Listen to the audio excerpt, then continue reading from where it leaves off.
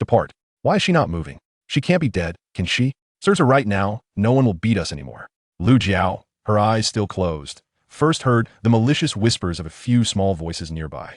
Suddenly, she opened her eyes to see several frail little figures beside her, their emaciated bodies resembling that of chicks. Before she could utter a word, the moment the four small creatures noticed her awakening, their expressions shifted dramatically. They turned and fled, shrieking in terror as they ran. She's awake. She's going to hit us. Father, help.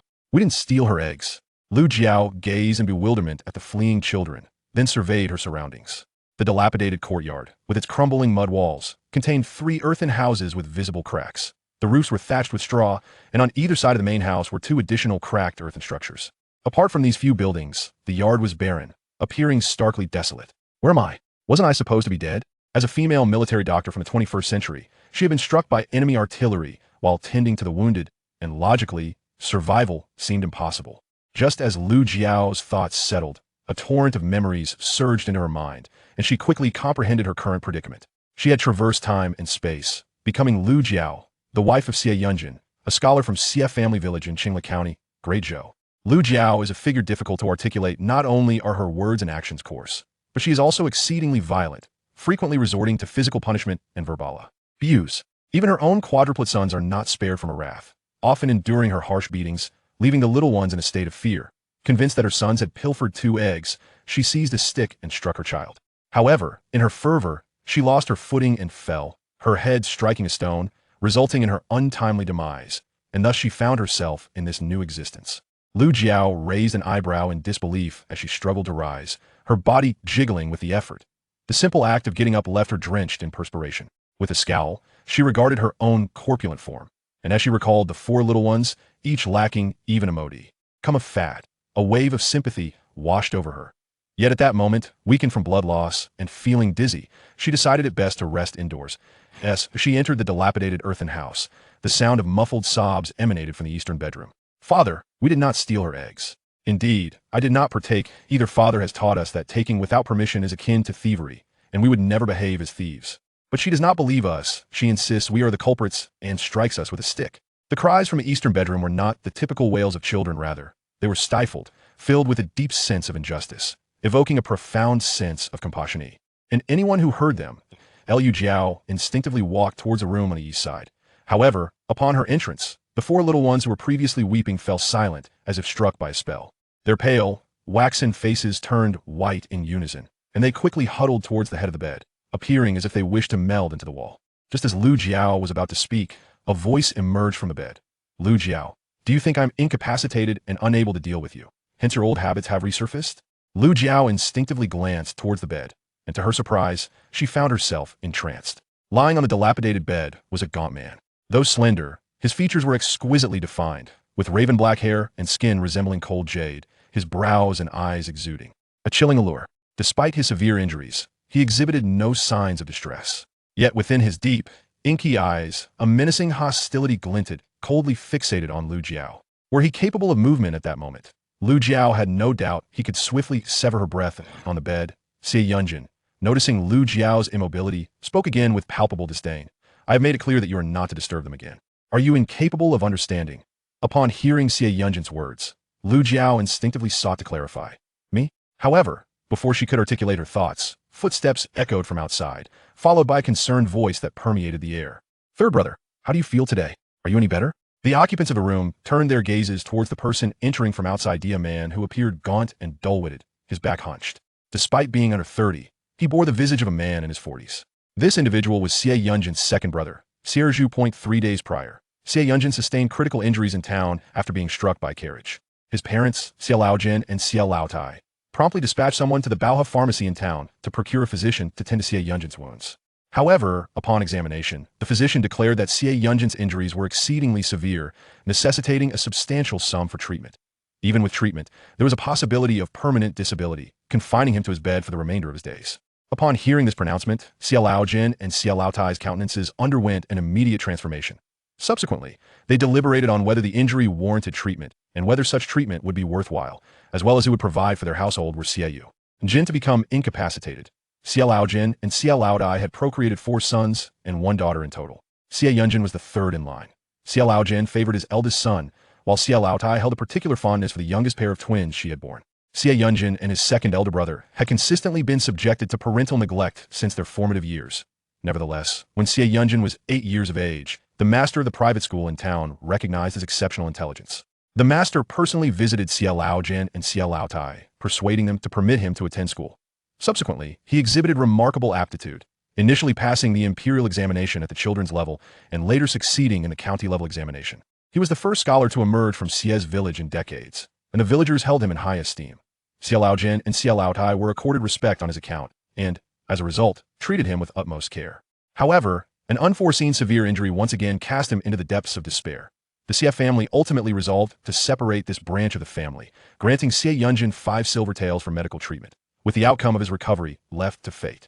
The original owner dissented from this division of the family, but the Xia family disregarded her objections entirely and directly evicted their branch of the family to the old Resi.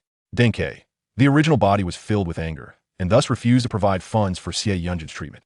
Ultimately, it was Xia Erju who took out the silver that Xia Yunjin had previously subsidized him with to purchase medicine from Baowa Hall.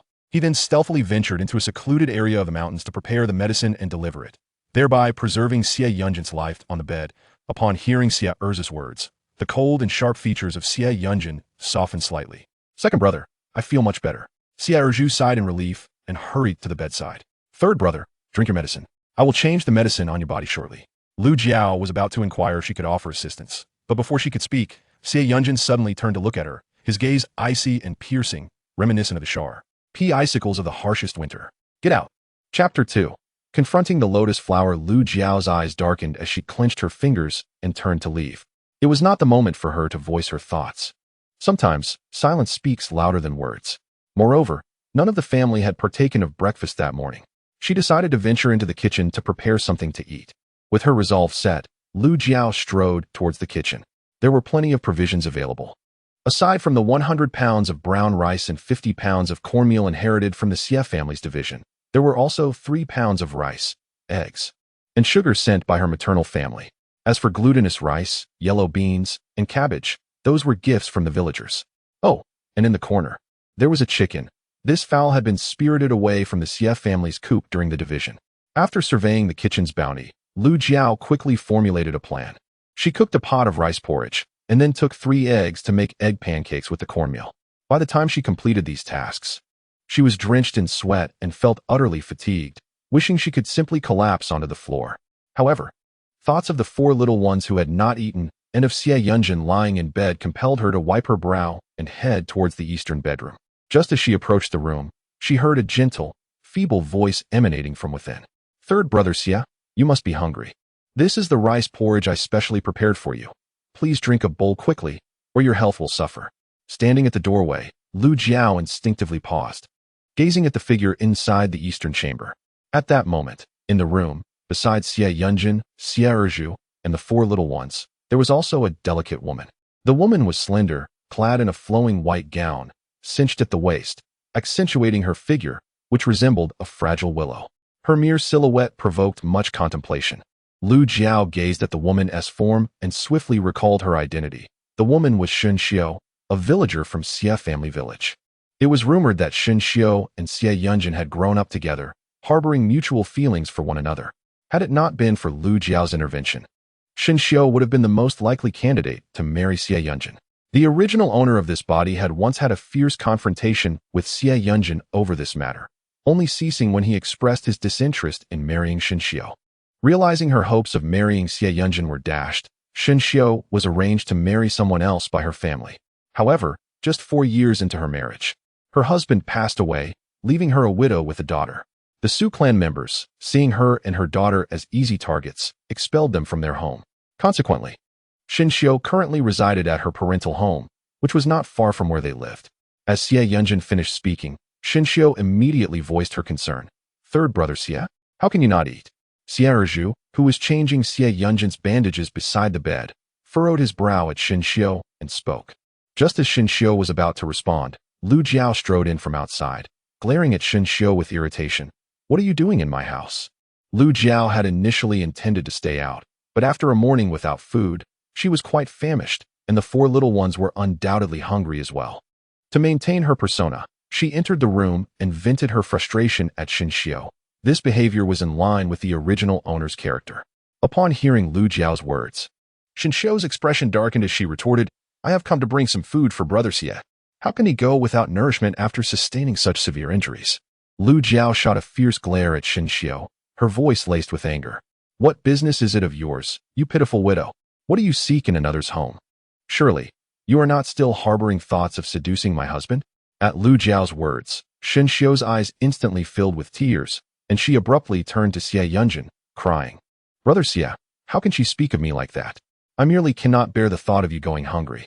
Her sobs were heart-wrenching, evoking sympathy from any man who might glance her way, yet she faced the cold-hearted Xie Yunjin. Xinxiu wished to speak again, but Lu Jiao's voice cut through. Filled with menace, "Do you wish for me to drag you out? If you are unashamed, I would take great pleasure in doing so." With that, she began to roll up her sleeves, causing Xinxiu's complexion to pale.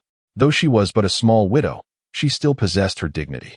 Therefore, before Lu Jiao could act, Xinxiu hastily grabbed her basket and fled. Xie Yunjin, indifferent to Xinxiu's departure, turned his disdainful gaze upon Lu Jiao. "Leave," he commanded. Lu Jiao felt a flicker of irritation at his words, but, reflecting on the misdeeds of her former self, she restrained her temper. She turned to Xie Yunjin and said, "I have prepared porridge and made egg pancakes. Would you like me to bring them in for you?" As her words settled in the room, everyone turned to her simultaneously, with Xie Yunjin's expression darkening to a brooding intensity. Coldly, he inquired, "What trickery do you intend to employ this time?" Upon concluding her words, a surge of bloody malevolence erupted in his gaze. The greatest tragedy of his life was his encounter with this woman, who clung to him like a malevolent specter. Ever since she was brought into his home as his wife, she had relentlessly tormented him. He had hoped that after bearing 4 children, she would redirect her focus towards them, allowing them all to coexist in peace. However, to his dismay, she became increasingly intolerable, not only abusing the children of others, but also her own. Were it not for his concern for the children, he would not have suffered such grievous injuries, which might render him incapable of standing for the rest of his life. As these thoughts coursed through him, a bloodthirsty wrath surged within his dark eyes. As a military doctor, Lu Jiao immediately sensed the murderous aura emanating from Xie Yunjin. She tightened her grip slightly, realizing that if this man were not physically constrained, he would undoubtedly seek retribution. While maintaining her facade, she shouted at Xie Yunjin, "Xie Yunjin, what do you mean by this? I have gone out of my way to prepare food for you, and yet you are suspicious of my intentions?" On the bed, Xie Yunjin watched as Lu Jiao prepared to lie down on the floor, his heart racing and his expression darkening ominously. Gritting his teeth, he coldly commanded, "Bring the food over." Instantly, Lu Jiao halted her actions, rolling her eyes as she thought to herself, "So you do have moments of fear." She strode purposefully towards the kitchen, soon returning with 5 bowls of thick porridge, placing them on a dilapidated little table, along with several pieces of egg pancake in a chipped bowl. She then carried the small table into the east wing room. However, displaying her cleverness, Lu Jiao refrained from lingering. After setting down the table, she stormed out with a fierce toss of her hand. Chapter 3, Steady Now. Do not panic. The occupants of the room collectively turned their gazes toward the small table adorned with steaming congee and fragrant egg pancakes. The 4 little ones, entranced by the sight of the warm, creamy rice porridge and the alluring aroma of the egg pancakes, could not help but swallow hard. It had been an eternity since they had savored such thick congee, let alone tasted pancakes so delectable. With the Xie family being numerous, their rations were meager, and often, the wicked woman would snatch away what little food they received. Consequently, they frequently found themselves famished, their faces gaunt and haggard. Despite their hunger, the 4 little ones refrained from reaching for the food, their eyes fixed on their father resting on the bed. Xie Yunjin narrowed his eyes, contemplating Lu Jiao's unusual behavior today. Though that woman had previously sought to curry favor with him, her unprecedented generosity raised suspicions in his mind. He turned his attention to his elder brother, Xie, and requested, "Second brother, could you please bring the congee and egg pancakes over for me to inspect?" Upon hearing this, Xie nodded in agreement, recognizing the necessity of a thorough examination. After all, that woman's sudden kindness was unprecedented, and it was prudent to consider the possibility of poison hidden within the food. However, after scrutinizing the congee and pancakes, Xie Yunjin found them to be entirely free of toxins. What was that woman up to? A cold glimmer flickered in his eyes. but he quickly redirected his gaze to the four little ones. Go ahead and eat. In unison, the four little ones replied, Father should eat first. Hearing their words, Xie Yunjin's heart softened slightly. They were perhaps the only beings in the world capable of touching the tenderest part of his soul. Indeed, grandfather is dining with you. Go along. The four little ones, upon hearing this, nodded with joy and made their way to the small table. Inside the room, Xie Zhu was also serving a bowl of porridge to Xie Yunjin. Xie Yunjin had sustained a head injury, rendering him unable to move much, as any slight motion would induce severe dizziness and nausea. In addition to his head injury, 3 of his ribs were fractured, and he had experienced internal bleeding from his spleen. Fortunately, the bleeding was minimal, allowing for a gradual recovery with medication. As for his legs, the mere thought of them cast a shadow of gloom and resentment over Xie Yunjin. In the kitchen, Lu Jiao swiftly consumed a bowl of porridge. Although her hunger persisted, she resolved to control her diet, considering her rather corpulent figure. While washing the bowl, she contemplated the occupants of the eastern bedroom, who had likely finished their breakfast by now. Thus, she decided to collect the dishes. Just as Lu Jiao approached the window of the eastern bedroom, she suddenly heard Xie Yunjin's cool, slightly magnetic voice resonate. Xie Wenyo, Xie Wenjia, Xie Wenxiao, Xie Wenyun, please take your bowls to the kitchen to wash. Xie Yunjin had trained the 4 little ones 6 months prior to undertake certain tasks within their capabilities, so the 4 tiny figures complied without a hint of protest. Responding obediently, yes, father. Outside the window, Lu Jiao was struck dumb by Xie Yunjin's words, her expression akin to one who had been struck by lightning.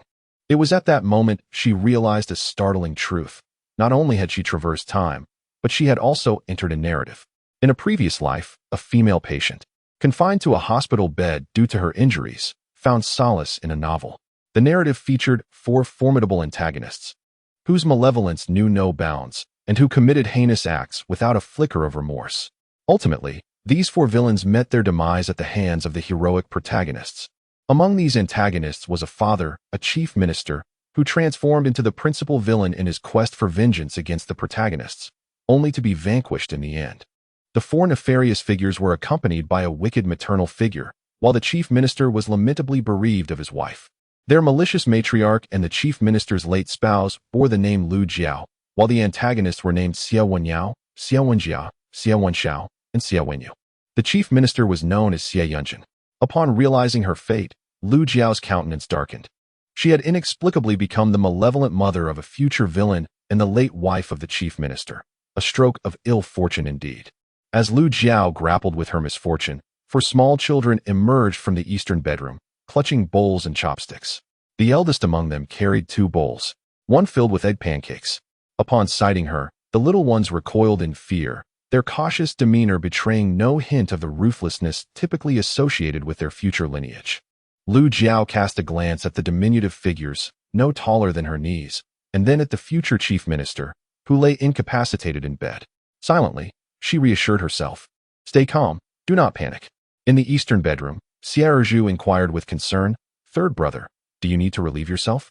Xie Zhu, a man of simple means and unrefined speech, spoke with an earnestness that Xie Yunjin found no cause to disdain. Xie Zhu and his wife were the backbone of the Xie family, enduring all manner of toil and hardship, while their 2 young daughters were already tasked with nurturing the family's poultry. Once upon a time, Xie Yunjin had advised the couple, Xie Zhu, to take things easy and not to overexert themselves. However, Xie Zhu and his wife were both simple and unassuming in nature. Subsequently, Xie Yunjin discreetly provided them with some financial assistance, encouraging them to privately procure food to nourish their bodies. The complexity of Xie Yunjin's emotions was indescribable. As Xie Zhu turned to leave with purposeful strides, he called back, Third brother, I shall attend to my duties now. I will return at noon. Xie Yunjin silently observed his departure, uncertain if he would ever rise again. Should he stand once more, he would undoubtedly treat his elder brother's family with utmost kindness in the future. Xie Zhu gazed in horror at his siblings, questioning whether he had encountered a ghost, such a frightful sight indeed. Overcome with trepidation, he hastily exited, but after taking just a couple of steps, a sudden crash resonated from the eastern kitchen. Someone had shattered a bowl. Xie Zhu's expression shifted dramatically as he swiftly glanced toward Lu Jiao, who was striding purposefully into the kitchen. Fearing she might harm the children again, he followed closely behind. Inside the kitchen, The youngest, Si Bao, had accidentally broken a bowl while washing dishes and was now sobbing in fright. As Lu Jiao entered, De Bao spoke up first. "It was I who broke it." Bao quickly interjected. "No, it was me." San Bao chimed in right after. I did it. Though the three little ones were visibly terrified, their tiny legs trembling, they remained undaunted. "Enough, you may go outside now." The four little ones exchanged bewildered glances, unsure if they had heard correctly. De Bao was the first to react, reaching for Si Bao's hand and promptly dashing out. Following closely were Bao and San Bao, eager to escape. Meanwhile, Lu Jiao proceeded to wash the dishes, while the four children scurried about like fledglings, uncertain of their task at hand. Chapter 4. Spatial representation before him. Enraged surveyed the scene with a sense of suspicion. It appeared as though his sister-in-law had transformed entirely. How wonderful it would be if she remained this way. However, her current demeanor was rather unsettling, as if she were concealing some formidable scheme. Daring not utter a word, Enraged turned and departed. Meanwhile, Lu Jiao, washing the dishes, pondered her predicament. Remaining in the Xie household was an impossibility, setting aside the strained relations with Xie Yunjin and the four little ones. She herself had never entertained the notion of usurping another's husband and children. Thus, it was clear that she could not linger here. But how to leave? Contemplating her options, Lu Jiao recalled that women in the Dazhou dynasty could establish independent households. She could seek a divorce from Xie Yunjin, proceed to the official office to register, and then settle in her maternal home in Xinghua village. Yet, this was not the opportune moment for such a decision. With Xie Yunjin incapacitated and the four small ones as fragile as fledglings, to broach the topic of divorce now would surely provoke the ire of the future prime minister, the most formidable antagonist in the narrative. Thus, it was not a propitious time for departure. It would be best to ensure Xie Yunjin's recovery before contemplating her exit. As this thought crossed her mind, her eyes brightened. In the future, their paths could diverge, with no further entanglements. As for the fates of the four little antagonists and the main villain, it was beyond her capacity to alter. Even if she wished to intervene, it would likely go unnoticed and could ultimately jeopardize her own life. Lu Jiao swiftly recalled Xie Yunjin's injuries, his legs grievously damaged, crushed beneath a carriage. As the doctor had informed her, for him to regain full use of his legs, it would be imperative to locate a skilled military physician to perform the necessary surgery. Indeed, among the military physicians of the Great Zhou, there are a few capable of performing surgery. However, such individuals are exceedingly rare. Thus, the doctors of the Bao Hangtang lamented the difficulty of the procedure. Naturally, Lu Jiao was unperturbed by the prospect of surgery, for it was well within her capabilities. Had her spatial realm been present, the operation would have been utterly foolproof. Just as this thought crossed her mind, a sudden warmth enveloped her palm. Instinctively, she glanced down, only to find her palm shimmering with a pattern of fire clouds. It was her spatial realm. A tremor of excitement coursed through her heart. Had her space traversed along with her? Without delay, Lu Jiao opened her spatial realm to inspect it, discovering that it had indeed followed her, remaining untouched. Though modest in size, her space possessed remarkable features. It contained a spiritual spring, an acre of land, and 3 bamboo cottages nestled beside the spring. Within these cottages lay a plethora of medical instruments and an assortment of commonly used medicinal supplies. In the easternmost cottage, a bookshelf stood laden with various tomes. Outside, her acre of land was flourishing with an abundance of herbs, including ginseng, reishi mushrooms, and astragalus. At the edge of the field, she had also planted several fruit-bearing plants, and to her delight, the fruits now hung ripening from the branches. In one corner of the field, she had sown essential ingredients like scallions, ginger, cilantro, and garlic, all of which she cultivated for the convenience of her culinary endeavors. As Lu Jiao surveyed her surroundings, a renewed vigor surged within her.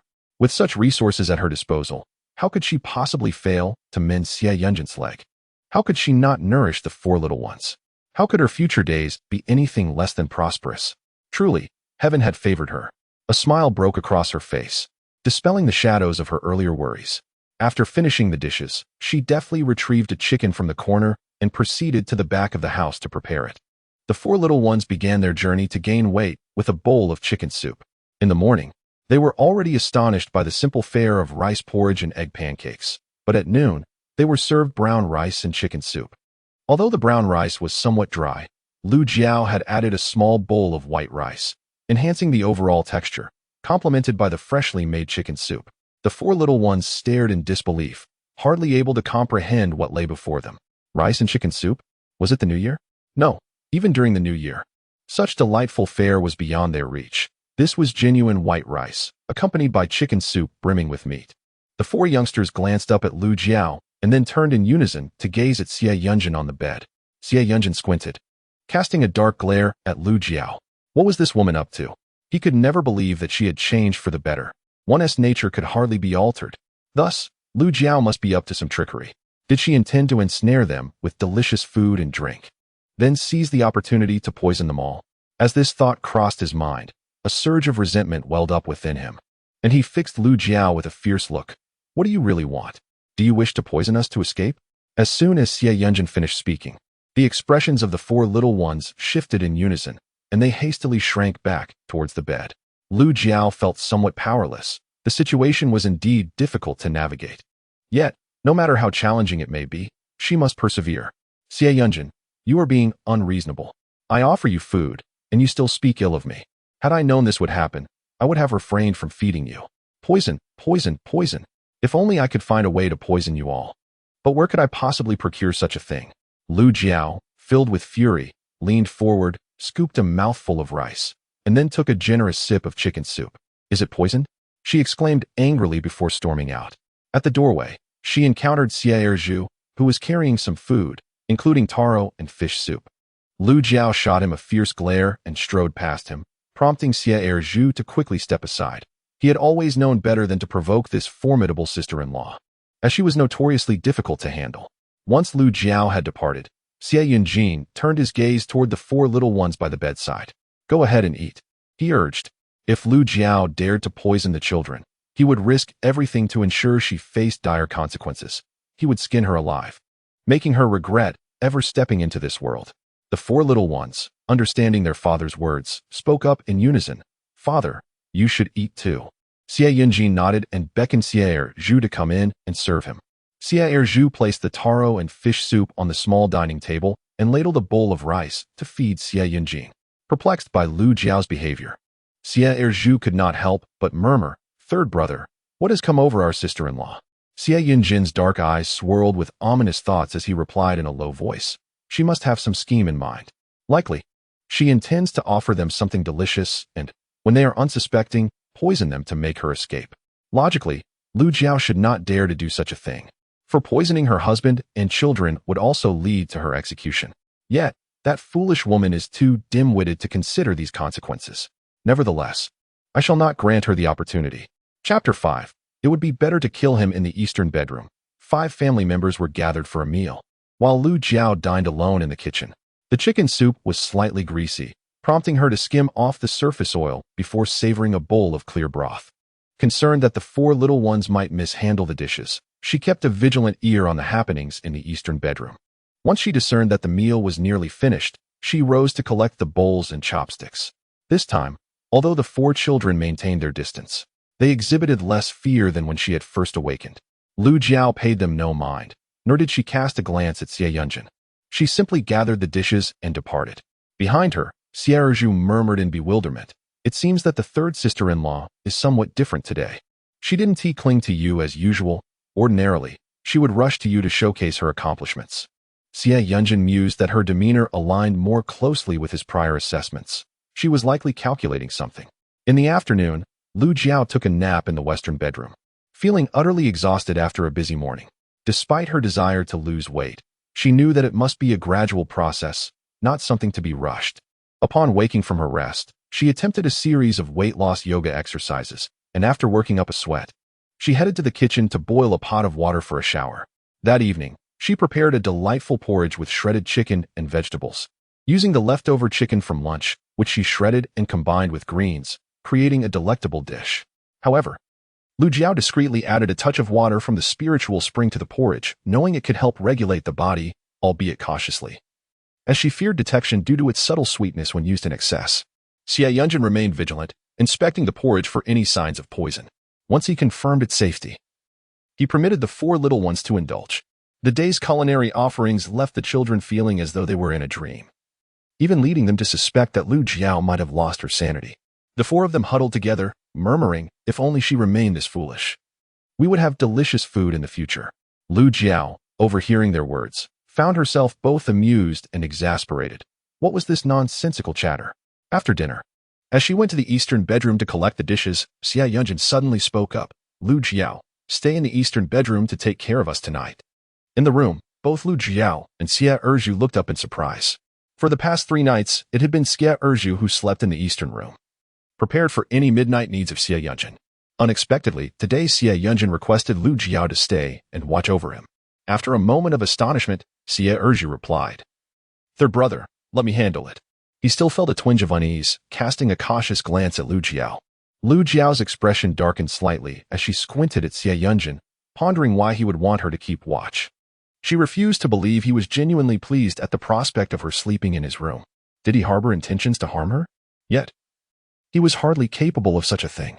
This reasoning seemed plausible. Despite her thoughts, she remained vigilant internally, yet she did not voice her refusal. After all, he was destined to become the greatest villain, and she needed to soften their relationship. Very well, Lu Jiao acquiesced. Xia Erju had no further objections. After tidying up for Xia Yunjin, he finally took his leave. Lu Jiao carried the dishes out to wash, while in the room behind her, the 4 little ones clustered around Xia Yunjin, expressing their discontent. "Father, why did you let her sleep in our room? I don't want her in our space. Make her leave." Xia Yunjin's gaze was dark and profound, suffocating in its intensity. The 4 little ones finally fell silent, obediently climbing into bed and nestling within Xia Yunjin's sheets. For the past 3 days, they had remained close to him, finding solace in his presence. In the kitchen, Lu Jiao finished washing the dishes and proceeded to the western room to fetch a mat, making her way towards the eastern bedroom. Tonight, she needed to be vigilant. Determined not to fall victim to Xia Yunjin's covert schemes, she had no desire to become yet another tragically short-lived wife. Though Lu Jiao harbored these thoughts, once she lay down, she realized the overwhelming weight of fatigue upon her. Her body was simply too accustomed to slumber, and she found her eyelids growing heavy. Initially, she feigned sleep, silently awaiting any movement from Xia Yunjin, curious to see how he would act. Given his cleverness, he must understand the principle that murder entails dire consequences. Thus, to kill his wife would not only tarnish his reputation but also constitute a capital offense. Should she perish, he too would face execution. What would happen to the 4 little ones then? Therefore, it was most likely he would orchestrate her demise while crafting the illusion of suicide. The more Lu Jiao pondered, the more alarmed she became, striving to resist sleep, yet the figure beside her remained utterly still. She scrutinized his breathing, soon realizing that he was not merely pretending to be asleep, he was genuinely in slumber. Was it possible that all her fears were but figments of her imagination? Did he truly harbor no ill intentions towards her? Lu Jiao endured until the dead of night, but ultimately succumbed to exhaustion, her eyes fluttering shut. Just as she drifted into sleep, the man in bed opened his eyes, his gaze sharp as the edge of a blade, glimmering with a chilling light. Lu Jiao was deep in slumber, entirely oblivious to her surroundings.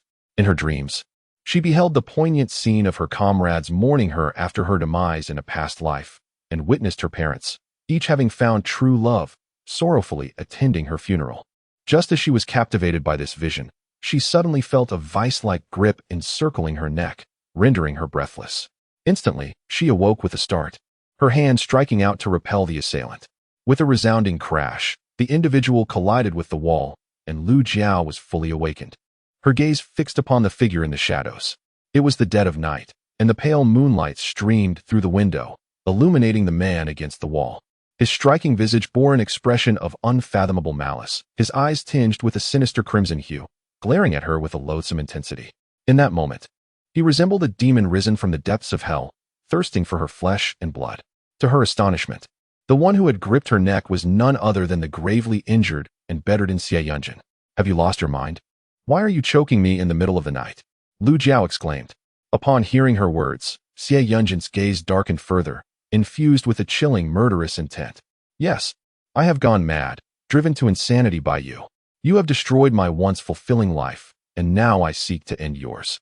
As he spoke, dizziness overcame him, and he fought the urge to vomit, gritting his teeth to endure the pain as he struggled to crawl toward Lu Jiao, embodying a relentless determination. Without hesitation, Lu Jiao surged forward and struck him with a forceful blow, rendering him unconscious. At last, Xia Yunjin lay still on the ground, silent and motionless. Lu Jiao gazed at him, and an insidious thought suddenly emerged in her mind. Perhaps it would be better to kill him. If she eliminated him, she would no longer have to fear his future retribution. Chapter 6. Poisonous Filicide. However, Lu Jiao swiftly suppressed this malevolent notion. If she were to take his life, how would she differ from those merciless villains? Moreover, what of the 4 children if she were to slay Xie Yunjin? Furthermore, Xie Yunjin is the principal antagonist of this narrative. Would killing him cause the story to unravel? If it did, would she not also face demise? Contemplating this, Lu Jiao bent down, lifted Xie Yunjin, and carried him to the bed with ease. It seemed as though lifting a grown man required no effort at all, a testament to her spatial abilities. In her past life, her strength had greatly increased upon acquiring this space, and it naturally accompanied her in this life as well. As dawn approached, Lu Jiao seized the opportunity to rest, having not slept a wink the previous night. Her current body was utterly exhausted. When she next opened her eyes, daylight had broken, and the 4 little ones had vanished, leaving the room empty. Xie Yunjin was awake in bed, his gaze calm as he looked at her, as if the events of the previous night had merely been a fleeting dream, devoid of any peculiarity. Lu Jiao, feeling somewhat speechless, pursed her lips and rose, intending to prepare breakfast. Xie Yunjin spoke from the bed. "Please bring me a bowl of water." She was tempted to inquire if he was parched from excessive nighttime activity, yet she ultimately refrained from asking. Instead, she turned and went to the kitchen to fetch him a bowl of cold water. There was no hot water available. Would he drink the cold? The individual on the bed did not express any disdain, simply stating, "Drink." Lu Jiao approached with the cold water, momentarily at a loss. How was he to drink it? "Do you need me to feed you?" Although this inexpensive gentleman possessed a handsome visage, he remained a stranger to her, and more importantly, he harbored a murderous intent towards her. Thus, Lu Jiao preferred to maintain her distance. Xie Yunjin shook his head in response. "No need." He extended his hand to take the bowl from Lu Jiao, struggling to tilt his body to drink. Xie Yunjin's injuries were numerous. His head, chest, and legs bore wounds. Yet his hands remained unscathed, allowing him to grasp a few objects, albeit limited to that. Any movement would provoke a wave of nausea and pain. Just as she turned away, the man on the bed suddenly raised his hand and smashed the bowl, seizing a shard of broken porcelain. He lunged toward Lu Jiao, one hand wrapping around her neck while the other wielded the shard, aiming for the vital artery at her throat. Instinctively, Lu Jiao sensed the swift motion behind her. She sidestepped and retaliated with a forceful palm strike, sending Xie Yunjin crashing back onto the bed. As a military doctor, she had undergone rigorous training, rendering her remarkably agile. Xie Yunjin's surprise attack was futile, especially given his current injuries that dulled his reflexes. "Do you wish to die? If so, I can accommodate you." On the bed, Xie Yunjin was immobilized, gasping for breath under her grip, his eyes fixed intently on her. "If you kill me, you shall perish as well." Lu Jiao regained her composure. Having fought to survive, she had no desire for death. She eased her grip slightly, though her words remained fierce. "Should you dare to attempt to kill me again, do not blame me for taking the first strike." Even if he were the villainous mastermind, she would not passively await her demise. Just as Lu Jiao finished her warning, footsteps echoed at the door. Regardless of the circumstances, one must never engage in conflict in the presence of children. Parents serve as mirrors for their offspring. When they argue before their children, it leaves an indelible mark on the child's psyche. Lu Jiao turned her gaze towards the doorway and observed a Bao precariously carrying a bowl of water. Despite his evident fear, he made a valiant effort to appear composed as he approached Lu Jiao, stating, "Here, have some water." Lu Jiao regarded the little one with curiosity. Although he had shown her disdain, he was now offering her water. How peculiar. However, noticing his unsteady stance while holding the bowl, she instinctively accepted it. Upon doing so, she discerned an unsettling presence within the liquid. It was poisoned. A pallor swept over Lu Jiao's face as she glanced down at the small figure before her, a mere 4-year-old. Still so fragile. Yet, such a young child had the audacity to poison her, employing the deadly plant known as Duan Chong Chao. It was no wonder he could grow into a nefarious villain. Although Lu Jiao initially had no intention of involving herself with the 4 little ones, the situation had unfolded right before her eyes, making it impossible for her to remain indifferent. With a resolute thought, she carried the bowl towards the bedside, remarking, "Your father is thirsty. Why not offer him this water?" At her words, de Bao's countenance shifted dramatically. He quickly protested, "No, he must not drink it." "Why?" Lu Jiao halted and scrutinized de Bao, who began to tremble. The woman was already fearsome, and now that she knew he had poisoned her, she would surely retaliate. Overcome with fear, Dabao began to cry. Undeterred, Lu Jiao approached the bed, contemplating. It seems this water holds a secret. If so, let us see how your father responds. Daba, terrified, cried out, "No, it's poisonous." Lu Jiao cast a cold smile towards Xie Yunjin. What a splendid inheritance of ambition. The father wishes to kill me, and the son seeks to poison me. You truly are exemplary. After a brief pause, Lu Jiao continued. I wish to inquire of Scholar Xie. How is it that one so young possesses the knowledge to poison and commit matricide? What other heinous acts might he perpetrate in the future? Do you intend for your son to become a notorious villain, devoid of morality? On the bed, Xie Yunjin's complexion shifted dramatically as he glared at Daba, demanding, "Speak. Where did you acquire the poison?" With tears in his eyes, Daba replied, "Last time. I saw Mission consume this and nearly perish. So when I witnessed father eliminate the wicked woman without success, I hastened to retrieve this. I never anticipated that the vile woman would discover it." Overcome with sorrow, Daba began to weep softly. Lu Jiao turned her gaze towards Xie Yunjin, stating, "This is all a splendid example set by the father. Had he not witnessed your actions under the cover of night, would he have resorted to such measures? Poisoning one's mother. If this tale spreads, what future could he possibly have?" Xie Yunjin's expression darkened as he lifted his gaze, his eyes like stormy clouds. Fixated on Lu Jiao, he is still but a child who knows how to poison his own mother. What might he become if he were to grow older? Lu Jiao retorted, not sparing a glance at Xie Yunjin, and directed her attention to Daba, saying, "Go fetch a stick." Xie Yunjin's face paled, and he barked, "What do you intend to do?" With a stern countenance, Lu Jiao replied, "Having committed such an act, does he not deserve punishment? Otherwise, will he grow bold enough to commit murder and arson?" As she finished speaking, she turned her gaze toward Dabao, who was unable to respond before Erbao, Sambao, and Siba rushed in. "It's our fault. Punish us instead. Don't hit our brother, just hit us." Chapter 7. Father, don't hit. Lu Jiao, with a stern expression, looked at them and commanded Dabao once more, "Go fetch me a stick." This time, Xie Yunjin did not intervene.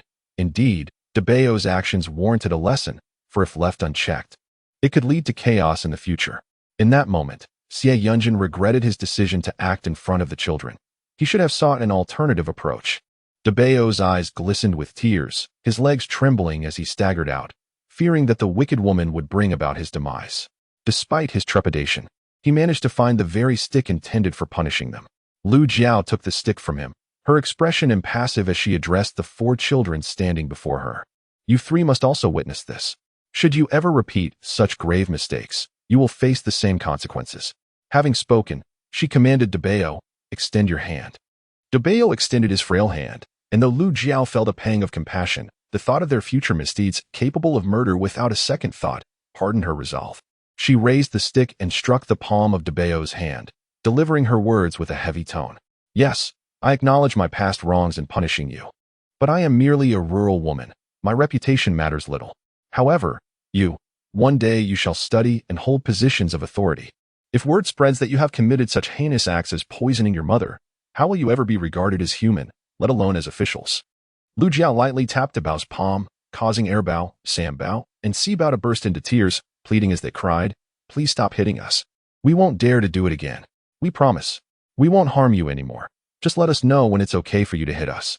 Listening to their words, Lu Jiao found it increasingly difficult to remain stern. Her force softened considerably, and after delivering 20 light slaps as a form of punishment, she turned to Dabao and said, "Remember, in the future, think carefully before you act. If you are uncertain, it is best not to proceed." The quadruplets, only 4 years old, were still somewhat bewildered, sniffling and half understanding her words. On the bed, Xie Yunjin narrowed his eyes, fixated on the woman in the room. This woman, while educating her children, appeared quite composed, a stark contrast to her usual foolish demeanor. However, Xie Yunjin doubted this was her own doing. Surely, someone was advising her from behind the scenes. Perhaps it was his mother-in-law?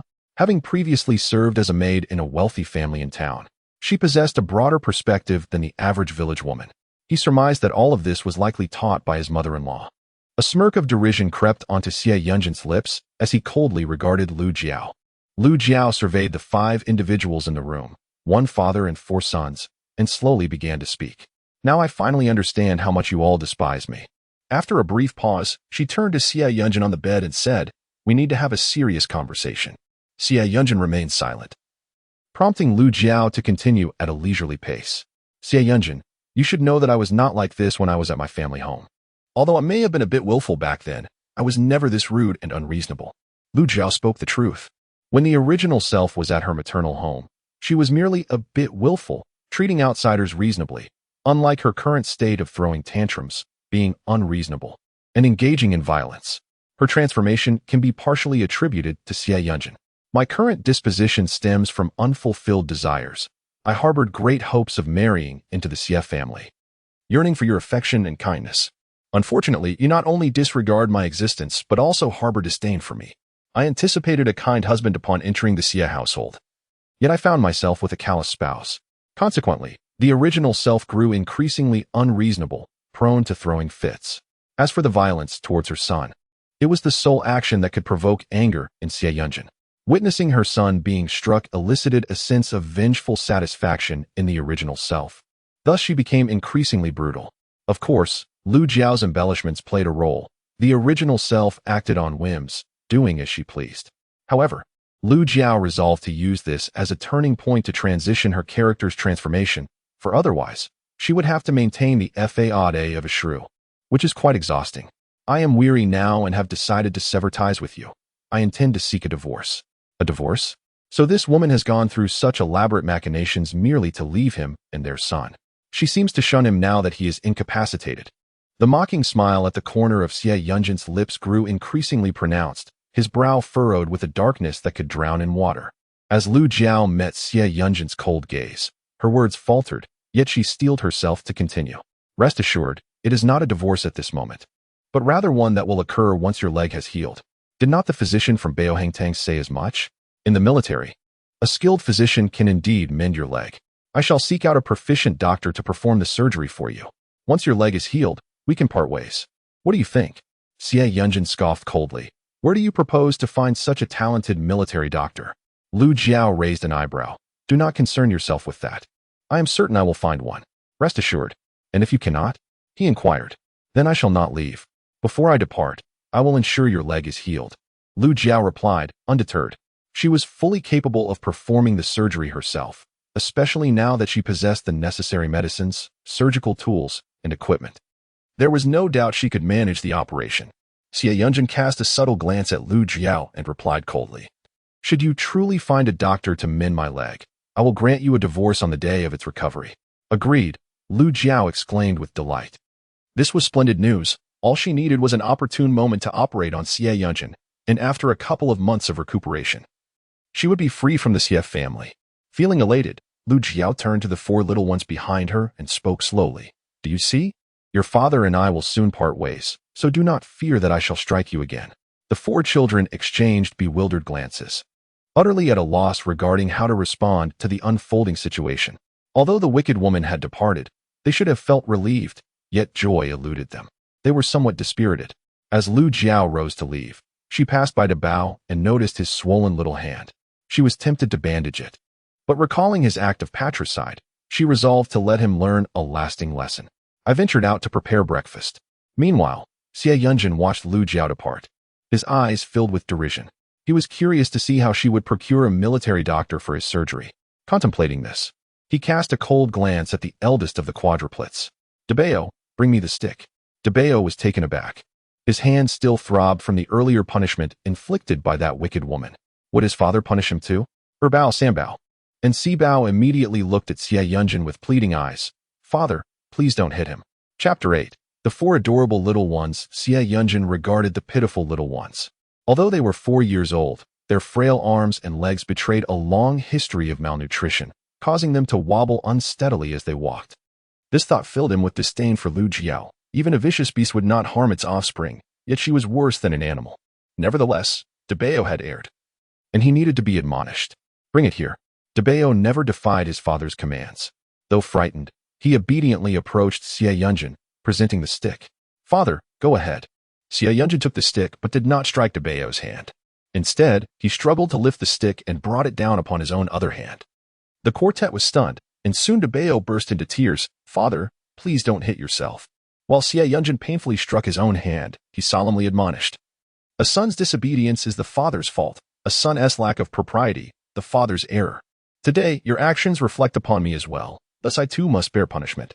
The room was filled with the cries of the four little ones, lamenting that their father had inflicted harm upon himself, believing it to be their fault. Father, we will never dare again, the four siblings solemnly vowed. Xie Yunjin stated with a heavy heart, remember this, should you err again, you shall face punishment alongside me. This admonition was etched firmly in the minds of the quadruplets, and they indeed committed fewer mistakes in the days to come. After a restless night and another tumultuous morning, Xie Yunjin could no longer bear the strain. His vision darkened, and he succumbed to unconsciousness. The quadruplets were alarmed, bursting into tears. Lu Jiao, who was preparing breakfast in the kitchen, hurried over and was met with the sight of Xie Yunjin collapsed. Swiftly, she approached, grasped his wrist, and checked his pulse. It was a case of anger-induced distress. Already gravely injured, the continuous strain was a consequence he had to bear. As Lu Jiao gently laid him down, she seized the opportunity to administer a few drops of spiritual spring water into Xie Yunjin's mouth. The quadruplets, overwhelmed by sorrow, remained oblivious to her actions. Once she had settled him, Lu Jiao turned to them and said, do not cry. He will be all right. In the future, refrain from making mistakes that could upset him. His condition requires gradual care. We must avoid unnecessary agitation, understand? In unison, the quadruplets responded, we understand. Lu Jiao gazed at them, her heart filled with unspoken concerns. Not only were they gaunt and lacking flesh, but they also appeared quite unkempt, their hair tangled, faces covered in grime, and their fingernails dark with dirt. The sight pained her, prompting a decision to dedicate the entire day to bathing, grooming, and cleaning their clothes, striving to make them presentable. Other matters could be addressed later, at a more leisurely pace. All right, the porridge is nearly ready. Let us go and have breakfast. Upon hearing this, the quadruplets shook their heads in unison.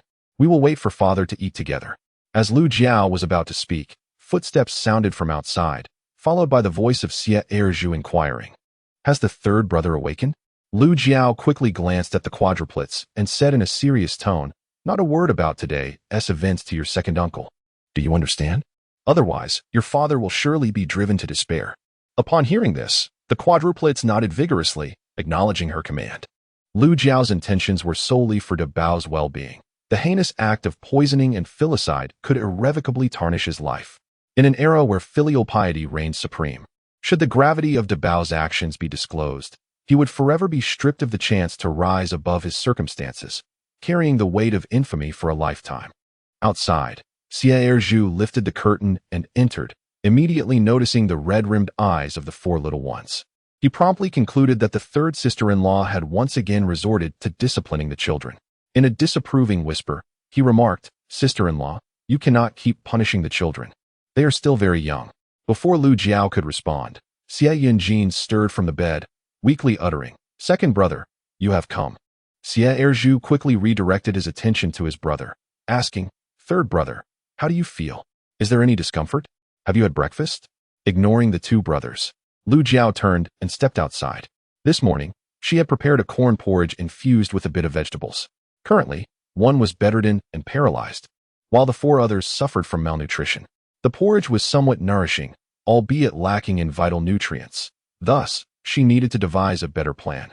Lu Jiao filled a bowl with the corn porridge and brought it to the room for Xie Yunjin and the quadruplets to consume. After breakfast, Lu Jiao filled 2 pots with hot water to bathe the 4 little ones, using the large wooden basin she had previously washed. The basin was quite spacious, capable of accommodating 2 at a time. However, the 4 tiny tots were decidedly resistant to her bathing them, as Lu Jiao had never done so since their arrival. Hence, they were unaccustomed to her ministrations. Yet, under Lu Jiao's imposing presence, they reluctantly acquiesced. In the eastern bedroom, Xie Yunjin attentively observed the commotion outside, aware that Lu Jiao was bathing the children, but he chose to remain silent. In the past, he had always been the one to wash the little ones. As the woman had never bothered to do so, she was too indolent even to bathe herself, let alone the children. Now, her willingness to wash them seemed out of character. Was she attempting to demonstrate her commitment to staying, perhaps to placate him? Or was it a genuine desire to mend their relationship? Pondering the latter possibility, Xie Yunjin's gaze turned icy, a mocking smile curling at the corners of his lips. Was it not too late for her to show such concern? Outside, the eldest and second child initially resisted the bath, but after a short while, they began to enjoy it. The warm water felt delightful against their skin. The previously neglectful woman had never bathed them. It was always their father's responsibility. Now, it was surprising that she was taking on this role. The second child cautiously stole a glance at Lu Jiao, but upon meeting her gaze, he quickly averted his eyes. Lu Jiao, having noticed his furtive glance, feigned ignorance and focused intently on washing the little ones. As she observed the new and old bruises on their bodies, she could not help but mentally chastise the original owner for being even less than a beast. Due to a wound on Debao's hand, Lu Jiao swiftly and deftly completed his washing. All done, come out now. However, Debao appeared somewhat reluctant, hesitating to comply with Lu Jiao's request. Exasperated, she remarked, "You refused to wash earlier, and now you're unwilling to come out. Well, since your hand is injured today, come out first, and in a couple of days. You can wash a bit longer." Debao's eyes brightened. Really? Upon this affirmation, he promptly straightened his little face. Lu Jiao used an old, worn cloth to dry his body. As she was wiping, she paused mid-motion. To her astonishment, the freshly washed Debao bore a striking resemblance to Xie Yunjin. Not only were his features exquisitely delicate, but even his little expressions mirrored his. Though his complexion appeared somewhat sallow and frail, with proper care, he would undoubtedly transform into a charming little darling. Lu Jiao had always harbored a fondness for beautiful children, and unexpectedly encountering four at once was a delightful surprise, albeit their time together was fleeting. Nevertheless, she was more than willing to nurture them to fuller forms. After drying Debao, she dressed him in an old shirt. Lacking trousers was not an issue, as it was summer, and a 4-year-old boy could manage without them. Once Debao was finished, Erbao followed suit, leaving the water in the large basin nearly black. With a frown, Lu Jiao emptied the basin and filled it anew for Sanbao and Sibao. Sibao, particularly timid, wouldn't even dare to look at her. When she held him, he trembled uncontrollably. Lu Jiao felt a sense of helplessness. Just how timid could he be? Yet, upon reflection, it was understandable, for Sibao had been the most frequently reprimanded by the original owner. Chapter 9. Who is this? Lu Jiao was filled with a sense of guilt. Although it was not her who had inflicted the harm, she could not escape the reality of inhabiting her original body. "Do not be afraid, I shall not harm you." She reached out again, playfully touching as if engaging with an intriguing toy. Lu Jiao allowed him to entertain himself.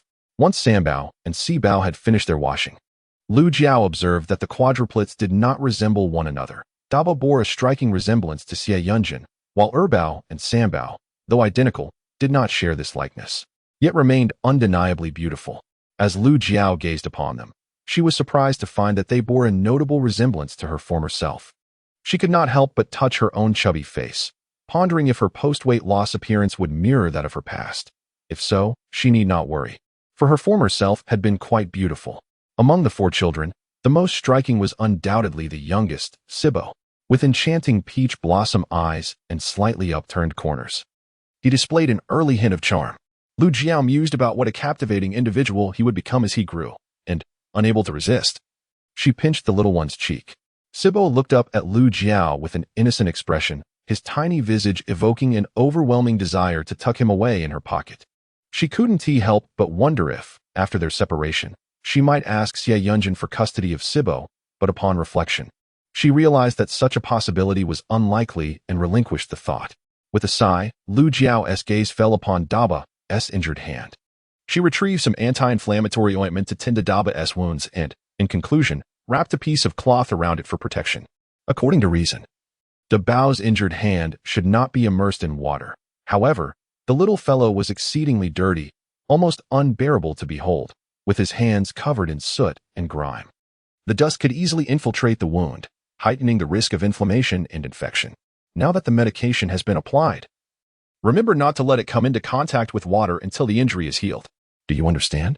At that moment, Lu Jiao's eyes were soft, and her tone was gentle, leaving Debao in a state of astonishment, struggling to comprehend. Who is this? Who is this? She had just turned to head into town to procure 2 sets of clothing for each of them when a throng of people approached from outside the fence. Upon their arrival, they began to voice their opinions in a cacophony. "That woman, Lu Jiao, is utterly outrageous. She refuses to spend money for Yunjin's treatment and does not even provide him with food. Does she wish to see him perish so she can remarry? This woman has harbored ill intentions from the very beginning, and it seems she has only intensified her wrongdoing. Our village of Xie will not tolerate the presence of such a person. She must be expelled, expelled. The moral fabric of our family cannot be tarnished by that woman. If our reputation is sullied, it will hinder the future marriages of our children. Since she refuses to contribute financially, my second brother resorted to pilfering from the family funds to buy medicine for the third brother, and I caught him in the act. The speaker was none other than Xie Yunjin's youngest and only sister, Xiaolan. As soon as Xiaolan finished speaking, Xie Erju, blushing, attempted to explain, I did not steal from the family. I didn't steal, it was I. Without allowing Xie Erju to complete his sentence, Xiaolan retorted angrily. If you haven't stolen from the family, then where did you acquire the funds to purchase medicine for the third brother? I have heard that woman does not spend a dime on medicine for him. After Xiaolan spoke, she cast her gaze towards the diminutive figure of the woman at the forefront of the crowd, Mrs. Ruan. Mrs. Ruan, with her hair elegantly styled in a bun, wore a harsh expression on her face, her slanted eyes betraying a palpable gloom. Mother, you must teach that woman a severe lesson this time, and ensure she hands over the 5 taels of silver. Upon hearing her daughter's words, Mrs. Ruan's countenance darkened further. As she entered the courtyard, her eyes fell upon the rotund Lu Jiao, and loathing immediately clouded her features. Lu Jiao, you possess an audacity unparalleled, neglecting to provide the money for my son's medicine. What is your intention? Do you wish to bring about my son's demise? Mrs. Ruan seethed, her gaze icy as it bore down on Lu Jiao. Lu Jiao squinted at the assembly in the courtyard, besides a few members of the Xie family. There were numerous villagers from Xie village, their eyes fixed upon her with overt hostility, some glaring fiercely. Ignoring the villagers, Lu Jiao turned her attention to the foremost figure. Mrs. Ruan, are you referring to the 5 taels of silver from the division of property? Yes, I did not produce money for the medicine, but should I have? Is it not your family that has driven me to this? My son is gravely injured, yet instead of offering funds for his treatment, you chose to separate him from the family and merely provided 5 taels of silver. Pray tell, how many prescriptions can that purchase? Having spoken, Lu Jiao disregarded Mrs. Ruan and addressed Xie Erju behind her. Second brother, how many prescriptions can 5 taels of silver procure? Xie Erju, his face flushed with embarrassment, averted his gaze from the assembled crowd, feeling humiliated.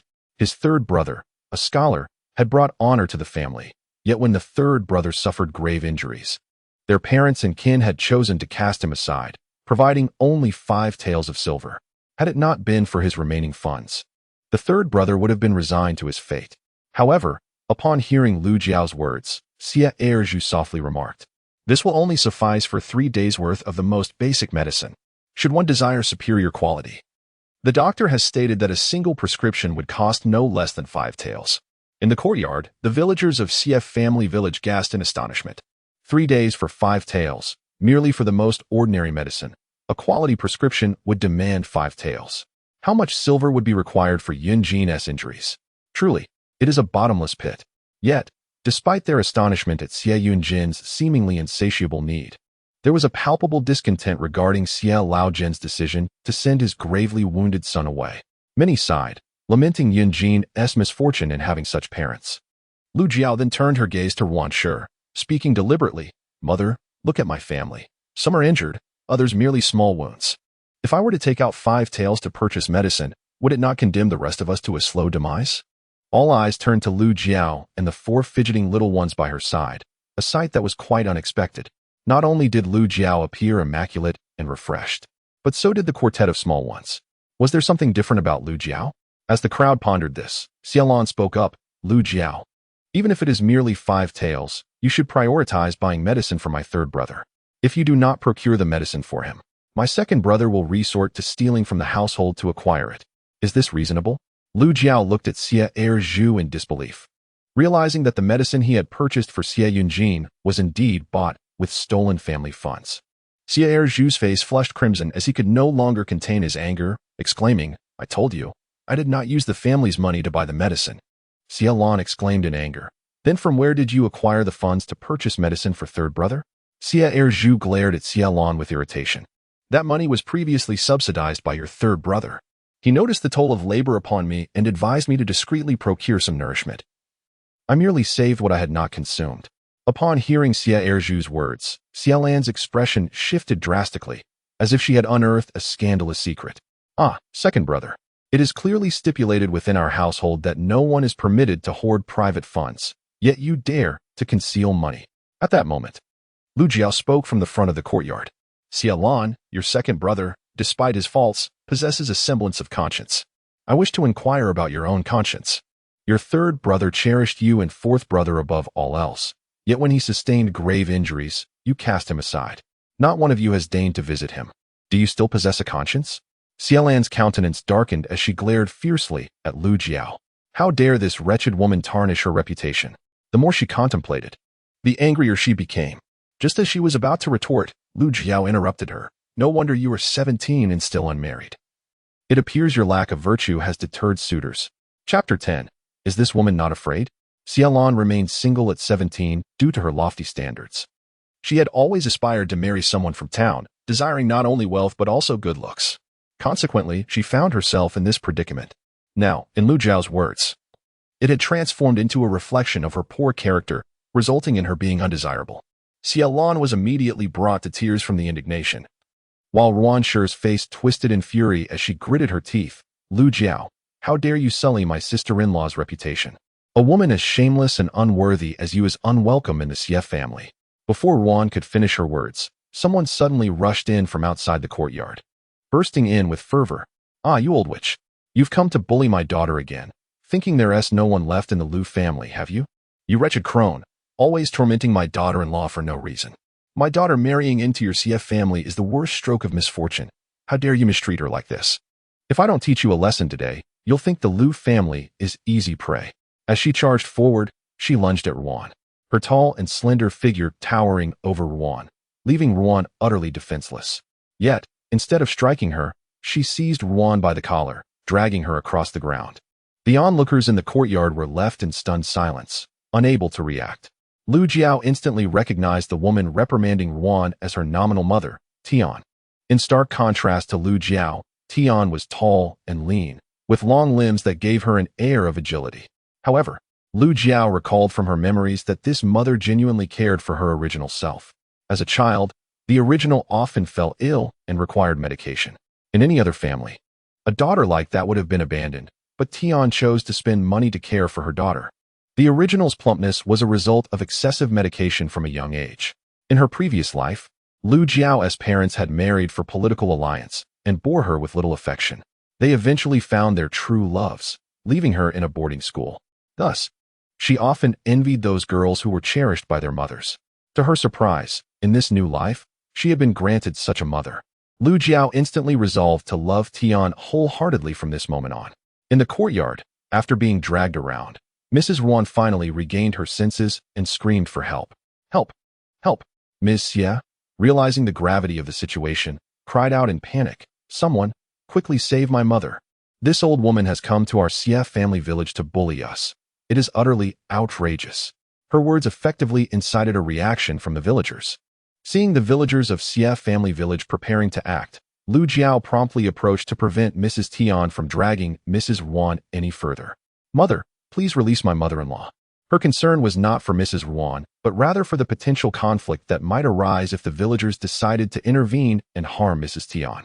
Upon hearing her daughter's plea, Mrs. Tian finally relinquished her hold on Mrs. Ruan, who, at that moment, appeared disheveled and wretched, resembling a beggar.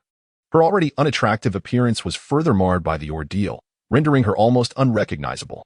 Miss Xie rushed over to support her, asking, Mother, are you all right? The sight of Mrs.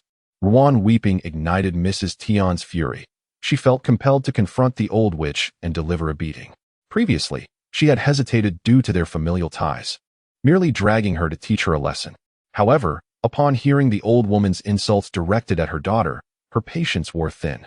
Mother, why not we go to the county office to seek justice? Let us ask the county magistrate why a parent would expel their child when he is gravely injured, especially when that child happens to be a distinguished scholar, the top candidate of Qinghai County. I believe the magistrate might still remember my husband. Perhaps it would be wise for us to pay a visit to the county office. As soon as Lu Jiao finished speaking, the courtyard fell silent. All eyes turned towards her, as if they were seeing her for the first time. This woman seemed transformed. Gone was the one who would throw tantrums and hurl the most vulgar insults imaginable. Now she refrains from scolding, yet her words are eloquent and compelling. Her voice commands attention, and those present no longer dare to underestimate her, particularly when she declares her intent to seek an audience with the county magistrate. Her visage reveals not a trace of fear. The common folk may shy away from confronting authority, yet this woman exhibits no trepidation. Ruan, however, is stricken with apprehension. She recalls the time her son topped the scholar examination, during which the magistrate personally visited their home, presenting them with a red envelope containing 100 taels of silver. Now, with her son gravely injured and cast aside, she wonders if the magistrate would learn of their plight and bring misfortune upon them. Instantly, her fear overwhelms her, rendering her speechless. At this moment, outside the fence, the village chief, Xie Fugui, and Xie Yunjin's father, Xie Laojian, hastened over. Upon their arrival, they overheard Lu Jiao's words, and their faces darkened immediately. Xie Fugui wished to avoid escalating the matter to the county office, fearing it would tarnish their village's reputation. Xie Laojian, too, sought to prevent further turmoil, knowing that the division of their family was already an improper affair. As they entered, they directed their ire at Ruan, admonishing her with a fierce reprimand. "What are you causing such a ruckus for? Is this never ending?" Before departing, Xie Laojian cast a sorrowful glance at Lu Jiao and said, "Third daughter-in-law, we do not wish for this, but the situation at home leaves us with no alternatives." Lu Jiao regarded Xie Laojian with a smile that held an undercurrent of irony. "I only hope that you do not come to regret this in the future." The assembly had been quelled by Lu Jiao's earlier declaration, and none dared to expel her. They collectively withdrew. However, Xie Erju lingered, seizing the opportunity to discreetly check on Xie Yunjin. As the chaos unfolded brought by her mother, it became evident that the third brother was left unseen, undoubtedly causing him distress. She felt compelled to offer him comfort. The villagers from Xie family village departed swiftly, but Xin Xiu, lagging behind, clenched her teeth in dissatisfaction. Her initial intent had been to use the Xie family to drive Lu Jiao out of the village, thereby paving her way to marry brother Xie San. Despite his paralysis, she harbored no disdain and was willing to care for him for a lifetime. However, her plans had unraveled, leaving her seething with anger as she stormed away. In the courtyard, Lu Jiao happened to glance up and immediately caught sight of Xin Xiu's furious expression beyond the fence. Narrowing her eyes, she deliberated and concluded that, unsurprisingly, Xin Xiu had covertly incited the foolish Xie Lan to orchestrate today's debacle. Unable to suppress a cold smirk, Lu Jiao mused that this woman's affection for Xie Yunjin was genuine. Even aware of his condition, she still aspired to marry him. Yet, as Xin Xiu sought to undermine her, Lu Jiao resolved not to let her escape unscathed. A reckoning awaited her. Chapter 11. Heart-weary as Lu Jiao pondered these matters, her mother, Tian Shi, rushed over, grasping Lu Jiao's hand to examine her for any harm. Only when she confirmed her daughter was unharmed did she exhale in relief. Thankfully, her mother had arrived in the nick of time. Otherwise, she would undoubtedly have been bullied by that old witch. In Tian Shi's eyes, her daughter would forever remain the oppressed daughter-in-law under the thumb of her mother-in-law. Sensing the depth of her mother's affection, Lu Jiao instinctively took hold of Tian Shi's hand and asked, "Mother, what brings you here?" "I was worried about you, so I came to check on you." Tian Shi replied, then reached behind her younger son to retrieve some items, which she handed to Lu Jiao. "Your mother has brought you a chicken and 20 eggs. As your husband is unwell, remember to prepare the chicken to nourish him."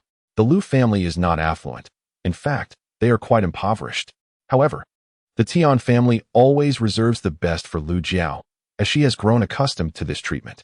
Now, with this privilege bestowed upon her, Lu Jiao finds herself reluctant to accept it. Having resolved to love Tian, she wishes to maintain harmony within the family, especially since her youngest brother, Lu Gui, has already reached the age of 18. Due to their financial struggles, he has yet to secure a marriage proposal. However, Lu Gui, being literate, works as a server at a tavern in town, earning a reasonable monthly wage. Upon hearing Lu Jiao speak, Tian lifted her gaze to meet Lu Jiao's, remaining silent for a considerable time. A sense of dread washed over Lu Jiao, fearing she had revealed too much. Unexpectedly, tears welled up in Tian's eyes as she reached out to stroke Lu Jiao's head, saying, "My dear Jiao, Jiao understands my feelings now, showing such thoughtfulness. I am so very happy." After wiping her tears, she smiled and added, "It's nothing. We have enough at home." Lu Jiao was well aware of the family's circumstances. However, knowing that Tian had brought these items with such effort, she could not outright refuse them. Instead, she resolved to find ways to support her maternal family further and perhaps help them secure a livelihood. With this thought in mind, she accepted the chicken and eggs without further protest. "Mother, I shall place these in the kitchen," she declared, then called to her younger brother, Lu Gui, "Little brother, please take mother and sit inside while I fetch you some water." Though the Lu family resides next to the Xie family village, the two villages are separated by a mountain. It takes at least 2 hours for Tian and Lu Gui to arrive, and as Lu Jiao contemplated Tian's love for her, her heart softened. Lu Jiao humorously fetched 2 bowls and filled them with sweetened water, addressing the doorway. "All right, I've prepared 2 bowls for you. You four can share them." Afterward, she carried the 2 bowls into the main room, only to discover that her mother and Lu Gui had entered the east bedroom. Realizing the reason, Lu Jiao understood that her mother and brother-in-law had come to visit her severely injured husband. She brought the bowls of sweet water into the east bedroom and, upon reaching the door, overheard her mother conversing with Xie Yunjin. "My son-in-law," her mother began, "Jiao Jiao has grown more sensible now. From now on, she will live well with you. The past is behind us. What matters is that you both nurture your 4 children to adulthood, for that is of utmost importance." After speaking, she turned to Xie Erju, asking, "Am I right in saying this?" Xie Erju, unable to articulate much, nodded in agreement. "Indeed, you are correct." Her mother then glanced at her son-in-law, who lay expressionless on the bed. In truth, she felt somewhat intimidated by him, yet for the sake of her daughter, she steeled herself to continue. Jiao Jiao was too young before. Now that she has matured, she will become increasingly understanding. Please forget the unpleasantness of the past. Outside the door, Lu Jiao could no longer bear to listen. She had already agreed with Xie Yunjin that they would part ways once his leg healed. Would her mother's words not lead him to overthink? Hastily, she entered with the water. "Mother, little brother, after such a long journey, have some water." Lu Gui accepted the bowl, but her mother refrained, looking at Lu Jiao as she instructed, "Go, feed your husband some water." Lu Jiao was reluctant to approach Xie Yunjin. After all, he had nearly wished her dead, and she had no desire to draw closer to him. However, at present, Lu Jiao no longer fears that he might take her life, for following the tumult caused by Dabao, Xie Yunjin would undoubtedly consider his son's well-being. Thus, as long as she refrains from provoking him, he is unlikely to harm her. Nevertheless, even so, Lu Jiao is reluctant to draw close to Xie Yunjin. "Mother, please drink." He is not thirsty. Yet, Tian insisted on offering her son-in-law some water. With no other option, Lu Jiao turned to Xie Erju, saying, "Second brother, please help Xie Yunjin drink some water." Xie Erju instinctively reached for the cup, but Tian stopped him, saying, "Jiao Jiao, why must you trouble your second uncle with everything? Handle it yourself. Go, and serve your husband a bowl of water." Her son-in-law had been injured, and it was at this moment that couples were most prone to mending their relationship. Even if her son-in-law were to become paralyzed later, at least he was still a scholar. Enduring a bit of hardship now would yield benefits when their children grew older. For children, after all. Lu Jiao glanced at Tian, then at Xie Yunjin on the bed, her eyes silently urging him to decline.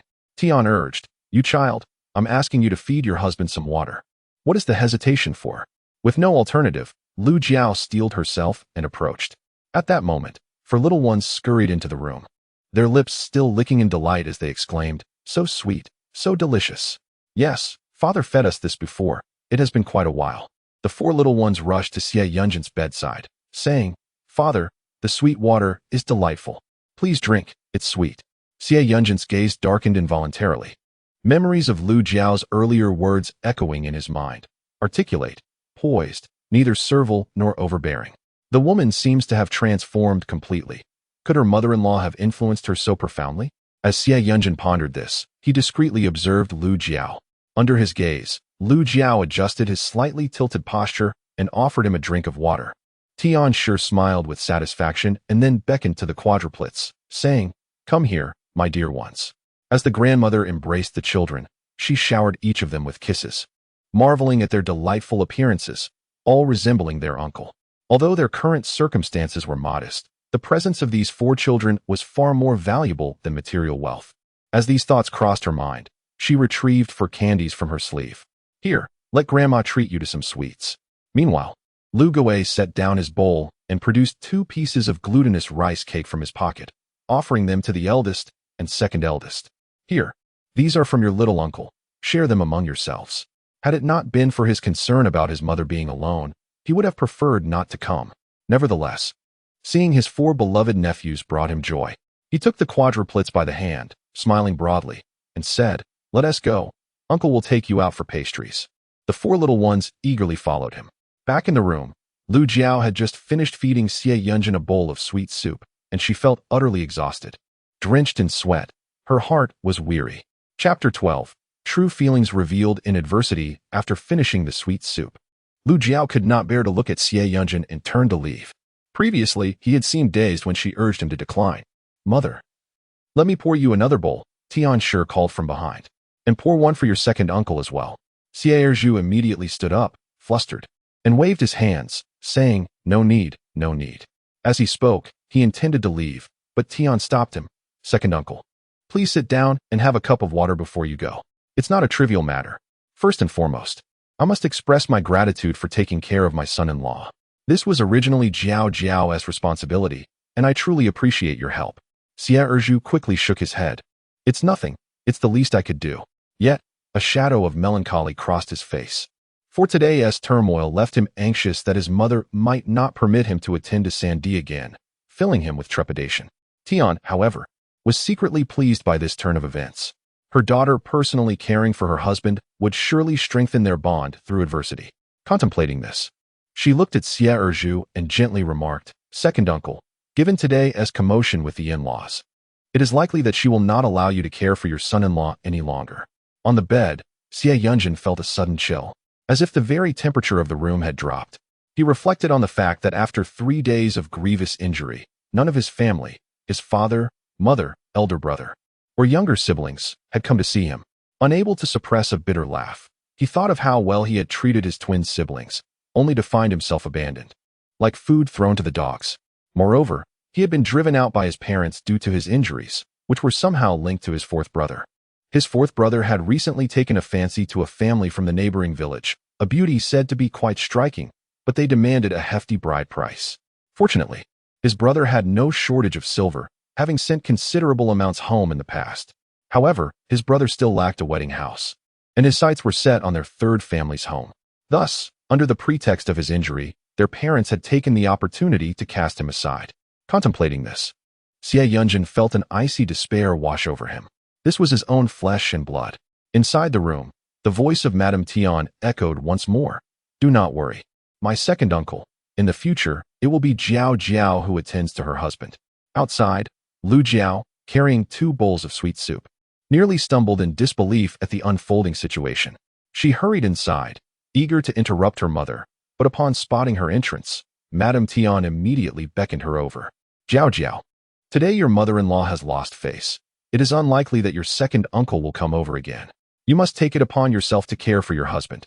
Lu Jiao found herself momentarily at a loss for words. Logically, it should have been her responsibility to look after him, especially since attending to someone was not a formidable task for her.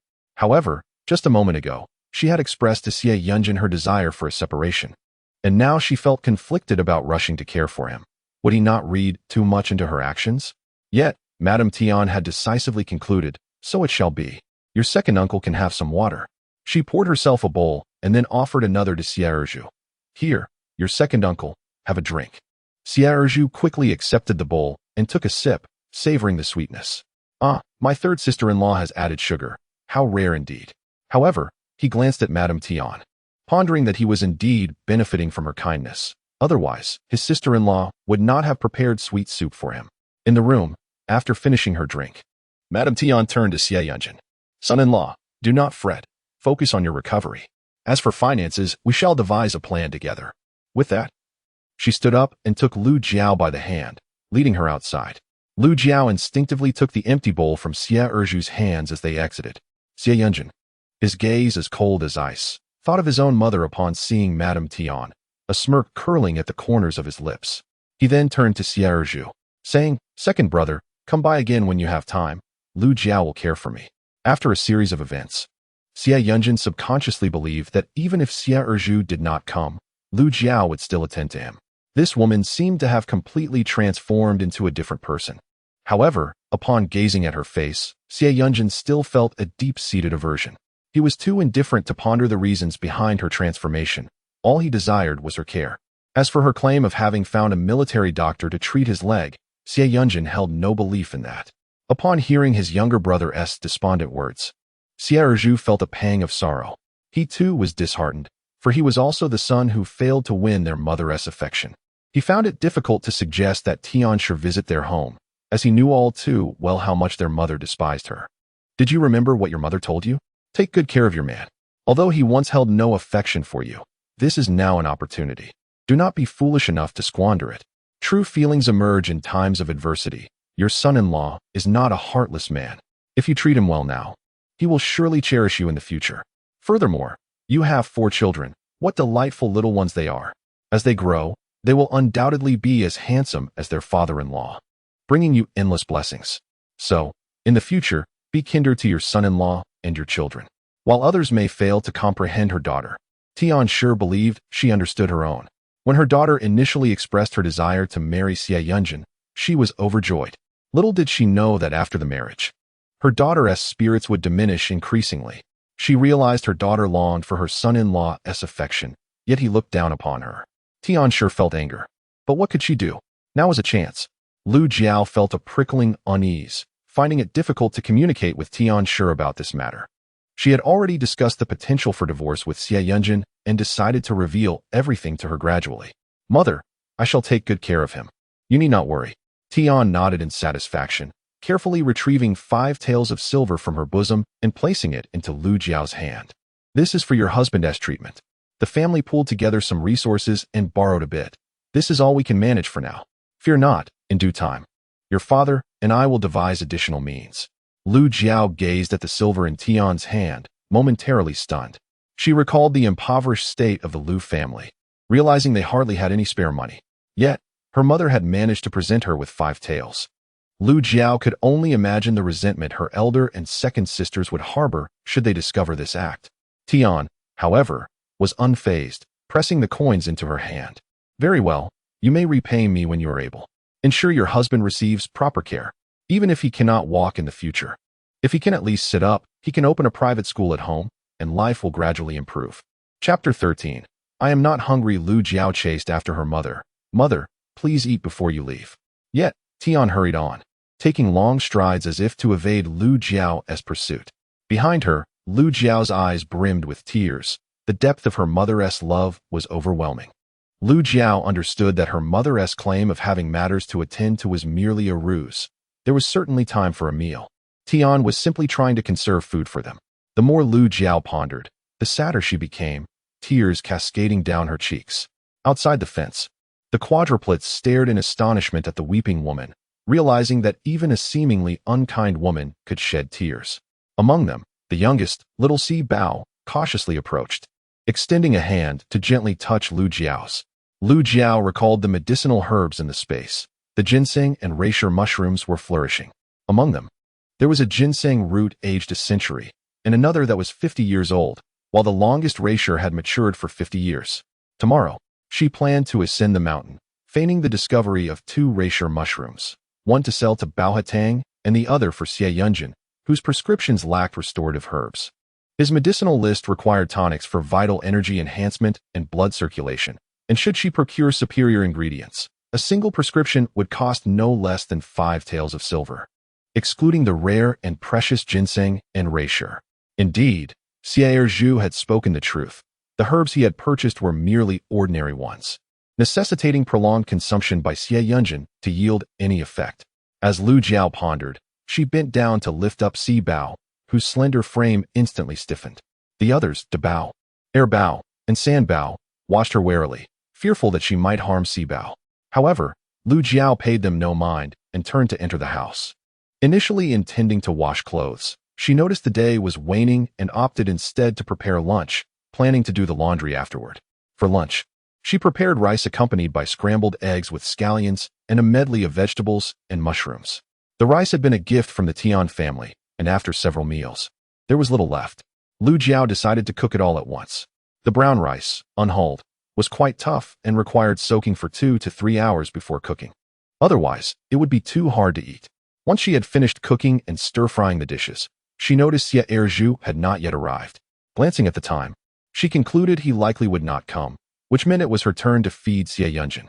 Lu Jiao reflected on this and felt it was no issue. After all, as a military doctor, caring for the injured was entirely within the realm of her duties. Lu Jiao entered the eastern bedroom and discovered that Enraged was soundly asleep. Having sustained grave injuries and endured relentless turmoil, his complexion was far from favorable, appearing exceedingly pale. Were it not for her administering spiritual water to restore his health, it was uncertain whether he would awaken at all. The lack of sufficient funds to procure quality medicine was another contributing factor. Despite his severe wounds, he was relegated to consuming only inexpensive remedies, thus prolonging his recovery. Remarkably, even such modest medications commanded over a tale of silver, illustrating the rarity of medicinal herbs in ancient times. Noticing Enraged's slumber, Lu Jiao turned to leave, but upon reaching the doorway, she found the 4 little ones had not moved. Unable to resist, she called out, "Your father is asleep. Let us go eat something first. When he awakens, I shall feed him." The children remained still, their expressions reflecting disbelief.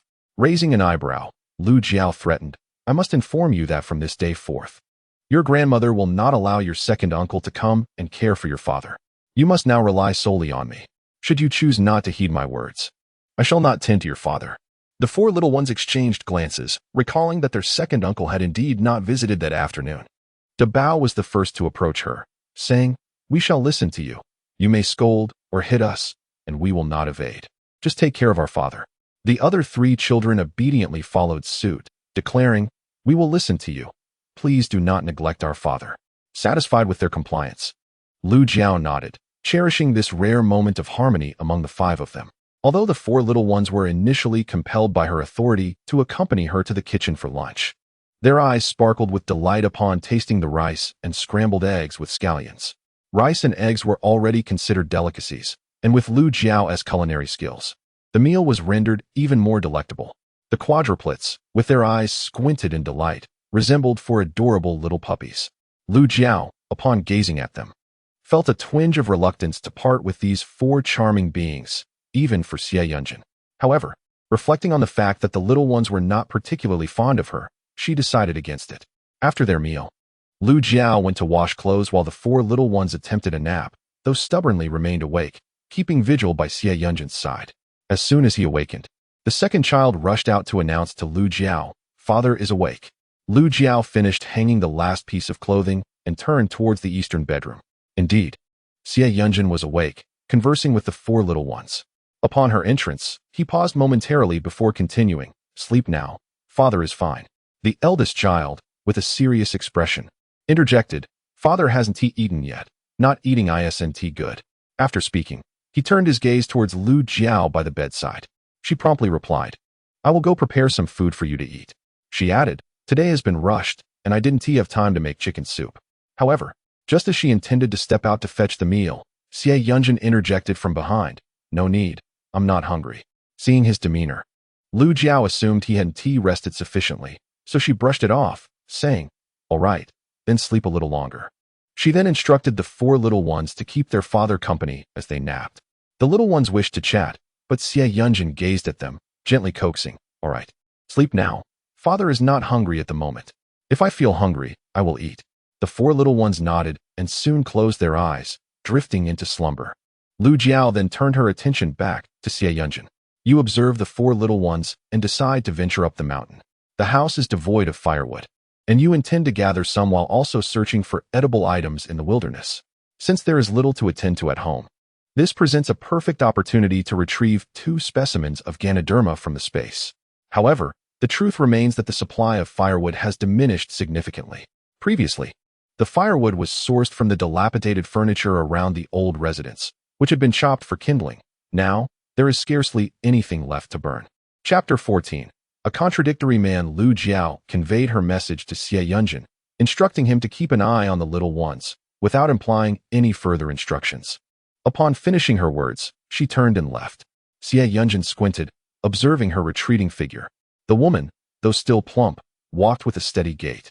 exuding an air of confidence that was distinctly unlike her former self. The more he pondered, the more he felt that she had undergone a transformation. Initially, he assumed this change was a result of her mother's guidance, but if her mother had been capable of such teaching, why had she not improved her before? Yet, her face bore an uncanny resemblance to the woman he once knew. Xie Yunjin remained perplexed. Lu Jiao paid no heed to Xie Yunjin. After exiting the room, she rummaged through the house for quite some time, but found no axe for chopping wood. Instead, she stumbled upon a tattered backpack. Without a chopping tool, how could she gather firewood from the mountain? Lu Jiao, with the backpack slung over her shoulder, turned to seek a borrowed axe. However, her reputation was somewhat tarnished, making it unlikely for her to borrow from a typical household. Standing at the gate, she felt a sense of embarrassment. Not far away, at the entrance of a neighboring courtyard, a frail old woman observed Lu Jiao's troubled expression and approached her, inquiring about her predicament. Cloud Jin's wife, what troubles you?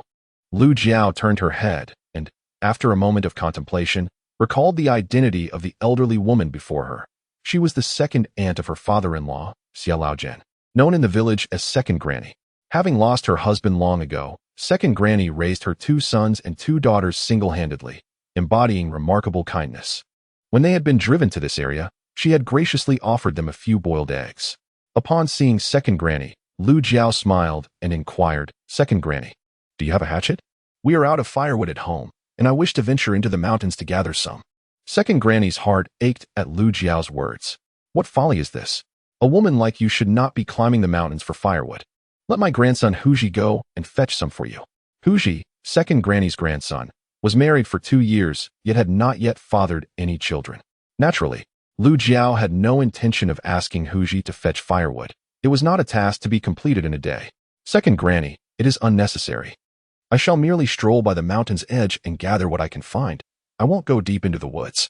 Upon hearing this, Second Granny ceased her insistence and took Lu Jiao to her home to retrieve a hatchet. At present, the household had been divided, and she lived with her eldest son. The daughter-in-law, Zhao, displayed her disdain upon seeing Lu Jiao, treating her with indifference. However, Lu Jiao said little in response, taking the hatchet and making her exit. Behind her, Second Granny expressed her concerns, to which Zhao could not help but murmur, Mother, why are you lending our knife to her? Does she truly believe she can gather firewood?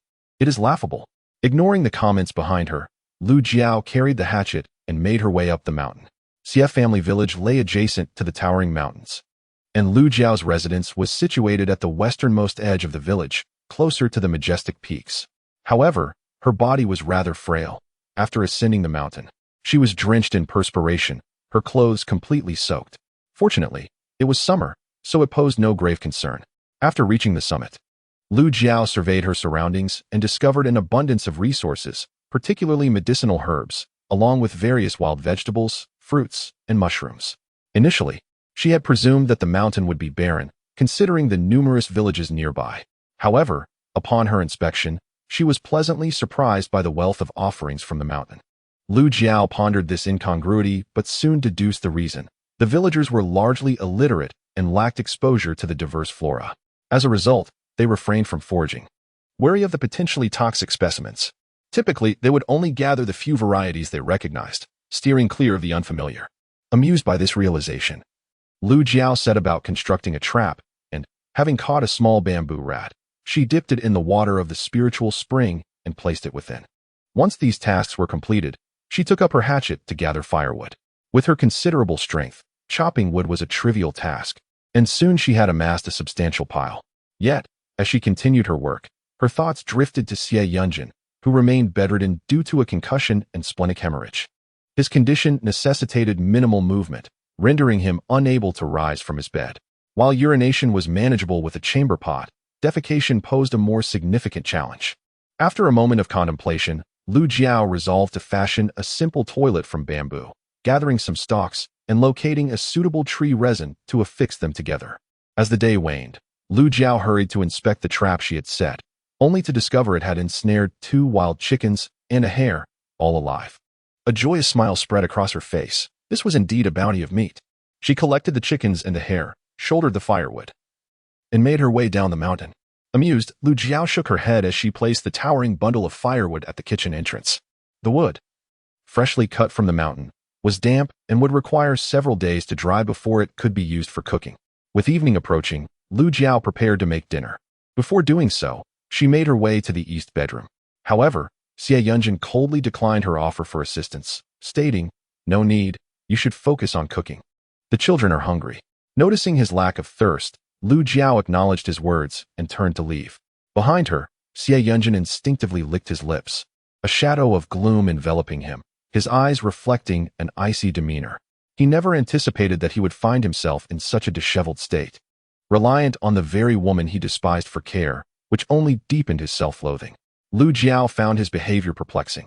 This man was undeniably difficult. The future prime minister turned out to be quite the enigmatic character. Choosing silence, she stepped outside to fetch a bowl of sweetened water.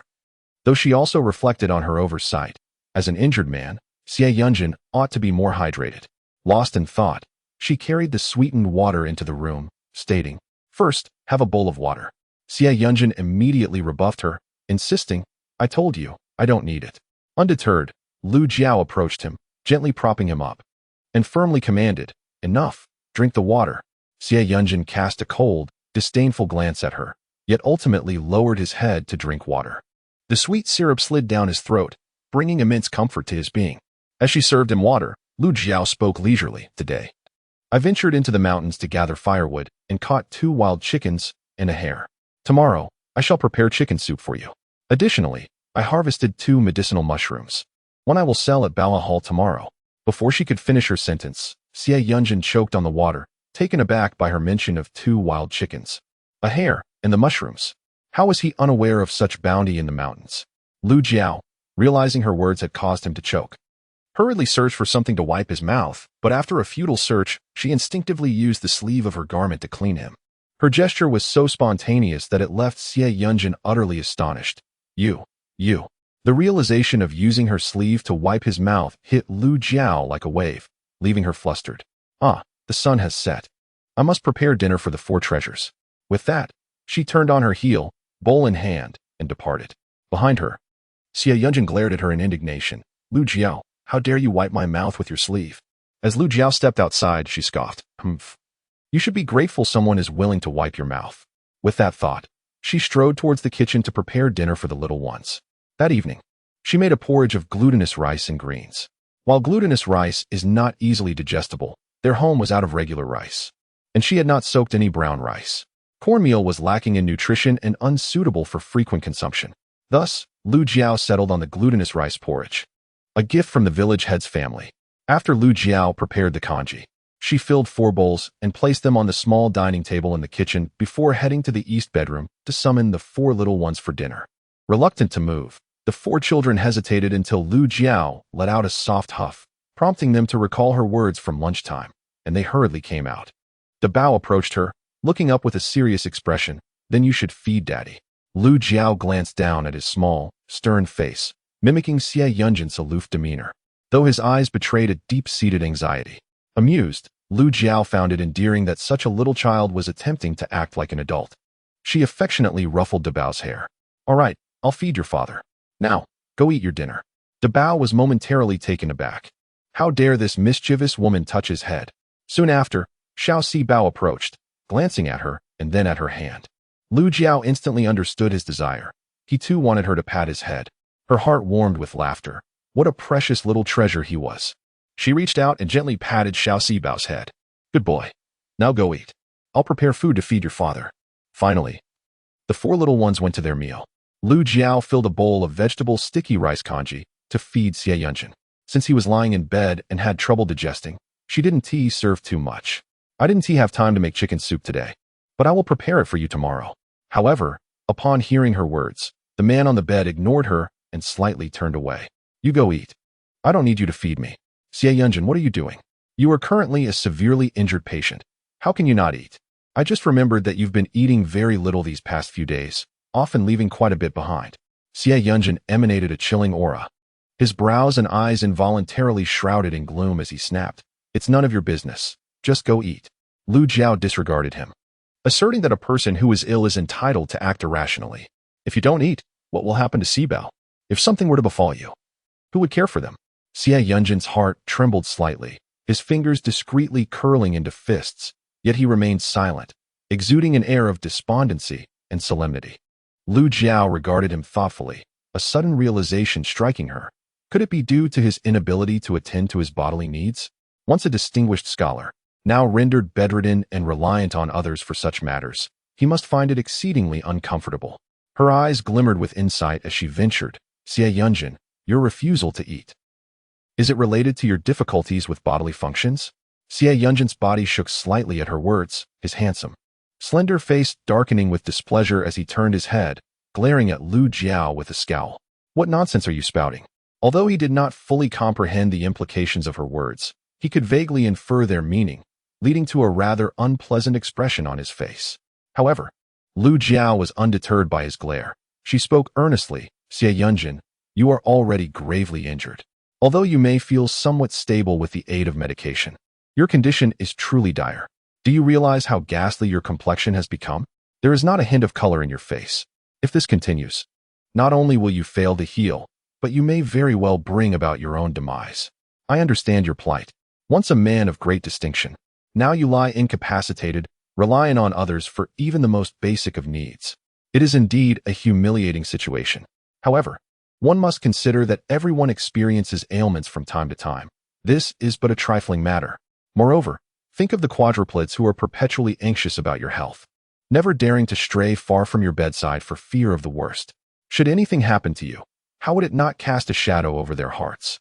Lu Jiao's words caused a slight change in the expression of the man on the bed. However, upon seeing her, Xie Yunjin's demeanor darkened abruptly, his brow furrowing as he spoke in a heavy tone. Lu Jiao, upon hearing his angry remarks, did not attempt to defend herself, instead nodding repeatedly. "Yes, it is my fault. If it is indeed my fault, why not take this opportunity to retaliate against me? Make me attend to your every need, to serve you in both meals and bodily functions. Would that not be the most fitting revenge?" Her words struck Xie Yunjin like a thunderbolt. Indeed, he lay there paralyzed, and the greatest burden of responsibility fell upon this woman. Thus, it was only right that she care for him. As he contemplated this, his gaze fell upon the porridge in Lu Jiao's hands. She, mindful not to provoke him further, quickly spooned the porridge into his mouth. After he had consumed a substantial portion, she ceased, knowing that overeating could lead to discomfort due to his previously limited intake. "I shall go prepare the medicine. If you require the restroom, simply call for me. I shall be in the kitchen next door," Lu Jiao stated before rising to leave. Behind her, Xie Yunjin cast a disapproving look, taken aback by her casual mention of such matters. In the kitchen, the four little ones had finished their meal, and upon seeing Lu Jiao enter with an empty bowl, their expressions instantly lightened. They scrambled up and dashed outside, while Lu Jiao couldn't help but remind them to slow down. After washing the dishes, she began to brew medicine in a clay pot. As she sat waiting, she felt a pervasive ache throughout her body. Not a single part of her was unscathed, making her reluctant to move. Her previous laziness had led to this discomfort, but despite the pain, she remained resolute in her commitment to lose weight. Chapter 16. A blind cat stumbles upon a dead mouse. As Lu Jiao pondered while preparing the medicine, a sudden commotion erupted outside, accompanied by heart-wrenching cries. Straining to listen, she realized the distress was emanating from the house of Granny Eyre, not far away. Concerned for the kind-hearted Granny Eyre, Lu Jiao decided to investigate, swiftly extinguishing the flames beneath the clay pot. Upon stepping outside, she discovered the four little ones huddled at the door, peering out in fear. Upon her arrival, she noted that a sizable crowd had gathered in the yard, murmuring amongst themselves. She overheard that Xiao Bao had gotten a fishbone lodged in his throat. If a fishbone is stuck in your throat, quickly consume dry food to swallow it down, the villagers advised. As Lu Jiao listened to their chatter, she glanced into the house, where Granny Eyre and her eldest son and daughter-in-law were in tears, frantic with worry. Xiao Bao, the youngest son of the Zhao family, was merely 13 years old and had always been doted upon at home, yet he had maintained a fairly good reputation among the villagers. Though he often ventured into the mountains to hunt birds and waded into rivers to catch fish, he never bullied children or stole chickens and dogs. So the villagers held him in quite high regard. However, today he found himself in a most unfortunate predicament. Xia Laifu's eldest son, Xiehu, hurriedly went out to borrow an ox cart. As Lu Jiao observed the unfolding scene, she couldn't help but step forward. The fishbone lodged in her throat was neither particularly large nor small. If it were to slip into the esophagus, it would pose a serious problem. but if it were to slide into the stomach, it would be harmless. Upon her emergence, the villagers of Xie family village took notice and began to murmur amongst themselves. What is this woman doing here? Just to gawk at the commotion? How heartless of her, given how much little Bao is suffering. They exchanged various opinions, with one delicate voice rising above the rest. If she doesn't care for her own man and child, why would she care for others? Nearby, someone retorted sharply. What a calamity to have such a person in our village, truly unfortunate. Inside the main hall of the Xia household, the family was in a state of frantic worry. Upon seeing Lu Jiao enter, Zhao Shi angrily scolded, "You troublemaker, what are you doing here? Are you pleased to see my little Bao in pain?" Before Zhao Shi could finish, the second elder lady shot her a glare, admonishing, "What nonsense are you spouting?" Turning her gaze to Lu Jiao, she inquired gently, "Jiao Jiao, is there something you need?" Lu Jiao raised an eyebrow and replied, "I can help remove the fishbone from little Bao's throat." As her words hung in the air, the chatter in the room came to a sudden halt, save for the cries of Xia Xiaobao. Outside, some who had not heard her spoke up. What did Lu Jiao say? Someone overheard and repeated. She said she could help Xiao Bao remove the fishbone. As soon as this person spoke, the people in the courtyard erupted in ridicule. How audacious of her! Don't harm Xiao Bao. Is she merely seeking attention again? In the past, she bullied children, and now she pretends to be a healer. Upon hearing the voices from outside, Zhao's expression darkened considerably as she pointed an accusatory finger at Lu Jiao and shouted, "Get out!" Lu Jiao glanced at Zhao but made no further demands. She had spoken her conscience, and if Zhao did not believe her, it was no concern of hers. Turning to leave, she was pursued by the second grandmother, who asked, "Jiao Jiao, tell me, can you really remove the fishbone?" "Yes," Lu Jiao replied. The second grandmother immediately looked towards Zhao, who was protecting Xiao Bao as if someone intended to harm her son. "Mother, you cannot joke about Xiao Bao. Don't you know what kind of person she is? She is a menace, having tormented children before. Look at what she has done to her own four. Would she truly have the goodwill to help Xiao Bao with the fishbone?" After saying this, Zhao turned to Lu Jiao and shouted, "Leave at once." Behind her, Xia Lifeng called out, "Yin Jin's wife, can you really remove the fishbone?" Lu Jiao, somewhat exasperated, furrowed her brow and replied, "Yes." Xia Lifeng gritted his teeth and looked at Zhao. "Let Yin Jin's wife give it a try." Zhao was adamantly opposed, clutching Xiao Bao and firing back at Xia Lifeng. "Do you wish to endanger Xiao Bao?" Xia Lifu exclaimed in anger, with Xiao Bao in such agony. Who knows what might transpire once he is taken to the medical hall? Would you be satisfied if he were to lose his ability to speak?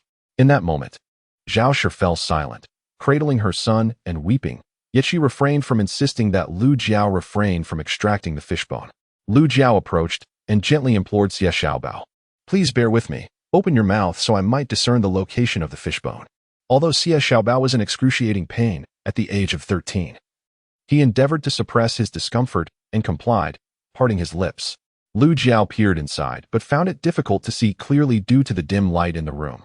She gestured for someone to bring an oil lamp for better illumination, yet clarity still eluded her.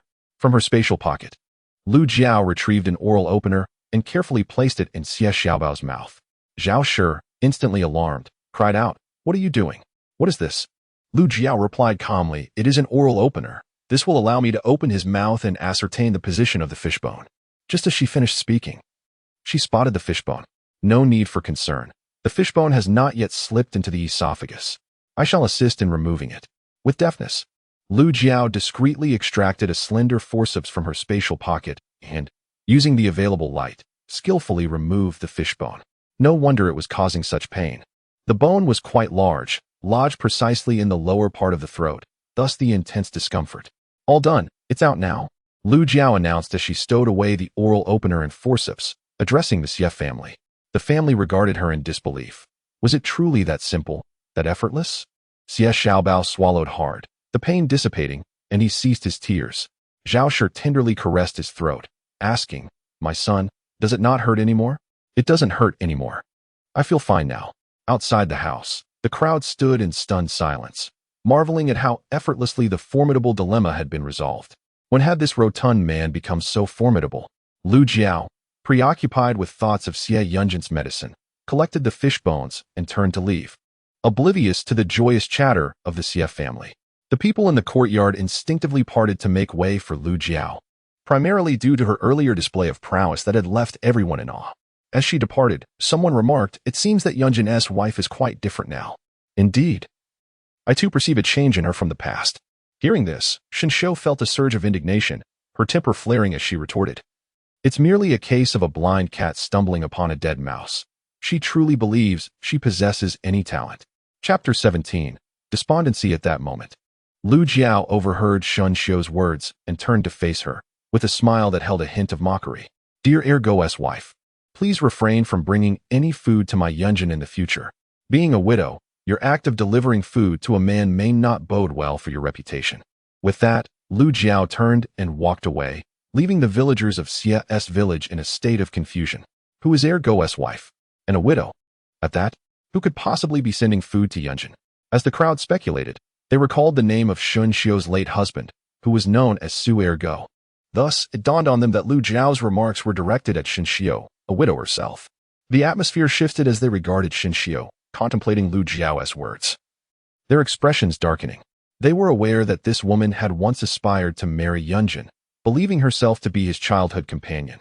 Even though Yunjin had never expressed any intention of marrying her, nor had their families ever made any formal arrangements. At that time, Lu Jiao had caused quite a stir.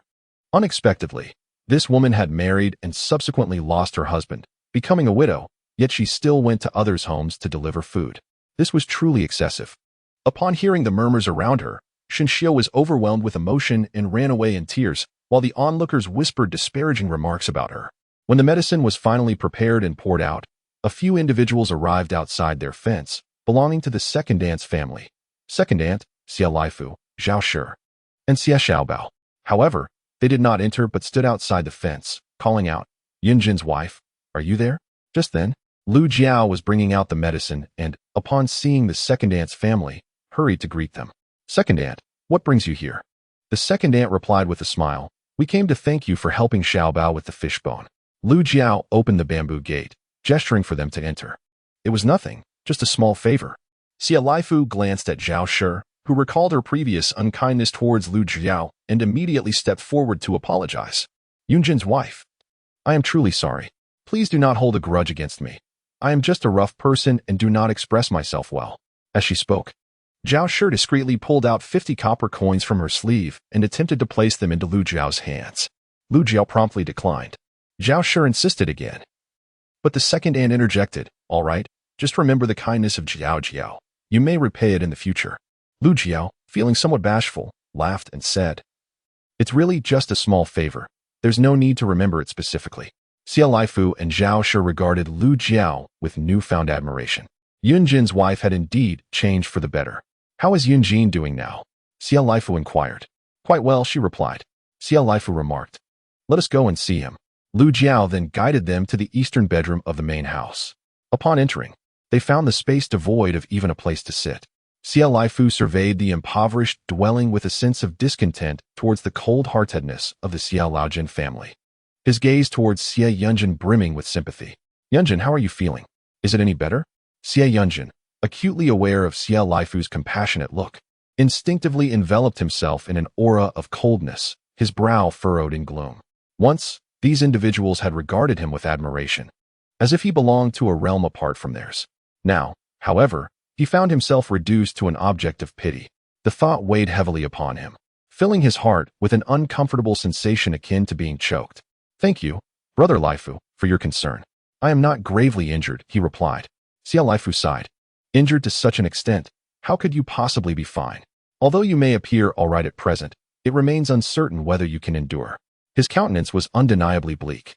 Wishing to offer assistance, Xia Laifu contemplated the prospect of procuring a dose of medicine, yet felt powerless, leaving him to comfort Yunjin with a heavy heart.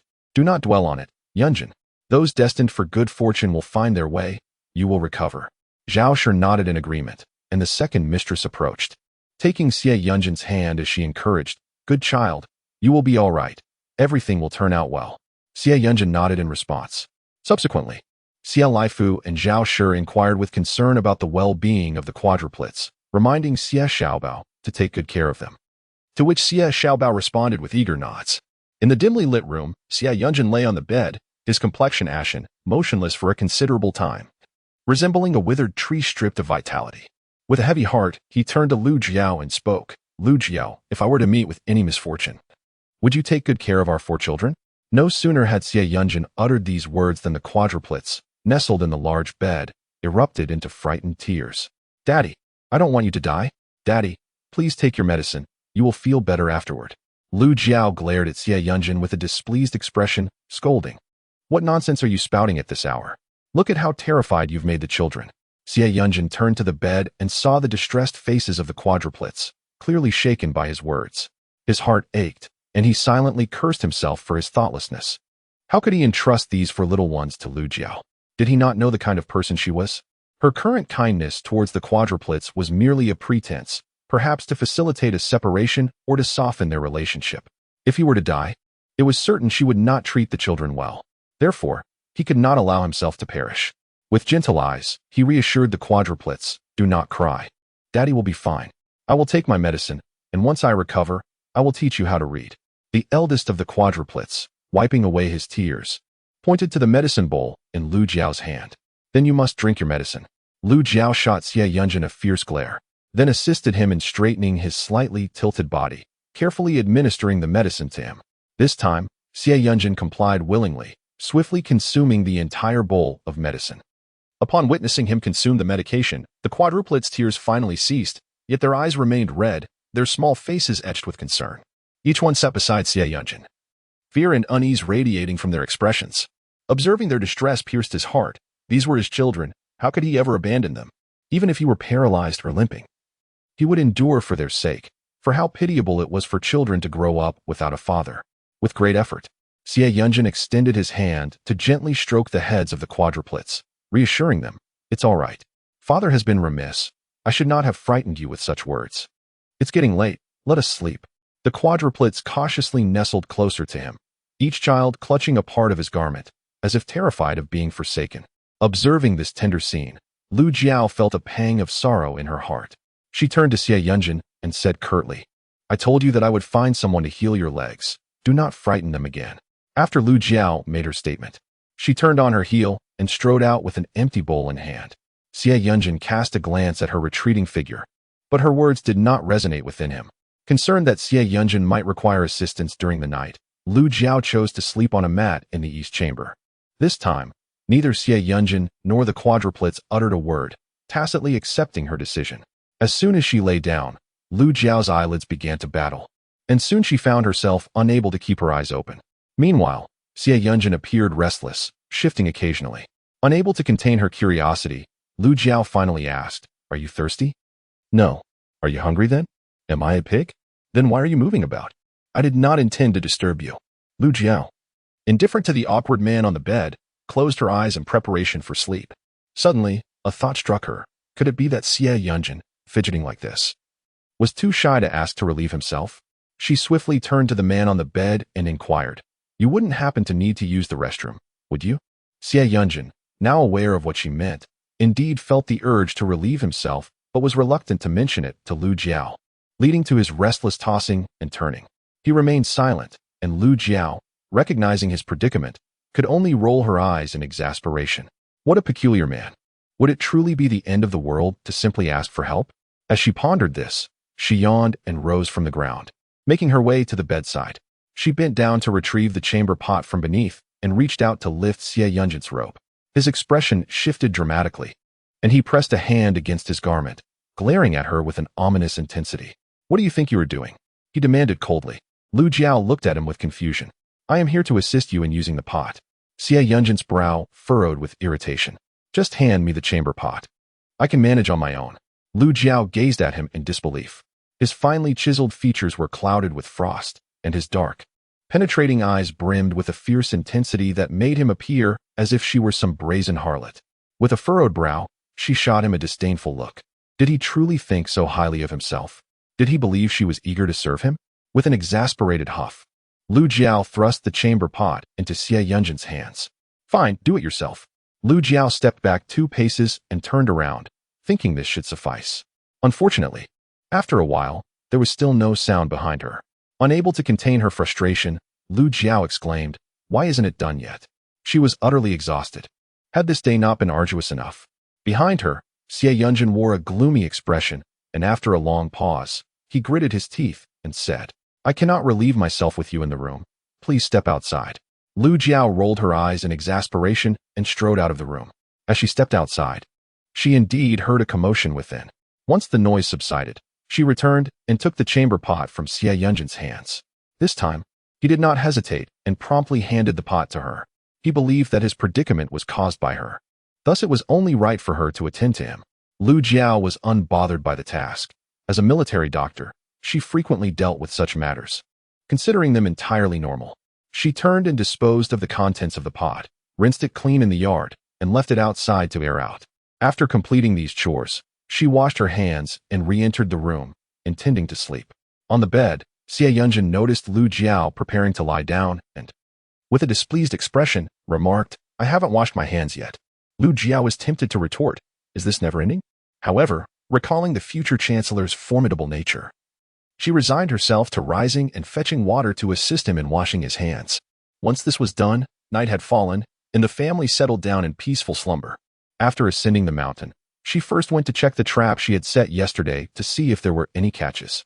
To her astonishment, there was indeed prey within, a wild boar weighing over 100 pounds, freshly deceased.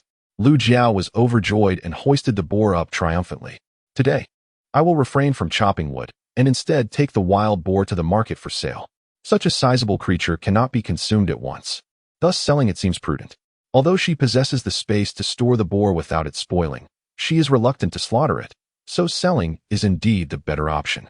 If others were to discern the source of her newfound wealth, it would undoubtedly spark unfounded speculation within the village." As Lu Jiao cheerfully carried the wild boar down the mountain, she was suddenly met with exclamations from her doorstep. "Good heavens, is that a wild boar?" She glanced up to see Zhao, aghast at the sight of her and the boar slung over her shoulder. Before she could utter a word, neighbors emerged. Drawn by the commotion, their expressions a mixture of shock and awe.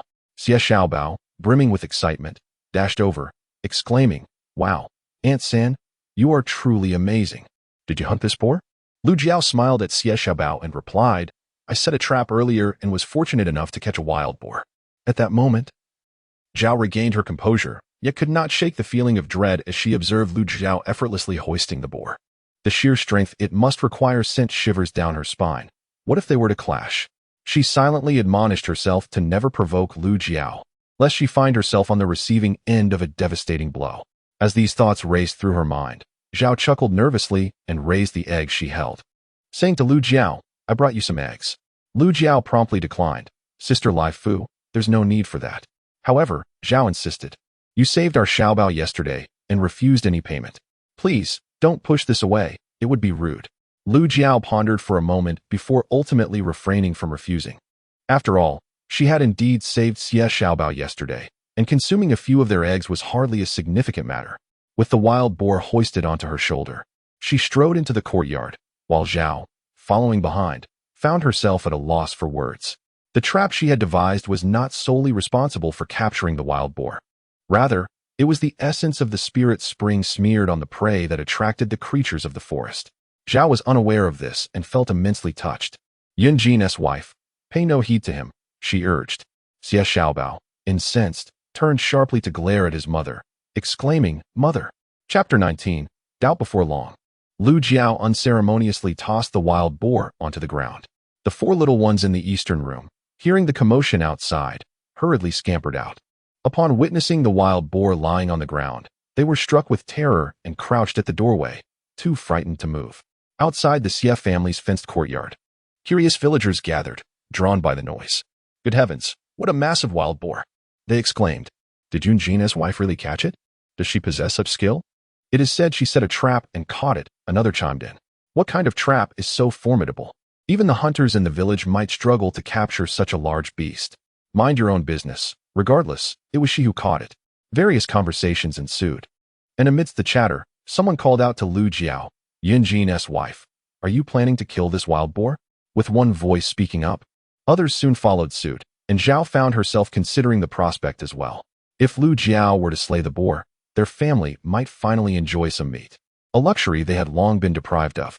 Although Xie family village was situated near the mountains, the villagers, most of whom were illiterate, hesitated to venture into the woods, fearing the unfamiliarity of the terrain. In the village, the only hope for the people rests upon the crops cultivated in the fields. However, due to the proximity of Xie family village to the mountains, the heavy humidity in the air, coupled with inadequate sunlight, results in poor harvests. Consequently, Xie family village finds itself in dire poverty, with many families struggling to secure enough food, barely able to fill their stomachs, let alone indulge in meat. Lu Jiao cast a glance at the villagers beyond the fence. While some were less than desirable, the majority exhibited commendable character. Despite past disputes involving the original body, they treated Xie Yunjin and her 4 children with kindness. Originating from Xie family village, Xie Yunjin would always regard it as his roots, even as he aspired to venture beyond. In this era, familial ties hold great significance. Neglecting one's lineage could lead to severe repercussions, even for those who ascend to official positions. Xie Yunjin aimed to excel in the imperial examinations, attain the highest honors, and become a prime minister, thus rendering the reputation of Xie family village immensely important. Furthermore, his 4 children would also seek their own paths, making their reputation paramount.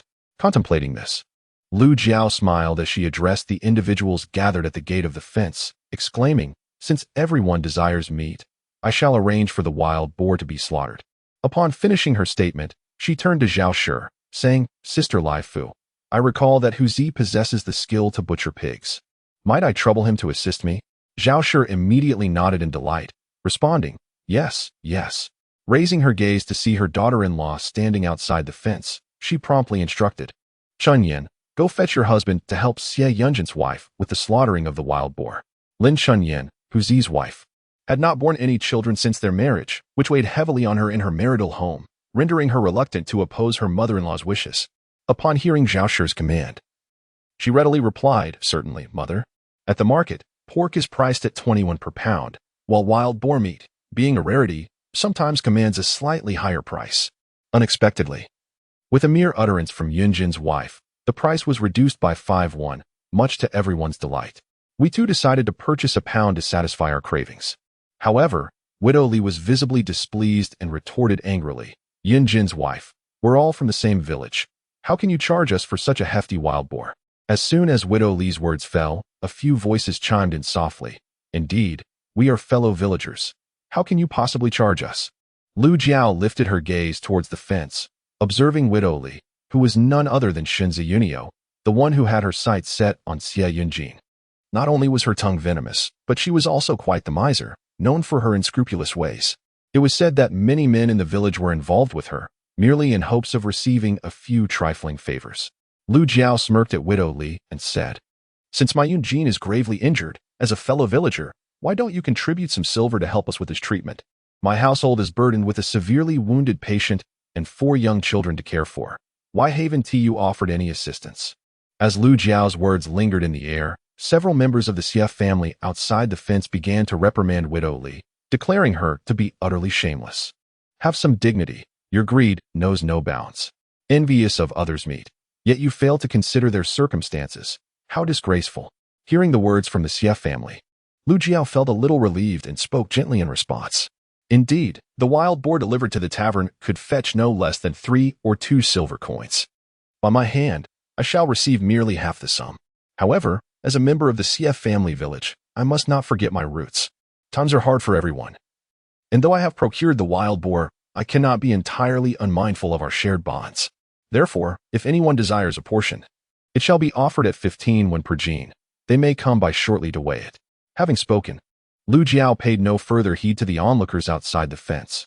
The hour was growing late, and Xie Yunjin and the 4 little ones had yet to partake in breakfast. Zhao, carrying some eggs, followed her into the kitchen, where she set them down. Lu Jiao nodded in acknowledgement, remarking, "Indeed, I shall ignore her. Such individuals only grow bolder with attention." After exchanging a few words, Zhao departed, and Lu Jiao proceeded to boil a pot of water for Xie Hu to use in butchering the pig. She also prepared a pot of corn porridge, into which she added some boiled eggs. Zhao had previously gifted them 20 eggs, and Lu Jiao boiled 6, ensuring each member of the household received 1. Once breakfast was ready, Xie Hu arrived to assist her with the pig. The courtyard soon filled with children, and the 4 little ones scampered out from their room to watch. Lu Jiao disregarded the commotion and poured a bowl of sweetened water, delivering it to the east chamber. For Xie Yunjin, who was gravely injured, required ample hydration. Naturally, she did not forget to infuse the water with a tincture for bodily restoration. Xie Yunjin's condition was quite frail. Should he neglect proper care, subsequent surgeries may pose complications. Thus, it was essential to first restore his health, facilitating a smoother surgical process ahead. Inside the chamber, Xie Yunjin listened to the lively sounds from outside, reminiscent of a festive celebration. He was already aware that Lu Jiao had captured a wild boar that morning. Reflecting on the previous day, he recalled how she had caught 2 wild chickens and a hare, in addition to foraging 2 medicinal fungi, and now she had procured yet another wild boar. Is there truly an abundance of treasures upon the mountains of Zaijiakan? Xie Yunjin instinctively squinted, increasingly convinced that Lu Jiao possessed an air of peculiarity. Just then, Lu Jiao entered with a bowl of sweet soup. Thirsty, are you? Have a sip of water. Breakfast is already prepared and will be served shortly. Xie Yunjin remained silent. And when Lu Jiao had finished feeding him the water, he abruptly raised his gaze and fixed his eyes upon her. How did you acquire a wild boar? Yesterday, you procured wild chickens and hares, and today you have managed to catch a wild boar. How is it that I was unaware of your remarkable capabilities? Chapter 20. The 4 little ones paint a grand vision for Lu Jiao. Upon uttering these words, Xie Yunjin scrutinized Lu Jiao, keenly observing her every expression. She appeared unchanged in visage, yet her demeanor was utterly unlike the woman he once knew. Were it not for her familiar face, he might have believed her to be an entirely different person. Yet she bore the same countenance. Is there truly someone who can transform in such a manner? Sensing his doubtful gaze upon her, Lu Jiao surmised that Xie Yunjin harbored suspicions regarding her identity, pondering whether she was still the same person, given their starkly contrasting natures. However, Lu Jiao had no desire to engage him further, and thus, with a dismissive huff, she retorted, "What do you truly know about my affairs? If you are utterly oblivious, refrain from pretending to understand me. I have always been this way. I was merely lost in madness before, but now I have awakened." With that, she shot him a glare and strode out with purpose. Meanwhile, Xie Yunjin furrowed his brow, observing her retreating figure, realizing that even her gait had transformed. Though she had once been coarse and ruthless, beneath it all lay an essence of insecurity, a semblance of timidity. At present, she exudes an air of confidence with every gesture, and her demeanor reflects a gentle clarity in her interactions. Xie Yunjin finds it perplexing how an individual can undergo such a profound transformation. Outside, Lu Jiao pays no heed to Xie Yunjin's doubts. Her singular focus is on providing sustenance for them. When the opportune moment arises, she intends to perform surgery on Xie Yunjin, restoring his legs to health, after which their paths shall diverge, rendering further contemplation unnecessary. As Lu Jiao strolls into the courtyard, she observes Xie Hu meticulously grooming a wild boar. Given that the creature is lifeless, there is little blood to drain. The task at hand is merely to skin it and eviscerate it. Xie Xiaobao excitedly circles around the boar, engaging in lively conversation with the quadruplets, a byproduct of her previous task of extracting fish bones for him. Xie Xiaobao now tends to the 4 little ones with great care, conversing with them incessantly. Lu Jiao watches with satisfaction. The 4 little ones have been cooped up indoors all day, which is not ideal. Under Xie Xiaobao's guidance, they will eventually venture into the village for play. As Lu Jiao contemplates this, she calls out to the quadruplets for breakfast. Dabao, Erbao, Sambao, and Sibao, hurry along for your meal. The 4 little ones hesitate, reluctant to leave but too timid to oppose Lu Jiao's request. With lingering glances, they shuffle toward the kitchen. Amused, Lu Jiao remarks, "All right, hurry in. Finish your meal before coming back out. I'm not forbidding you from watching." The children's eyes brighten, and they dash into the kitchen to eat breakfast. By the time Lu Jiao enters, they have already consumed half of the porridge in their bowls. However, the eggs in the center of the table remain untouched. Lu Jiao reaches for the eggs, peeling 4 of them and placing them in a bowl. Once they finish the porridge, each child will enjoy an egg. The 4 little ones were momentarily stunned, gazing up at Lu Jiao in astonishment. This egg was meant for them. Although they had been well fed in recent days, they dared not peel the egg to eat without Lu Jiao's command, and they had assumed that the egg was for the wicked woman alone. To their surprise, this egg was indeed meant for them, and the wicked woman was even peeling it for them. The 4 little ones stared blankly at the pristine egg before cautiously raising their eyes to Lu Jiao, who seemed to have softened compared to her previous demeanor. Lu Jiao paid no heed to their thoughts. Instead, she reached out to gently ruffle their hair and spoke in a soothing tone. In the future, when our family is prosperous, you shall each enjoy an egg every morning." Upon hearing Lu Jiao's words, De Bao immediately looked up and exclaimed, "We don't want eggs. Sell the eggs to buy medicine for father. If we do that, he will get better." These words tugged at Lu Jiao's heartstrings. The little ones, resembling tiny chicks, were already burdened with concern for their father's ailment. These children possessed a sense of conscience, and Lu Jiao could not comprehend how such conscientious souls could later transform into nefarious villains. As she pondered, Lu Jiao spoke gently, "As you can see, I am capable of hunting for our sustenance. In the future, our family will not lack for money, and your father's medicine will be assured, so do not fret. You may eat whatever you desire." The four little ones quickly looked up at her and said, "If you cure father, we will let you hunt for us. If you strike us, we will not scold you. Yes, we will obediently listen to you from now on. When we grow up, we will take care of you." Lu Jiao is quite amusing. Is this an attempt to flatter her? Her intellect is certainly sharp. Well, aren't we supposed to witness the pig hair shaving? After finishing their meal, they should step outside. The moment the four little ones heard this, they promptly forgot about flattering Lu Jiao, hastily consuming their porridge and eggs while pondering whether the once wicked woman had changed. If she were to remain virtuous, would they still address her as mother? However, their contemplation was abruptly interrupted by the sounds from outside. "The belly's broken, the belly's broken." Upon hearing this, the four little ones quickly finished their breakfast and dashed outside. Meanwhile, Lu Jiao adeptly settled down to eat. After finishing her porridge and eggs, she washed her dishes, prepared more porridge, and took an egg to feed Xie Yunjin in the east bedroom. As Lu Jiao began to peel the egg, Xie Yunjin lay on the bed, squinting at her, his demeanor composed and confident. He remained the same person, yet fundamentally seemed transformed. Xie Yunjin couldn't help but narrow his eyes. Who was she? Externally, she appeared unchanged, yet internally, it felt as if she had become someone entirely different. Lu Jiao paid no heed to Xie Yunjin's thoughts. He would likely never guess that she was a traveler from another realm, perhaps merely suspecting she harbored ulterior motives. Thus, she allowed him to entertain his suspicions. After feeding him the egg and porridge, Lu Jiao inquired with genuine concern, "If you need anything, just call for me." Xie Yunjin responded softly, "Mm."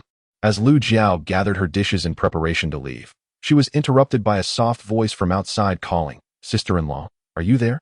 Upon hearing the call, Lu Jiao recognized that it was Xie Lan, the sister of Xie Yunjin. This woman was as sharp-tongued as her bitter mother, despite Xie Yunjin's previous kindness towards her.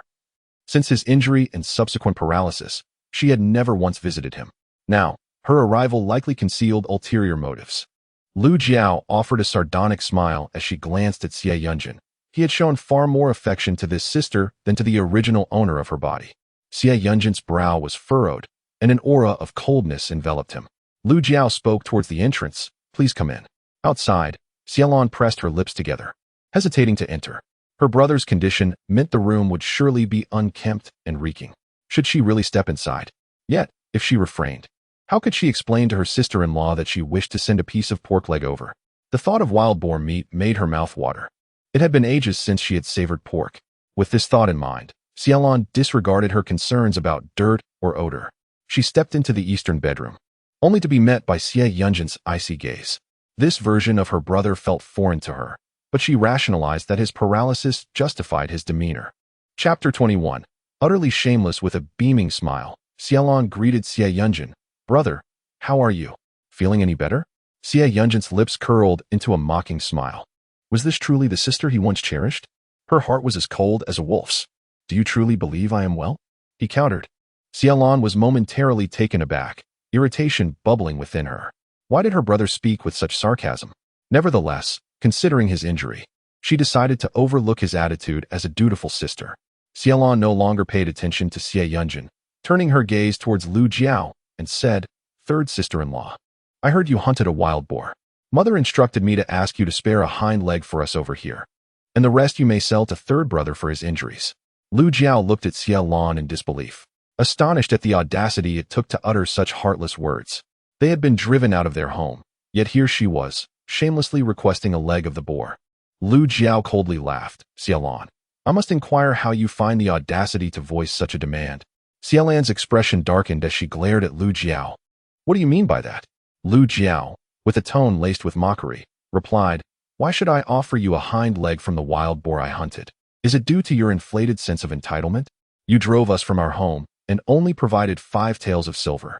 Now, the funds for your third brother's leg are insufficient, and yet you still have the nerve to ask for meat. Upon hearing Lu Jiao's words, Xiaolan's expression soured, and she retorted angrily, Lu Jiao, what you are doing is utterly unfilial. Having hunted a wild boar, our parents merely requested a hind leg, and you refuse? Do you not fear the reputation you'll earn for being disobedient? With that, Xiaolan turned to Xie Yunjin, indignantly exclaiming, Third brother, why do you not intervene? Xie Yunjin merely sneered, his eyes devoid of warmth. The fire of anger ignited within Xiaolan as she realized the boar meat was slipping away from her grasp.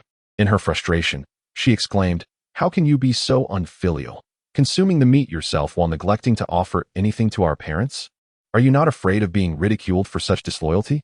Lu Jiao, thoroughly annoyed, glared at Xiaolan and commanded, Leave at once. Xiaolan, having failed to procure wild boar meat, was unable to leave and began to hurl invectives with a mouth unclean. You two ungrateful wretches, feasting on meat while denying your parents even a sip of broth. I shall go out and reveal to everyone how you treat your own mother and father. Lu Jiao, weary of conversing with such a shameless creature, approached Xiaolan and seized her hair, dragging her towards the door. You wish to inform everyone that we are ungrateful? Come, let us go and proclaim it. Caught unawares by Lu Jiao's sudden aggression, Xiaolan found herself yanked by her hair, nearly tearing her scalp as she screamed in agony. Lu Jiao, you fat sow, release me at once. Let go of me this instant. She struggled, attempting to strike Lu Jiao, but her efforts were in vain. Instead, Lu Jiao retaliated with a couple of sharp slaps to the back of her head, judiciously avoiding her face. Not only was Xiaolan unable to escape, but she was also dragged outside, culminating in a beating that drove her to tears. Lu Jiao, you wretched woman, let me go. Woe is me, release me. In the courtyard, several villagers had gathered to purchase wild boar meat. Upon witnessing the altercation between the aunt and niece, they immediately began to gossip and inquire. What is transpiring here? Why is Lu Jiao striking Xiaolan? While Lu Jiao was not well regarded, neither did the villagers of Xie family village hold any fondness for Xiaolan. This woman, clearly from humble origins, was dark, thin, and unattractive. Yet she adorned herself with makeup and, most notably, possessed a haughty demeanor, believing herself to be the sister of a scholar, disdainful of common folk and aspiring to marry someone from the town. In the key town, she still demanded not only people and money, but also a considerable dowry. Given her unattractive appearance, who in the town would want her? Consequently, at the age of 17, she remained unmarried, often speaking with a sharp tongue. When she was beaten, the onlookers felt she deserved it. However, a few stepped in to mediate. Yunjin's wife quickly let go. What is happening here? Lu Jiao released her grip at the opportune moment, pointing at the fallen Xiaolan and addressing the people in the courtyard. This shameless person came here, demanding that I send a hind leg of a pig to her. Upon hearing this, Xiaolan cried out, It's for my parents, not for me. As a daughter-in-law of the Xie family, it is only proper to send a hind leg of a wild boar to my in-laws. You open your mouth for a hind leg of a pig, yet you do not think to bring money to treat your brother's injuries. Today, I, Lu Jiao, declare that you shall not expect to receive anything from our family in the future. Xie Yunjin is gravely injured, and our family has a severely ill patient and 4 young children. We rely entirely on me to provide for them. Yet you have the audacity to come here asking for something? I am utterly ashamed. I might as well end it all. Lu Jiao's words sparked a flurry of discussion among the villagers in the courtyard, with most expressing sympathy for her. Given the severity of Xie Yunjin's injuries, the Xie couple only offered 5 taels of silver. Lu Jiao faced the daunting task of earning money to treat his wounds while caring for 4 small children. A truly formidable challenge. Lu Jiao, just wait. Sooner or later, my parents will have your brother divorce you. Lu Jiao shot her a disdainful glance. She would be more than happy for Xie Yunjin to leave her, as it would simplify matters. Many in the courtyard urged Lu Jiao to ignore Xiaolan. Grandma Air also came to persuade her, and Lu Jiao expressed her gratitude to those around her with an attitude that was extraordinarily gentle and courteous. The previous unfavorable impression the villagers of Xie family village had of her transformed significantly in an instant. At that moment, Xiehu had successfully slain the wild boar. After eviscerating it, he meticulously removed the entrails and chopped the meat into manageable pieces. Lu Jiao turned to the villagers in the courtyard and announced, The wild boar has been slaughtered. Please inform Xiehu of the quantity you desire. Lu Jiao did not place much importance on the money earned from selling the pork. If her sole aim were profit, she would have opted to deliver the wild boar to a tavern or a wealthy household in the town. Selling the entire boar would yield a slightly higher profit. However, butchering it for meat would not be particularly lucrative, merely half the price. She could not rely on this venture. Her true hope lay in the spiritual mushrooms within her space. Chapter 22. Leaving it to fate. Upon hearing Lu Jiao's words, Xiehu promptly took charge and began selling the meat. Outside, he sold with great fervor, as the common folk were in dire need of oil and meat. Thus, the fat from the wild boar was particularly sought after. Conversely, items such as pork chops, pig's feet, and offal were not in demand. Although the wild boar was sizable, the overwhelming number of people ensured that it was quickly sold out, leaving only a small portion, which Lu Jiao managed to secure for herself. This would not be sold. The portion Lu Jiao acquired weighed approximately 1 pound. It was unreasonable for Xiehu to have slaughtered a pig for her without receiving any meat in return. She presented him with the pound of pork she had taken, along with an additional 2 pounds of ribs and a pig's foot. Thank you for your assistance today. This place was the root of Xie Yunjin. If any unfavorable gossip were to circulate about him, it could easily impact his future prospects in officialdom. As for the Xie family, Lu Jiao felt no concern, for they had cast aside the severely injured Xie Yunjin. Upon seeing the meat that Lu Jiao handed to him, Xiehu immediately reached for his wallet, but Lu Jiao stopped him, saying, "Please, just take it. Otherwise, I shall never dare to ask for your help again." The second grandmother discerned Lu Jiao's true nature. This young girl was unwilling to owe favors, displaying a kind-hearted disposition. Though she wondered how she had behaved otherwise in the past, Xiehu cheerfully agreed. All right. After Xiehu departed, the second grandmother suddenly realized something. Lu Jiao had sold all the wild boar meat, leaving little in their household. "You have no meat left?" she inquired. Lu Jiao was taken aback, and upon glancing up, she noticed the 4 little ones pouting in the yard, standing there with a look of grievance. As soon as they caught sight of Lu Jiao, they promptly turned and ran away, seemingly upset. Amused, Lu Jiao turned to the second grandmother and remarked, "There is still a pig's head, spare ribs, pig's feet, and offal, essentially, items that the villagers did not want." The second grandmother sighed. "None of these are particularly desirable. They lack fat." However, Lu Jiao did not share this sentiment, for she found braised spare ribs, stewed pig's feet with yellow beans, and marinated pig's head and intestines to be quite delectable. Yet, she acknowledged the scarcity of seasonings, pondering where to procure Sichuan pepper, star anise, and fennel. "Very well. You handle these items," the second grandmother suggested, eyeing the heap with concern. "Should I call Chun-in over to assist you?" Lu Jiao shook her head. "No need. I can manage it myself." Xiehu had cleaned everything thoroughly, requiring little effort. After exchanging a few words, Grandma Air left, and Lu Jiao turned towards the east bedroom. The 4 little ones lay listlessly by the bedside. Upon seeing Lu Jiao enter, they simultaneously turned their heads to gaze at the bed, deliberately ignoring her, clearly indicating their displeasure, albeit without voicing it. Amused, Lu Jiao quipped, "Are you upset? But there's still meat, isn't there?" The Bao quickly glanced up and murmured, "That's meat nobody wanted. It's not tasty." Lu Jiao laughed. "Could my cooking possibly be unappetizing? Have you found my meals distasteful these past few days?" The 4 little ones shook their heads in unison, declaring that the meals prepared by the wicked woman were indeed delightful, far surpassing those made by the Xie family. Lu Jiao continued, "I can make these dishes exquisitely delicious, so fret not. And have you forgotten that we still have 2 wild chickens and a wild rabbit at home? Today, I shall prepare chicken soup for you." At this, their eyes lit up, and their sulkiness dissipated. Sensing their change in mood, Lu Jiao intended to leave. But upon turning, she noticed Xie Yunjin lying on the bed, his expression somewhat stiff, his body seemingly tense. Concerned, Lu Jiao approached him, asking, "What is wrong? Are you feeling unwell?" Xie Yunjin turned to look at her, opened his mouth to speak, but merely shook his head, though his demeanor still seemed off. Observing him, Lu Jiao recalled the expression he wore when he needed to relieve himself earlier. Could it be that he needed to urinate? Xie Yunjin shook his head again, yet remained silent. Lu Jiao pondered for a moment and remembered that he had been injured for several days without having a bowel movement. Could it be that he needed to defecate? "Are you feeling the urge to go?" As Lu Jiao finished speaking, Xie Yunjin's expression shifted through various shades, turning pale and then dark, oscillating between colors. Realizing the gravity of the situation, Lu Jiao recalled that she had yet to fashion a makeshift toilet from the bamboo she had gathered from the mountain. What was she to do now? She glanced at Xie Yunjin, swiftly contemplating his most pressing challenge. His concussion rendered him nearly immobile, each movement inducing intense dizziness and nausea. Although his fractured ribs and internal bleeding were also concerning, they seemed more tolerable in comparison. Perhaps I could bring in a commode, and you could support me while I attend to my needs. This was the only option available. Xie Yunjin did not refuse. He was left with no alternative.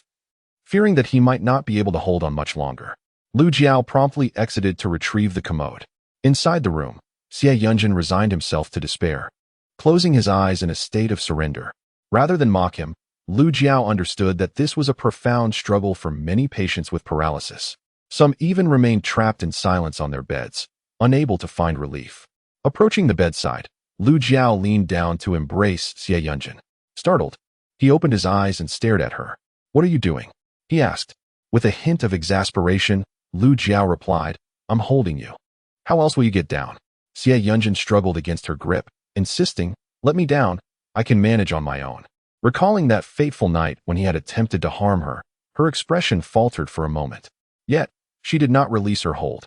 Her determination stemmed not from any ulterior motive, but from the knowledge that his injuries were severe, and any further agitation would only exacerbate his condition. "All right, stop resisting. If you keep this up, you'll faint again." If it were not for her spiritual water nourishing his physical strength, given the tumultuous events of that night, he would either be dead or utterly incapacitated. His current state is solely due to her clandestine administration of the spiritual water. As Lu Jiao pondered this, she effortlessly scooped up Xie Yunjin in a princess carry. Xie Yunjin was taken aback, confronting Lu Jiao's remarkable strength for the first time. How had he never noticed her formidable power before? Lu Jiao gently set Xie Yunjin down beside the commode, reaching to unfasten his trousers. Startled, Xie Yunjin instinctively grasped her hand, pressing his lips together tightly and casting a cold glare at Lu Jiao, as if she were a rogue with ulterior motives. Chapter 23. The Immortal's Wisdom. Lu Jiao, suppressing her frustration, quipped, "Can we expedite this process? I still have chickens to slaughter." Xie Yunjin remained unmoving, irritation evident in his voice as he retorted, "Leave. I can manage on my own." Lu Jiao glanced up at him, then at his legs, which were shattered and rendered incapable of supporting him. With her half-embrace, if she were to let go, he would surely collapse. Just as she prepared to speak, a voice echoed from outside, "Third brother, how are you?" Upon entering, Enraged was greeted by the sight of Xie Yunjin and Lu Jiao locked in an embrace. His face flushed crimson, and he instinctively stepped back. Inside, Xie Yunjin called out, "Second brother, wait." Seeing Xie Yunjin's insistence, Lu Jiao recognized his desire for independence and decided to enlist Xie Enraged's assistance instead. She then addressed him, "Second brother, could you come and lend a hand?" As both spouses called for him, Xie Enraged approached. Upon arrival, he noticed the chamber pot behind Xie Yunjin and understood that the individual merely sought to relieve himself, rather than engage in any daytime antics. Lu Jiao turned to Xie Enraged and advised, "Support him partially, allowing him to sit on the chamber pot for his convenience. Given his leg is broken, he cannot stand and must rely on your assistance." Xie Enraged immediately nodded. "Rest assured, third sister-in-law, I know what to do." Lu Jiao entrusted Xie Yunjin to Xie Enraged, stepping back as she took the 4 little ones along with her. The children, understanding their father's desire for privacy during such moments, obediently exited the room. Lu Jiao did not rush to tend to the pig entrails in the courtyard. Instead, she first slaughtered a chicken for broth. Only after that did she find time to organize the remaining items. The pig's head and feet had been meticulously cleaned by Xie Hu, while the entrails posed a greater challenge. Lu Jiao used wood ash to cleanse the pig's intestines, as she was reluctant to waste flour and salt, yet the ash proved effective. Once the intestines were thoroughly cleaned, she discreetly stored everything in her space, realizing the advantages of her storage during summer when these items would spoil quickly. In the eastern bedroom, after Xie Yunjin had finished, Xie Enraged carried him to bed, adjusted his clothing, and took the chamber pot outside to clean it. Lu Jiao wished to send some food to Xie Enraged, but as he resided in the Xie household, the offerings would hardly suffice for their family. Xie Enraged immediately waved his hand, saying, "No, there's no need for that. These are for the third brother's health." Lu Jiao chuckled, "There's plenty, and since you've allowed Dia and Arya to come over to play, I can offer them some food. Otherwise, I wouldn't have a way to bring it over. Sierra shook his head decisively. No need. They've already eaten at home. Lu Jiao cast an unhappy glance at Sierra, saying, "Second brother, are you becoming estranged from us? I was about to trouble you with a matter, but now I find it difficult to bring it up." Upon hearing Lu Jiao's words, Sierra quickly inquired, "What does the third sister-in-law need me to do?" Lu Jiao glanced at Xie Yunjin, who lay on the bed, and explained, "I have no issues caring for Yunjin, but managing his bodily functions is quite challenging. It would be greatly appreciated if you could spare some time to visit each evening." Sierra appeared bewildered. Bodily functions? Lu Jiao turned to face Xie Yunjin once more, who wore a dark expression, glaring at her with narrowed eyes. Realizing what she meant, Sierra nodded in agreement. "All right, I shall come by every evening." "Yes. Do remember to come tonight," Lu Jiao added, but Sierra was about to decline, stating that the third brother had already taken care of his needs today and that his visit was unnecessary. However, Xie Yunjin interjected, "Second brother, do come by tonight. Also, please allow Dia and Arya to come over and play with Si Bao whenever they can." Sierra held Xie Yunjin in the highest esteem, having always regarded his younger brother as clever and the most willing to heed his words. Thus, when Xie Yunjin spoke, Sierra readily consented. Very well. Xie Yunjin did not even mention the words father and mother. Sierra opened his mouth, intending to speak a few kind words for the elderly couple, but ultimately remained silent and turned to leave. In the room, Lu Jiao approached the bedside and gazed at Xie Yunjin, saying, "This afternoon, I shall go to the town to sell Ganoderma. Your medicine is nearly finished, and we have run out of rice and grains at home. Furthermore, the 4 little ones lack proper clothing, so I plan to buy them a couple of outfits." At this point, Lu Jiao paused briefly before continuing to remind Xie Yunjin, "Please keep an eye on the 4 treasures and do not let them wander around." Xie Yunjin squinted at the woman by the bed. They shared the same round face. Yet she radiated warmth and clarity at this moment. Her words inspired no trace of annoyance, and in his calmness, he could discern her genuine concern for the 4 children, a care that was sincere and heartfelt. Xie Yunjin found it perplexing how one individual could possess 2 contrasting visages. He could not help but furrow his brow, responding softly, After his reply, he suddenly recalled Lu Jiao's earlier remarks, reflecting on how her past madness stemmed from unrequited love. However, as this thought arose, he swiftly dismissed it. The woman's confidence in her gestures was deeply ingrained. Her every action revealed a refined upbringing that could not have been imparted by an ordinary villager. Xie Yunjin believed that even the young ladies from the county could not match her poise and demeanor. Thus, he concluded that this woman could not possibly be the original her. In the room, after Lu Jiao finished speaking with Xie Yunjin, she turned and exited. He watched her retreating figure, composed and graceful, neither servile nor arrogant. He gazed at the retreating figure, suddenly convinced of a singular truth. This woman was not Lu Jiao. But who was she? Xie Yunjin pondered incessantly, until a flash of inspiration illuminated his mind. He recalled an extraordinary tale he had once encountered, of a fool in a certain land who, upon awakening one day, not only regained his wits, but became remarkably intelligent, ultimately passing the imperial examination. The locals referred to such individuals as ones touched by celestial beings. Upon reflecting on this, Xie Yunjin wondered if Lu Jiao, too, might have been possessed by some wandering spirit. Chapter 24. Bamboo Dragonfly. As he contemplated, a memory surfaced, Lu Jiao's earlier injury, when her forehead bled. It seemed that from that day forth, her behavior had become peculiar. Thus, it was entirely plausible that the Lu Jiao before him was not the original. The thought of this possibility darkened his brow, and a flicker of cold disdain ignited in his dark eyes. Yet, he soon realized that the current Lu Jiao did not exhibit the same ferocity as before. On the contrary, she seemed devoid of malice, showing genuine care for them, particularly the quadruplets. As these thoughts settled within him, he found a measure of relaxation, though his heart remained vigilant. Even if she bore no ill intentions now, one could never be certain of her future motives. He resolved to remain observant. Should her heart continue to be untainted, he might indeed allow her to live. With these reflections, he allowed his eyelids to grow heavy. Outside, Lu Jiao remained unaware of his musings. She busily gathered bamboo and tree sap to fashion a makeshift chamber pot for Xie Yunjin. The quadruplets watched her with curious eyes. Noticing the little ones had little to occupy themselves, she deftly crafted 4 bamboo dragonflies. "Here, these are bamboo dragonflies for you to play with," she said, presenting them with a smile. The four little ones gazed curiously at the bamboo dragonfly in her hands. With a deft motion, Lu Jiao rubbed the dragonfly, and it soared into the air. The quadruplets watched with sparkling eyes, their tiny faces alight with excitement as they focused on the bamboo dragonfly that floated high above before eventually descending. You can compete to see whose dragonfly flies the highest, she suggested. At this moment, the little ones were no longer fearful of Lu Jiao. They reached out eagerly to take the dragonfly, and soon they were playing with it in the courtyard, laughter echoing in the once desolate space. As Lu Jiao crafted a makeshift toilet, she observed them, contemplating her plans for the afternoon to sell Lingji and the items she would need to purchase.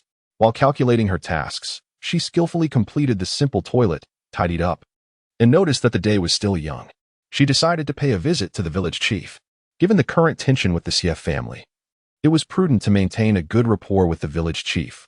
With this in mind, Lu Jiao selected a pig's trotter and retrieved the wild rabbit she had caught the previous day, placing it in a basket and covering it with a piece of cloth.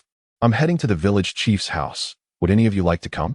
She inquired of the four little ones, who were enjoying their playtime. Upon hearing her words, the children glanced at each other swiftly. Bao, Sanbao, and Sibao felt a twinge of interest, while Daba, being the most sensible, shook his head. I'll stay with Dad. Bao, Sanbao, and Sibao echoed his sentiments, quickly shaking their heads as well. We'll stay with Dad. Lu Jiao did not press the matter further, preparing to leave with her basket. However, little Sibao glanced at his three brothers and suddenly dashed out, running towards Lu Jiao and grasping her hand. Lu Jiao was taken aback, looking down at him as he blinked with his big eyes, earnestly gazing up at her. Lu Jiao chuckled. Are you wishing to accompany me to the village chief's house? Little Sibao swiftly cast a glance at his three elder brothers before nodding vigorously, indicating his desire to join her. Lu Jiao did not refuse, replying, Very well, let us go out for some fun. Upon witnessing Sibao's eagerness, Bao and Sanbao immediately expressed their displeasure, exclaiming, Brother, look at Sibao. Bao glanced at Lu Jiao and then at little Sibao, reasoning that the cunning woman would not betray Sibao. Thus he nodded and said, If he wishes to go, let him go. As he finished speaking, he turned to Bao and Sanbao, adding, You may also join. I will stay with Father. Upon hearing this, Bao and Sanbao were tempted. They too longed for some adventure, but leaving their elder brother alone felt somewhat inappropriate. Meanwhile, Lu Jiao paid no heed to the commotion behind her, leading little Sibao out of the fenced yard. In their urgency, Bao and Sanbao disregarded their elder brother and hurriedly chased after them, exclaiming, I want to go too. I wish to join. In her previous life, she had not even encountered a man, let alone have children. So seeing a child resembling herself was rather intoxicating. Bao and Sanbao laughed heartily, but felt a pang of guilt towards their elder brother, glancing back. Bao had already turned and walked back into the house, prompting Bao and Sanbao to hastily follow Lu Jiao. The four of them made their way to the village chief's residence. Village chief Xie Fuguwei, of the same generation as Xie Yunjin, had two sons and a daughter. Known for his fairness and enjoying a good reputation in Xie family village, it was revealed that Xie Yunjin had not sustained severe injuries, and Xie Fuguwei held great hopes for him. Should Xie Yunjin one day leave Xie family village and attain an official position, it would undoubtedly lead to prosperity for their village. He never imagined in his dreams that Xie Yunjin would suffer such grave injuries. Xie Fuguwei felt even more heartbroken than Xie Yunjin's own parents. However, with the situation as it stood, Xie Fuguwei found himself powerless. Conversely, due to the actions of the Xie Laojin family, he felt a profound sympathy for Xie Yunjin. Upon seeing Lu Jiao visit, he inquired with genuine concern, Yunjin's wife, is there something troubling you? If you are facing any difficulties, do not hesitate to share them with me. I shall see if I can assist you. Lu Jiao smiled and shook her head, responding, Village chief, there are no troubles. It's just that I have troubled you quite a bit before and have been unable to reciprocate. Today, I have some leftover pig's feet from the wild boar I hunted, and I would like to present them to you. I hope you will not find them unworthy. Village chief, sister-in-law, you ought to know that I can venture into the mountains to procure game, so this truly is not a valuable offering. If Yunjin desires it, I can obtain more. Please accept it. Otherwise, I would feel embarrassed to ask for your help in the future. Xie Fuguwei and his wife exchanged glances, and ultimately, Xie Fuguwei turned to Zhang and said, Then let us accept it. See if we have any vegetables at home to share with her, as they currently have none. Lu Jiao did not refuse, fearing that their refusal would lead to awkwardness. Zhang took a basket to the kitchen and soon discovered a wild rabbit, exclaiming in delight. Xiaofugui stepped outside, slightly irked, asking, "What is all the commotion?" Zhang emerged, holding the injured rabbit, exclaiming, "Yunjin's wife has also sent a rabbit." In the courtyard of the Xief family, Xiaofugui's 2 young grandsons rushed over, cheering, "A rabbit! Such a plump rabbit! Now we can have some meat." They had previously purchased wild boar meat, and now with the addition of rabbit meat, their joy knew no bounds. Upon observing the visage of her grandson, Zhang contemplated retaining him, yet felt it was somewhat inappropriate. She glanced towards Xiaofugui, and just then, Lu Jiao emerged from the room, smiling as she spoke. "If the village chief and my sister-in-law feel a sense of obligation, perhaps they could send a bit more vegetables my way, as our household is currently in dire need of them." Chapter 25. The fault finder. Zhang immediately responded with a smile, "Certainly." She turned to place the rabbit in the kitchen and took the basket to the vegetable garden to gather produce. In front of the main room, Xiaofugui inquired with concern about Xie Yunjin's condition, and with earnest gravity, he addressed Lu Jiao, saying, "Although Yunjin has endured such great tribulations, it does not signify that he cannot rise to prominence in the future. The physician from Baoa Hall has indicated that surgery is a viable option for his leg. Thus, you must treat him well. When he finally attains success, you shall also share in the blessings." Upon hearing Xiaofugui's words, Lu Jiao twitched her lips. She held no expectations of enjoying a life of ease, as long as he refrained from settling scores with her. However, through his remarks, she discerned the lofty hopes Xiaofugui harbored for Xie Yunjin. Despite his grievous injuries, he still clung to anticipation. "I understand, village chief." In the courtyard, Xiaofugui's 2 grandsons, Datu and Mao Mao, fixated on the bamboo dragonflies held by the triplets. Lu Jiao turned to the triplets, saying, "Bao, Sambao, Sibao, why not let your brother play with the bamboo dragonfly for a while?" The triplets immediately frowned in discontent. It was their very first toy, and they were reluctant to share it with anyone. Yet, under Lu Jiao's formidable presence, they dared not refuse, though their small faces were etched with reluctance. Lu Jiao gently remarked, "Toys are meant to be shared with friends. In the future, when Datu and Mao Mao have something good, they will play with you." The 3 little ones finally consented, and soon the children were playing joyfully together, filling the courtyard with delightful laughter. Xiaofugui observed this scene and turned to Lu Jiao, noticing that she seemed transformed. The woman who once appeared to be a quarrelsome shrew had now become an entirely different person. Could it be that her husband Yunjin's misfortunes had inspired such a change? This was the only conclusion Xiaofugui could draw, yet he felt a sense of comfort in it. He had heard that Yunjin's wife was literate and adept at teaching children, which meant that their children could play together in the future. While Xiaofugui was lost in thought, Zhang entered with a basket of vegetables. "Yunjin's wife, once you finish eating, come to my house to pick some. My vegetable garden is overflowing, and if not harvested, it will spoil." After passing the basket to Lu Jiao, she suggested, "I see your courtyard is rather empty. You could plant some vegetables." Lu Jiao immediately nodded. "I was thinking the same. This afternoon, I plan to go to the town to see if the blacksmith has any hoes for sale, so I can cultivate the front and backyards for growing vegetables, making it convenient for meals." Zhang agreed. "Indeed, that makes perfect sense." As she spoke, she recalled that her ox cart would head to the town in the afternoon and added, "My ox cart will be going to the town later. You should come along." Xiaofugui also directed his gaze at Lu Jiao, saying, "You should come later and ride with Tiniu's cart to the town, saving you the extra trip." Xie Tiniu is the eldest son of Xiaofugui, and it is he who typically transports people to the town with his ox cart.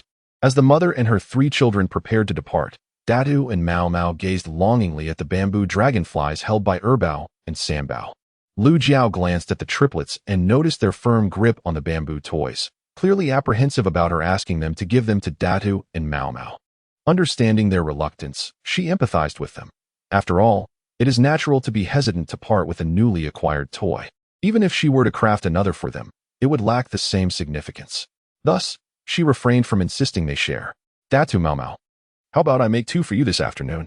Lu Jiao initially intended to say that Sammei would create them, but upon considering the familial hierarchy, she realized with a start that Datu and Mao Mao would have to address her as 3rd grandmother. A wave of embarrassment washed over her at the thought of being so young and already being regarded as a grandmother, prompting her to quickly change the subject.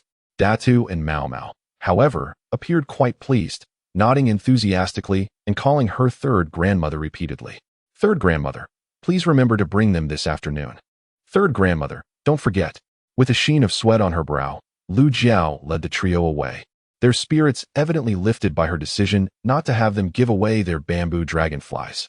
As they walked, many greeted Lu Jiao, and she reciprocated each salutation courteously. However, among the well-wishers, there were those who harbored discontent towards her, casting sour remarks. Oh, look at the scholar's wife, off to deliver gifts to the village chief. TSK. While her own parents go unacknowledged, she bestows favors upon others, such an ungrateful wretch. Lu Jiao turned her gaze towards the source of the comment, recognizing it was Luo Hohat, a villager who had never seen eye-to-eye with the original owner of her body, due to her own conflicts with Lu Jiao's mother. In her youth, Luo Hohat had set her sights on the father of the original protagonist, only to be outmaneuvered by the protagonist's mother. Consequently, Luo Hohat and the protagonist's mother became akin to sworn enemies. Eventually, Luo Hohat married into Zaijiakan. Initially, this incident seemed to fade into the past. But fate had other plans as the original protagonist also wed into Zaijiakan, becoming the wife of the village's sole scholar. This infuriated Luo Hohat, who became increasingly caustic in her remarks towards the protagonist, who, in turn, did not shy away from retorting. Whenever Luo Hohat sought to provoke her, the protagonist would respond with sharp words, leading to a steadily deteriorating relationship between the two. Upon gaining insight into Luo Hohat's character through her memories, Lu Jiao could not help but respond with irony, noting that historically, unkind fathers often bore unfilial sons. For elders to earn respect and filial piety from their juniors, they must first embody the qualities of a true elder. Throughout her life, Lu Jiao had never heard of parents casting out their severely injured child. Indeed, Aunt Hohat belonged to this category of individuals, rendering her incapable of understanding their sentiments. After Lu Jiao finished speaking, she led Sanbao away, leaving behind an enraged Luo Hohat, who hurled insults. You fat hag, thinking you've ascended to the heavens just because you married a scholar, pretending to be virtuous while shamelessly stealing another's man. After her tirade, she turned and headed towards the home of Xie Laojian. Chapter 26. 2 Calculating at Xie Laojian's home. Wan Shi had previously sent her daughter to Lu Jiao's residence to procure pig trotters, but when her attempt failed, Wan Shi erupted in a fit of rage at home. Unexpectedly, Luo Hohat arrived, adopting a similar vitriolic tone, prompting Wan Shi to unleash another round of fierce invective in the yard. The eldest daughter-in-law, Chen Lu, and the youngest daughter, Xie Lan, occasionally chimed in to support her. In the yard, Xie Laojian, unable to tolerate the commotion any longer, intervened, which finally brought the matter to a close. For lunch, they dined on scrambled eggs with leeks, while chicken soup and brown rice. This morning, Lu Jiao soaked the brown rice, resulting in a pleasant texture when cooked. The 4 little ones ate with great satisfaction, chattering excitedly about their visit to Xie Fugui's home, filling the room with vibrant energy. In the corner, Xie Yunjin observed this scene, feeling an involuntary softening in his heart. When he turned his gaze back to Lu Jiao, the coldness in his eyes faded somewhat. As Lu Jiao fed him, she gently shared stories about the village. It seemed that the families in the village were not faring well. In the presence of Lu Jiao, Xie Yunjin was devoid of the previous harshness. His animosity had been directed towards the old Lu Jiao, but this new version was unmistakably different, causing the resentment within him to diminish significantly. Xie family village was nestled against the mountains, the air saturated with moisture, leading to poor harvests and difficult living conditions. He had once been determined to excel, dreaming of passing the imperial examinations and securing a position to benefit his village. Yet, fate had dealt him a cruel blow, leaving him severely injured and forever unable to rise above his circumstances. As these thoughts consumed him, a wave of bitterness washed over him, making even food unappetizing. Noticing his lack of appetite, Lu Jiao offered him half a bowl of chicken soup. While she tidied up the dishes, she spoke slowly and thoughtfully. If there were an opportunity to improve their lives, would you consider pursuing it? The mountains surrounding Xie family village were abundant with medicinal herbs, many of which were aged but unknown to the villagers, rendering them hesitant to harvest. If she could teach the villagers to identify these herbs, they could venture into the mountains to gather and sell them, undoubtedly improving their livelihoods. Certainly, her actions were aimed at accumulating fame for Xie Yunjin and the 4 young ones. Having already strained relations with the Xie family, it was only natural for her to cultivate good ties with other members of the Xie clan. Yet, One wonders if Xie Yunjin harbors any genuine intention to improve the villagers' lives. As Lu Jiao's words hung in the air, Xie Yunjin abruptly lifted his gaze to fixate on her, his eyes brimming with curiosity. Do you possess any effective solutions? As the moment pressed on, Lu Jiao found herself hesitating. She intended to teach the villagers about medicinal herbs, but if Xie Yunjin were to inquire how she recognized these herbs, how could she possibly respond? Noticing her silence, Xie Yunjin averted his gaze and spoke gently. Though there are some unsavory individuals among the villagers, the majority are truly good-hearted. The village atmosphere is commendable. I had long harbored the hope that once I excelled in my studies, I would aid them in finding means of livelihood and establish a clan school in Xie family village, allowing the village children to receive an education. Alas, I never anticipated that I would end up bedridden. By the end of his statement, Xie Yunjin's demeanor had grown despondent, enveloping him in an air of solemnity. Observing his state, Lu Jiao felt an inexplicable pang of guilt. Although it was not her concern, she couldn't shake the sense of remorse. She contemplated offering words of solace to Xie Yunjin. Do not worry. I promise to find a doctor to treat your leg, and you shall recover. As soon as Lu Jiao's words escaped her lips, Xie Yunjin inquired, what good methods do you have to improve the villagers' lives? Lu Jiao, caught off guard, casually replied, there are abundant medicinal herbs on the mountain. I can teach them. However, before she could finish, she realized she had fallen into Xie Yunjin's cunning trap. He had first portrayed himself as a pitiable figure, only to suddenly shift the conversation, leaving her unprepared. Lu Jiao glared at Xie Yunjin in frustration. Realizing why he had become the villain in the story, his cunning was unparalleled.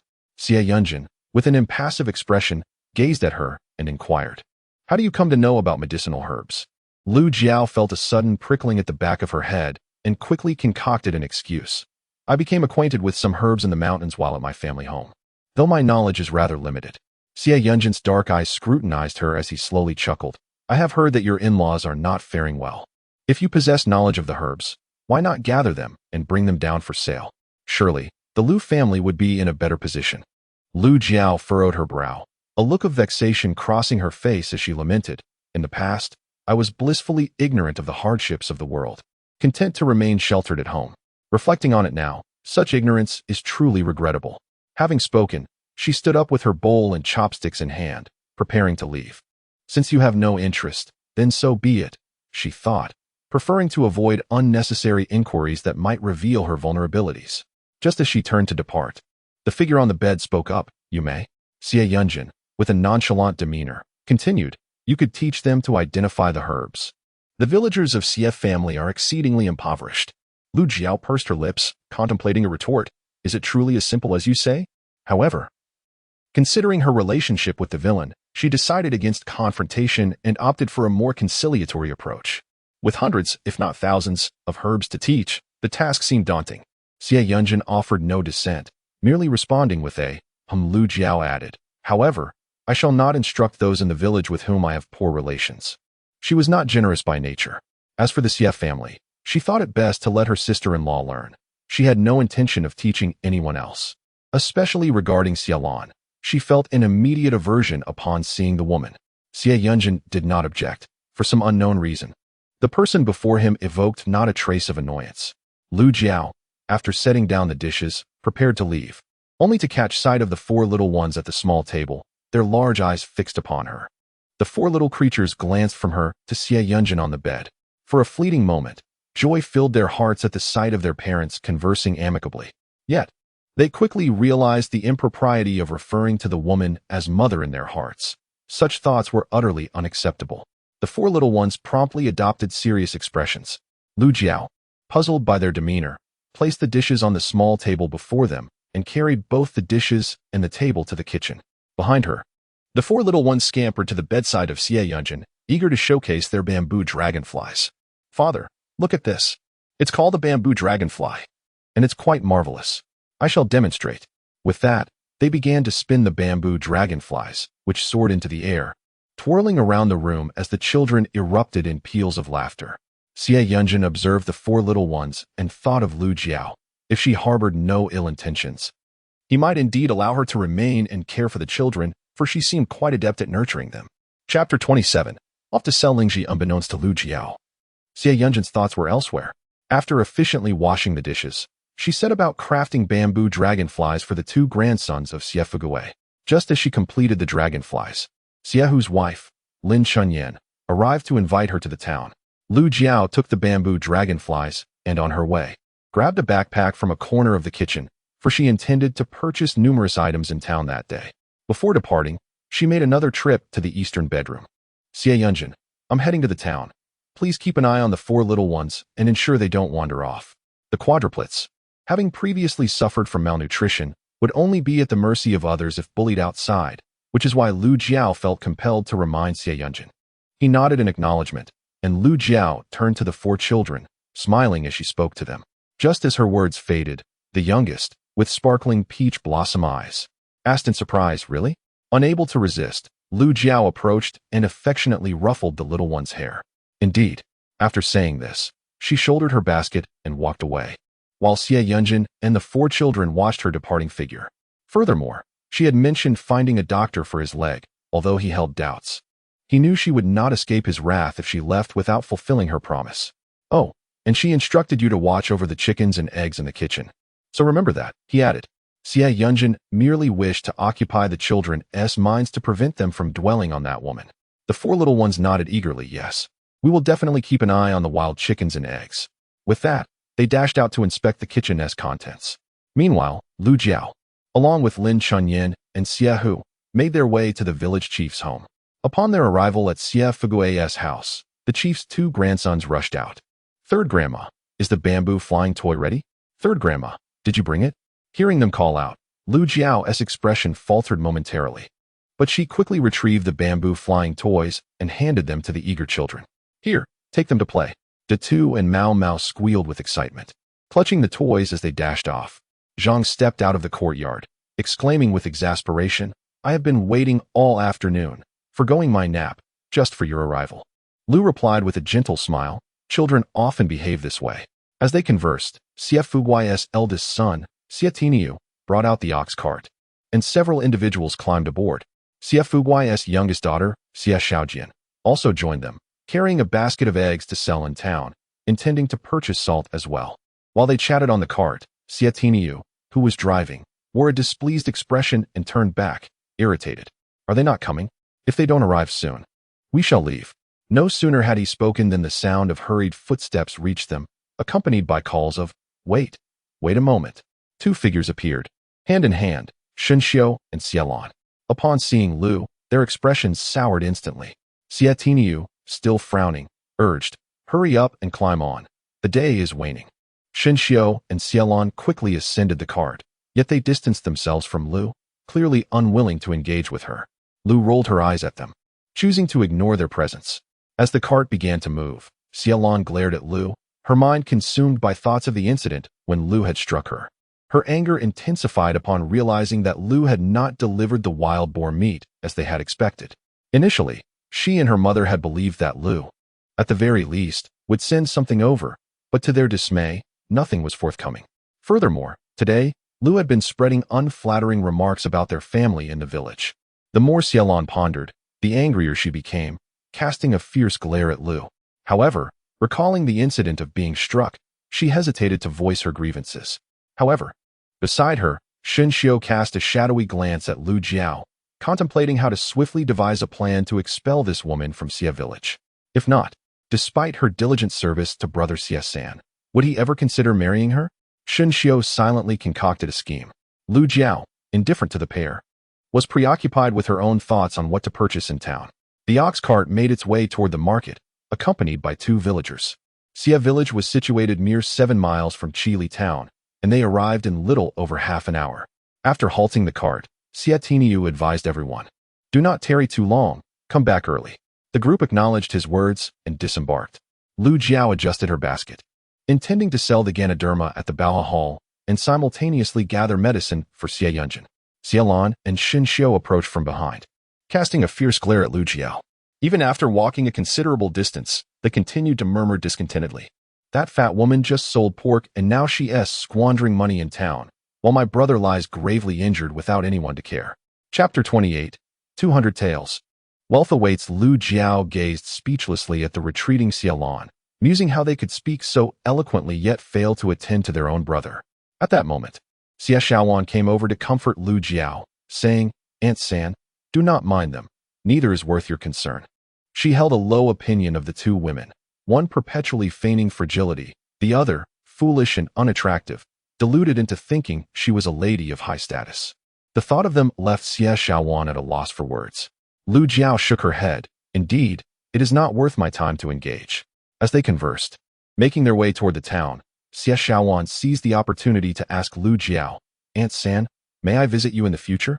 After Xie Xiaojin's inquiry, she felt somewhat anxious. Although the villagers did not openly accuse her of bringing misfortune to her husband, they maintained their distance from her whenever she ventured outside, as if her presence could bring them harm. Consequently, she found herself hesitant to leave her home.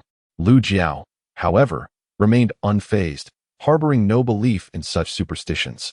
"That's fine," Xie Xiaojin replied, her eyes sparkling with newfound determination. "From now on, I shall visit Aunt San whenever I have the chance." The two conversed briefly before parting ways. Xie Xiaojin intended to sell eggs and purchase salt, while Lu Jiao headed to Baohetang to sell Ganoderma. As they bid each other farewell, Lu Jiao embarked on her journey, taking in the sights of Chili town. Although the town was not particularly large, it bustled with activity. Besides the shops lining the streets, myriad vendors filled the area, as many nearby villagers, lacking substantial wealth, brought their wares to sell. This influx of goods lent the town a lively atmosphere.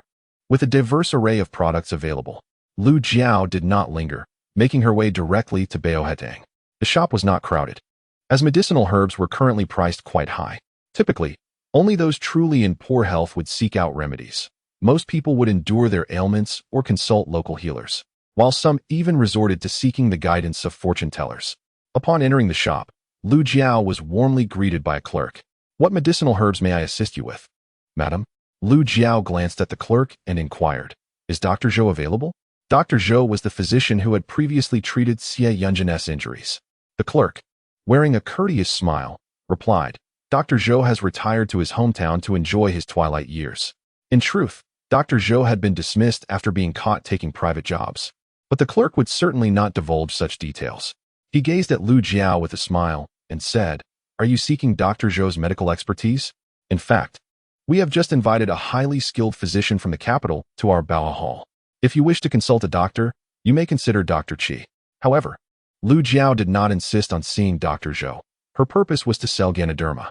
As for the prescription left by Dr. Zhou, she could simply procure the medicine according to it. "I come to sell medicinal materials. I wonder if your Bao Hall accepts such goods?" Lu Jiao tilted her body slightly, revealing the basket on her back. The attendant, unfazed by her lack of interest in purchasing medicine, continued to greet her with a warm smile. "We do accept such items. May I inquire what you wish to sell?" Lu Jiao glanced around the shop and lowered her voice, saying softly, 50-year-old Ganoderma. The attendant was momentarily taken aback, but quickly raised his gaze to Lu Jiao and replied, "Please hold on. I will fetch the manager to discuss this with you." 50-year-old Ganoderma is exceedingly rare, a prized commodity, and he could not make decisions regarding its value. Lu Jiao waited outside with her basket. Bao Hall was a well-established brand with a spacious shop and a comprehensive range of medicinal materials. She recalled her intention to purchase Sichuan pepper and star anise, which, according to ancient texts, were considered medicinal in ancient times. She wondered if the shop had any. As she pondered, she strolled to the counter to search carefully. But since the labels were written in traditional characters, she could hardly recognize them and was unsure if they contained Sichuan pepper and star anise. Although there were few patrons in Bao Hall, each one discreetly scrutinized Lu Jiao, for her figure was notably ample in this impoverished era, where most individuals appeared gaunt and emaciated. Lu Jiao, however, had cultivated a physique that was quite plump, drawing considerable attention. Nevertheless, her demeanor remained composed, betraying no hint of self-doubt. A clerk from Baohetang soon emerged, addressing her, "Madam, the shopkeeper requests your presence." Surprised, Lu Jiao raised an eyebrow but felt no trepidation regarding the shopkeeper's intentions. With her considerable strength, medical knowledge, and the advantage of a concealed space, she was unperturbed by potential schemes against her. The front of Baohetang comprised 4 storefronts, leading to a spacious courtyard where numerous medicinal herbs were drying, and others were busy preparing pills. At the far end stood a small building, where, in the central hall, 3 individuals were engaged in conversation. Upon her arrival, All three turned their attention towards her. One was a middle-aged man clad in a gray long coat, exuding a benevolent aura, accompanied by two strikingly handsome young men. One of them bore a gentle expression, his smile apparent even before he spoke, fostering an immediate sense of familiarity. The other possessed refined features, his demeanor cool and dignified, radiating an innate air of nobility that suggested a distinguished background. Before Lu Jiao could utter a word, the aloof and regal young man spoke coldly. "Are you the one selling the 50-year-old Ganoderma?" Lu Jiao nodded. Placing her basket down, she retrieved the Ganoderma and presented it upon the round table before them. The warm-featured young man reached out to accept the Ganoderma, and soon, with a gleam of delight in his eyes, he turned to the man beside him, exclaiming, "Ling Feng. This is indeed 50-year-old Ganoderma, of superior quality, such a rarity." Zhao Lingfeng raised an eyebrow, his gaze distant as he inquired of Lu Jiao, "How much silver do you intend to sell it for?" Although Lu Jiao was unaware of the price of the Ganoderma, she instinctively understood that it must be considerable. Thus, she remarked, "You assess the value. If the price is unsatisfactory, I can take it to the county for sale." Zhao Lingfeng's expression darkened slightly, surprised that this rustic woman possessed some shrewdness. However, he had no intention of deceiving her. A 50-year-old Ganoderma of good quality was rare, and he had no need to take advantage of her. 200 taels should suffice. Even if you were to sell it in the county, that would be the maximum price. Of course, if you were to take it to the capital or the provincial city, the price would differ. Lu Jiao contemplated for a moment and deemed this amount quite reasonable, for she had no time to venture to the provincial city or the capital. "Very well. Let us settle on 200 taels. I still need to purchase some medicinal materials. We can tally the accounts afterward." Zhao Lingfeng nodded and turned to the middle-aged man beside him. "Manager Li, please attend to her." "Certainly, young master." Manager Li replied as he stood and accompanied Lu Jiao out. Even from a distance, Lu Jiao could still hear the excited voices behind her, commenting on the impressive quality of the Ganoderma and its superior efficacy compared to ordinary ones. A smile crept across Lu Jiao's lips. This Ganoderma was a product of her own space and could not possibly be of inferior quality, for it was imbued with spiritual energy. Were it not for her needs, she would never part with it, though she found the offered price quite fair. As she walked, Lu Jiao inquired of Manager Li, "Do you have Sichuan pepper and star anise in your store?" Manager Li looked at her in surprise. "Yes, madam. What do you need them for?" Lu Jiao replied with a smile, "I have my reasons." After taking a few more steps, she asked, "Do you have gypsum as well?" In ancient times, gypsum was also utilized as a medicinal substance. It remains uncertain whether Bao Hutang possesses it. She contemplated using gypsum to curdle tofu. Previously, she had been considering ways to provide for the Lu family, and later thought of teaching them the art of tofu making. However, the process necessitated either brine or gypsum for curdling, and since the salt field was not nearby, she could only resort to gypsum. She was unsure if the shop had any in stock. The shopkeeper turned to Lu Jiao, finding her inquiries about such peculiar medicinal materials rather odd, as these items were seldom employed. "We do have it, madam," he replied. Lu Jiao instantly broke into a smile. Her spirits lifted as she retrieved the prescription previously written by Dr. Zhou. "Prepare 10 sets of the prescribed ingredients, and additionally, please weigh half a pound each of Sichuan pepper, star anise, fennel, and bay leaves, along with all the gypsum you have in the store." The shopkeeper was at a loss for words, bemused by her eclectic shopping list. "Madam, what do you intend to do with all this?" he inquired. "Preparing medicine," she replied. Li, the shopkeeper, looked skeptical, unable to fathom what sort of medicine could be concocted with such items. Yet, noticing her reluctance to elaborate, he refrained from pressing further. Seizing the opportunity, Lu Jiao inquired, "Does Bao Hetang accept all types of medicinal materials?" Li nodded. "Indeed, we accept all kinds, though the price for processed materials is somewhat higher, while unprocessed ones are significantly cheaper. Are you considering selling medicinal herbs?" Lu Jiao affirmed. "Yes, I hope to count on your support in the future, Master Li." The shopkeeper recalled the 50-year-old rasher mushrooms she had sold, his expression brightening considerably. "Very well." The two proceeded to the front, where the shopkeeper personally prepared the medicine for Lu Jiao, all the while subtly probing into her intentions for the Sichuan pepper and star anise. Yet Lu Jiao remained tight-lipped. The shopkeeper's admiration was palpable. Though the lady appeared plump and somewhat unwieldy, her acumen was undeniable. The total amounted to 70 taels and 60 copper coins. Rounded to 70 taels. Lu Jiao gazed at the diminished sum, sighing once more at the rarity of medicinal herbs in ancient times. "Thank you, shopkeeper Li," she expressed gratefully. With a beaming smile, she carefully stored the prepared medicines into her backpack and accepted the 130 taels in silver that the shopkeeper had calculated.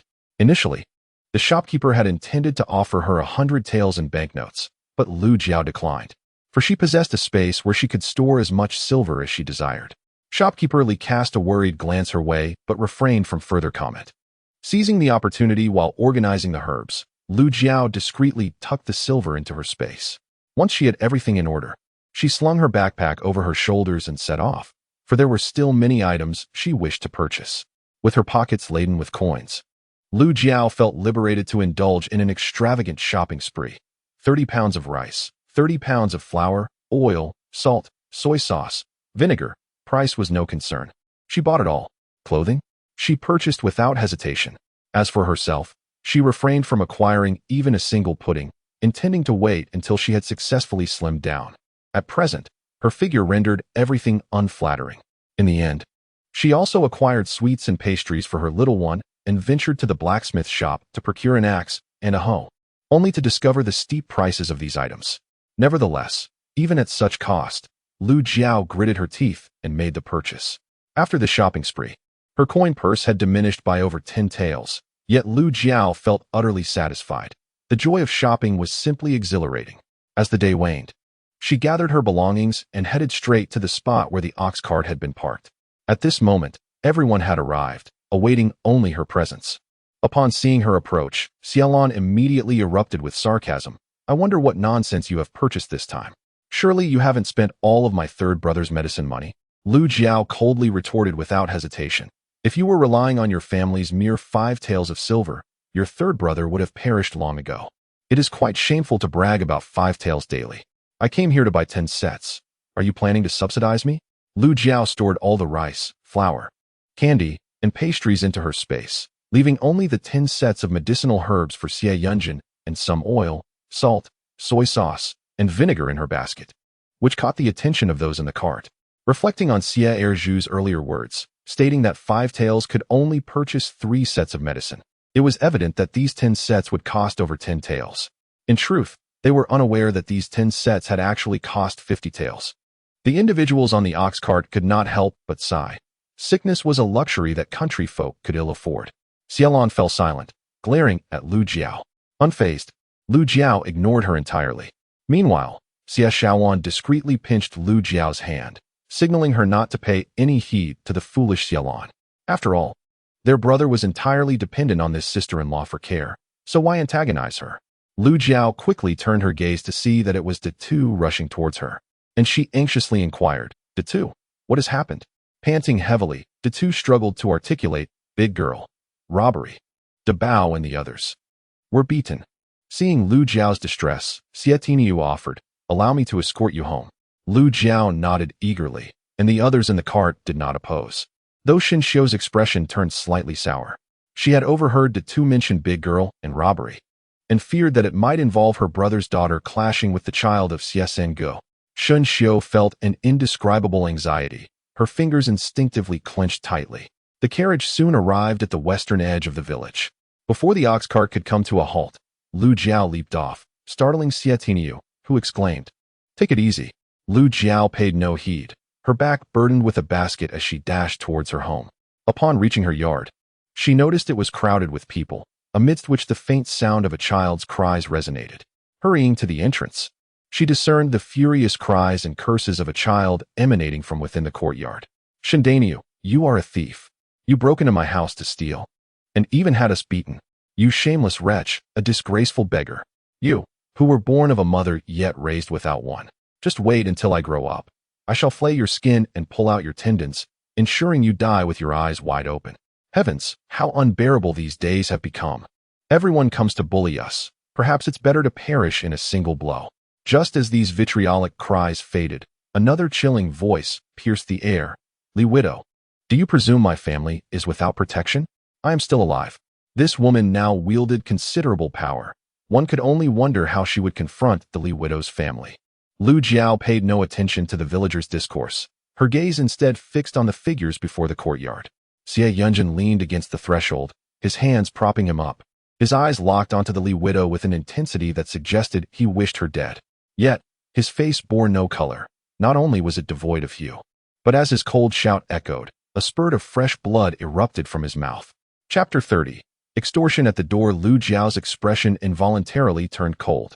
Xie Yunjin was suffering from internal bleeding in his spleen and had forcefully struggled to rise from the bed, exacerbating his injuries, which led to him coughing up blood. Upon seeing the 4 little ones standing at the gate, their hair disheveled and clothes askew, Lu Jiao noticed their tiny faces were all marked with wounds. The moment the children spotted Lu Jiao, an inexplicable sense of grievance washed over them, and they burst into heart-wrenching wails. With determined strides, Lu Jiao approached the 4 children, gently patting their heads. She then turned and moved to Xie Yunjin's side, lifting him into her arms and heading towards the eastern bedroom. Upon seeing her, an inexplicable relief washed over Xie Yunjin, though he felt dizzy and faint. Nevertheless, he mustered the strength to look at Lu Jiao and said, "Do not be polite with them." Lu Jiao was aware of her own strength, and he spoke those words intending for her to deal firmly with Widow Li's family. Understanding his implication, Lu Jiao nodded grimly. "I know what to do. You rest well. Do not worry. I shall not let them off easily." As soon as her words fell, Xie Yunjin released a breath and fainted. Lu Jiao glanced at him, realizing he had been holding on for too long and could no longer endure. Had she not been using the spiritual spring water to nurture his health, he might have succumbed much earlier. However, with her presence, it was not a grave concern. Lu Jiao's brow furrowed slightly as she swiftly administered the spiritual spring water into Xie Yunjin's mouth, this time in a larger quantity, for he was unconscious and unaware of her actions. Directly feeding him the spiritual spring water would yield significant benefits, allowing Xie Yunjin to recover swiftly. As Lu Jiao had just finished feeding, the shrill voice of Widow Li pierced through the yard. "You fat hag, this matter is far from over. Look at what your 4 little brats have done to my eldest and second daughters. You owe us money, and if you do not pay today, this will not end here. We will not let this go lightly." As soon as Widow Li's words faded, Lu Jiao heard Bao's high-pitched cries of indignation. "You harbinger of doom, old widow. Do not even think about extorting money from our family. It is reserved for our father's medical treatment. It was your eldest daughter who came to our house to steal, and she deserved the beating she received." After Bao's outburst, San Bao joined in with his own lamentations. "Oh heavens! Is there no respite for us? This life has become unbearable. Take us away, O divine powers."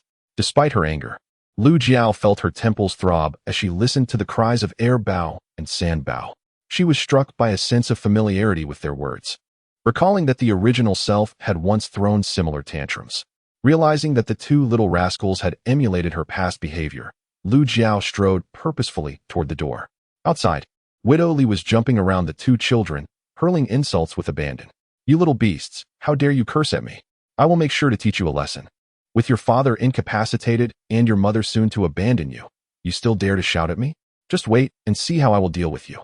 As Widow Li lunged forward to strike, she was restrained by the villagers, while the family of Second Madam stood protectively around the quadruplets, preventing Widow Li from laying a hand on them. Xie Xiaobao, filled with indignation, pointed an accusing finger at Widow Li, exclaiming, "You are nothing but a swindler. Your daughters, Denyo and Ernyo, have resorted to thievery, and you dare to justify their actions? Moreover, not only did they assault Si Bao, but your son Wang Gosheng also joined in the attack against him. Your Gosheng is already 10 years old, and he resorts to beating 4 small children. Do you not feel any shame? I certainly do." Upon hearing Xie Xiaobao's words, Widow Li leapt up in fury, cursing, "What utter nonsense! Who has witnessed my Gosheng committing such acts? Who, I ask? All I witnessed was my daughters, Denyo and Ernyo, suffering greatly from their injuries, and therefore, their family must compensate them." At that moment, Lu Jiao emerged, casting a cold smile towards Widow Li. "You expect us to pay for your daughter's injuries?" Widow Li, with a swift motion, pushed Shinxiu aside, uttering a harsh command, "Get away." As she spoke, she forcefully dragged out Shun Denyo and Shun Ernyo. If the quadruplets bore injuries, then Denyo and Ernyo were in a far worse plight. Their bodies were battered, and their faces were smeared with blood. One had lost a tooth, while the other bore a split nose, their condition utterly pitiful, barely able to stand under Widow Li's grip. Lu Jiao immediately discerned that the severity of their injuries could not possibly have been inflicted by Si Bao. The four little ones were malnourished and lacked the strength to cause such harm. Thus, it was highly probable that the Shun family was responsible for the injuries and had maliciously pinned the blame on Si Bao in a scheme to extort money. Widow Li pointed at Shun Denyo and Shun Ernyo, addressing Lu Jiao. Look at the state of my children. Their faces are injured, teeth are missing, and their eyes are swollen from the beating. How can you refuse to compensate for their medical treatment? Lu Jiao cast a glance at the two young girls, recalling how they had bullied Si Bao and subsequently faced the wrath of the Shin family. She could only think that they deserved it. Upon hearing Lu Jiao's words, De Bao stepped forward and spoke with clarity. Today, while you tasked us with guarding the house, we remained vigilant in the kitchen. To our surprise, Shin Danyu sneaked into our kitchen through the backyard. She attempted to steal our chickens and eggs, but I prevented her from escaping. In response, she called her cousin Wang Goxing and Shun Ernyu to join her. Together, they assaulted us, and despite our efforts to defend ourselves, we were outnumbered and cried out for help. This frightened them, and all three fled. Later that evening, her grandmother came demanding compensation from us. Though De Bao was still young, his articulation was remarkably proficient, allowing the onlookers to grasp the unfolding events. Many speculated on the intentions of Widow Li, suspecting that she aimed to extort money from Yun Jin's family now that they had profited from selling wild boar meat. Given the severity of Shun Danyu and Shun Ernyu's injuries, it was implausible that Si Bao could have inflicted such harm. However, Widow Li was notoriously difficult, clearly intent on extorting money from Yun Jin's household, even at the expense of her granddaughter's well-being. Concerned glances were cast towards Lu Jiao from the crowd. With a cold smile, Lu Jiao turned her gaze toward Widow Xie and spoke in a low voice. Widow Li, do tell, where exactly do you stand? Widow Li, taken aback, responded, in your house. Lu Jiao sneered, setting aside whether your children's injuries were inflicted by us. Let us consider that your 3 children trespassed into our home as thieves. They deserve to be punished. Even if they had been severely harmed, or even killed, it would still be justified. Why not inquire at the county office? If a thief is gravely injured while stealing, can they be prosecuted? Or is it merely the result of being outmatched by these 4 little rascals? Lu Jiao remarked, striding towards the Widow Li. You dare to invade another's home as a thief, and, in your shamelessness, attempt to extort? How utterly fanciful. Chapter 31. Who cannot extort money? Widow Li, a simple woman from the countryside, could hardly grasp the weight of Lu Jiao's words. Stretching her neck, she exclaimed, what nonsense. Children are merely playing. Regardless of your claims of theft, your 4 boys have left us in this state, and you ought to compensate us. As she spoke, her son, Shin Xiaoshan, leapt up, shouting, compensate. Your boys are male. We have daughters. You possess more strength, so pay us. Around the courtyard, many cast disdainful glances at Shin Xiaoshan. Being the son of Widow Li, he had been spoiled and idle since childhood, notorious in the village for his petty thievery, earning everyone's contempt. Lu Jiao's lips curled into a mocking smile as her gaze shifted to Shin Xiaoshan, her amusement growing. Historically, a child's misdeeds reflect on the parent. Your daughters, so young, already engage in theft. Your influence is quite significant. And now, after your daughter has assaulted my son, you dare to demand payment? Come, I will give you money. With that, Lu Jiao seized Shin Xiaoshan by the collar, delivering a swift kick to his knee that brought him to the ground, and then proceeded to strike him. Everyone in the yard was rendered speechless. Widow Li was the first to regain her senses, shrieking as she lunged towards Lu Jiao in an attempt to grasp her hair.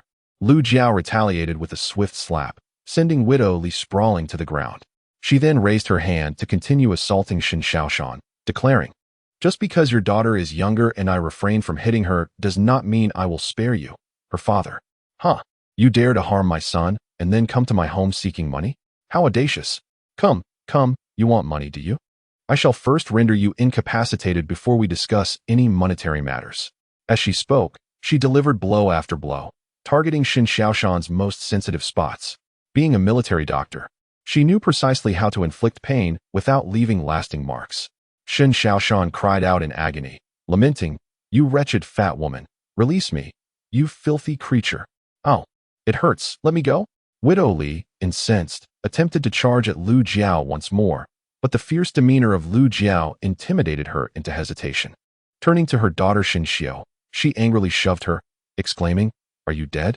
Why aren't you stopping her? Do you want to witness your brother being beaten to death? Shin Xiao, too fearful to advance, could only stand by and shout, Lu Jiao, let my brother go. Assaulting someone is against the law.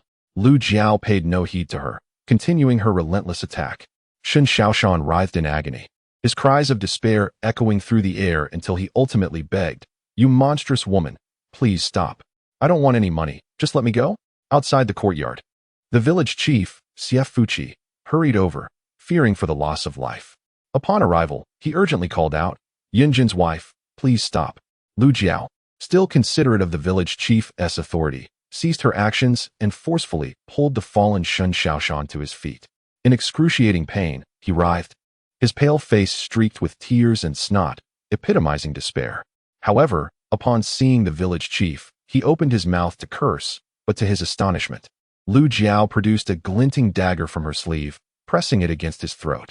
"Compensation," she demanded. "Who among us cannot extort? Come, let us see who prevails." The onlookers in the yard stood frozen, paralyzed by fear, yet a singular thought echoed in their minds. Yunjin's wife is terrifying. They glanced at Lu Jiao in her current state, contrasting it with her former self, and realized that the previous Lu Jiao paled in comparison to the fearsome figure before them. Shen Xiaoshan, gripped by terror, wept uncontrollably, pleading, "Yunjin's wife, please lower the knife. I don't want any money. I don't want any money." Village chief Xie Fuqi inquired, "What is your intention, Yunjin's wife?" Lu Jiao looked up at him and replied, "Today, the 3 children from their family trespassed into my home and ended up injuring my 4 children. To make matters worse, they came to create a scene and extort money." Yunjin, in his panic, struggled to rise from the bed, only to worsen his injuries. All the money spent previously has gone to waste. He is currently unconscious, and we do not yet know the extent of his condition. Therefore, this matter cannot simply be overlooked. The Shen family must either provide compensation or accompany me to the county office. I am eager to witness how the county magistrate will adjudicate this matter. Upon hearing this, Widow Li was taken aback as she headed to the county office. However, upon contemplating the prospect of compensation, she resolutely refused. She glared at Lu Jiao and exclaimed, "You have beaten my son to such a state, yet you expect our family to pay? We shall not compensate." Lu Jiao, brandishing the surgical knife in her hand, retorted with a cold smirk, "If you refuse to pay, then we shall go to the county office. Did you not claim that our 4 children assaulted your precious Shen sisters? The officials will easily ascertain the truth regarding whether our children harmed yours." Widow Li's face turned pale as she glanced at her 2 granddaughters and then at the 4 little ones resembling tiny chickens. It dawned on her that the situation was dire. Reluctant to part with her money, she suddenly collapsed onto the ground, wailing, "You have injured my son, and now you demand compensation? We have no money to give, none at all. Oh heavens, this is unbearable. I might as well die." Lu Jiao paid her no heed.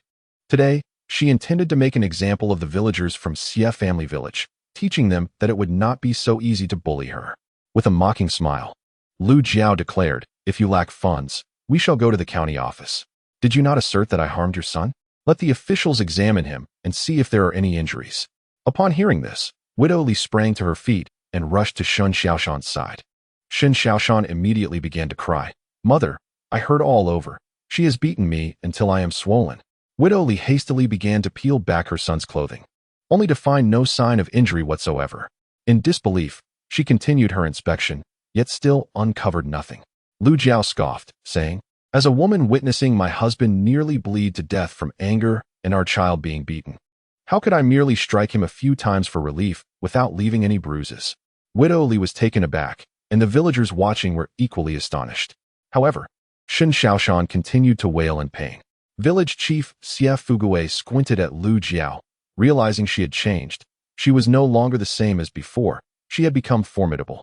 After a moment of contemplation, he discerned Lu Jiao's intention. She did not truly wish to escalate matters to the county office, but rather aimed to establish a precedent, ensuring that no one in the village would dare to harm her family in the future. Xie Fuqi thought to himself, then turned to Widow Li. Speaking in a grave tone, "You must compensate the Yunjin family." Widow Li, unwilling to acknowledge the situation, shrieked, "No compensation. We have no money. She beat my son and now expects us to pay? We are destitute." Chapter 32. Lu Jiao divides the silver. Xie Fuqi was now incensed. The moral fabric of Xie family village had always been commendable, yet there were always a few bad apples that spoiled the bunch. With a stern expression, he glared at Widow Li and declared, If there is no compensation, then you are to leave CF family village. We cannot harbor individuals like you who may corrupt the village's children. Widow Li's face turned pale at once. She wanted to protest further, but upon seeing the village chief's grim countenance, she hesitated. Should the chief decide to expel them from CF family village, where would they go? Originally, CF family village had been a sanctuary for the Xie clan, later accommodating a few outsiders, but their roots were not as deep as those of the CF family. Ignoring Widow Li, CF Fugui looked to Lu Jiao and inquired, "Wife of Yunjin, how much do you seek?" Lu Jiao squinted at Widow Li, a faint smile gracing her lips as she remarked, 1 or 2 taels of silver will suffice. The village chief ought to be aware that a single prescription for Yunjin costs over a tael, and the finest ones amount to 5 taels. This mere tael of silver cannot even procure a single remedy. She continued, "My intention is not to seize their wealth, but rather to impart a lesson, ensuring they refrain from bullying our family in the future."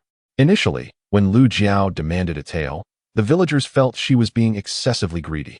However, upon hearing her point out that it was insufficient even for a prescription, they began to perceive her as benevolent.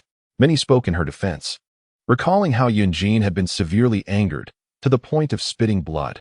Thus, 1 tael did not seem excessive. Indeed, it was hardly an exorbitant request, considering the turmoil they had caused, which would undoubtedly lead to significant expenses for Yunjin's family. Widow Li, however, remained obstinate, her face a mask of despair as she lamented, "We have no money, truly no money." Upon uttering these words, she noticed Xiaolon nearby and seized her hand, pleading, "Lon girl, you and your third sister-in-law should intercede on my behalf. Do not press your aunt for money. You are well aware of our circumstances." Listening to Widow Li, Xiaolon contemplated her relationship with Shen Xiao, recognizing this as an opportunity to cultivate a kind image. Turning to Lu Jiao, she prepared to speak. But Lu Jiao preempted her with a sharp retort, "Silence your tongue. Your presence irritates me." With that, she grasped Shen Xiaoshan's arm and stormed out, declaring, "Since your family refuses to compensate, we shall proceed to the county office. You and your mother should come to our home to extort money. Logically, you ought to be imprisoned for such actions. Indeed, it seems you have harbored a penchant for mischief in the past. Now that you have visited the county office, I shall speak to the magistrate and have your previous transgressions thoroughly investigated. Should this occur, you may find yourself languishing in prison for an additional 2 years." Shen Xiaoshan's face turned ashen with fear, compounded by the pain coursing through his body. Not a single part of him was devoid of agony. In a desperate wail, he cried out, "Mother, give her the money, quickly. I do not wish to go to the county office, nor do I want to be imprisoned." In the courtyard, a collective sigh of relief was heard, for the sight of Mrs. Yun holding a knife was truly alarming. Widow Li swiftly presented a silver tael, her expression akin to that of one who had just sacrificed a piece of her heart. Lu Jiao did not accept the money. Instead, she gestured for Xie Xiaobao to take it, and then turned her attention to the quadruplets. "Dabao, which individuals assisted you today?" Without hesitation, Dabao pointed towards the home of the second aunt, the village chief's residence, and another household belonging to the Su family, hunters in the village. Lu Jiao nodded and addressed the village chief, saying, "I shall not keep this silver. Let it be evenly divided among the 3 families." Upon hearing her words, the courtyard fell into a stunned silence, soon followed by a flurry of conversation. Is this truly happening? Why did we not think to assist the quadruplets earlier? The prospect of dividing a tael of silver among 3 families, amounting to over 301, was staggering. One could procure a significant quantity of meat with that sum. CF fucking looked at Lu Jiao and remarked, "Mrs. Yun, such generosity is unnecessary. Yunjin is in dire need of funds." Lu Jiao shook her head, replying, "I will find a way to cover his medical expenses, as the village chief witnessed earlier. I possess skills in hunting and foraging for medicinal herbs, so I need not worry about Yunjin's treatment. This money should be shared among the 3 families, as a token of gratitude for your protection of my 4 children." Upon finishing her words, she wished to say no more and forcefully pushed Shen Xiaoshan away, exclaiming, "Leave." Widow Li hastily supported her son, fearing to linger any longer, and the mother and child departed in a dejected manner. Behind them, Shen Xiaomei cast a scornful glance at Lu Jiao before turning to leave. Xiaolon, recalling Lu Jiao's earlier remarks, shot her an angry glare and followed suit. The people in the courtyard all exited, assisting the families of the quadruplets in declining Lu Jiao's offer. Ultimately, the village chief, CF Fugui, took on this responsibility and left with his group. Xie Xiaojun, however, did not depart. She remained to inform Lu Jiao, third aunt. Both uncle and the children have been injured. I will stay behind to help you prepare dinner while you tend to them. Lu Jiao glanced at the sky, noting that it was getting late and dinner needed to be prepared. However, with Xie Yunjin and the 4 little ones injured, they required immediate attention. She expressed her gratitude to Xie Xiaojun and led the 4 little ones to the main hall. Please wait for me a moment. I will fetch some rice for you, Sister Xiaojun, to prepare dinner, and then I will attend to your wounds. The 4 little ones anxiously remained in the main hall, and as soon as Lu Jiao left, they rushed into the eastern bedroom. They were already aware of their father's condition, having witnessed him spitting blood earlier. Now, standing by his bedside and observing his unconscious state, they were overwhelmed with fear, tears streaming down their faces uncontrollably. Lu Jiao entered the western bedroom and retrieved a substantial bowl of rice from her storage space, then proceeded to the kitchen to hand it to Xie Xiaojun. Xiaojun, thank you for your help. Not at all, third aunt. Please attend to your matters, Xie Xiaojun replied. Lu Jiao nodded and went outside to fetch a basin of water from the water tank, making her way back to the eastern bedroom. Before she even entered, she could hear the heart-wrenching sobs of the 4 little ones. Father, please wake up. Do not sleep. We shall no longer quarrel. From now on, there shall be no more conflicts with others, so please do not be angry. Lu Jiao entered and discovered the 4 children standing in a row, weeping and wiping their tears. She called them over. Come here, wash your faces and clean yourselves. You are in quite a state. The quadruplets turned to her, recalling how Lu Jiao had previously protected them, which fostered a sense of closeness in their hearts. De Bao hurried over and looked up at her, saying, First, you must give father his medicine. Lu Jiao fetched the only stool in the house, sat down, and addressed De Bao. I examined him earlier. He is fine, so do not worry. The 4 little ones looked at her with skepticism. Then why is he not awake? He was already injured and had been distressed, which is why he could not awaken. However, rest assured, he will be all right. Chapter 33. Lu Jiao teaches her children after speaking. Lu Jiao looked at the 4 little ones and noticed they all bore injuries on their faces and bodies. Fortunately, none were severe. They were merely superficial wounds, and due to their delicate skin, bruising occurred easily.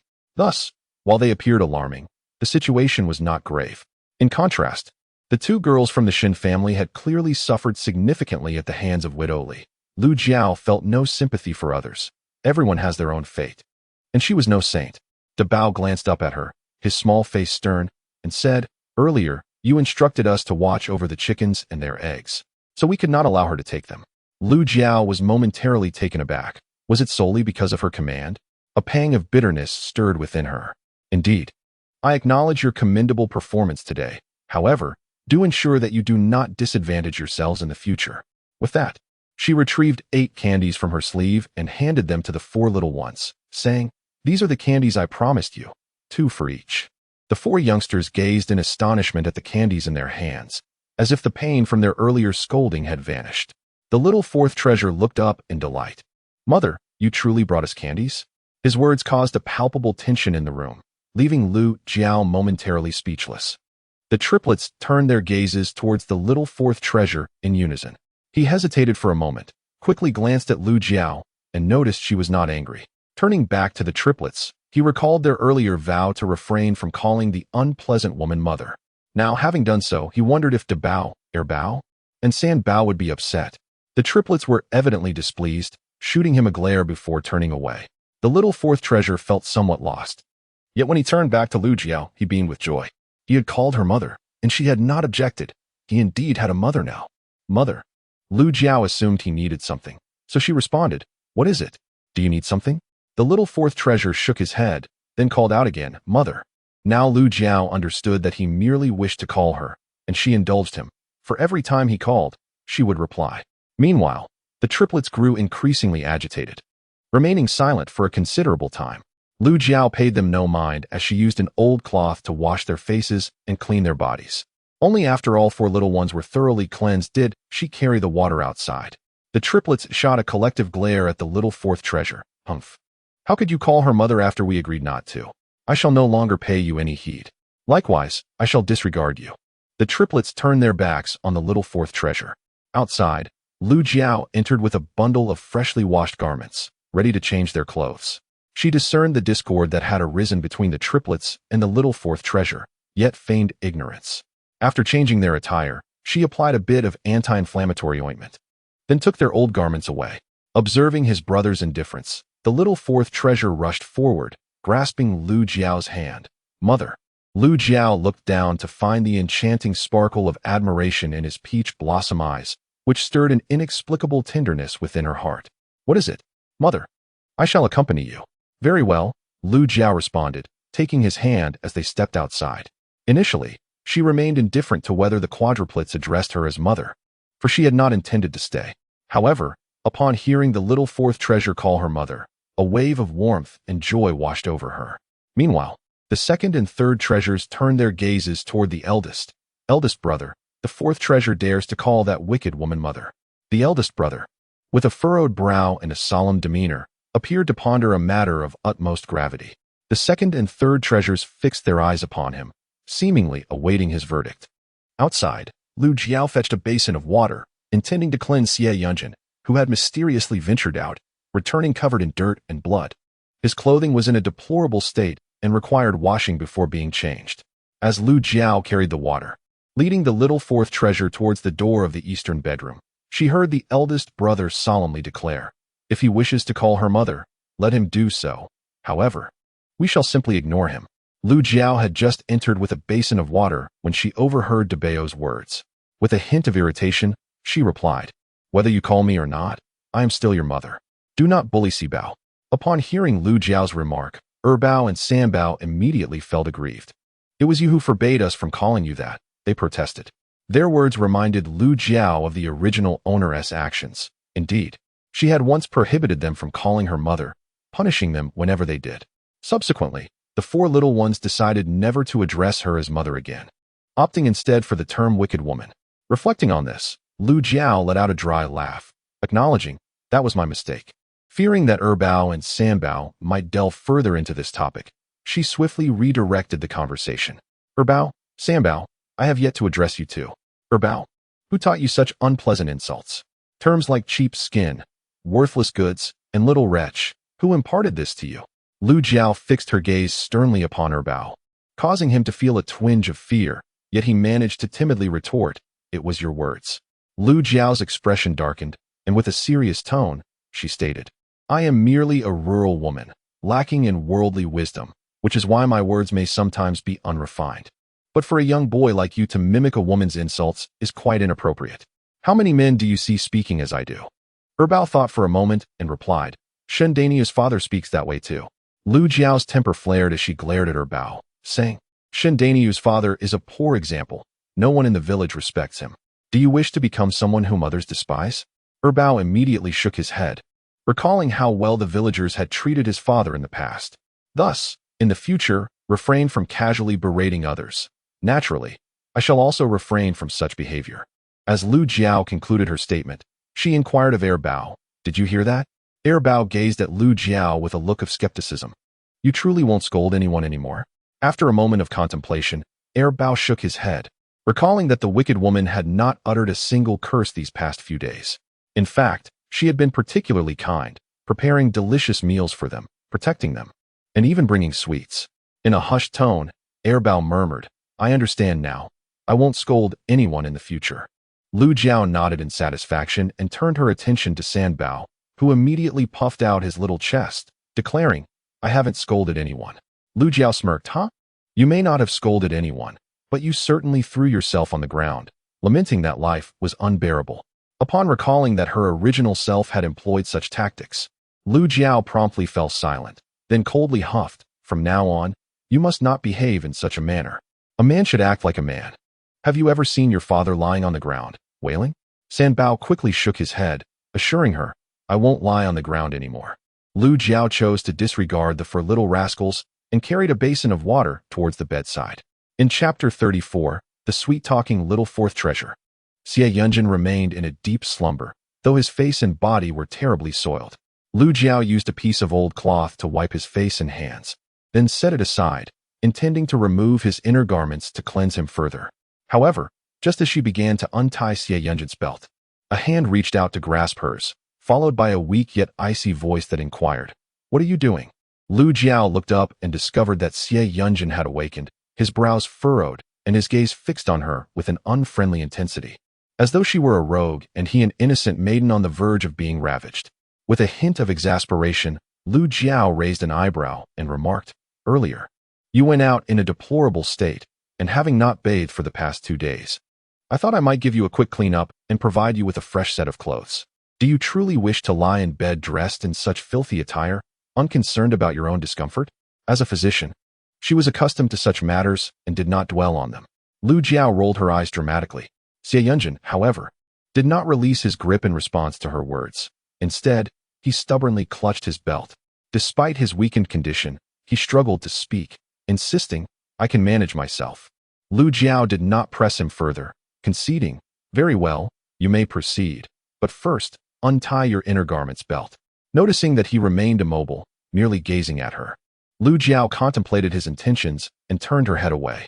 Meanwhile, Xie Yunjin sighed in relief and, with great effort, attempted to remove his inner garment. However, having previously coughed up blood, he was exceedingly weak, and his hands lacked the strength, resulting in a futile struggle. The quadruplets in the room, observing the predicament, grew anxious and rushed over, each clamoring to assist. "Father, let me help you. I can do it." Lu Jiao, exasperated, raised a hand to her forehead, pondering how to resolve the situation. Outside, the voice of Xie Erju called out, "Third brother, how are you faring?" Upon hearing his brother's voice, Lu Jiao felt a wave of relief and called out, "Second brother, please come in." Xie Erju entered the room, and upon seeing him, Lu Jiao immediately requested his assistance in cleaning Xie Yunjin. Subsequently, she proceeded to the west bedroom to fetch a set of undergarments. "Please help Yunjin change into this. It will be more comfortable," she said. Xie Erju cast a cautious glance at Lu Jiao, for he had always harbored a certain trepidation towards his third brother's wife, which had only intensified upon hearing that she had managed to handle even the notoriously difficult widow Li today, extracting a couple of taels of silver from her. Ultimately, she divided that silver among the 3 families who had aided the quadruplets, a deed that had sparked considerable chatter throughout the village. Many households lamented their decision not to assist the quadruplets, while others praised the generosity of the third brother's wife. However, upon hearing of this, his own mother scolded him for an entire hour, branding him a spendthrift. As Xie Erju pondered this, he cautiously replied, "Understood, third sister-in-law. Please, go about your business." Lu Jiao nodded and turned to leave.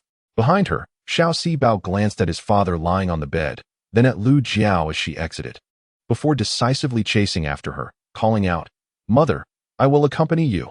"Dad," Xiao Sibao is calling the bad woman mother. "Humph, we shall ignore him, and from now on, we won't play with him or speak to him.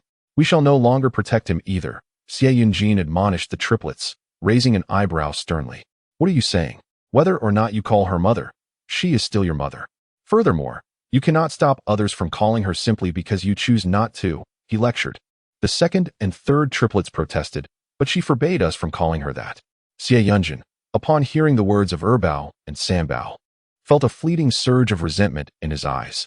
However, he quickly reminded himself that Lu Jiao was no longer the woman he once found irksome. A sense of inexplicable comfort washed over him. "Isn't she treating you well now?" he remarked. Erbao and Sambao fell silent, and Xie Yunjin, gazing at the trio of little ones, spoke earnestly. "You may not call me, and I shan't impose upon you. But do not let your displeasure arise simply because Sibao has taken to calling her mother. Remember, you are brothers." The triplets exchanged glances, then nodded in unison. "Father, we understand." Meanwhile, Lu Jiao remained oblivious to the exchange outside as she led Sibao toward the kitchen. The pig's head, trotters, and offal she had slaughtered that morning still awaited processing. Although they would not spoil in the space, it was impractical to leave them there indefinitely. Lu Jiao decided to retain the pork ribs in the space while preparing to braise the offal and trotters, though she would have to wait until after dinner to do so due to the limited availability of pots. In the kitchen, Xie Shaowan had already assisted her in preparing the rice porridge. "Auntie, the porridge is ready. Shall we serve it to the 4 little ones?" Lu Jiao nodded and moved to ladle the porridge while saying to Xie Shaowan, "You should stay and have a bowl as well. We have no vegetables for dinner, so we must make do." Lu Jiao intended to call her back, but Xie Shaowan hurried away and soon exited the courtyard of the Xie family. Little Sibao gazed in astonishment at the red bean cake. "Mother, what is this?"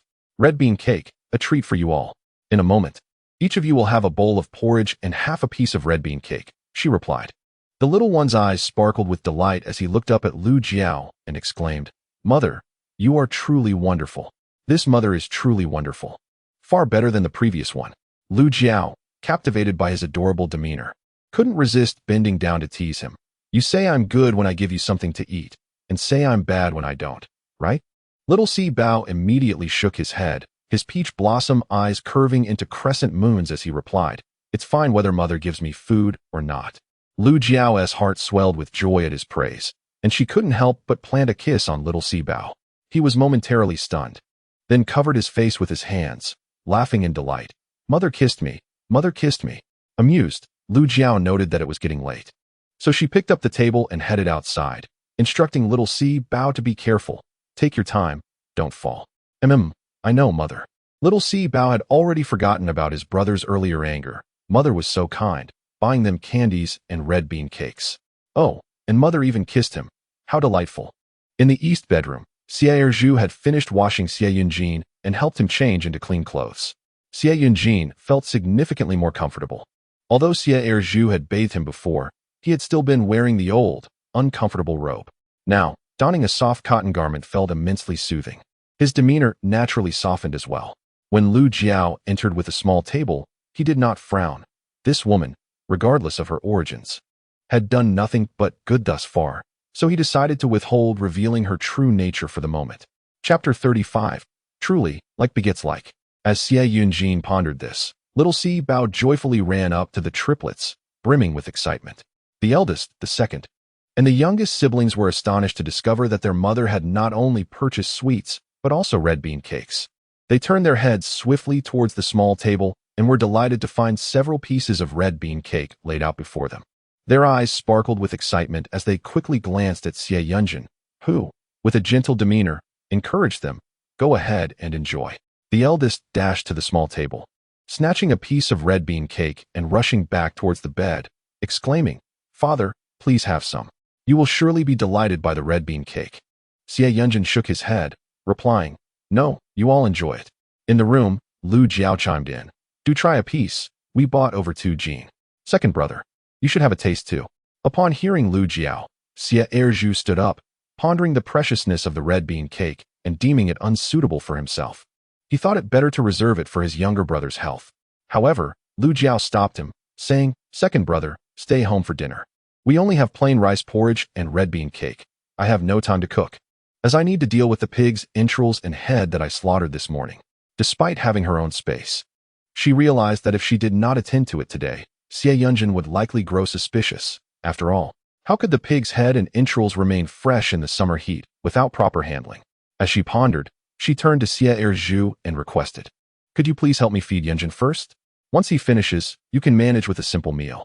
After Lu Jiao departed, her urgency to handle the pig's entrails and head was palpable, as time was running short, and she needed to prepare 2 pots of braised dishes that day. In the back room, Xie Yunjin glanced at the small table, which held 6 bowls of porridge, indicating that one was set aside for Xie Erju. He then said, Second brother, please eat first.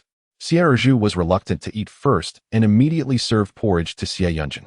In the room, the 4 little ones gathered around the small table, joyfully enjoying their dinner. Little Si Bao, while eating, cheerfully exclaimed, Mother is truly wonderful. Not only did she buy us candies, but she also got red bean cakes. The charming crescent-shaped smile of the little one, with his lovely peach blossom eyes, melted hearts. However, upon hearing his words, the triplets felt rather displeased. As if he alone has a mother. She is everyone's, all right? Once the fire in the stove blazed bright, she finally found a moment to eat her dinner. What a tiring day it had been. Yet, despite the exhaustion, she felt quite fulfilled, especially when she thought of the adorable way little Si Bao called her mother, which brightened her spirits immensely. Just as Lu Jiao was lost in her thoughts, a soft voice from outside the kitchen called out, Mother, have you eaten dinner yet? Oh, he was already showing concern for her. This made Lu Jiao even happier. Yes, I have. Have you eaten? Little Si Bao groped his way over, and with the dim light of the oil lamp in the kitchen, Lu Jiao worried he might trip. So she hurried over and embraced him, sitting together on the stone behind the stove. As soon as they settled, little Si Bao presented the red bean cake to Lu Jiao's lips, saying, "Mother, red bean cake, for you." Lu Jiao's heart softened immensely. "You eat it." "Mother doesn't want any." Little Si Bao, with a beaming smile, replied, "Mother, I've already eaten. This is for you." Lu Jiao nodded and took a bite. Delicious. The mother and son shared the red bean cake, each savoring a piece until it was gone. Outside the kitchen, the second and third children crouched by the door, peering in secretly. Upon witnessing the actions of the youngest, they frowned and muttered, "What a sycophant. Might she favor the fourth child over us?" The second child, upon hearing the words of the third, felt a pang of discontent and dashed away, with the third hastily in pursuit. Inside the kitchen, Lu Jiao overheard the remarks of the two little ones, but paid them no mind. The fragrant aroma of the braised pig offal wafted through the air, and fortunately, as Xie Yunjin and his family resided at the easternmost edge of the village, few could catch the scent. However, the neighbors in the home next door were fully aware, each inhaling deeply, exclaiming, "What is that delightful smell? How exquisite! Indeed, it is fragrant. I've never encountered such a delightful scent before," Xie Xiaobao remarked, sniffing the air. "I believe it is something being cooked by Aunt Sin next door. I shall go take a look." Xie Laifu felt a surge of frustration at his son, who had already dashed away in a flash to the neighboring house, where he inquired of Lu Jiao, who was seated behind the stove. "Aunt San, what are you cooking? It smells wonderful." Lu Jiao, who held a fondness for Xie Xiaobao, felt even warmer towards him, especially since he had protected the quadruplets that day. "I am preparing braised pig offal. I shall send a plate over for your family to taste shortly." "Great. That sounds fantastic," Xie Xiaobao exclaimed, eagerly circling the pot. Lu Jiao chuckled at his enthusiasm. Since the first batch of offal did not require much time to cook, and with dusk approaching, she didn't linger long. Once it was nearly done, she retrieved the pig offal, and the aroma was irresistible. Lu Jiao first sliced a piece of braised pig liver and offered it to Xie Xiaobao. "How is it? Is it fragrant?" Xie Xiaobao nodded enthusiastically, exclaiming, "Delicious. Aunt San, how did you prepare this? It is truly exquisite." Xiao Sibao, witnessing this, anxiously tugged at Lu Jiao's sleeve, pleading, "Mother, I want to eat too. I want to eat." Lu Jiao promptly sliced a small piece of pig liver for him. Satisfied, Sibao began to eat, offering his critique in between bites. "Delicious. Mother's culinary skills are exceptional." Outside the door, Bao and Sanbao, upon witnessing the scene, could no longer contain their excitement and rushed in like little cannonballs, simultaneously shouting, "Mother, I want some too." Their mouths opened wide, resembling two young crows eagerly awaiting food. Lu Jiao momentarily froze, realizing that all three of the quadruplets now called her mother. With only Daba remaining silent, her mood lifted further, a delightful sensation washing over her. Swiftly, she cut 2 small pieces of braised pig liver to feed her sons. After tending to Bao and Sanbao, she looked up to find Daba standing at the door, his little mouth tightly pursed in defiance, displaying an expression of unyielding resolve. Amused, Lu Jiao chose not to press him, instead beckoning him to come inside. Daba approached, and she said, "Let me cut a piece for you." Daba, with a serious demeanor, pondered for a moment before stepping forward and opening his mouth. Lu Jiao couldn't help but chuckle at his earnestness. However, she refrained from teasing him, fearing it might provoke his pride, and quickly sliced a piece of pig liver for him, inquiring, "So, how is it? Is it tasty?" After a leisurely taste, Daba replied, "It's acceptable." Lu Jiao, upon witnessing his demeanor, couldn't help but think of Xie Yunjin lying in bed, rolling her eyes in exasperation. Truly, one's upbringing reflects their character. Chapter 36. I cannot call out having consumed a bowl of porridge and red bean cake. Lu Jiao was determined not to let the quadruplets indulge any further. Thus, she turned to them and said, "You cannot eat any more today. Too much will upset your stomach. We shall resume tomorrow. Now, go play with your brother Xiaobao." Xie Xiaobao promptly led the 4 little ones to the main hall for their playtime. Meanwhile, Lu Jiao divided the well-cooked pig entrails and placed the pig's head back into the pot for further seasoning, as it required extra time to absorb the flavors. Once the fire in the stove blazed vigorously, Lu Jiao approached the east bedroom to speak with Xie Erju. "Brother, may I trouble you for a favor?" Xie Erju quickly rose, looking at Lu Jiao, and inquired, "What would sister-in-law like me to assist with?" Upon hearing her request, he immediately waved his hand. "There is no need to give me anything. Please let it be for my brother and the children." Lu Jiao chuckled. "There is still the pig's head. They are not lacking in food, so do not worry, brother." Xie Erju wished to say more, But Xie Yunjin interjected, "Brother has already assisted us greatly. Take it. But be cautious. Ensure that sister-in-law and the girls, Deya and Arya, remain unaware." His words served as a reminder to Xie Erju to keep their family's secret hidden, for if they discovered that sister-in-law and the girls were sneaking food, they would certainly be met with ire. Xie Erju's aged visage suddenly contorted with sorrow as thoughts of his wife and 2 daughters weighed heavily on his heart. At times, he contemplated the notion of severing ties and establishing his own household. However, he was acutely aware of the impossibility of such a decision. His parents relied on the labor of their entire family, making it inconceivable for them to relinquish such diligent workers. Should he forcibly pursue a separation, his mother's temperament would surely lead her to tarnish his reputation relentlessly. In such a scenario, he feared that the village would no longer tolerate him. The inhabitants of Xie family village would never permit anyone to bring disrepute upon their name.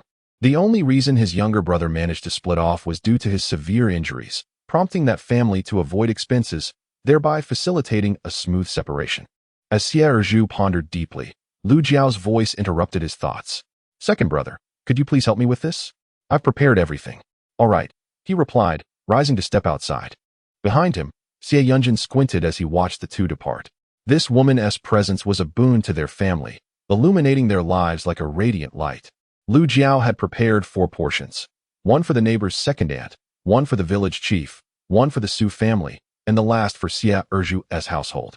Noticing that the hour was growing late, Lu Jiao led the quadruplets toward the eastern bedroom, gently admonishing them along the way. "It's getting late. Hurry and go to sleep." Earlier, she had simply bathed the 4 little ones and applied medication, and they would have to make do for the night.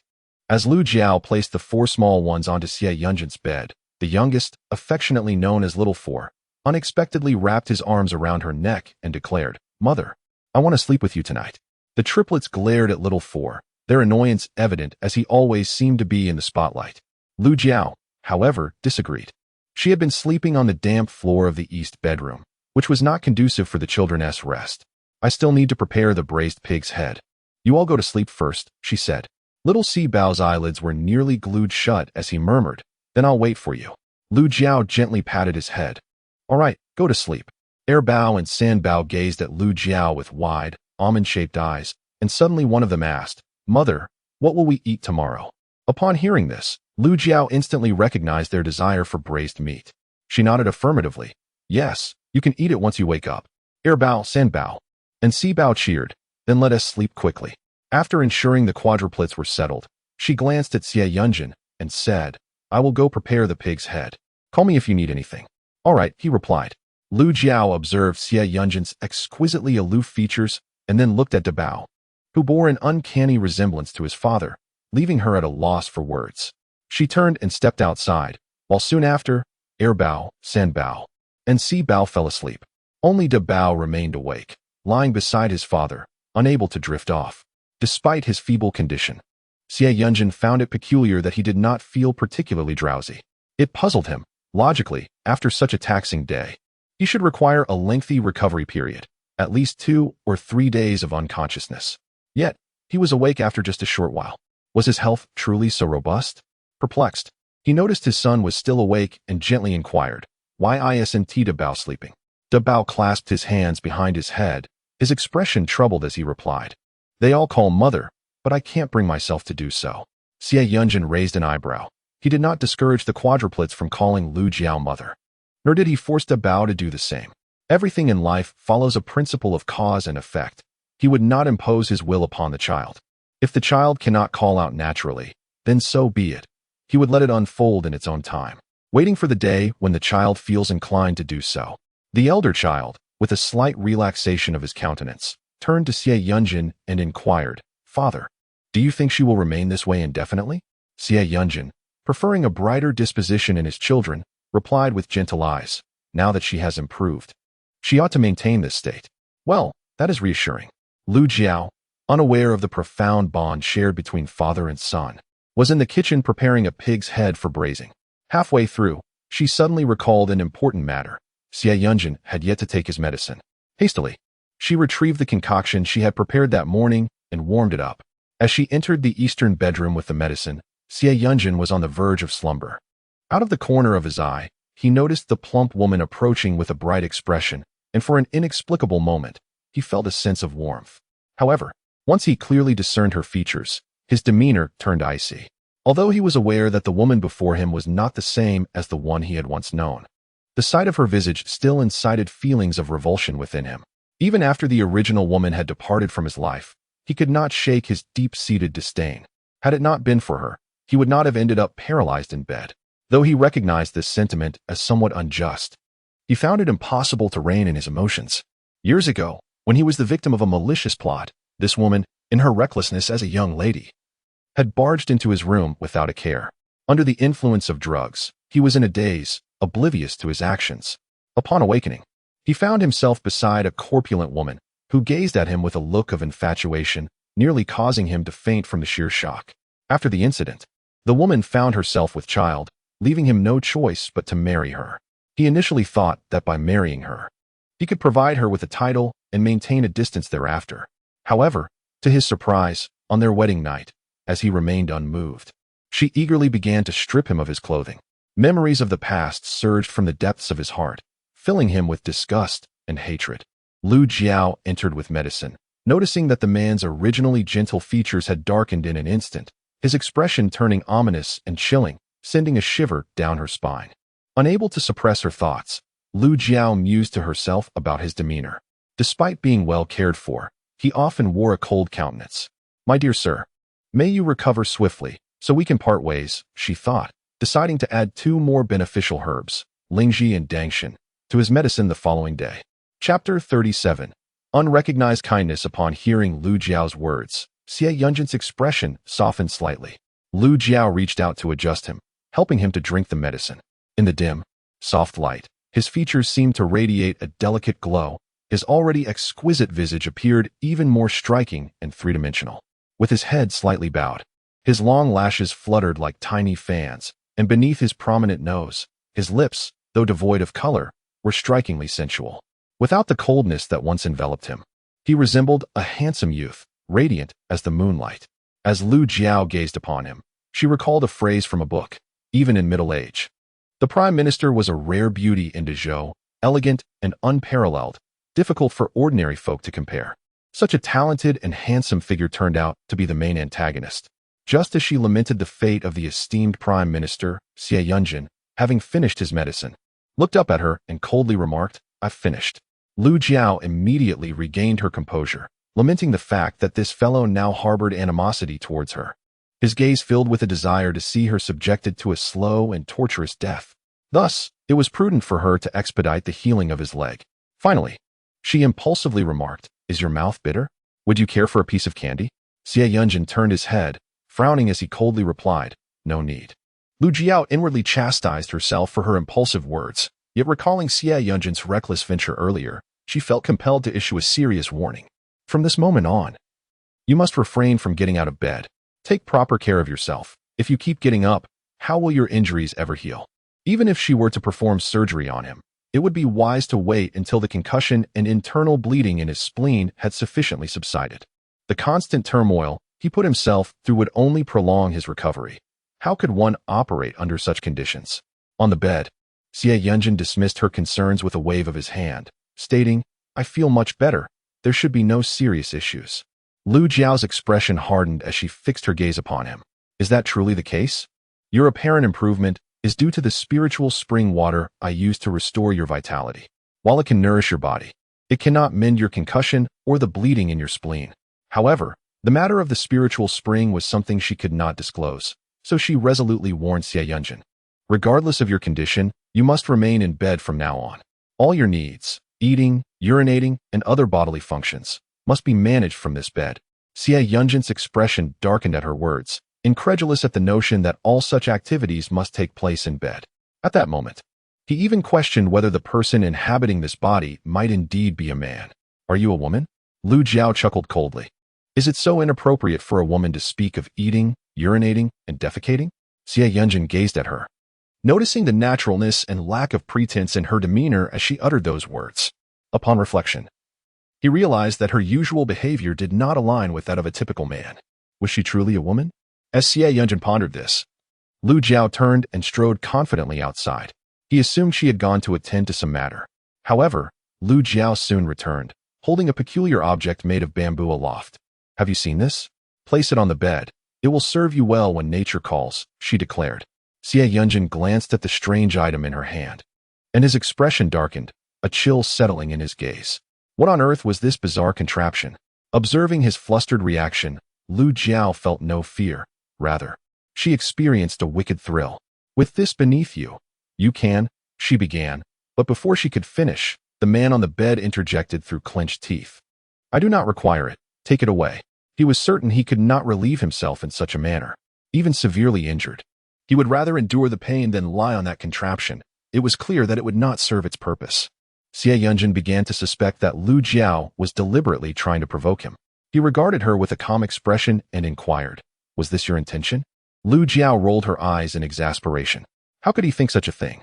She had merely taken the initiative to provide him with a convenience. Yet he misinterpreted her goodwill.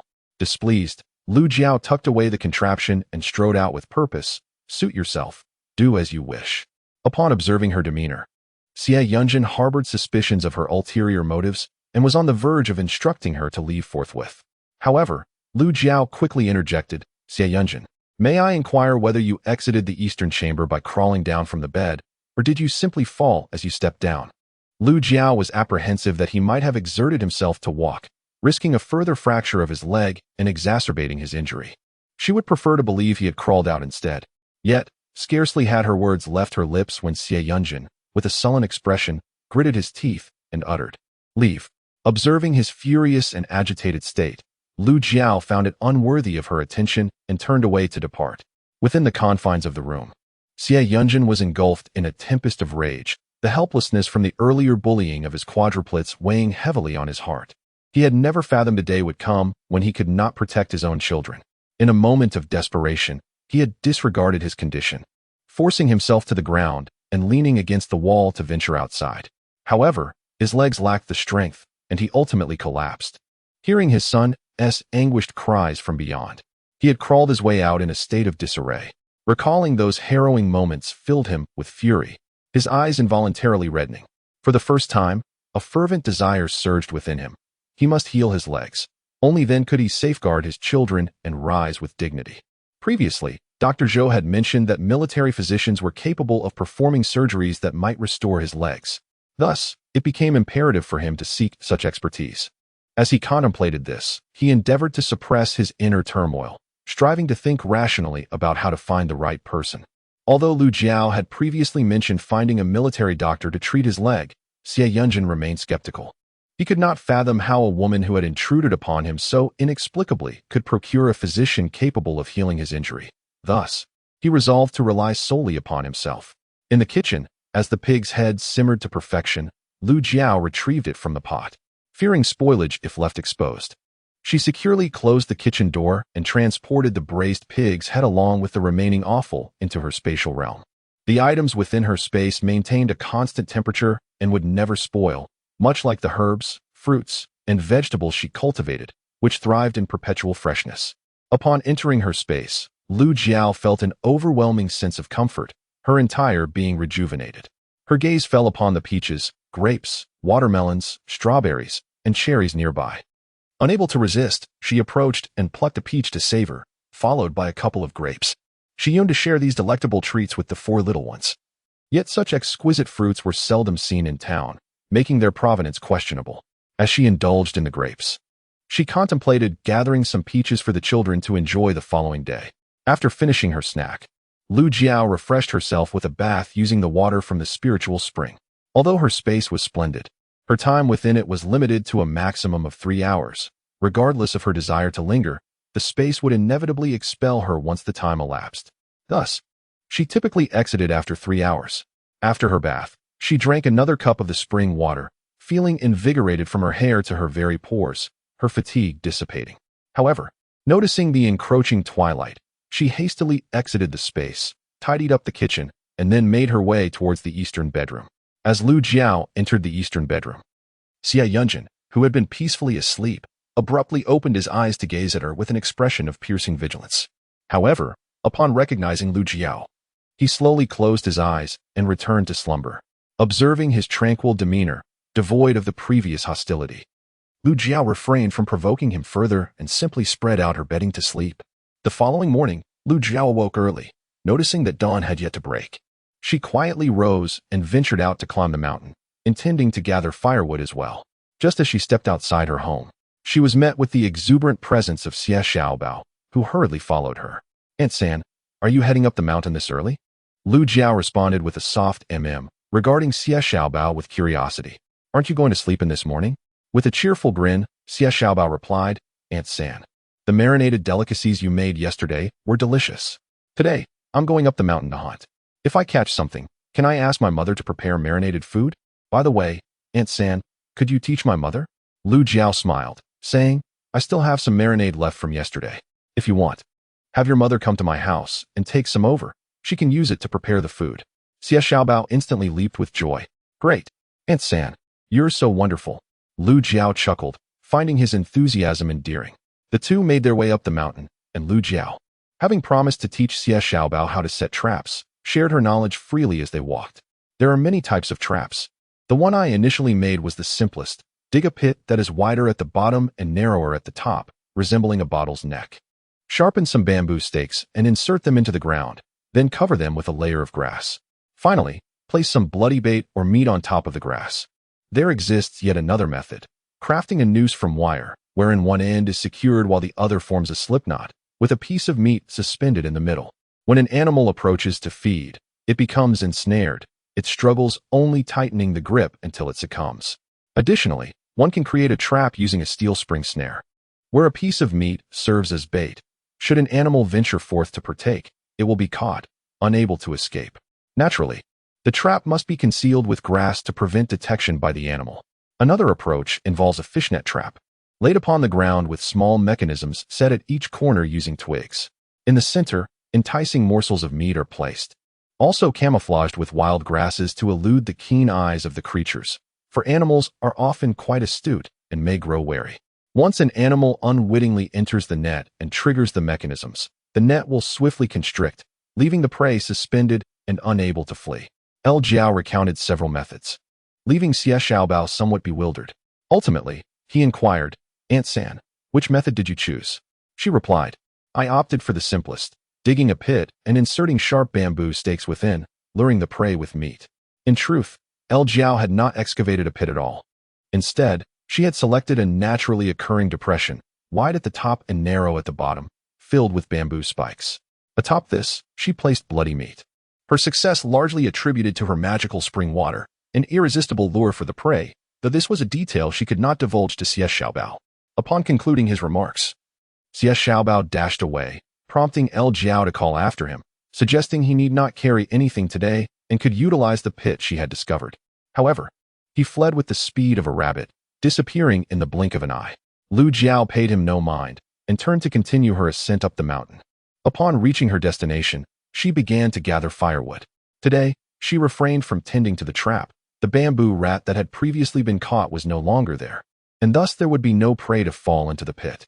At present, she did not lack for meat, so she had no inclination to pursue further game. Lu Jiao skillfully collected firewood, and as the daylight began to wane, she shouldered her load and made her way down the mountain. However, just as she rounded a bend, she encountered a rather disreputable-looking man approaching her. Lu Jiao recognized him at once, a good-for-nothing from the village, a petty thief who was associated with Xin Shaoshan, known to be called Luo Wangkai. Although she was familiar with this man, she had no desire to engage with him, so she leisurely planned to pass him by. Yet, as she approached Luo Wangkai, he flashed a grin and struck a pose that he deemed charming, greeting her with a casual air. "Lu Jiao, are you out gathering firewood?" Upon observing the man's demeanor, Lu Jiao narrowed her eyes. His overly eager posture suggested ulterior motives. She halted her steps, maintaining a calm facade, and replied, "Indeed. Are you heading up the mountain for a specific purpose?" The sun had not yet fully risen, and this thief would not be ascending without a reason. Luo Wangcai's smile widened at her response, believing his charm to be irresistible. He had often captivated the village's young wives, and he thought Lu Jiao, being rather ample, would be an easy conquest. He recalled Shen Xiu's words. If he could seduce Lu Jiao, he would receive 500 coins. Luo Wangcai felt increasingly elated. Although he harbored some disdain for the rather plump Lu Jiao, he resolved to endure it for the sake of monetary gain. As he contemplated, his eyes narrowed, feigning a look of concern. "I was merely worried about you while you were chopping wood on the mountain, intending to assist you," he said. Lu Jiao was at a loss for words. She had completed her task before he even arrived. Did they share such a close relationship that he felt concerned for her? Luo Wankai raised an eyebrow and cast a flirtatious glance at Lu Jiao. Her forehead twitched in irritation. It was as if he believed himself to be irresistibly charming, and she felt a wave of nausea rising within her. Unbeknownst to him, he softly remarked, "Things weren't good before, but they will improve now. Jiao Jiao, I truly care for you." As he finished speaking, he reached out to embrace her, but Lu Jiao swiftly retaliated with a kick, sending him sprawling 3 meters away. Luo Wankai, known for his laziness and frivolous nature, was ill-prepared for such a blow from Lu Jiao, causing his face to pale in pain. Angrily, he struggled to rise, exclaiming, "Lu Jiao, you fat." However, upon recalling the substantial sum of 500 coins, his expression shifted to one of feigned sorrow. "Jiao Jiao, you are breaking your brother's heart. I'm just trying to help you care for someone incapacitated. How could you treat me this way?" Listening to his greasy words made Lu Jiao feel slightly nauseous. She decided against engaging him further. Striding over, she effortlessly lifted Luo Wankai and forcefully pushed him against a tree at the edge of the mountain path, delivering a solid punch to his stomach. Chapter 39. This woman is quite foolish. Ro Wankai's face twisted in agony as he struggled to curse, but upon seeing Lu Jiao's fierce expression, he was struck with fear and refrained from uttering a word. Unperturbed, Lu Jiao raised her hand and delivered another painful blow, causing Ro Wankai to weep. "Lu Jiao, please stop, don't hit me anymore," he pleaded. Yet Lu Jiao struck him once more, and he curled up in a shrimp-like posture, his face contorted in pain. As she lifted her hand again, he instinctively covered his head with trembling hands, bursting into tears. Lu Jiao, exasperated, halted her assault and coldly inquired, "Speak. Who sent you to seduce me? You had better speak the truth. Otherwise, do not blame me for hitting you. By the way, we are in the mountains, and there are few witnesses. If I were to beat you to death and bury you in a hole, no one would ever know." At that moment, Ro Wankai realized that the woman before him was a veritable female demon. Without holding anything back, he spilled the beans like beans from a bamboo tube. "It was Shinxiu. She gave me 500 coins to lure you. She said that if I stirred your affections, we could create a scenario to gather the villagers and watch, making it impossible for you to remain in Xie family village." Lu Jiao scoffed, her expression darkening ominously as she gazed at Ro Wankai. "Ro Wankai, do you not desire to marry a wife?" Ro Wankai dreamt of having a wife. Despite his lecherous tendencies and his penchant for frolicking with the village maidens, the thought of having a wife was alluring, someone to care for and indulge in. However, no one was willing to marry him, for his family was impoverished. Besides himself, he had an elderly blind mother, and they had not a single coin to their name. Barely able to afford food. Who would want to marry him? "No one is willing to be with me." Lu Jiao, in a cheerful mood, hinted to him, "Isn't there anyone who can help you? Right in front of you stands a suitable candidate. Your relationship with her brother is quite amicable, and you often visit their home. If you put a little thought into this, wouldn't it be easily attainable?" Upon hearing Lu Jiao's suggestion, Luo Wankai immediately recognized she was referring to Shinxiu. Although he frequently associated with Shun Xiaoshan and visited the Shun household, he had never considered this possibility. Now, prompted by Lu Jiao, his mind began to stir. He was quite fond of that charming lady, Shinxiu, with her alluring figure and graceful waist, undoubtedly enticing. Yet, he pondered, the widow Li was not to be trifled with, and lacking funds, where could he possibly acquire money? The more he contemplated, the more impossible it seemed. With a playful smile, Lu Jiao remarked, "Won't you at least entertain the thought of finding some funds? Undoubtedly, Shun Xiu possesses some wealth. Otherwise, her mother-in-law and Shun Xiaoshan wouldn't remain silent while she resides at her family home. If you could manage to extract some money from her to appease the widow Li, wouldn't that pave the way for you to marry her?"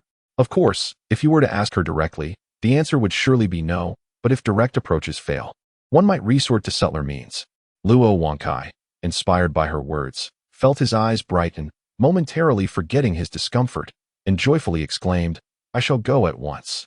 If this endeavor proves successful, do come to celebrate with us." Lu Jiao gradually released her hold on Luo Wankai, clapped her hands, and declared, "You must succeed in this endeavor, regardless of the outcome. Do you understand?" And if you fail? Without uttering another word, she clenched her fist and waved it before Luo Wangkai. Luo Wangkai was so frightened that his calves trembled. It seemed as though he was about to be struck. The pain surged through him, prompting him to turn and flee, all the while assuring, "Rest assured, I will certainly accomplish this task." With that, he dashed away as if pursued by wolves. Lu Jiao paid him no mind, instead tidying up the scattered firewood, adjusting her load, and nonchalantly descending the mountain. She bore no guilt over deceiving Xin Xiao. That woman deserved it for daring to scheme against her, clearly courting disaster. "Mother, let us have that delicious marinated meat from yesterday." She cheerfully responded, "All right, we'll indulge in marinated dumplings this morning, accompanied by an egg." Earlier, she had procured some flour from the market, perfectly suited for making marinated dumplings. Along with an egg, the three little ones erupted in joyous cheers and hurried to the east chamber to share this delightful news with Xie Yunjin. While Lu Jiao entered the kitchen to prepare breakfast, the marinated dumplings were adorned with scallions and cilantro, topped with a lovely egg, a feast both fragrant and visually appealing. The four little ones were reluctant to pick up their chopsticks, as the youngest began to shower praises. "Mother's noodles are so fragrant, both beautiful and delicious." Lu Jiao, buoyed by their adoration, turned her gaze toward Erbao and Sambao. It seemed they had received some unspoken signal, promptly joining in the flattery. Indeed, Mother's cooking is delectable. Her noodles are delightful, as are the candies and pastries. They were all singing her praises. Sambao quickly added, "Not only is what Mother makes delicious, but she also seems to have become more beautiful." Instinctively, Lu Jiao raised her hand to touch her face, questioning, "Really?" On one side of the room, Xie Yunjin felt a twinge of embarrassment, realizing that as an adult, he had been outsmarted by a child, leaving him utterly speechless. He exchanged a glance with Daba, silently conveying the sentiment that this woman was rather foolish. Lu Jiao was in high spirits as she held a bowl of braised dumplings to feed Xie Yunjin. Speaking as she did so, "There is something I must inform you of. Tomorrow I shall visit my family." As soon as she spoke, everyone in the room halted their actions and turned to look. Xie Yunjin merely cast a glance her way before returning to his noodles, for he was aware that she was not genuinely a daughter of the Lu family, and thus her stay there was unlikely, causing him no concern. The four little ones found their food suddenly unappetizing. The youngest, Little for Treasure, stopped eating entirely and scurried over to Lu Jiao, tugging at her. "Mother, I want to accompany you to Grandma's house." Lu Jiao was reluctant to agree, knowing the mountain path would take 2 hours to traverse. While she could carry him, it seemed inappropriate to take just one child and leave the others behind. Little for Treasure's eyes quickly filled with tears, his expression a pitiful mixture of wanting to cry but holding back. Lu Jiao felt a pang of compassion and pondered whether to bring him along. But what about the other three? The trio immediately looked up at her, speculating, "Is it candy? Perhaps red bean cake?" Little for Treasure clung to her leg, pleading, "Mother, please tell me what delicious treat there will be." Chapter 40. The villain is quite impressive. Lu Jiao gently ruffled his hair and urged, "Hurry and finish your meal. Once you do, I shall bring you something." She quickly added, "Previously, my mother sent over 5 taels of silver for me to buy medicine for you." Xie Yunjin abruptly lifted his gaze to stare at Lu Jiao, his eyes brimming with incredulity, followed by a self-deprecating smile gracing his lips. His mother-in-law had truly left him speechless. For the past 4 years, he had never set foot in her home due to Lu Jiao. Yet, upon his incapacitation, she promptly sent gifts and money, urging Lu Jiao to care for him well. In contrast, his own parents had never held him in high regard, and only after he brought them a semblance of pride did they finally bestow upon him a modicum of kindness. However, when he was gravely injured, they unceremoniously cast him out. The kindness they had shown him over the years was merely a reflection of his financial contributions and the prestige he had afforded them, and he had foolishly believed that he had changed in their eyes. A frost-like chill enveloped Xie Yunjin's handsome features, his countenance appearing as if encased in ice. Lu Jiao noted his expression and sensed that he was recalling unpleasant memories. She remained silent until his demeanor softened somewhat, at which point she spoke. Xie Yunjin nodded in response. "It is as it should be." Following this, he fell silent, his appetite for even the delectable marinated delicacies waning, his mood decidedly somber. He pondered whether his legs would ever heal. If not, the debts of gratitude he owed to others would remain unpaid throughout his lifetime. Observing Xie Yunjin's lack of appetite, Lu Jiao refrained from pressuring him and shifted the conversation to another matter. As soon as Lu Jiao's words left her lips, the four little ones, who had been enjoying their meal, halted abruptly, their eyes fixed upon her with rapt attention. Yes, with a little dog to protect you, I feel more at ease. Erbao nodded vigorously. Yes, we'll take care of it. Sanbao, filled with excitement, dashed to Lu Jiao's side and declared, Mother, I will eat less to share with the little dog. Little Si Bao immediately brought over the remaining lumps in his bowl, saying, Mother, I won't eat this. Let the puppy have it. Lu Jiao chuckled, realizing that the little one was so delighted despite having yet to see a dog. It appeared that regardless of the era, small pets like kittens and puppies held a special place in the hearts of children. Go ahead and eat. Once you're done, we shall head to the village to inquire about some matters. All right. The four little ones hastened to the table, eagerly devouring their food, fearful that if they ate slowly, Lu Jiao would not take them along. Observing that Xie Yunjin had not objected, Lu Jiao carried out half a bowl of lumps, returned to the kitchen to fill another bowl, and also retrieved 5 plump, succulent peaches from her space to wash before bringing them to the east bedroom. In truth, her space was filled with various fruits, peaches, grapes, watermelons, strawberries, and cherries, but she could not take them all out. The four little ones gazed in astonishment at the peaches in Lu Jiao's hands, recognizing them. In the village, there were indeed families with peach trees. Yet those peaches were small, green, and unpalatable. Even when ripened, they remained diminutive. The peaches in Lu Jiao's hands, however, were large and rosy, exuding an irresistible allure. Lu Jiao gestured for the quadruplets to enjoy the peaches and instructed Dabao, take one to your father for him to taste. Xie Yunjin had not eaten much earlier, and she needed to nourish him quickly in preparation for the surgery.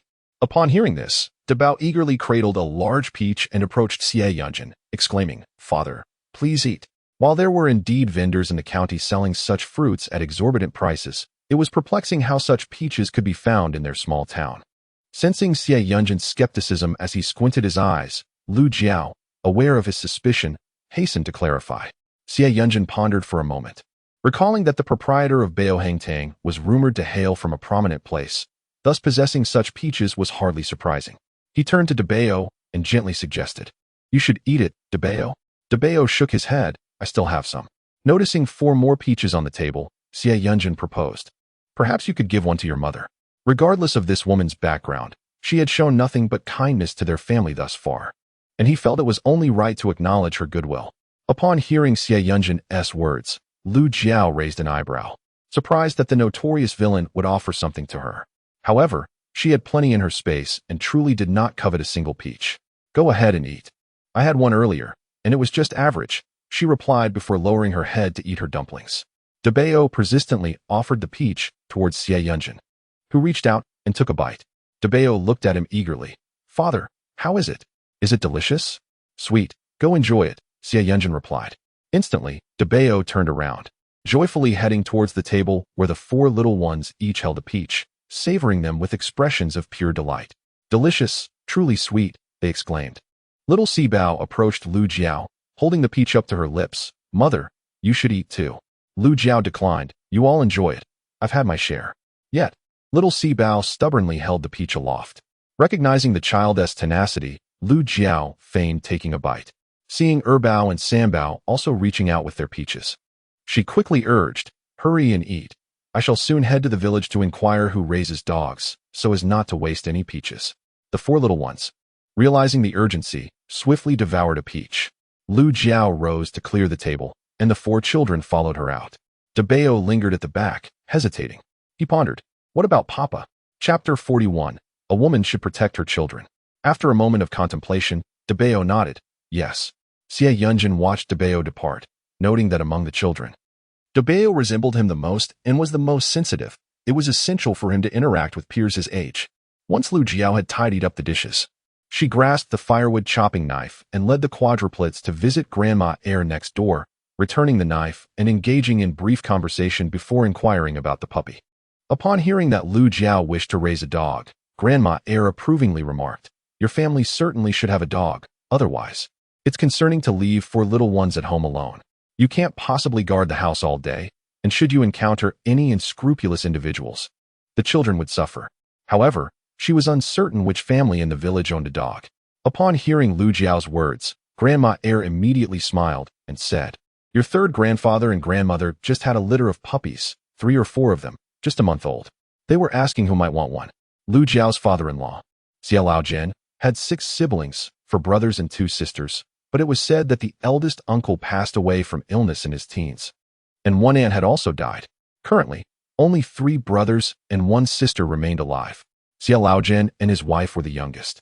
The second and third uncles were his elder brothers, and he had an older sister, but due to the harshness of the Ruan family, the siblings had ceased to maintain contact with them.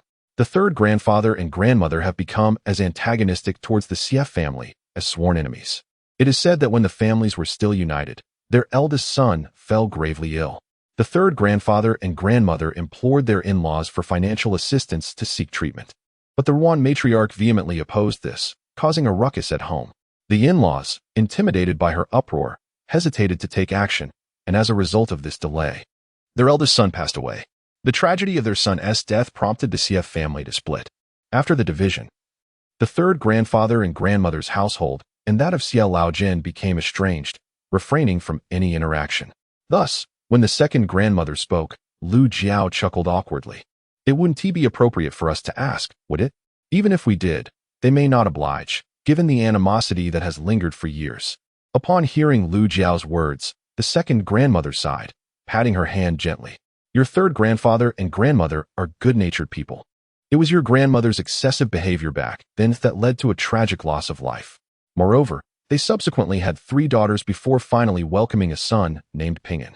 Reflecting on past events, the second grandmother sighed, then after a moment, smiled and added, but those are matters of a bygone era. Your third grandfather and grandmother once felt sympathy for you. They harbor no ill will towards your generation. The Ruan matriarch treats her own son in such a manner, let alone others. As she contemplated, the second grandmother said, come, let us go to their home and catch a little dog. Lu Jiao, uncertain and anxious, responded, will there be any issues? I fear it may end in embarrassment. Yet, the second grandmother reassured her with a pat on her chest, do not worry. That old fellow will certainly not speak ill of you. Lu Jiao initially intended to speak, but the 4 little ones simultaneously raised their heads to gaze at her, their eyes brimming with longing. What could Lu Jiao say? She could only embrace the puppies. In this era, where even humans struggled to find sufficient sustenance, it was hardly surprising that few families in the village could afford puppies, save for the homes of Grandpa San and Grandma San. The homes of Grandma Air and Grandpa San were not far apart, and soon, the group arrived at their destination. Grandpa San and Grandma San had 3 daughters and 2 sons, though their eldest son had passed away young, and their 3 daughters were now married, living with their youngest son. At home, with the old man and the youngest son absent, the 2 women were tidying up the yard. Upon seeing Grandma Air accompanied by Lu Jiao and the 4 children, Grandma San paused momentarily, her expression somewhat dazed, yet she refrained from uttering any harsh words. Grandma Air immediately glared at her, exclaiming, what are you doing? The children have come to visit. Don't wear that sour face. This exchange revealed the amicable relationship between the 2 sisters-in-law. Grandma San was petite but appeared lively. Upon hearing Grandma Air's words, she offered a wry smile and greeted Lu Jiao, saying, how could you bear to bring the children here to play? Yin Jin's wife. As she spoke, she fetched 2 small stools from the side, inviting Grandma Air and Lu Jiao to sit, then called out to the house, Go Sheng. Come out and play with the little brothers. A small, coal-black figure darted out from the house, momentarily stunned upon seeing the quadruplets. However, he quickly brightened up and approached the 4 little ones, inquiring, I heard from Datu and Mao Mao that bamboo dragonfly was made by your mother? The quadruplets nodded in unison. Yes, our mother made it. Goshing cast a glance at their hands, failing to spot the bamboo dragonfly, his face falling into disappointment. He then turned to Aunt Lu and said, Aunt, could you make one for me? At that moment, the children, lacking toys, suddenly yearned for something fun. As soon as Goshing's words fell, Aunt Sin erupted in anger. Are you asking for a beating? Goshing's mother hurried over to pull her son back, urging him not to cause trouble. Lu Jiao lifted her gaze to assess Aunt San's younger daughter-in-law, who seemed to be named Jiang Zhaodi. Noticing her frail appearance, Aunt San felt a twinge of displeasure and turned away from her. Lu Jiao then smiled at Aunt San and began, yesterday, Widow Li came to my house to cause a scene. I believe you have heard about it? Aunt Sin nodded, holding a deep admiration for Lu Jiao.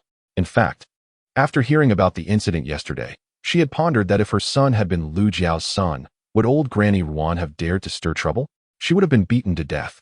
Thus, in the grand scheme of things, one should not blame others, but rather oneself for being too weak, which led to the demise of her own son. Aunt San gazed at Lu Jiao, finding her actions justified. A woman ought to protect her children. Even a beast knows to guard its young.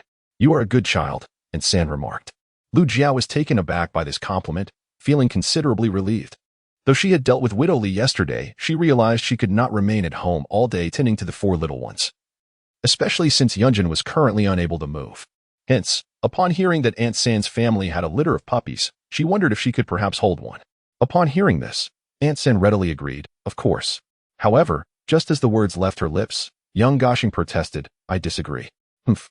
Previously he had asked Aunt San to make him a bamboo dragonfly, and his grandmother had scolded him for it. Upon hearing his friend Gosheng's words, Dabao immediately walked over and gazed at Gosheng. Would you trade a bamboo dragonfly for a puppy? There were 4 bamboo dragonflies in total at home, and he took one out, leaving 3 behind, allowing him to play with the dragonflies belonging to Air Bao, Sand Bao, and Sea Bao. As soon as Gosheng heard this, he instantly smiled. Sure, I'll take you to pick a puppy. With that, he dashed ahead towards the doghouse, followed closely by the 4 little ones. Meanwhile, San Nai Nai looked at her grandson in disbelief. So their family's puppy was only worth a bamboo dragonfly, was it? Chapter 42. Taking responsibility for oneself, the 4 little ones quickly selected a puppy alongside Gosheng, choosing a small black dog with an entirely black coat and a collar of yellow fur around its neck. Dabao cradled it in his arms, beaming with joy, while the other 3 looked on with excitement. Remarkably, the mother dog followed behind, surprisingly calm and gentle with the little ones. Seeing that Dabao had made his choice, Lu Jiao shyly spoke to San Nai Nai. I feel quite embarrassed, San Nai Nai. San Nai Nai smiled and waved her hand dismissively. We can't afford to keep so many puppies. I was just thinking of asking if anyone wanted one. If your family wants it, take it with you. Upon hearing this, Lu Jiao's expression shifted, and she looked at San Nai Nai, inquiring, are the other puppies also being given away?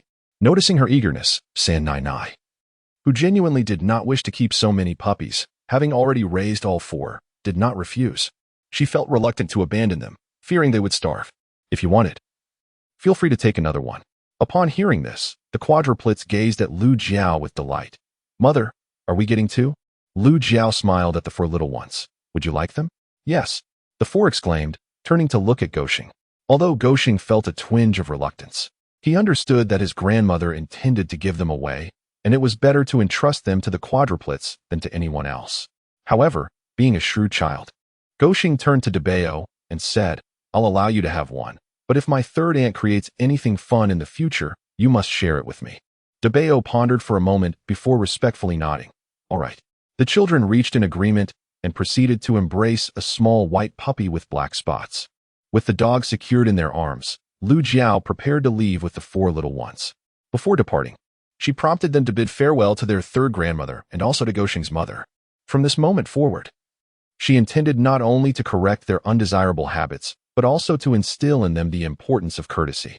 Despite her impending separation from Xie Yunjin, she believed that every little improvement counted. Lu Jiao expressed her gratitude to the 2nd grandmother. Had it not been for her, she would not have dared to approach the 3rd grandmother for the puppies. As it turned out, she not only acquired 2 puppies, but also forged a friendship with the 3rd grandmother, which was quite wonderful. Xie Yunjin raised an eyebrow. Contemplating the quadruplets, is your mother not angry? Just then, Lu Jiao entered and overheard Xie Yunjin's remark. Arching an eyebrow in displeasure, it was I who encouraged them to hold the puppies. Why would I be angry? You underestimate my sensibilities. With that, she disregarded Xie Yunjin's presence and turned to Dabao. The bamboo dragonfly is for Gosheng. Gosheng immediately beamed, raising the bamboo dragonfly in his hand. 3rd aunt. It's right here. He gazed happily at the toy in his hand. However, at that moment, the 2 little puppies had to be entrusted to the care of the 4 little ones. Lu Jiao contemplated and turned to the children, speaking earnestly, from now on, the 2 puppies will be under your care. Raising a dog is not merely a game, it requires commitment. You must not lose interest after just a few days. That is absolutely unacceptable. A dog is akin to a dear friend, and since you have decided to care for them, you must do so consistently. You need to feed them and keep their living space clean. Understood?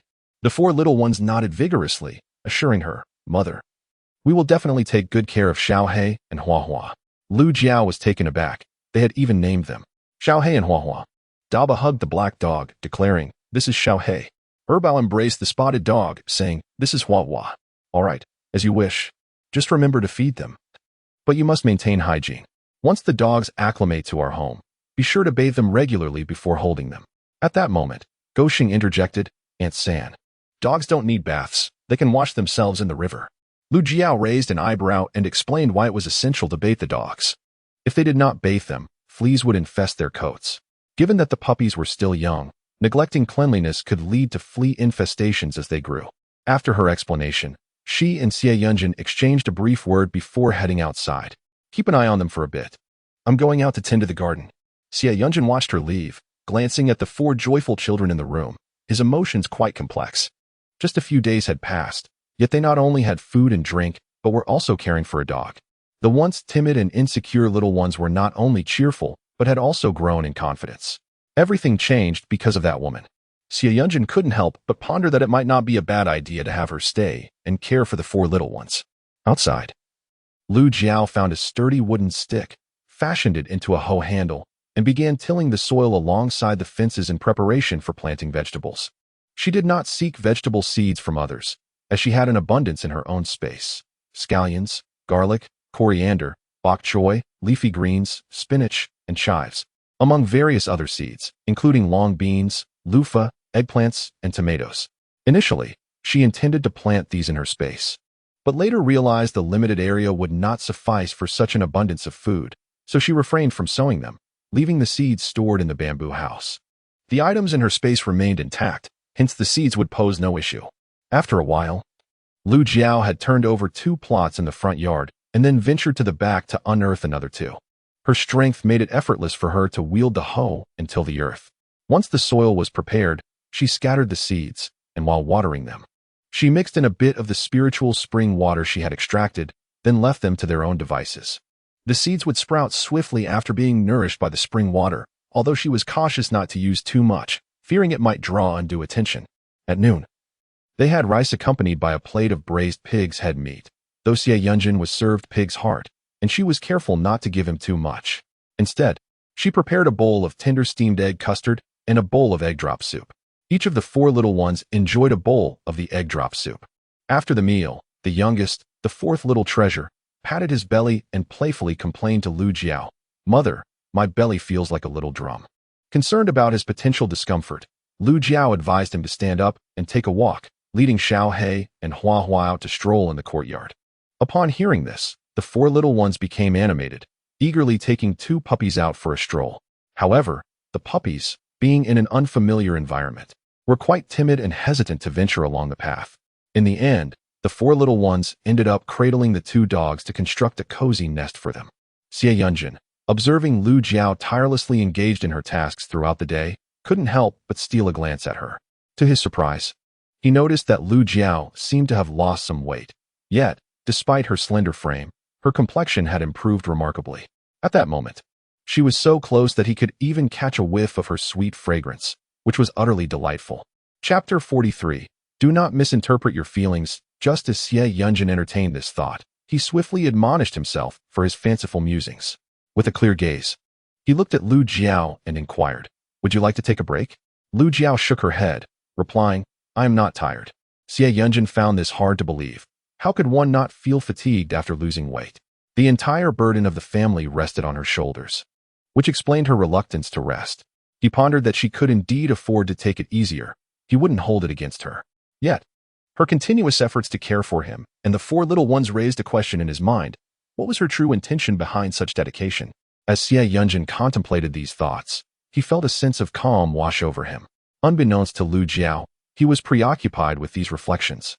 She continued to feed him while saying, "Did I not mention earlier that I would teach the villagers about medicinal herbs? Once you recover a bit more, I will instruct them. For now, the 4 little ones need my attention, as do you, and I simply cannot spare the time." Upon hearing Lu Jiao's words, Xie Yunjin recognized the logic in her reasoning and nodded in agreement, though he gently reminded her, "Be careful." Lu Jiao nodded in response, "Yes, I understand and will be cautious." As she spoke, recalling Xie Yunjin's concerned words, she couldn't help but tease, "Are you worried about me?" Upon hearing her remark, Xie Yunjin's expression grew slightly frosty, and he replied tersely, "If something were to happen to you, what would become of our family? Do not overestimate your significance." Lu Jiao pouted, dismissing his words. In truth, she had no intention of overthinking, merely jesting with him. She was well aware that this esteemed prime minister had a fated wife destined to appear. "All right, I understand. I shall refrain from being overly sentimental in the future."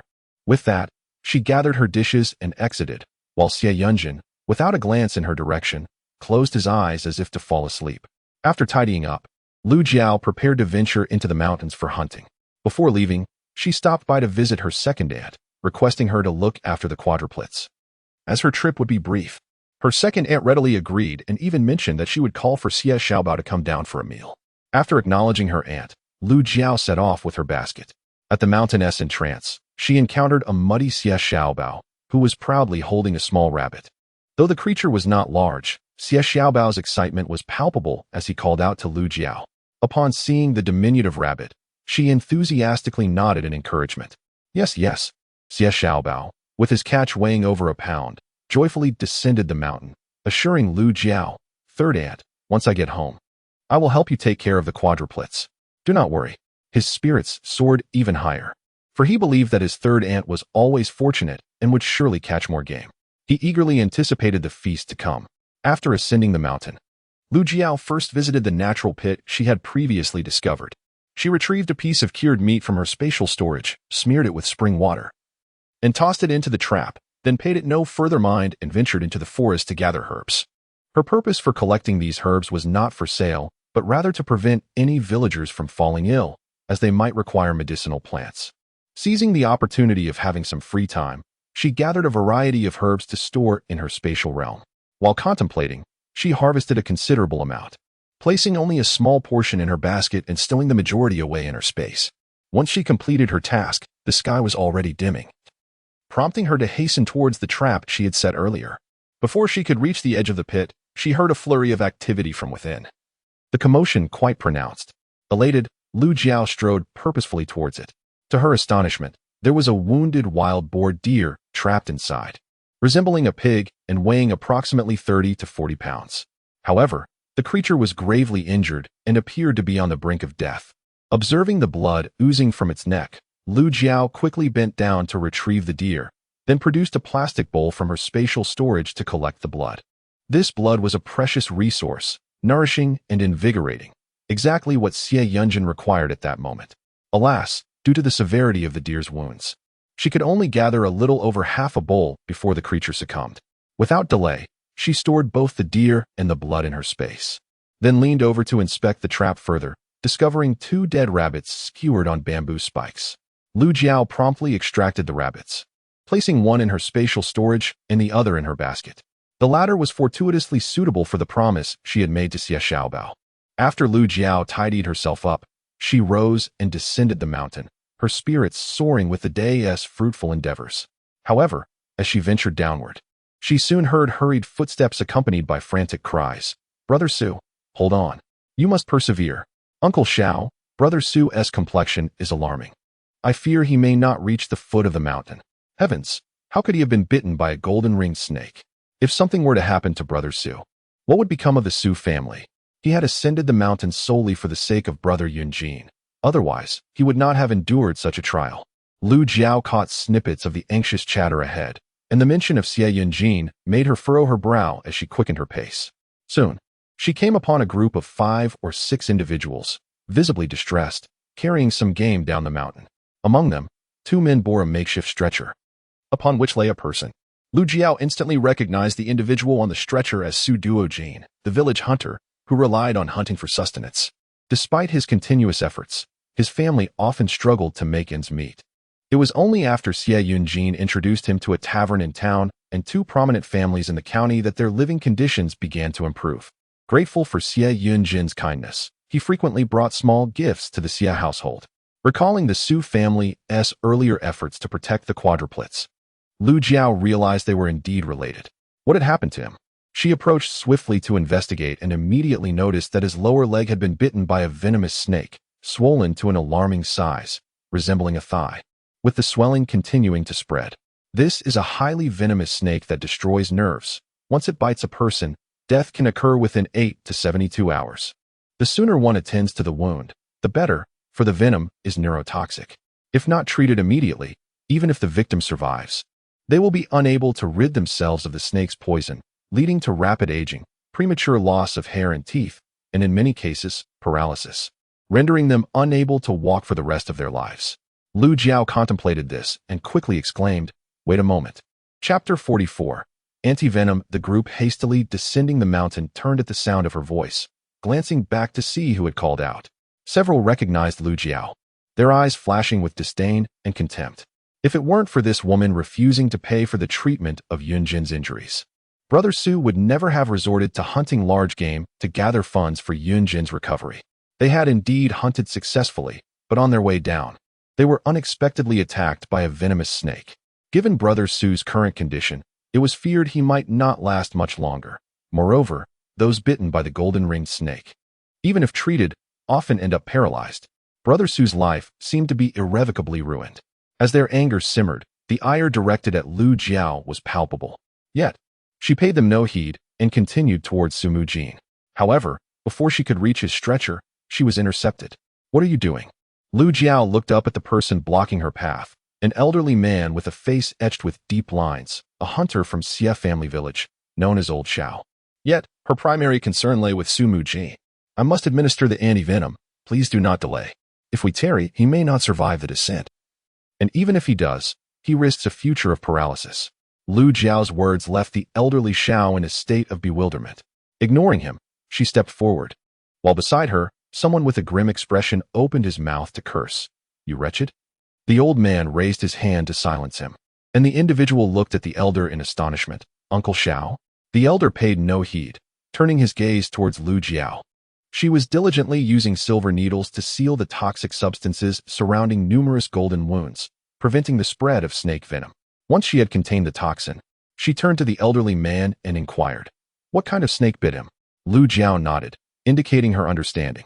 She then retrieved a scalpel from her spatial pouch and carefully incised the golden wounds to force out the blackened blood. In truth, had there been an anti-venom serum, a single injection would suffice. Regrettably, her space lacked such a remedy, as she had previously possessed it but had exhausted her supply without replenishment. After expelling the black blood, she produced a bottle of water and meticulously cleansed the wounds. Once finished, she swiftly rose and addressed the onlookers. "Please wait a moment. I will gather some herbs to counteract the snake venom. It won't take long." In fact, some of the herbs she had previously collected were indeed effective against snake venom. Yet she wished to keep her secrets hidden from others, and she still required a few more herbs, hence her words. Lu Jiao quickly departed. Behind her, several hunters glanced anxiously at the elder Xiao. "Uncle Xiao, we should hasten to carry him down. How could that fat woman possibly counteract snake venom? We must not endanger Brother Duo Jin's life. Indeed, let us hurry and bring him down the mountain." Old Xiao gazed at Eugene, who lay in a state of unconsciousness, and feared that hastily bringing him down the mountain could prove perilous. Turning to those nearby, he spoke with a heavy heart, expressing his concerns about Eugene's grave injuries. If they were to carry him down now, it was likely he would not survive the descent. They could only hope that Yunjin's wife might be able to try her hand at saving him, as there remained a sliver of hope. The others around him were about to voice their thoughts, but upon seeing Eugene's unconscious form, silence fell upon them. Lu Jiao quickly gathered medicinal herbs and retrieved additional ones from her space.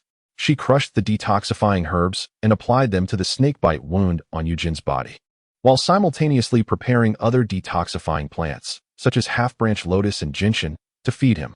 Observing her diligent efforts, those nearby stepped forward to assist, and Lu Jiao did not deter them. Though Eugene was unconscious, his swallowing reflex remained intact. As Lu Jiao administered the detoxifying herbs, he instinctively swallowed, seizing the opportunity. She also fed him some water from the spiritual spring. After this series of actions, the dark aura on Eugene's face noticeably diminished. Lu Jiao, seeing this improvement, sighed in relief, swiftly collected her silver needles, and looked at those around her, stating firmly that he was no longer in immediate danger. Urging them to carry him down the mountain, she promised to prepare a prescription for the antidote once they reached the base, instructing them to procure the medicine and administer it 3 times a day for several days until he was well. As she stood, sweat pouring down her face, she felt utterly exhausted. Old Xiao and his companions exchanged incredulous glances. Would he truly be all right? Lu Jiao, noting that time was of the essence, nodded reassuringly, affirming that he would be fine. Old Xiao inquired once more, will there be no paralysis? To which Lu Jiao replied, no. The golden ring snake is a type of venomous serpent. As long as the prescribed remedy is appropriate, paralysis and other complications will be avoided. After delivering her statement, she disregarded the crowd, focusing instead on organizing her backpack before descending the mountain. Behind her, Old Xiao gestured for several individuals to carry down a significant amount of gold. As the group departed, 3 figures emerged from the forest behind.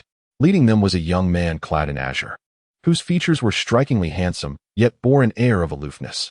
His every movement exuded an innate nobility. Beside him, a gentle-looking man eagerly remarked, Ling Feng. Is that not the woman who came to our Baohading to sell Ganoderma last time? I did not expect her to possess medical knowledge. Earlier, she claimed she could counteract the golden ring snake's venom without any issues. Is that truly the case?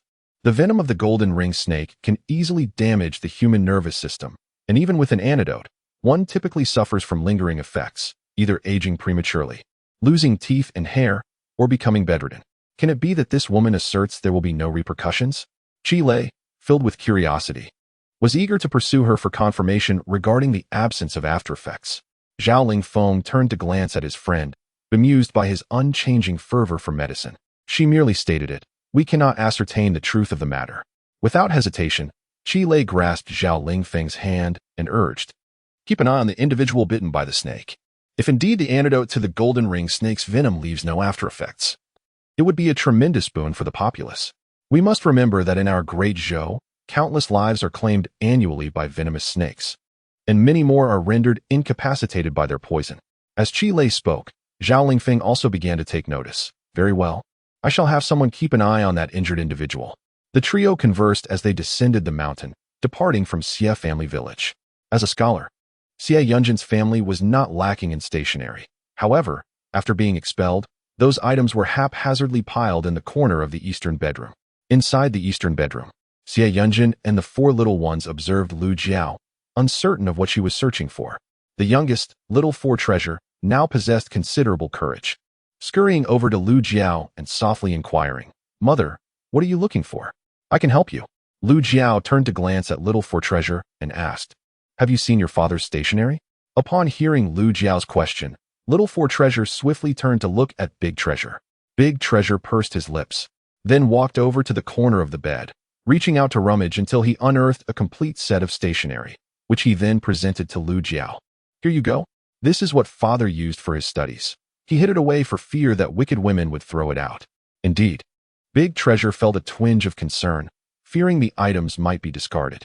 Yet, considering that the wicked woman had recently shown signs of improvement, he decided to present it to her first.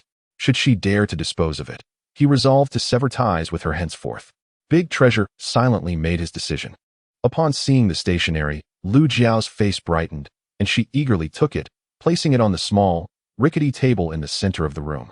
She then fetched water to grind the ink, preparing to write the antidote for the golden ring snake's venom. However, as she finished grinding the ink and picked up the brush to inscribe the antidote, Lu Jiao suddenly found herself in a daze, staring blankly at the paper before her, unable to write a single word for quite some time. She is unable to write in traditional characters, nor can she recognize them. How can she compose an antidote for snake venom? In bed, Xie Yunjin calmly inquired, what is the matter? Lu Jiao recalled the substantial amount of gold needed for the snake's venom and, with a determined expression, turned to Xie Yunjin, saying, you are aware of the significant cost, right? He has been bitten by a golden-ringed snake. Xie Yunjin's expression shifted dramatically, his brows knitting together as he asked in a solemn tone, what is his current condition?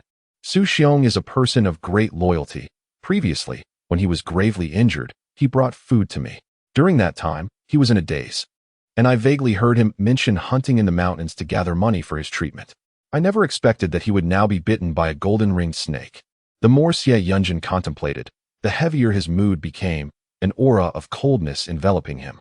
Lu Jiao raised an eyebrow, pondering whether claiming she could cure snake venom would lead him to suspect her intentions. Yet, there was no time for such concerns. She decided to speak. I happened to encounter it on the mountain and managed to temporarily control the venom. For now, his life is not in jeopardy. but I require a prescription for the antidote. Upon hearing Lu Jiao's words, Xie Yunjin raised an eyebrow, his gaze deep and shadowy. Observing such a look from him, Lu Jiao quickly devised a plan to fabricate a story to evade the situation. However, before she could speak, Xie Yunjin stated, "Then please write a prescription for the antidote." Lu Jiao raised an eyebrow in surprise, cautiously glancing at Xie Yunjin. Was it that simple? He did not suspect her. Nevertheless, the pressing matter was to write the antidote. With a wry smile, Lu Jiao looked at Xie Yunjin and said, "I am not well versed in characters, thus I cannot write." This time, it was Xie Yunjin who was astonished, his face a canvas of disbelief. The poise displayed by this woman in her every gesture clearly indicated she had been raised with a refined upbringing, yet she claimed to be illiterate. How could this be so implausible? However, if she were capable of writing, why would she feign ignorance? As Xie Yunjin pondered this, Lu Jiao softly interjected, "Actually, I can recognize some characters, but there are many that I do not." Her mother had taught her a few, and combined with her own discernment, she could identify certain words. Though it was insufficient for composing a prescription, she was utterly incapable of drafting an antidote. On the bed, after initially recovering from his shock, Xie Yunjin's emotions settled. His immediate concern was the venom of the golden ring snake. As for this woman's illiteracy, that could wait. "Bring me the pen and paper, and I shall write as you dictate," he instructed. Lu Jiao, filled with worry, quickly responded, "Can you actually write?" Gritting his teeth, Xie Yunjin insisted, "Just bring them to me." Considering the venom from the golden ring snake, which could not be delayed, and the possibility that someone might soon arrive for the antidote, Lu Jiao decided it was best to write the remedy immediately. The sooner the snake venom was neutralized, the better. With this thought, she gathered the paper, pen, and ink. Moving to the bedside, Xie Yunjin, bracing himself, shifted to the edge of the bed, took the paper and pen, and began to write. Lu Jiao hastily recited the antidote: 10 qian of half-branch lotus, wild chrysanthemum, gentian, processed Nanking star, Sichuan fritillaria, fragrant white aster, siler, white prepared aconite, and fresh licorice, 3 qian each, for qian each of King Muxiang and Su Chongqing, 6 qian of fresh rhubarb, 10 whole scorpions and centipedes, to be boiled in water and taken 3 times daily, morning, noon, and night. After Lu Jiao finished speaking, Xie Yunjin had only written halfway. However, even at that point, his expression was already quite grim, and his hands trembled uncontrollably. Lu Jiao immediately recognized that he was suffering from dizziness and a headache, prompting her to suggest a pause and to resume writing later. Xie Yunjin, however, refused to agree. Gritting his teeth, he managed to complete the remaining part of his writing. Then, he leaned over and collapsed onto the bed, unable to move for quite some time. The quadruplets, alarmed, gathered around his bedside, calling out, "Father." In the past few days, Xie Yunjin had eaten well, and with Lu Jiao now administering effective medicine along with the healing properties of the spiritual spring, he did not faint despite his pale complexion and dizziness. After lying on the bed and taking a few deep breaths, he felt somewhat better. Noticing the concern in the eyes of his little ones, he weakly turned his head towards them and reassured, "Father is fine." Lu Jiao observed him for a moment and, realizing that he was not in any serious danger, placed the paper, writing utensils, and the antidote recipe onto a small table. Initially, she had anticipated that someone from the Su family would soon arrive to collect the antidote recipe, but to her surprise, no one came. Understanding dawned upon her. They did not believe in her ability to cure the golden-ringed snake venom. Perhaps they had already sent the individual to town for urgent medical attention. Lu Jiao put away the antidote recipe and went to the kitchen to prepare dinner. It was not that she refused to help, but rather they did not trust her. She had done all that she could, and thus felt she had fulfilled her obligations to the Su family. While in the kitchen preparing dinner, Lu Jiao assigned a task to the quadruplets, to deliver a rabbit to their older brother, Xiao Bao. Bao eagerly stepped forward, exclaiming, "Mother, I will deliver it." Lu Jiao smiled as she glanced at the 4 little ones, who were now unafraid of her, beginning to showcase their unique traits. She wondered how it would all turn out in the end. Looking at the 4 little ones, she said, "Let us go together. Remember to be polite and know how to address people." The 4 little ones nodded vigorously. "We understand." "All right, off you go." As the family had an abundance of meat in recent days, the little ones were not particularly concerned. Bao took a rabbit, leading to Bao, San Bao, and Si Bao towards the home of their neighbor, second aunt. Given the close proximity of the 2 houses, Lu Jiao felt no apprehension and proceeded to the kitchen to prepare dinner. Due to the sweltering heat, she decided on a cold noodle dish for the evening. With cucumber mixed into the noodles, scrambled eggs with chives, and a platter of pig's head meat. Of course, besides them, there were also Zhao Shi and Xie Xiaobao. Upon seeing Lu Jiao, Zhao Shi, with a face full of embarrassment, said, "I feel so guilty for constantly eating your family's meat." Xie Xiaobao, standing nearby, playfully inquired, "Third aunt, could you spare some of your marinated soup for my family?" Without hesitation, Lu Jiao agreed, extending her hand to take the large bowl that Zhao Shi brought over. She then went into the kitchen and poured a bowl from her stock. "Just add some water and simmer it longer. Let the meat become tender and flavorful."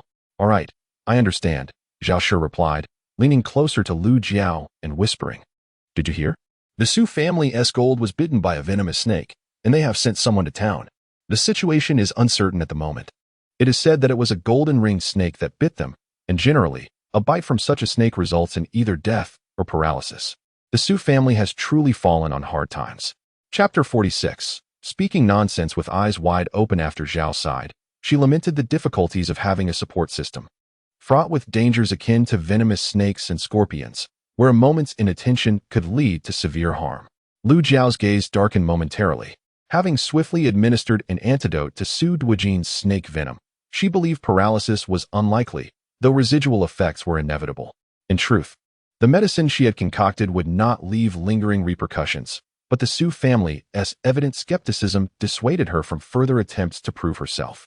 Exchanging a few words with Zhao, Lu Jiao departed, carrying a plate of cold noodles and vegetables to the eastern bedroom, where the family commenced their evening meal. The four little ones sat at a small table, and Lu Jiao first fed Xie Yunjin. While eating, Xie squinted at Lu Jiao and inquired, "Is your antidote truly effective against snake venom?" Lu Jiao raised an eyebrow and replied coolly, "Believe it or not," noticing her seemingly troubled demeanor. Xie Yunjin scrutinized her for a moment before asking, "Do you have something on your mind?" Lu Jiao turned to him in the soft light. His handsome face was cloaked in a cool sheen, his skin resembling polished jade. Yet, within his deep-set eyes lay a flicker of warmth. Could this be concern for her? Doubting her own perception, she sighed and confessed, "I'm just a bit vexed. I genuinely wish to help others, yet they refuse to appreciate it." Upon hearing this, Xie Yunjin immediately understood she was referring to the Su family. He raised an eyebrow and remarked, "That's because you have not previously displayed such abilities, which is why they doubt you. Over time, they will surely come to believe in you." As he finished speaking, he suddenly looked up at Lu Jiao and asked, "Is your antidote truly effective? There will be no hair loss, no dental issues, and no hunchback. One will not be confined to bed in paralysis." Lu Jiao nodded affirmatively. In truth, as long as one tailors an antidote to the characteristics of the snake, adverse effects can be largely avoided. Many physicians fail to produce effective antidotes for snake venom because they lack an understanding of the snake's traits. For instance, the golden-ringed snake is a type of venomous serpent associated with wind toxicity, which can paralyze the nervous system.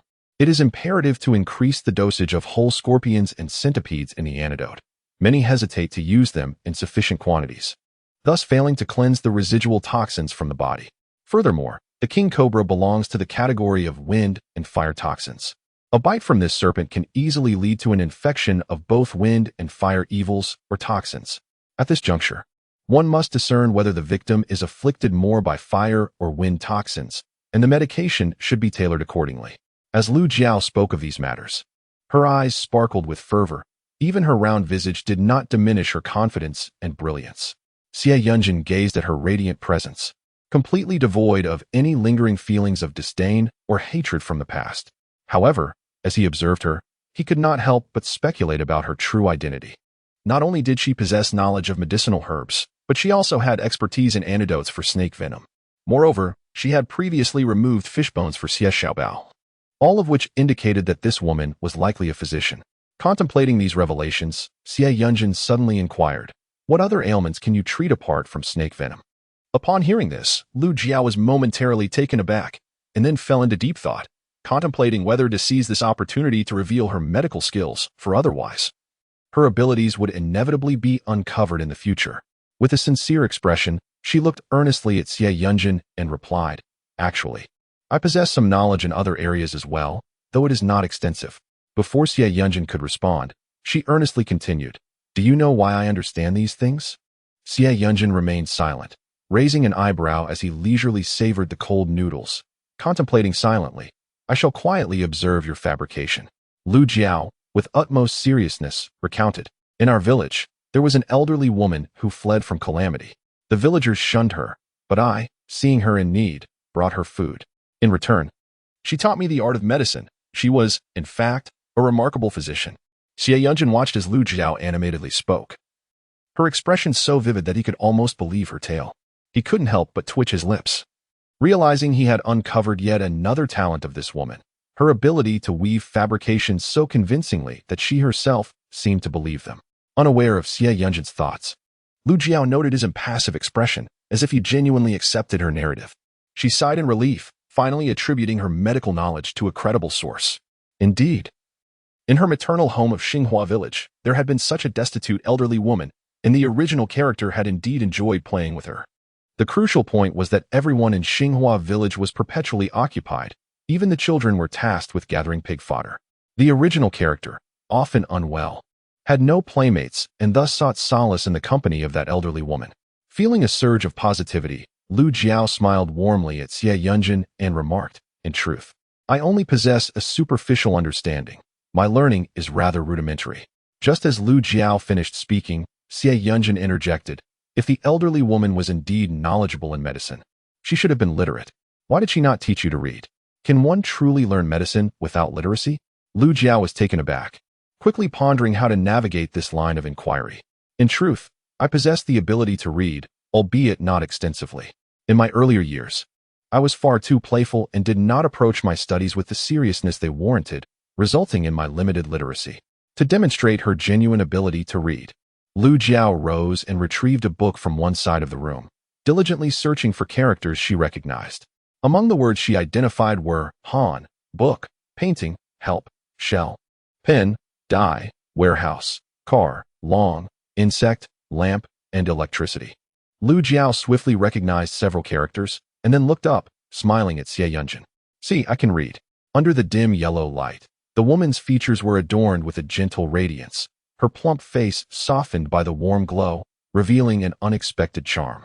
A thought flickered in Xie Yunjin's mind, and he quietly chuckled to himself, pondering the peculiar nature of his current existence. As he found himself perceiving her endearing qualities, was his mind perhaps clouded? Nonetheless, simply observing this woman display her antics proved to be quite entertaining. A hint of amusement danced in the otherwise stoic expression of Xie Yunjin, his features resembling those of a finely crafted painting. The four little ones had finished their meal, each delightfully satisfied, with the youngest, Si Bao, rushing over to shower compliments. "Mother, your cooking is the best in the world." Lu Jiao was instantly amused by his words. "You've only tasted a few dishes prepared by others, and yet you claim mine is the best." Si Bao gazed up at Lu Jiao with bright, soft eyes. "Even if I eat many different meals in the future, mother's cooking will always be the finest." With that, he turned to gather his siblings, De Bao, Er Bao, and San Bao, asking, "Don't you all agree?" Chapter 47. Fighting poison with poison. The second and third treasures followed closely behind, showering praises. "Yes, mother, everything you make is delicious. The rice is delightful, the noodles are exquisite, and the braised meat is superb. Whatever you prepare is simply delectable." The three little ones grew increasingly animated, their excitement spiraling out of control. Behind them, on the bed, Xie Yunjin remained silent, pondering why he felt that his son was becoming more and more like this woman, foolish and impulsive. Lu Jiao, buoyed by the children's flattery, smiled brightly and announced, "Tomorrow morning, I shall visit your grandmother's house. Before I leave, I will prepare your lunch. I will make sweet and sour ribs, ensuring that you all enjoy it." However, as soon as she finished speaking, the once cheerful four little ones fell silent, their faces dimming with disappointment. Seeing this, Lu Jiao felt a pang of sorrow and approached the table to inquire, "What's wrong? Why the long faces?" The fourth treasure quickly glanced up at Lu Jiao, pouting with a look that suggested he was on the verge of tears. His expression clearly conveyed his distress, yet he held back his tears. Unable to bear it any longer, Lu Jiao reached out and pulled him closer, asking, "What is troubling you?" Before he could respond, the eldest treasure pinched him lightly. The second and third treasures immediately nodded in agreement. Yes. They knew all too well that children without a mother were pitiable. Naturally, they longed for a good mother, unlike the bad one they had before. Lu Jiao noticed that all four little ones appeared to be concerned, prompting her to comfort them. They turned to look at Xie Yunjin, who felt a slight headache coming on. He pondered the matter of separating from Lu Jiao. If he were to heal his leg and part ways with her, the four little ones would surely create a ruckus. Thus, young Si Bao immediately expressed his sorrow, saying, "Since Grandma's house is not far, why not take me along? I wish to go too." Lu Jiao was about to explain the reasons for not bringing him when sudden, hurried footsteps echoed from outside the courtyard, suggesting that a considerable number of people were approaching. Lu Jiao raised her brows in surprise and glanced towards the entrance, where someone was indeed approaching. To her astonishment, it was none other than Zhang Chunhua, the wife of Duo Jin, whose eyes were swollen like peaches. Upon entering, she cried out to Lu Jiao, "Yunjin's wife, do you have a way to save my Duo Jin? I implore you to help him." Lu Jiao's expression darkened. But before she could respond, a gentle-looking man stepped out beside Zhang Chunhua. Lu Jiao immediately recognized him as the doctor she had seen earlier at the Bao Hall, seemingly a new addition to their staff. What could his purpose be? Qi Lei had already approached Lu Jiao, speaking with palpable excitement. "I heard from them that you can neutralize the poison of the golden ring snake without any side effects, such as hair loss, tooth decay, hunchback, or paralysis. Is that true?" Lu Jiao nodded affirmatively, prompting an immediate surge of elation in Qi Lei, who began to rub his hands together absent-mindedly. "May I see the antidote prescription you've devised?" he inquired, a hint of trepidation in his tone, for many practitioners are reluctant to share their prescriptions with others. Would this lady be willing to show him hers? Yet, Lu Jiao showed no hesitation, replying, "Of course." Upon her words, she retrieved the previously stored antidote recipe for the golden-ringed snake venom. "Here it is. I had prepared it long ago, believing they would come for it. But they did not, and instead sent the person to the town." Zhang Chunhua and the Su family felt a sense of embarrassment. They had never heard of Yunjin's wife being skilled in medicine and dared not delay, promptly taking the patient to the Biohetang in town. Having heard of a formidable doctor at the Biohetang, they entrusted the patient to him, only to discover that this doctor hesitated, stating he could not guarantee the absence of after-effects from the snake venom. Ultimately, it was the elderly Xiao who accompanied them that mentioned Yunjin's wife assured there would be no after-effects. Thus, they proceeded to the Biohetang, where they found the doctor even more agitated than they were.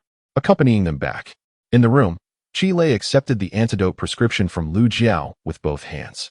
Upon careful examination, he pointed to 2 ingredients in astonishment: 10 scorpions and centipedes. "Isn't this dosage excessive?" Lu Jiao explained. "I have previously assessed Brother Su's symptoms. He is severely poisoned. Therefore, it is essential to increase the quantities of scorpions and centipedes. This method employs poison to counteract poison. Otherwise, the residual toxins cannot be eliminated. The golden-ringed snake belongs to the category of wind poisons, so amplifying these 2 ingredients poses no significant risk. A few days of treatment will suffice to neutralize the venom, ensuring no after-effects." After Lu Jiao's explanation, Qi Lei nodded repeatedly. "So that is the case." Reflecting on other venomous snakes, he inquired, "Can this recipe be used for antidotes against other snake venoms as well?" Lu Jiao pondered for a moment. Venomous snakes can be categorized into types. While those of the wind poison variety may be utilized, those of the fire poison type are unsuitable. If one cannot discern these distinctions, it becomes perilous to eliminate residual toxins. Qi Lei, now enlightened, exclaimed, "I understand." His foremost intention was to explore alternative antidotes, for possessing such knowledge could greatly benefit many. Elated by Qi Lei's words, Lu Jiao's expression brightened, for she was in dire need of funds. "Take it and use it." "Thank you." Zhang Chunhua and the Su family expressed their gratitude profusely as they departed with Qi Lei. Soon, the CF family's courtyard returned to tranquility. In high spirits, Lu Jiao served herself a bowl of cold noodles. The ruckus had caused the 4 little ones to forget their earlier sorrow. Little Si Bao stood beside Lu Jiao, his starry eyes gazing up at her in awe, saying, "Mother, you are so amazing." Chapter 48. Tempted by delicacies, San Bao also approached, standing next to Lu Jiao, inquiring eagerly, "Mother, can you truly cure snake venom?" Lu Jiao nodded affirmatively. Indeed, snake venom is not as formidable as one might think. Bao gazed at Lu Jiao with envy, declaring, "Mother, when I grow up, I want to be just as formidable as you." San Bao and Si Bao nodded vigorously, and the atmosphere in the room once again filled with joy. After finishing her cold noodles, Lu Jiao tidied up the dishes and carried them to the kitchen. While washing, she realized that their home lacked even a few small chairs. Although she would be leaving in 2 to 3 months, It would be nice to have a place to sit. The four little ones had to eat while standing, as there were hardly any chairs or stools in the house. After Lu Jiao finished washing, she warmed the medicine for Xie Yunjin and took it to the east bedroom to feed him. While feeding, Xie Yunjin recalled Lu Jiao's hunting trip earlier that afternoon and inquired, "Did you not catch anything while hunting in the mountains today?" Lu Jiao immediately thought of the deer and deer blood in her space. However, as it was inconvenient to retrieve them at the moment, she shook her head in response. Xie Yunjin cautioned her, "Be careful." Lu Jiao nodded, replying, "All right." She was taken aback by the thought of him teaching her to read. It was truly wonderful. Yet, she couldn't help but wonder about his true intentions. Before Lu Jiao could voice her thoughts, the three little ones, Air Bao, Sand Bao, and Sea Bao, rushed in, joyfully exclaiming, "Mother, don't let Father teach us. Let us teach you. Father has already taught us the three-character classic."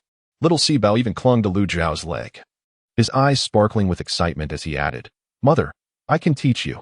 Meanwhile, on the bed, Xie Yunjin gazed at the three children with a dark expression, feeling that even his small pleasures were being seized. Was it truly so amusing? Just as this thought crossed his mind, Dabao strolled over with composure and addressed the three little ones. "You think you can teach just because you learned the three-character classic? Aren't you ashamed? I believe Father should teach you. After the three-character classic, he should also teach the 100 family surnames in the 1,000-character classic."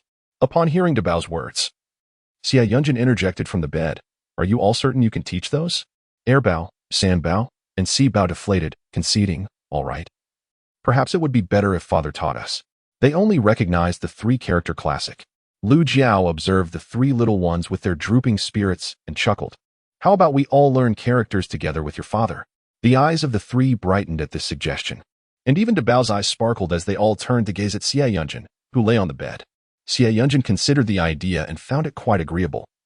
In the past, while attending the county school, he had no time to teach his children.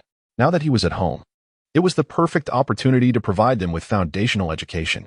Although he was unable to move much due to his current state, he could certainly engage his voice. Xie Yunjin promptly agreed. "All right, it is settled then." Lu Jiao was delighted. By teaching them traditional characters, she would soon be able to write prescriptions, which was excellent indeed. With this decision made among the 6 of them, Lu Jiao took the 4 little ones out for a bath. After a few days of care, although the children remained frail, the pallor had diminished significantly, and their features appeared increasingly delicate and charming. Lu Jiao felt a surge of joy at the sight. However, after their bath, she realized that the 4 little ones had no small pants to wear, as they only possessed 2 sets of summer clothing, 1 set of small garments complemented by a little jacket. Thus, she needed to swiftly create 2 more summer outfits for them. As she contemplated this, she helped the children into their jackets and signaled for them to rest in the eastern bedroom. She then washed the clothes they had changed out of, as they would have nothing to wear the following day. While she was occupied with the laundry, Xie Erju came to assist Xie Yunjin with his needs. By the time she finished washing, Xie Erju had taken care of everything. Lu Jiao brought forth a bowl of pig's head meat and a handful of sugar as she entered the eastern bedroom, offering them to Xie Erju. However, he politely declined, shaking his hands repeatedly. No, they had enough last time and were quite pleased. Xie Erju cast a glance at Xie Yunjin and then at Lu Jiao, noticing her genuine desire to offer assistance. He ultimately accepted her kindness. "Very well, I shall accept it," he declared. The dish prepared by his sister-in-law was exceptionally delicious, rich in flavor, and his daughters had been raving about it ever since they had last tasted it. With a heavy sigh, Xie Erju lamented, "We keep pigs and chickens at home, and Dia and Arya must tend to them by collecting fodder and feeding them, leaving them no time to visit." This thought weighed heavily on his heart, filling him with remorse for his daughters. His younger sister, Xiaolan, was idle, relying entirely on his daughter Daya to wash her clothes. The realization of this disheartened Xie Erju, yet he felt powerless to oppose his parents. Inside the room, Lu Jiao regarded Xie Erju's worn visage, etched with the burdens of life, and felt a wave of compassion. She raised an eyebrow, pondering whether she might devise a way to assist him.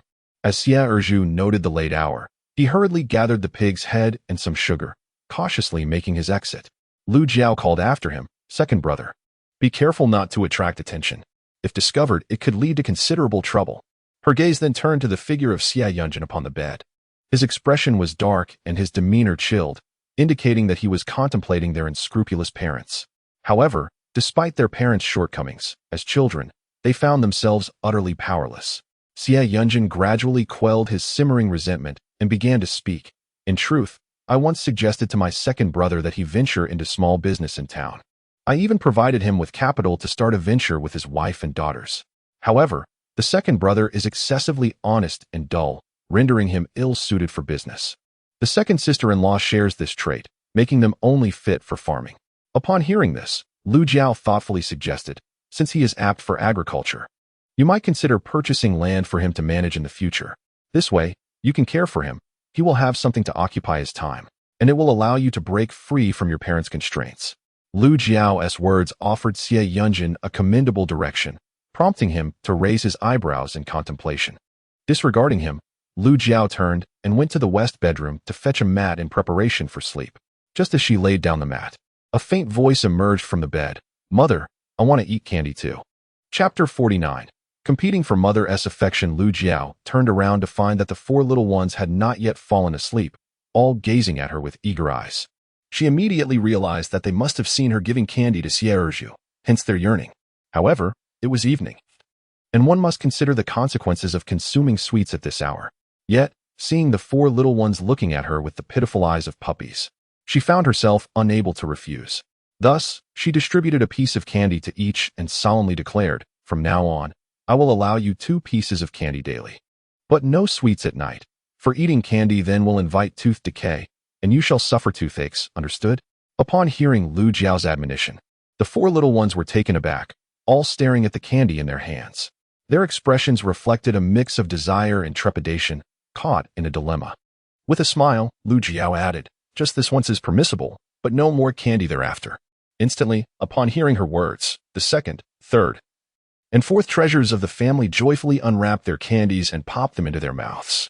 Debao was not in a hurry to indulge. Instead, he peeled the candy and brought it to Xie Yunjin's lips, saying, "Father, this is for you." Upon witnessing this, Erbao, Sambao, and Xiao Si Bao felt a pang of guilt, as they had already savored their own candies. What to do? The 3 little ones instinctively contemplated spitting out the sweets still nestled in their mouths.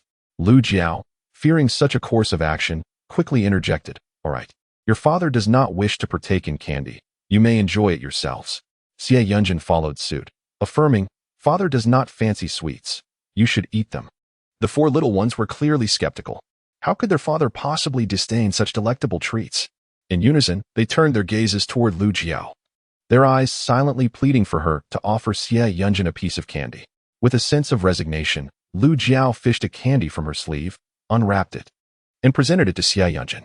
Although Xie Yunjin was not particularly fond of sweets, he found himself compelled to comply. For the earnest looks from the 4 little ones conveyed a clear message. Refusal was not an option. Thus, he reluctantly bit into the candy. Lu Jiao then turned toward the 4 children, urging, "All right, quickly finish your candies and prepare for sleep. It is getting late." The 4 little ones nestled in their beds, joyfully munching on their candies while chatting animatedly. "This candy is truly sweet. Mother says we can have 2 pieces a day from now on. I plan to eat 1 and save 1. You can sleep in the west bedroom." Over the past couple of days, he had felt considerably more energetic, and with Ergu's assistance during the night for his needs, Lu Jiao no longer needed to sleep on the floor. Sleeping on the ground was not ideal. Upon hearing Xie Yunjin's words, Lu Jiao was instantly elated, flipping over to sit up. The dampness of the mud floor was excessive, making it easy for one to fall ill from sleeping on the ground.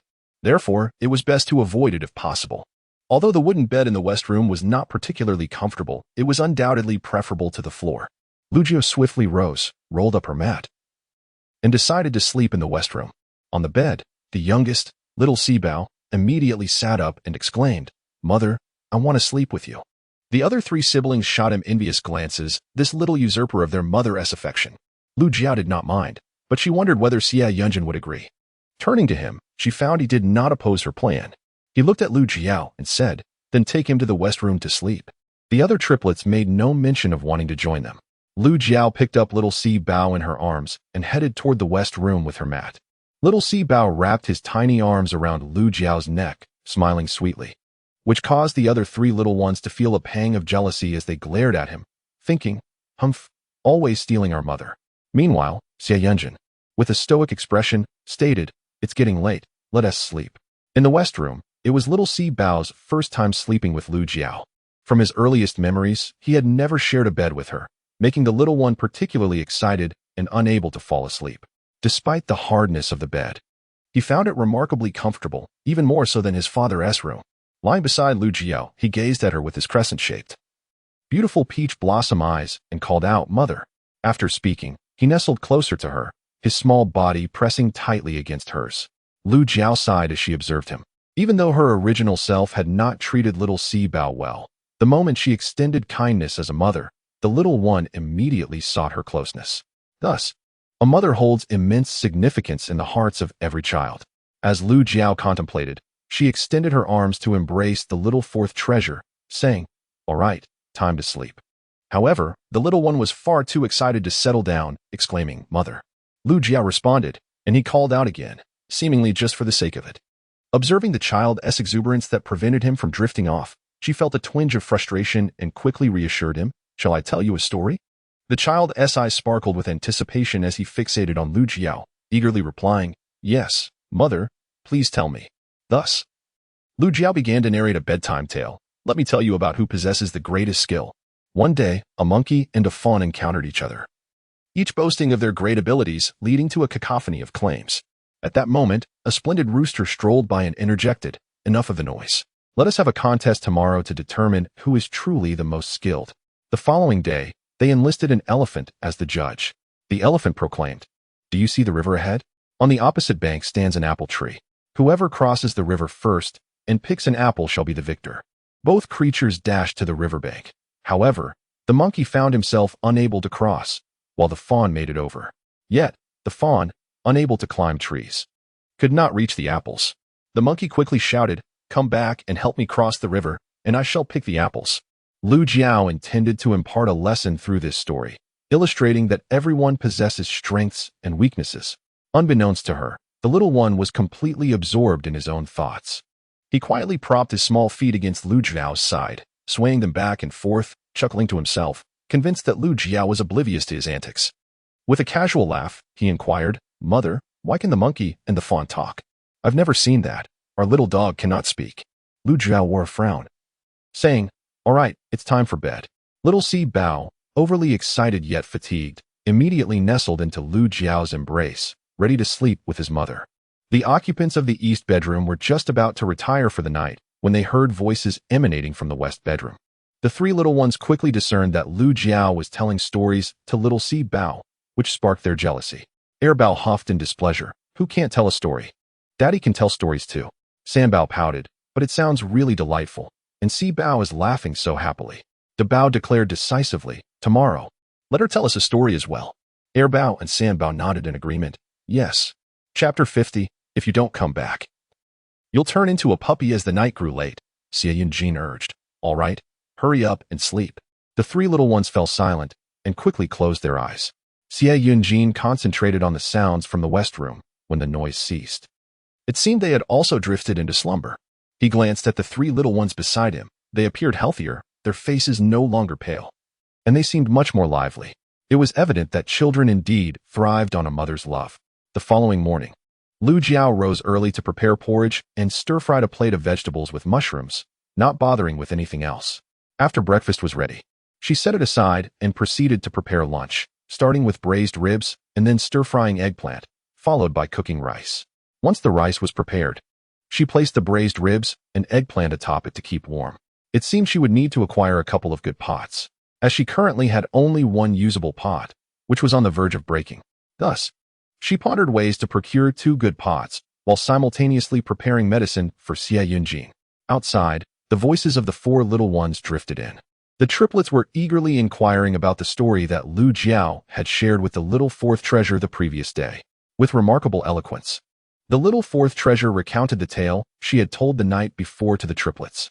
Soon, the 4 little ones gathered in the courtyard, engaging in animated discussions about the story. Xiao He and Hua Hua nestled by their owner's feet, occasionally murmuring softly. The courtyard buzzed with a lively atmosphere. Unable to contain her laughter, Lu Jiao was soon approached by the 4 little ones, who rushed in and surrounded her, asking, "Mother, why can the monkey and the little deer speak?" Lu Jiao gazed at the beams of the house in exasperation, realizing that they all shared identical thought processes. Bao nestled closer to Lu Jiao, affectionately offering an explanation. "Mother, Could it be that they have turned into monsters? Lu Jiao felt an urge to roll her eyes, but reminded herself of her role as a mother and restrained the impulse. Turning to the four little ones, she elucidated. This is merely a story. It does not imply that monkeys and deer can converse. Stories are crafted by humans to impart wisdom. For instance, the tale I shared conveys that every individual possesses strengths and weaknesses, hence one should not assume superiority merely due to some abilities. The four little ones listened intently, eventually responding with a collective, drawn-out L. Airbao, dissatisfied, remarked, so that's how it is. Then why write about animals? They should write about people instead. After saying this, he glanced down at Xiaohe and Huahua, suddenly intrigued. Do you think Xiaohe and Huahua can talk? Lu Jiao, feeling disinclined to engage further, poured out the prepared medicine into 2 bowls, one set aside to cool and the other discreetly tucked away into her space while the triplets were momentarily distracted. Having completed her morning routine of washing her face and hands, she prepared breakfast for the 4 little ones, who had learned to tend to their own cleanliness under Lu Jiao's guidance. She brought their meal to the eastern bedroom, allowing them to eat independently while she attended to Xie Yunjin. As Lu Jiao spoke, she suddenly recalled the incident when the 4 little ones were punished, and Xie Yunjin had become so enraged that he had coughed up blood. Turning her gaze towards him, she noticed that, after some care, his complexion had improved from its previous pallor, and his spirits seemed lifted. Yet, the thought that he would be powerless should someone come to harm the little ones troubled her greatly. Xie Yunjin, discerning her unease, raised an eyebrow and inquired, "What is it? I plan to visit my mother's home. What will happen if you are left here vulnerable against malevolent individuals?" Instantly, the youngest of the 4 stood up and declared, "Mother, then please do not go to Grandma's house." The other 3 little ones nodded in agreement, gazing at Lu Jiao with hopeful eyes. Ignoring their pleading expressions, she furrowed her brow and turned to Xie Yunjin, suggesting, "Perhaps I should invite my second brother to keep you company." However, upon reflection, she deemed this unwise. If Xie Erju dared to come, it would undoubtedly provoke trouble from the Yuan family. After contemplating for a moment, she decided, "Never mind, I shall send for Xiao Bao to come and stay with you. If any trouble arises, he can go out and seek assistance." Previously, Lu Jiao had distributed the silver she obtained from Widow Li among 3 families, which had enticed the villagers greatly. Should any trouble arise again, she anticipated that many would surely rise to defend her family. Observing Lu Jiao's evident concern, Xie Yunjin did not dissuade her, simply responding, "Very well." The 4 little ones, however, felt a wave of disappointment upon hearing Lu Jiao's words. The 4 little ones were filled with concern, to the extent that even the rice porridge lost its appeal. Lu Jiao fed Xie Yunjin his breakfast, then took the bowls and chopsticks outside, returning with a bowl for herself. In her heart, Lu Jiao felt a sense of joy. It had only been a short while. Yet these 4 little creatures were already reluctant to part with her. However, seeing their glum expressions, she couldn't help but gently comfort them. Dabao Airbao and Sanbao looked at Si Bao in astonishment, unsure if it was true. After a moment of contemplation, Airbao and Sanbao turned to Lu Jiao and said, "We'll cry with Si Bao." Meanwhile, Dabao approached Lu Jiao, extending his hand towards her. Confused, Lu Jiao gazed at him. Dabao solemnly declared, "Let us make a pact. Those who lie will turn into little dogs." Lu Jiao stared at Dabao in disbelief, pondering who had taught him such a thing. Airbao, Sanbao, and Si Bao all turned to Dabao, questioning Dabao, "Is that true? Will liars really turn into little dogs?" Dabao responded with utmost seriousness, "Indeed." Reassured, Airbao, Sanbao, and Si Bao turned back to Lu Jiao, gleefully asking, "Mother, next time you go, can you take us along? We have yet to visit Grandma."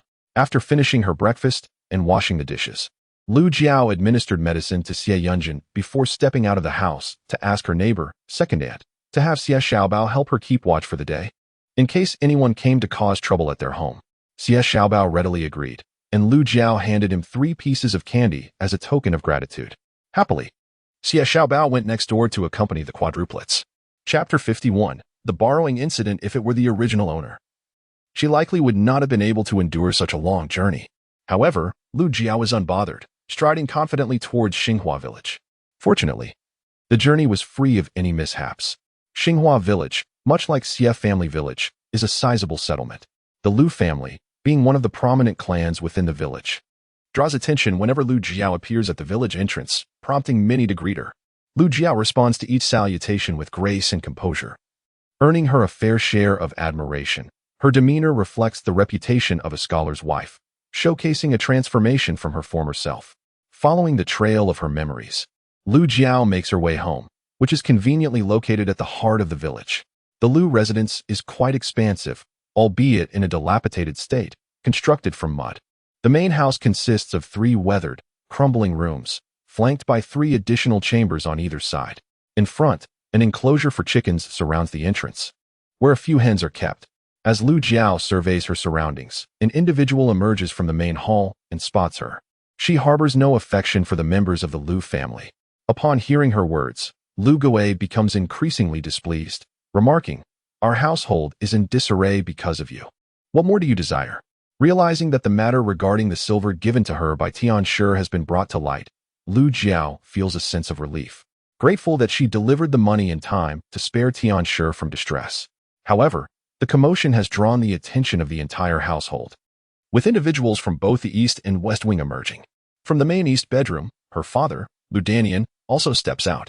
Lu Jiao glances at him but chooses to disregard his presence. Tianshi lies on the bed, her visage somewhat haggard, with reddened eyes that betray her recent tears. Approaching her, Lu Jiao gently takes her hand and inquires with genuine concern, "Mother, what troubles you? Are you unwell?" Tianshi promptly shakes her head, assuring her, "It's nothing serious. I am quite well, merely fatigued from recent labors and require some rest." She did not wish to continue discussing that topic. Concerned, she scrutinized Lu Jiao and noticed that she had indeed lost weight, which immediately filled Tian with sympathy. "Jiao, how have you become so thin?" Upon hearing her words, Lu Jiao instinctively touched her face. In recent days, she had been eating less and moving more, resulting in a slight weight loss. However, due to her previous plumpness, she had not felt much of a difference, so she was surprised that Tian noticed so quickly. "Mother, being a bit thinner is good. It looks better," Lu Jiao replied. Tian's eyes reddened with sorrow upon hearing this. "Jiao has suffered. All the burdens of the family have fallen upon you, and you have endured so much." Lu Jiao smiled and reassured her, "I have hired someone to take care of them, mother, so you need not worry." Lu Jiao understood well that Tian appeared so haggard because of the family's troubles. Otherwise, such a strong person could not possibly be bedridden. With this thought, Lu Jiao leaned closer to Tian's ear and whispered, "Mother, I picked a medicinal mushroom on the mountain and sold it for 200 taels of silver. I have money now. Here are 10 taels, 5 for you to repay debts and 5 for your personal use." Tian looked at Lu Jiao in disbelief and asked, "Really?" Lu Jiao nodded affirmatively, and Tian's face brightened with joy. However, she declined the 10 taels. "Just give mother 5 taels." When Lu Jiao attempted to insist, Tian looked at her sternly. "Just 5 taels for me will suffice. Your family needs the money right now. Once Yunjin's leg has healed, you can give mother the filial money, and I promise to accept it then." Seeing her earnest demeanor, Lu Jiao understood that she would certainly not accept it. So she had no choice but to put it away and instead offered another 5 taels of silver to Mrs. Tian. Mrs. Tian took the silver, swiftly leaped out of bed, and strode purposefully towards the door. At that moment, in the courtyard of the Lu family, Lu Danian stood with his 3 sons and 2 daughters-in-law. As she spoke, she turned to Lu Danian and said, "I was truly blind to believe that following you would bring me no grievances." Lu Danian, taken aback by Mrs. Tian's outburst in front of their daughter, found himself at a loss for words, feeling a wave of embarrassment. He stammered at Lu Jiao, Jiao, "It's not that our family does not want to help you. It is simply that we are too impoverished." Lu Jiao's sister-in-law, Sun Mei, upon seeing the 5 taels of silver, breathed a sigh of relief and smiled at Lu Jiao, saying, "Sister-in-law, the main issue is that mother did not inform us before borrowing money, which is why we admonished her." Lu Jiao glanced at her elder brother Lu Ping and her second brother Luan. It appeared that everyone in the courtyard was blaming Mrs. Tian for the 5 taels of silver. Her expression darkened, realizing that this family was ganging up on Mrs. Tian. She addressed the people in the courtyard, saying, "Mother borrowed 5 taels of silver for me without informing you, which is indeed inappropriate. If you must assign blame, let it be directed at me. I owe you all an apology, as this matter originated from my family." With utmost respect, Lu Jiao apologized to the Lu family. The people below her felt their faces flush, akin to receiving a stinging slap. After delivering her apology, Lu Jiao spoke again, but this time her tone was notably frigid. "However, I wish to express a few more thoughts. The 5 taels of silver borrowed by my mother, if spent frivolously on food and drink, you may justly complain. Yet, This silver was intended for the treatment of her grievously injured son-in-law. Does this not merit some understanding? I merely wish to inquire, at this moment of need. If we do not lend assistance, will you not seek to benefit from our future prosperity? Chapter 52 serves as a lesson for them. Tian's eyes reddened. Indeed. Her intention in lending money to her daughter was not solely to aid her son-in-law, but also with the hope that, should he recover sufficiently to sit upright, he might become a scholar and tutor students. Their children could then benefit from his guidance, even if they did not achieve the status of a scholar. Acquiring knowledge of characters would still enable them to secure a decent livelihood. Yet, her family, blinded by short-sightedness, united in their complaints about her perceived shortcomings. When her son and daughter-in-law voiced their grievances, she bore it in silence, but it was particularly painful to hear her own husband join in. This was the most disheartening aspect for Tian. When she married Lu Danian, she sought his honesty and anticipated his care for her in the future. What reason had she to marry him otherwise? She had discerned early on that he lacked ambition and would not earn much. She sought stability, yet now, lacking in her own capabilities, he came to blame her at the first sign of trouble. As she gazed at Lu Danian, her disappointment deepened. Lu Jiao surveyed the gathered individuals in the courtyard before coldly stating, "Since you cannot tolerate my mother, I shall take her away. She has a daughter as well as her third son. I will support her from now on." Lu Jiao then turned to Tian, asking, "Mother, would you like to come with me to my home?" Tian was indeed infuriated, wishing only to turn a blind eye to the situation. Upon hearing Lu Jiao's words, she nodded in agreement. Lu Jiao cast a glance at Lu Danian and retorted sharply, "Those who hurt us most are often those closest to us. It is your complaints that cause our mother distress. After all these years, she has never once criticized you for your shortcomings. Yet you have the audacity to lament about her." Lu Danian's expression shifted, taken aback by his daughter's candidness, yet he refrained from reprimanding her in front of Tian. However, he found it astonishing that the Lu family would treat Tian in such a manner. She had no obligation to feed them, not even to the dogs. "Mother, let us go," Tian said, turning towards the eastern bedroom to gather her clothes. Outside, the countenance of the Lu family members changed dramatically, and Lu Danian quickly followed her inside, attempting to soften his tone. Unfortunately, Tian, still agitated, emerged with only 2 sets of clothing and walked out alongside Lu Jiao. Lu Jiao, irritated, spoke coldly to Lu Gue, "You sons have caused our mother enough grief. From now on, I shall take care of her." In truth, Lu Jiao did not genuinely wish to sever ties with the Lu family. She merely aimed to teach them a lesson, ensuring they would think twice before mistreating Tian in the future. If such behavior became habitual, would they not blame Tian for every misfortune? Today, she was determined to impart a lesson. With that, Lu Jiao pushed past Lu Gue and took Tian by the hand, leading her away. Meanwhile, the sharp-eyed second sister-in-law, Hu Xiang, noticed the basket on Lu Jiao's back was brimming with goods, including meat. Hu Xiang, enticed by the sight, called after them, "Mother, please do not be angry. It was all our fault. We were wrong. Little sister, please help persuade mother." Regrettably, Lu Jiao completely disregarded her, dragging Tian Shi away. Behind them, Lu Danian's expression turned indescribably grim, his heart fluttering with unease. Having been married to Tian Shi for many years, they had never been apart. Now, with her suddenly leaving him, he felt utterly disoriented. Observing Tian Shi and Lu Jiao depart, Lu Gue hurriedly pursued them, albeit this time, he dared not intervene, trailing behind at a distance. Initially, Tian Shi impulsively followed Lu Jiao outside, but soon anxiety crept in. Would her son-in-law speak harshly to her? Would he be displeased? And if he were upset, how might that affect his relationship with their daughter? Tian Shi began to regret her previous impulsiveness. Why had she caused such a scene in front of Jiao Jiao? Yet, upon seeing the money, her instinct had been to hurl it at them without a second thought. As she contemplated these matters, she turned to Lu Jiao and said, "Jiao Jiao, do you think it would be inappropriate for me to visit your home?" However, Lu Jiao, playing the role of the affectionate daughter, responded, "Mother, my husband is bedridden, and I must care for him and the 4 little ones. I'm so exhausted. Please come and help me, will you? By the way, last time I went to town to sell goods, there was no one at home, and the little ones were even bullied. If you come, it would be perfect to help look after the house." Upon hearing this, Tian Shi's heart ached, and she readily agreed, dismissing the presence of her son behind her. This notion of marrying a wife and forgetting one's mother was exemplified by her eldest and second sons. Unlike sons, daughters would stand up for their mothers. Tian Shi understood that her daughter was defending her by confronting the entire family. Very well. Mother will come to assist you, she declared. Meanwhile, Lu Gue wore a pained expression, pondering the absurdity of the situation. At this moment, he discerned that his sister was indeed a formidable character, not easily provoked. Earlier, Lu Jiao had completely disregarded Lu Gue's presence behind her. She utilized her backpack to retrieve 2 pieces of cake from her spatial storage, offering one to Mrs. Tian and keeping one for herself. Mother, do indulge in a bite. This is red bean cake I purchased from the market. Mrs. Tian immediately declined, saying, I'm not hungry, save it for Sibao and the others. However, Lu Jiao was insistent, forcefully pressing the piece into her mother's hand. Mother, please eat. We are not lacking in provisions at home. Mrs. Tian stared in astonishment at the deer in Lu Jiao's backpack. Not only had her daughter discovered and sold a valuable medicinal mushroom, but she was also adept at hunting. Goodness, how remarkable! When had her daughter become so capable?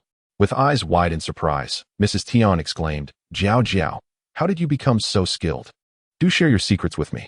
After a moment's contemplation, Lu Jiao replied, I learned it all from Yunjin's books. No wonder everyone emphasizes the importance of education. It truly is beneficial, even enabling my daughter to acquire skills for generating income. Lu Jiao urged Mrs. Tian to eat the red bean cake, saying, Mother, please eat. We have more than enough food. All right. Mrs. Tian responded joyfully, savoring the cake without a glance towards her younger son. Meanwhile, Lu Gue, observing the mother and daughter enjoying their meal, felt a pang of hunger, as if his stomach was pressed against his back. The recent turmoil over 5 taels of silver had disrupted their meals, leaving him, a strapping young man, famished. Now witnessing that the two seemed to have forgotten about him, Lu Gue felt a wave of sorrow. He quickened his pace, positioning himself beside Lu Jiao, and ingratiatingly asked, Sister, is there any left? May I have a piece? Lu Jiao turned her head to glance at Lu Gue, a cold smile gracing her lips. Don't call me that. I am not your sister. Chapter 53. Have some decency. Lu Gue was taken aback, directing his gaze towards Tian Shi, who scoffed and promptly devoured the pastry in her hand. Lu Gue's expression soured. Was this truly his biological mother? Surely, he must have been mistaken. After finishing a piece of the pastry, Lu Jiao, using her basket, produced 2 large peaches. Handing one to Tian Shi. With a deliberate intent to thwart her younger son's desires, Tian Shi did not refuse, and the 2 women indulged in the delightful fruit. While Lu Gue had previously been merely hungry, he was now overcome by cravings as the enticing aroma of the peaches wafted through the air. He had never tasted peaches of such exquisite quality before. These must be quite expensive. Had his sister found prosperity? The mother and daughter savored a piece of red bean cake, and then another peach, their hunger sated as they made their way towards Xie family village. Meanwhile, Lu Gue, stricken by hunger, trudged behind Lu Jiao, his energy depleted. He pitifully called out, Sister, my dear sister, have some compassion for your brother. I was in the wrong. I admit it. I promise to treat you with utmost respect from now on. Lu Jiao's words moved Tian Shi to tears, affirming her belief that she had indeed raised Lu Jiao well, for a daughter possesses a conscience. Without her daughter as support, she would have been utterly oppressed by the Lu family. However, Lu Jiao did not entirely disregard Lu Gue. Her intention was merely to teach him a lesson, ensuring he would not disrespect Tian Shi in the future. As for Lu Gue's feelings towards her, she could hardly care less. She had never regarded him as a true brother. All right, here is a piece of red bean cake for you. Should you show any further disrespect to your mother? I shall see how you fare. As Lu Jiao approached Xie family village, she took out a piece of red bean cake for Lu Gue, who was nearly moved to kneel in gratitude, exclaiming how delectable the treat was. However, as Lu Jiao neared her home, she caught sight of a crowd gathered before her modest fence. Her expression darkened instantly, her fingers clenching into fists instinctively. Could it be that someone had once again come to bully Xie Yunjin and the 4 little ones? If that were the case, she would not let these individuals go unpunished this time. Lu Jiao's countenance grew exceedingly grim, while Tian Shi, at her side, also noticed the throng at Lu Jiao's doorstep. Tian Shi's expression shifted as she followed Lu Jiao directly towards her home. As the trio reached the entrance, someone spotted Lu Jiao and immediately turned to address her. Yunjin's wife, you have guests. They are distinguished visitors, arriving in a carriage. Given the impoverished nature of Xie family village, it was quite rare for anyone to travel by horse-drawn carriage, as even ox carts were considered a luxury. Thus, the sudden arrival of a carriage drew the attention of all the villagers, who flocked to witness the spectacle. Upon hearing this, Lu Jiao breathed a sigh of relief. As long as it was not an incident involving bullying against Xie Yunjin and the four little ones, she would be content. With little time to spare, Lu Jiao disregarded the carriage outside the fence and led Tian Shi and Lu Gui into the courtyard. The villagers of Xie family village were abuzz with chatter, some remarking, "It seems that Yunjin's classmates from the county school have come to visit. They brought an abundance of gifts, including food and fabric. It appears that Yunjin's mother, sister-in-law, and younger sister have all come as well." What thoughts are stirring now? Having cast her son out, she now sees someone bringing items to the door and has returned. Someone, spotting Lu Jiao, hastily exclaimed, "Yunjin's wife, you should quickly go inside and take a look." Lu Jiao nodded at those around her as a form of greeting, leading Tian Shi and Lu Gui into the main hall. Indeed, the floor of the main hall was cluttered with numerous items. From the east bedroom, the sorrowful voice of Ruan Shi could be heard. "Thank you for visiting my son San. With classmates like you who care for him, his time spent in study has not been in vain."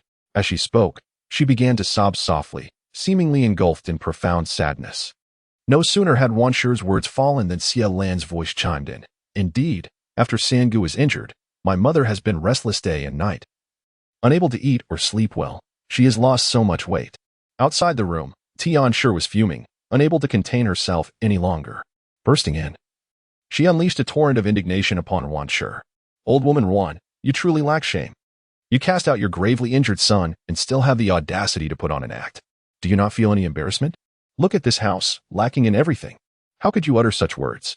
The peach blossom eyes sparkled with joy. Er Bao and San Bao also wore beaming smiles, while De Bao, though not overtly displaying his emotions, harbored a glimmer of delight in his eyes. Lu Jiao reached out to gently stroke the heads of the four little ones before finally lifting her gaze to survey the room's occupants. In the room stood four young men, all of similar age to Xie Yunjin. One was clad in a long robe made of brocade, adorned with a jade crown, unmistakably a scion of a wealthy family. The other three, though seemingly ordinary, exuded an air of scholarly elegance in their every gesture. However, upon seeing Lu Jiao, the four were momentarily taken aback. They had presumed that a man of Xie Yunjin's exceptional caliber would wed a woman of remarkable stature. Yet they were met with the sight of a rather portly lady. A fleeting expression of sympathy crossed their faces. But they quickly regained their composure and stood to greet Lu Jiao, addressing her as sister-in-law. Lu Jiao paid them little mind, instead turning her gaze towards Xie Yunjin, where she noticed his brow furrowed with a cold intensity, an aura of chill emanating from him. With concern, she inquired, "Are you all right?" Xie Yunjin's expression softened slightly as he raised his head to acknowledge Mrs. Tian, saying, "Mother-in-law has arrived." Mrs. Tian nodded, while the woman named Wan, standing at the side, wore an exceedingly displeased expression, her slanted eyes glaring fiercely at both Lu Jiao and Mrs. Tian. She had come to retrieve some items. Having heard that Lu Jiao had returned to her family home, Ruan's demeanor was dark and foreboding, an unmistakable sense of gloom surrounding her. Chapter 54. A brother not worthy of a dog. Disregarding Ruan, Lu Jiao exchanged pleasantries with her four classmates before stepping outside. She carried a basket into the kitchen, taking the opportunity to store the venison and rabbit meat in her spatial pouch. Earlier, in the presence of Mrs. Tian and Lu Gui, she had refrained from using the pouch, as leaving the meat out would lead to spoilage. Once she had secured her items, she promptly prepared several bowls of sweet soup. Mindful that Xie Yunjin's classmates ought to be offered at least a sip of something refreshing, Lu Jiao poured several bowls of sweet soup and placed them on a small, worn table before entering the eastern bedroom. She courteously addressed her four classmates, saying, "Gentlemen, please enjoy this water. My home is rather humble, and I hope you will excuse any shortcomings." The four classmates quickly glanced at the bowls Lu Jiao had filled, noting their pristine cleanliness, as well as the immaculate condition of the small table. Though the household lacked in material wealth, it was kept spotless, and even Yunjin, despite his condition, was dressed neatly. The absence of any unpleasant odors in the room suggested that his wife was indeed a diligent person, which was commendable. The four individuals stood up to express their gratitude to Lu Jiao, and each took a bowl of water to drink, as it would be impolite not to partake. Observing her classmates drinking, Lu Jiao also poured a bowl of water and approached the bed to offer it to Yunjin. In the room, Ruan and Xie Lan exchanged glances, rolling their eyes and silently muttering about the pretense. Chen Lu, the eldest daughter-in-law of Ruan, spoke up, "Sister-in-law, you might as well pour a bowl of water for mother." Lu Jiao looked up at Chen Lu with a smile and replied, "We have run out of bowls at home. Otherwise, I would fetch some from my elder sister-in-law's house. Qin Lu was momentarily taken aback. Sensing the tension in the Xie family, the four classmates felt it prudent to take their leave and stood to bid farewell to Yunjin. A fleeting shadow of melancholy passed through Yunjin's eyes as he watched his classmates depart, and he turned to Lu Jiao, saying, "See them off." Lu Jiao promptly rose to escort the four gentlemen outside. The leading gentleman, clad in fine garments, spoke gently to Lu Jiao. "I am Han, a classmate of Yunjin, studying in Qinghe County. Should you encounter any troubles, do not hesitate to reach out to me." Lu Jiao immediately expressed her gratitude to Han Tong, saying, "Thank you. Once Yunjin recovers, he will personally come to thank you all." Upon hearing Lu Jiao's words, a glimmer of hope flickered in Han Tong's eyes, while the other three remained skeptical, thinking to themselves that it was impossible for someone in such a condition to recover. Nevertheless, they said nothing, and the four of them proceeded to leave. Outside, the villagers of Xie family village were engaged in lively discussions. Han Tong and his three classmates boarded a carriage and departed. Lu Jiao turned to enter the main hall, but before she stepped in, she heard Xie Lan's excited voice exclaim, "Mother, look at this fabric. It's so beautiful. Can I have it as my dowry? These 4 types of pastries are perfect to send to your brother as a betrothal gift, and these tea leaves are undoubtedly of high quality." The mother and daughter completely treated the items in the hall as their own, joyfully selecting them. As Lu Jiao walked in from outside, her expression turned icy as she commanded, "Put down those items and leave this place at once." Ruan's countenance changed, and she shot an angry glare at Lu Jiao, saying, "Are you trying to take away my son's possessions?" Lu Jiao couldn't help but laugh in anger, her cold gaze fixed on Ruan. "At your age, can you not have a shred of dignity? Your son lies paralyzed in bed, and yet you have the audacity to covet his belongings?" Upon hearing Lu Jiao's words, Ruan's expression darkened significantly as she gritted her teeth, retorting, "He can't use these things. If he could, would I be taking them?" She pointed at a pile of herbs among the items and added, "These herbs he may need. We will not touch them. The others are utterly useless to him. What is wrong with giving them to his brother as a betrothal gift? He is his biological brother." Lu Jiao scoffed dismissively. "A brother like that is no better than a dog." Wanshur cherished her youngest son above all, yet he was cruelly insulted by Lu Jiao, being called a dog. Wanshur's expression darkened, and in a fit of rage, she lunged at Lu Jiao. Lu Jiao, weary of engaging with such shameless individuals, thought it futile to reason with them. She reached out to seize Wanshur, intending to drag her outside. Behind her, Xie Lan, visibly distressed, screamed, "Lu Jiao, how dare you disrespect your mother-in-law?" After uttering this, she rushed out, clutching a piece of cloth. "Leave." Qin Lu, the elder sister-in-law, eyed the items in the main hall with envy but dared not act recklessly. She recognized that Lu Jiao was not to be trifled with, so she refrained from intervening, instead attempting to persuade Lu Jiao, as the daughter-in-law of the Lu family. "Your mother is your mother-in-law. How could you lay hands upon her? The gifts from your third brother's classmate. Keep what you need and offer some to your mother as a sign of filial respect." Lu Jiao coldly regarded Qin Lu and gestured towards the door, urging her to leave promptly before she resorted to violence.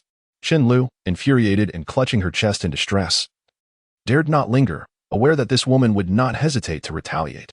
In the courtyard, Wanshur sat on the ground, beating her thighs and wailing, "Come and see. The daughter-in-law is beating the mother-in-law.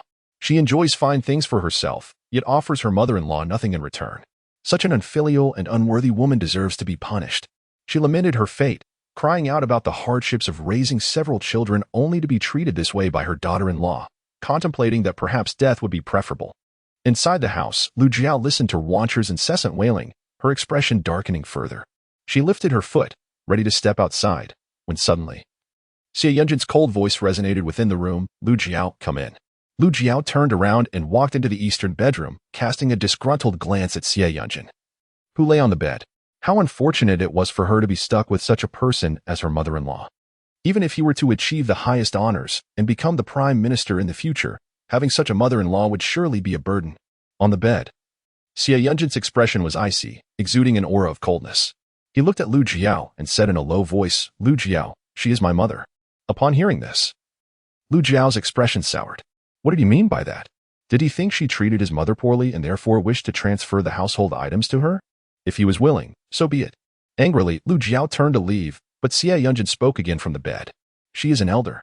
If you confront her, it is you who will suffer. No matter how justified you are, as a daughter-in-law, your reputation will be tarnished." It is not worth it for someone like her. Lu Jiao raised an eyebrow at Xie Yunjin's words, realizing that his concern was not for his mother, but rather for her reputation. She understood the logic behind his reasoning. No matter how unreasonable Ruanshe was, as a daughter-in-law, her own reputation would inevitably be affected. Xie Yunjin gazed at Lu Jiao with deep, somber eyes and softly remarked, "Strike a snake at its weak point. Every person has their vulnerabilities. My mother dotes most on my fourth brother." Having said this, he closed his eyes, seemingly wishing to rest. At the doorway, Lu Jiao's eyes brightened. Indeed, while she could do nothing to Ruanshe, it did not mean she could not take action against Xie Laoshu, the spineless coward hiding behind his mother. If she were to give him a good beating, no one would dare to say a word. After all, she was Xie Laoshu's third sister-in-law. Chapter 55. Eventually, I will end you. Lu Jiao, contemplating with a faint smile, turned and exited. However, as she reached the doorway, sorrow enveloped her countenance. In the main hall, Tian's face was contorted with anger as she glared at Ruan, who was rolling on the ground in a fit of rage. "You old witch," she exclaimed, "you have come again to tarnish my daughter's reputation. The disgraceful rumors surrounding her are all you're doing. I cannot fathom how you have the audacity to come to my son's home seeking favors. Just look at this household. What do we possess?" On the ground, Ruan, eyes closed, continued to wail, "I cannot endure this any longer. My son and daughter-in-law are so ungrateful. I might as well die." Meanwhile, outside the Lu family's fenced yard, a number of villagers had gathered to witness the spectacle. Many voiced their opinions, declaring Ruan's behavior to be unreasonable, while others criticized Lu Jiao. They had indeed seen Yunjin's classmate bringing numerous gifts, suggesting that a small portion could have been given to Ruan. After all, she was her mother. At the entrance to the hall, Tian was poised to deliver another remark when Lu Jiao emerged, grasping her hand. With a sorrowful gaze fixed on the weeping Ruan, she spoke, "Mother, it is not that I am withholding assistance. Those items are intended for sale in town to procure medicine for Yunjin. Right now, his recovery is of utmost importance." Lu Jiao's words elicited sighs from the villagers outside the fence, swaying their judgments. It was evident that Yunjin's wife was in a difficult situation, caring for a critically injured individual confined to bed. Ignoring the murmurs of the villagers, Lu Jiao turned her attention back to Ruan, reiterating, "Mother, tell me, is it not the fourth who has instigated you to demand these things? Does he not feel satisfied until he has driven his elder brother to despair?" In order for him to marry, he urged his elderly mother to chase out the severely injured third brother. Now, upon witnessing the third brother's classmates bringing gifts, he once again implored her to procure items to serve as a betrothal gift. Just as Lu Jiao finished speaking, a sudden, sorrowful wail arose behind her. The quadruplets, increasingly distressed, prompted Lu Jiao's heart to ache in sympathy. She bent down to embrace the quadruplets, offering them comfort. "Be good, do not be sad." While Lu Jiao was in the midst of comforting them, the eldest child leaned closer to her ear and whispered softly, "We are pretending." Lu Jiao's expression darkened at this, as the four little ones continued to wail. In front of the main room, the fifth mother wept bitterly, and many villagers had reddened eyes, each denouncing the fourth son of the Xie family, Xie Yunhua. Previously, old Madame Xie had incessantly criticized Lu Jiao, accusing her of taking her son as belongings, beating the children, and failing to make clothes for them. Yet, it turned out that the true misfortune lay with old fourth Xie. Hearing the fifth mother's words, Ruan realized the gravity of the situation, her expression darkening as she raised her voice towards the quadruplets. "Be quiet, you ungrateful ones. Have you forgotten that your fourth uncle provided you with food?" The quadruplets continued to cry, their sorrow palpable. The articulate little ones now spoke even more fervently. The eldest, suppressing his sadness, glared at Ruan with tear-filled eyes and said, "That silver was given by my father. He entrusted you with it to buy us food. Yet you have given it all to fourth uncle. He eats eggs and drinks sweet soup daily, wears new clothes, while we have nothing to eat." The second child, with tears streaming down his cheeks, lamented, "Grandma's heart is truly cruel. She has given all the good food in our home to fourth uncle and even to our little aunt, yet she denies us any. Woe is us. Our fate is so bitter. How do we end up with such a grandmother?" The third child chimed in, "Fourth uncle dresses so splendidly every day, while we have no clothes to wear. How shabby we look." The youngest, feeling a twinge of fear at the scene unfolding, hesitated, but seeing his three brothers perform, he realized he too must join in. He cast a quick glance at his mother beside him and felt reassured, then began to wail, "Fourth uncle does nothing all day, indulging in delicious food and fun. Woe is us. Grandma makes us dig up worms to feed the chickens, and if we don't, she won't give us any food. In the courtyard, Mrs. Ruan's face was dark with fury as she gritted her teeth and struggled to rise, intent on confronting the quadruplets. You little rascals. I will teach you a lesson for tarnishing your uncle's reputation. The quadruplets shrank back, while Lu Jiao stood protectively in front, her voice seething with anger. Mother, does fourth uncle wish to bring ruin upon our family? If he dares to act this way, as his sister-in-law, I shall discipline him. Just watch me. I will not let this lazy glutton escape unscathed. With that, Lu Jiao stormed out of the courtyard, her intent clear. She was going to confront fourth uncle. Mrs. Ruan's face shifted with alarm, and she turned to pursue her, shouting, Lu Jiao, if you dare strike fourth uncle, just try it. Lu Jiao paused, and as Mrs. Ruan approached, she glared at her, teeth clenched. If he dares to stir up trouble at our home again, I will deal with him myself. She was genuinely fearful that Lu Jiao would lash out at her youngest son. It was rumored that Lu Jiao had severely beaten Shen Xiaoshan last time, leaving him bedridden for a full 3 days, yet his body bore no visible injuries. Should Lu Jiao indeed come to their home to punish her youngest son, he would suffer greatly.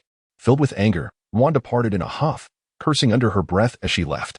Behind her, Xiaolan and Chen Lu stared in disbelief at Ruan's retreating figure. Was she leaving just like that? What about her belongings? Lu Jiao turned around, her expression dark and forbidding as she glared at Xiaolan and Chen Lu. The two women, caught between fear and their desire for the items in the house, spoke up in succession. Sister-in-law, it wouldn't hurt to set aside a few items to honor our mother. Being so miserly invites criticism. Third sister-in-law, I noticed there are plenty of provisions inside. Sharing even half with our parents would demonstrate your filial piety. Lu Jiao coldly pointed at the two women. I have made it clear that those items are meant for sale. Leave promptly, or I shall drag you out myself.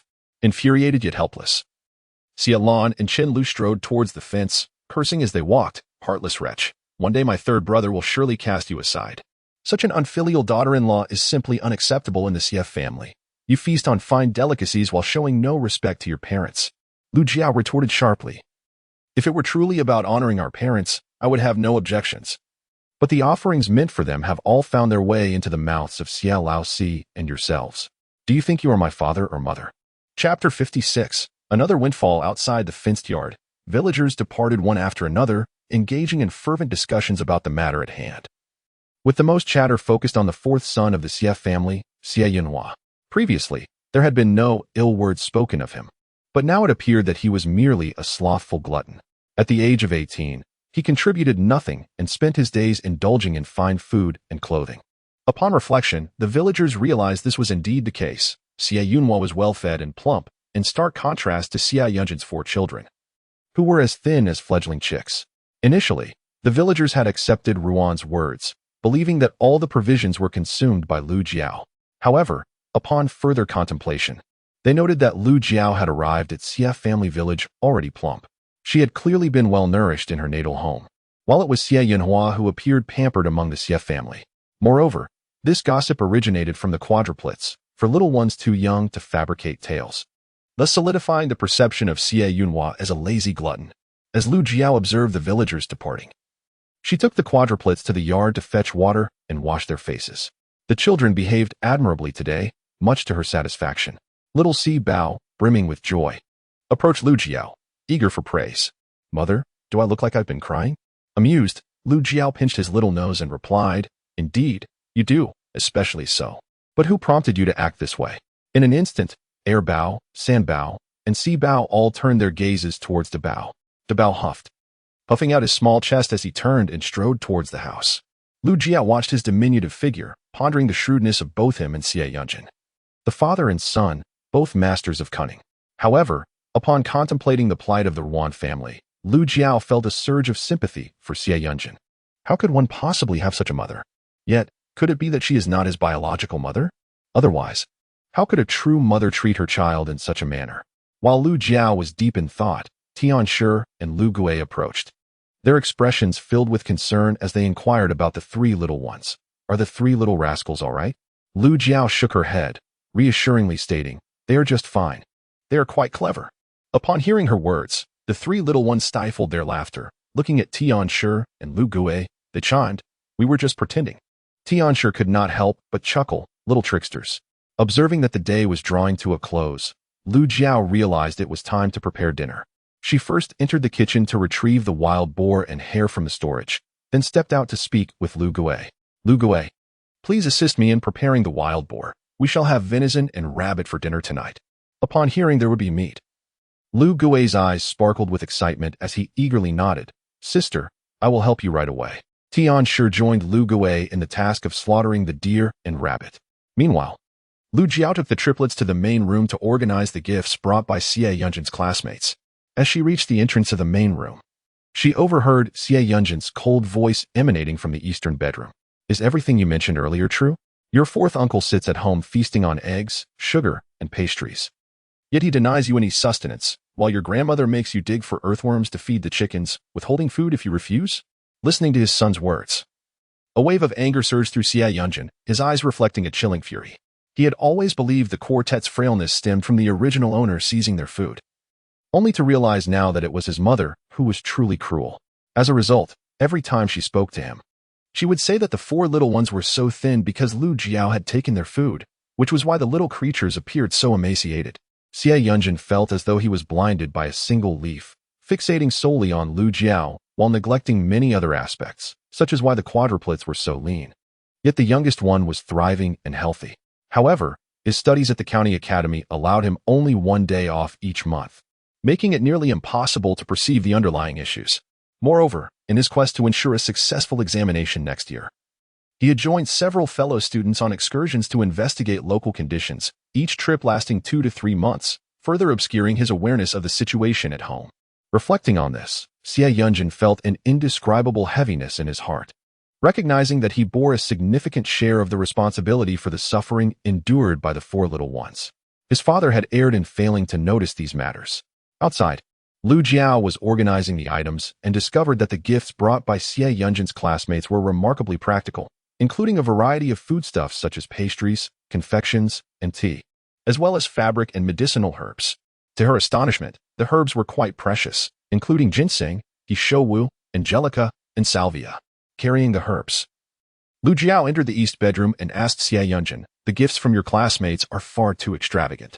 While the other items might be acceptable, these medicinal herbs are valuable. Ginseng, hishowu, angelica, and salvia, they are worth quite a lot. Upon hearing Lu Jiao's words, Xie Yunjin turned to face her, and for a fleeting moment, her countenance darkened to a frightening degree. Yet, he quickly recalled that the person before him was no longer the same woman he once knew, and his expression softened slightly. He gazed at the medicinal herbs in Lu Jiao's hands and casually remarked, these should have been sent by Han Tong. You need not concern yourself too greatly, for he is not lacking in wealth. Upon hearing Xie Yunjin's words, Lu Jiao understood that Han Tong must come from a prosperous family and shared a good rapport with Xie Yunjin. On the bed, Xie Yunjin looked at Lu Jiao and suddenly said, come here for a moment. Lu Jiao raised an eyebrow in surprise, then thought that perhaps Xie Yunjin desired some water. So she approached and inquired with concern, do you wish to drink water? Xie Yunjin shook his head and retrieved an object from beneath his pillow. Presenting it to Lu Jiao, she extended her hand to receive it and, upon lowering her gaze, discovered it was a silver note. She examined the amount on the note with care and was astonished to find it totaled 150 taels. Such a substantial sum. Where did you acquire this? Lu Jiao exclaimed in disbelief. Xie Yunjin explained, 3 years ago, Han Tong and I partnered to open a bookstore across from the county school. This is our profit share, settled biannually, and Han Tong brought it over. In truth, he had left some funds with Han Tong for future needs. Initially, Han Tong was unaware of Xie Yunjin's serious injuries from the carriage accident, and thus did not bring money immediately to see him. Once he received the news, he hurriedly brought the money. Originally, he had brought 500 taels, but Xie Yunjin only took 150, leaving the remainder with Han Tong. Chapter 57. Let us see if you can run off with the money. Lu Jiao was utterly astonished. If you possess such wealth, why did you not send someone to retrieve funds from Han Tong at the outset? Xie Yunjin replied irritably, at that time, I was gravely injured and unconscious. Upon awakening, I found no one to send for Han Tong. He partnered with Han Tong in business, a contingency plan he devised for himself and the four little ones. Wishing to keep it concealed from everyone, he harbored no trust in his parents. His elder brother was excessively honest, and if he were to discover this matter, it would inevitably be revealed to their parents. Moreover, burdened by a limp, He felt despondent and was reluctant to seek further treatment. As for the money that Han Tong held, he felt no anxiety. He had previously confided in Han Tong that this money was earned for the sake of the four little ones, with the intention of sending them to a school in the future. During his grievous injury, he contemplated that if he were to perish, Han Tong would undoubtedly utilize this money to ensure the four little ones received an education. However, now, for the sake of the four little ones, he resolved to strive for the healing of his leg. Even if it did not mend, he was determined to live well and nurture them to adulthood. Lu Jiao, upon hearing this, refrained from further comment, astonished that Xie Yunjin had laid bare his vulnerabilities before her. Did he not fear that she might abscond with his money? Xie Yunjin, with a slight curve of his lips, raised an eyebrow in a half-smile and responded, "Go ahead and run with the money, if you dare." Instantly, Lu Jiao felt a chill run down her spine, forcing a laugh as she replied, "I was merely jesting. Where would I run to?"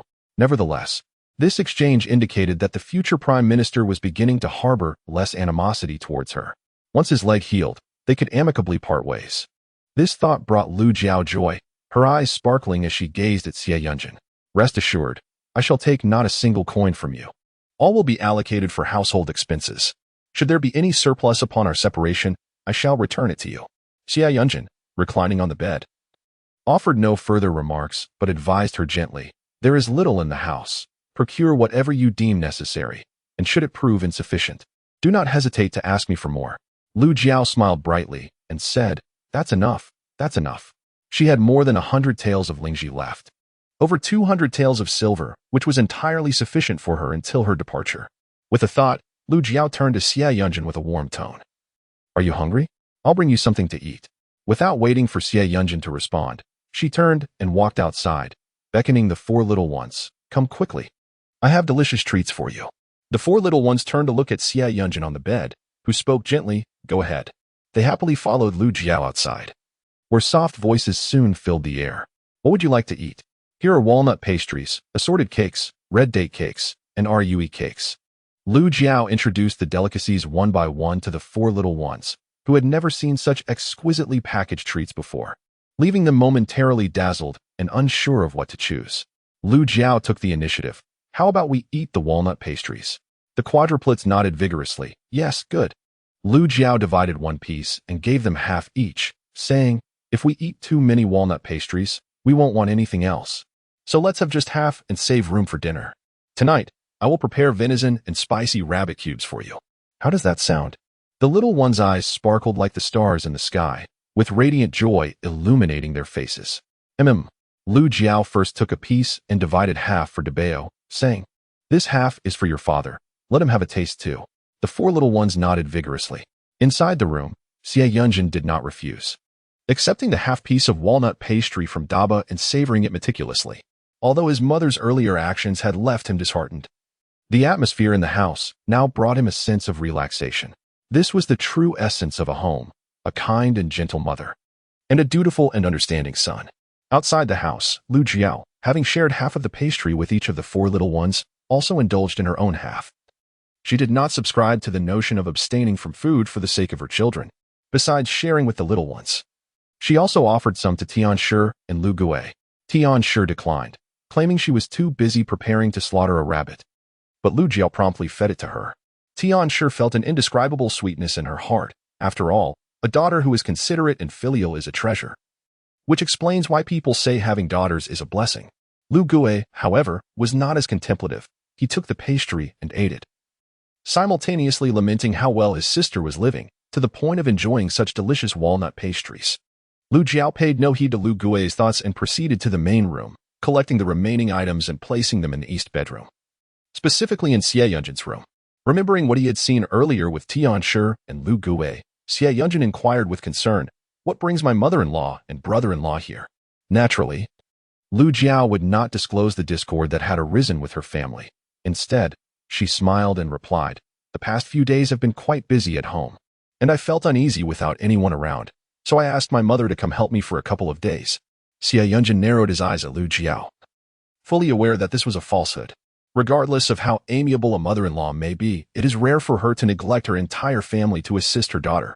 Thus, it is evident that some issue has arisen within the Lu family, possibly concerning the matter of the 5 taels of silver. Xie Yunjin refrained from further inquiries, recognizing that this was a family affair of the Lu clan and that he ought not to interfere. That evening, the meal was particularly sumptuous, featuring not only braised venison but also spicy stir-fried rabbit, alongside sautéed pork head with garlic greens and vinegar-dressed cabbage. Lu Jiao even prepared a bowl of steamed egg custard exclusively for Xie Yunjin. The food was delightful, yet the sole inconvenience was the presence of a rickety little table, with not a single chair to sit upon. There were no extra benches available in the household, and it would be improper for her to sit while others stood. Thus, that night, apart from Xie Yunjin who lay in bed eating, everyone else stood to partake of the meal. Xie Yunjin found this situation rather unseemly and turned to Lu Jiao, suggesting, "Tomorrow, please visit the clan leader's home to inquire if they possess any timber. If so, have Uncle Yukai craft a table and a few chairs for our household." Lu Jiao raised an eyebrow at Xie Yunjin's proposal. "Is Uncle Yukai a carpenter?" To which Xie Yunjin nodded, then turned apologetically to Tian Shi and Lu Gui. "I hope my mother-in-law and brother-in-law will bear with us." Tian Shi and Lu Gui shook their heads in dismissal. "It's no trouble at all." As a seasoned individual, Tian Shi could discern the harmonious relationship between her daughter and son-in-law, which brought her joy. She thought that standing while eating was hardly a concern. After dinner and tidying up, another dilemma arose. While Tian Shi could share the west room with Lu Jiao, what about Lu Gui? Lu Jiao arranged for Lu Gui to sleep with Xie Yunjin, conceding to a night of discomfort. However, Lu Gui firmly objected, "But brother-in-law is injured. Sleeping with him would disturb his rest, wouldn't it?" Lu Jiao cast a suspicious glance at Lu Gui, harboring the belief that his reluctance to share a bed with Xie Yunjin stemmed from fear of him. "Then where will you sleep if not with your brother-in-law?" Chapter 58. Adversity reveals true affection. Lu Gui pondered for a moment and replied, "Just give me a mat. I shall sleep outside for the night." It was summer, so spending a night outdoors posed no issue. However, the crux of the matter was that Lu Jiao's family lacked a mat. Among the two they had, one was a dilapidated relic from the old residence, utterly worn and tattered. Presently, there were no spare mats at home. Lu Jiao couldn't help but reflect on the dire poverty of her family. Ultimately, she arranged for Lu Gui to stay at her second aunt's house, sharing a night with Xie Xiaobao. Lu Jiao, along with Tian Shi and Xiao Sibao, shared a bed, while the Bao, Bao, and San Bao continued to sleep with Xie Yunjin. As dusk approached, Lu Jiao led Xiao Sibao into the room to prepare for sleep, only to find the three little ones trailing behind her. She looked back at them, puzzled. Were they planning to sleep with her? Had they forsaken their father? "Do you wish to sleep with me?" she inquired. De Bao immediately shook his head, looking up at Lu Jiao, and said, "We want to listen to a story before sleeping." Understanding their desire, as they had enjoyed the story she told Xiao Sibao the previous night, Lu Jiao did not refuse. She climbed onto the bed and beckoned the four little ones to join her. However, due to the limited space, they could only sit. After a moment of contemplation, Lu Jiao began to narrate a tale about a three-legged child who loved to sing.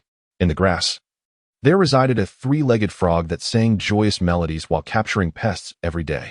As Lu Jiao reached this part of the tale, the youngest of the quadruplets, Xiao Sibao, blinked and interjected, "This is a story made by people.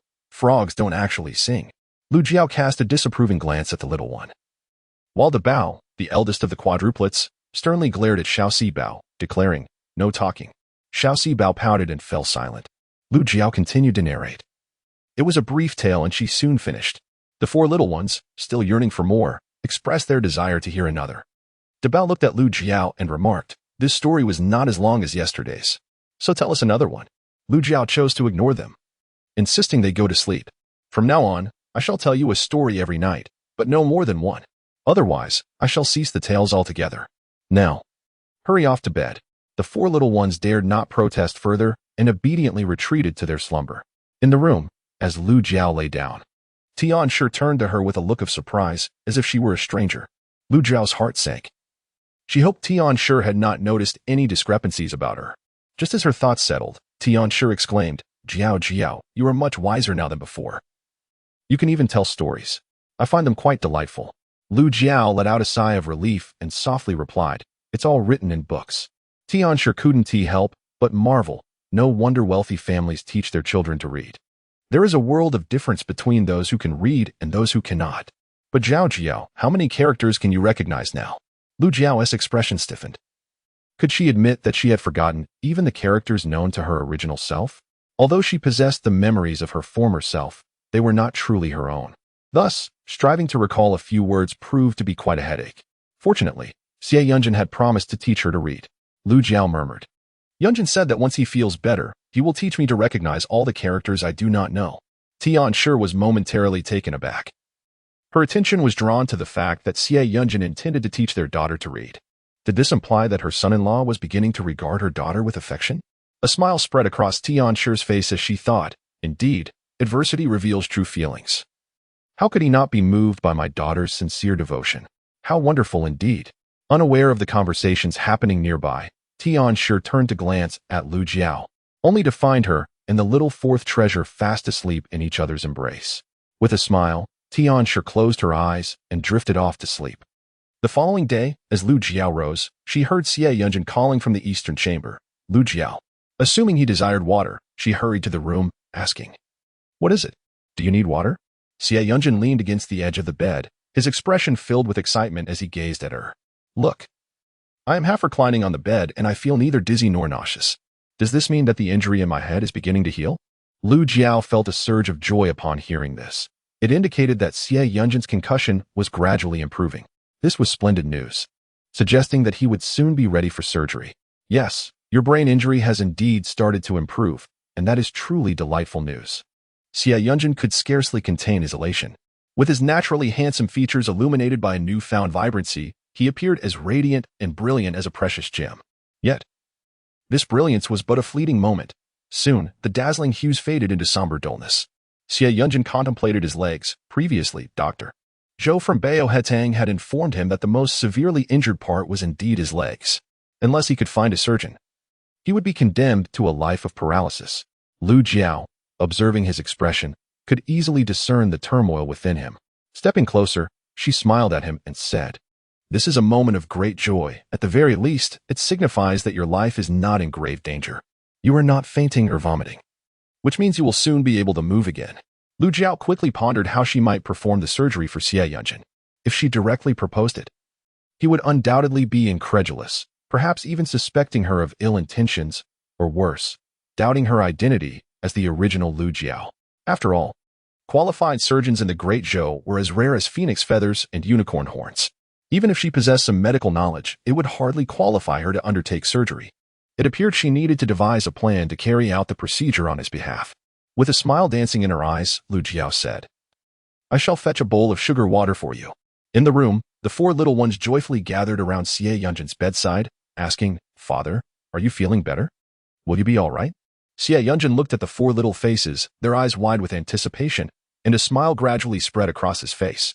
Even if he were to remain unable to walk for the rest of his life, as long as he was no longer fainting or vomiting, he could eventually sit up and perhaps open a private school to support his four children. With a sense of resolve, Xie Yunjin's features softened, as if the light had been gently crushed into his expression. He looked at the four little ones and reassured them in a gentle voice, "Father will be fine. You need not worry." The four children erupted in cheers, and outside, Tian Shi and Lu Gui had already heard the news from Lu Jiao, sharing in the joy of the moment. "Son-in-law, this is a momentous occasion." The absence of dizziness and nausea indicates that his mind is clearing. With continued medication, he shall surely be able to sit up. The more Tian thought about it, the more elated she became. Once he could sit up, she could establish a private school at home, ensuring a steady income to support the upbringing of the four little ones. Xie Yunjin regarded Tian with respect, appreciating her actions and demeanor. Inside the room, everyone was in high spirits. Due to Xie Yunjin's recovery from the concussion, Lu Jiao deemed it fitting to celebrate. Thus, she prepared porridge in the morning, along with egg pancakes and 2 additional dishes, cold wood ear mushrooms and green peas stir-fried with eggs. Had there been more cookware, she would have surely prepared several more dishes. After breakfast, she planned to visit Uncle Yukai to inquire about timber, hoping to have him construct a table and 8 small stools for their family. Chapter 59. Would speaking one more word be fatal? Xie Yunjin nodded. His previously cold demeanor softened, revealing a gentler, more amiable countenance. His naturally handsome features were further enhanced by his warm expression, making him truly delightful to behold.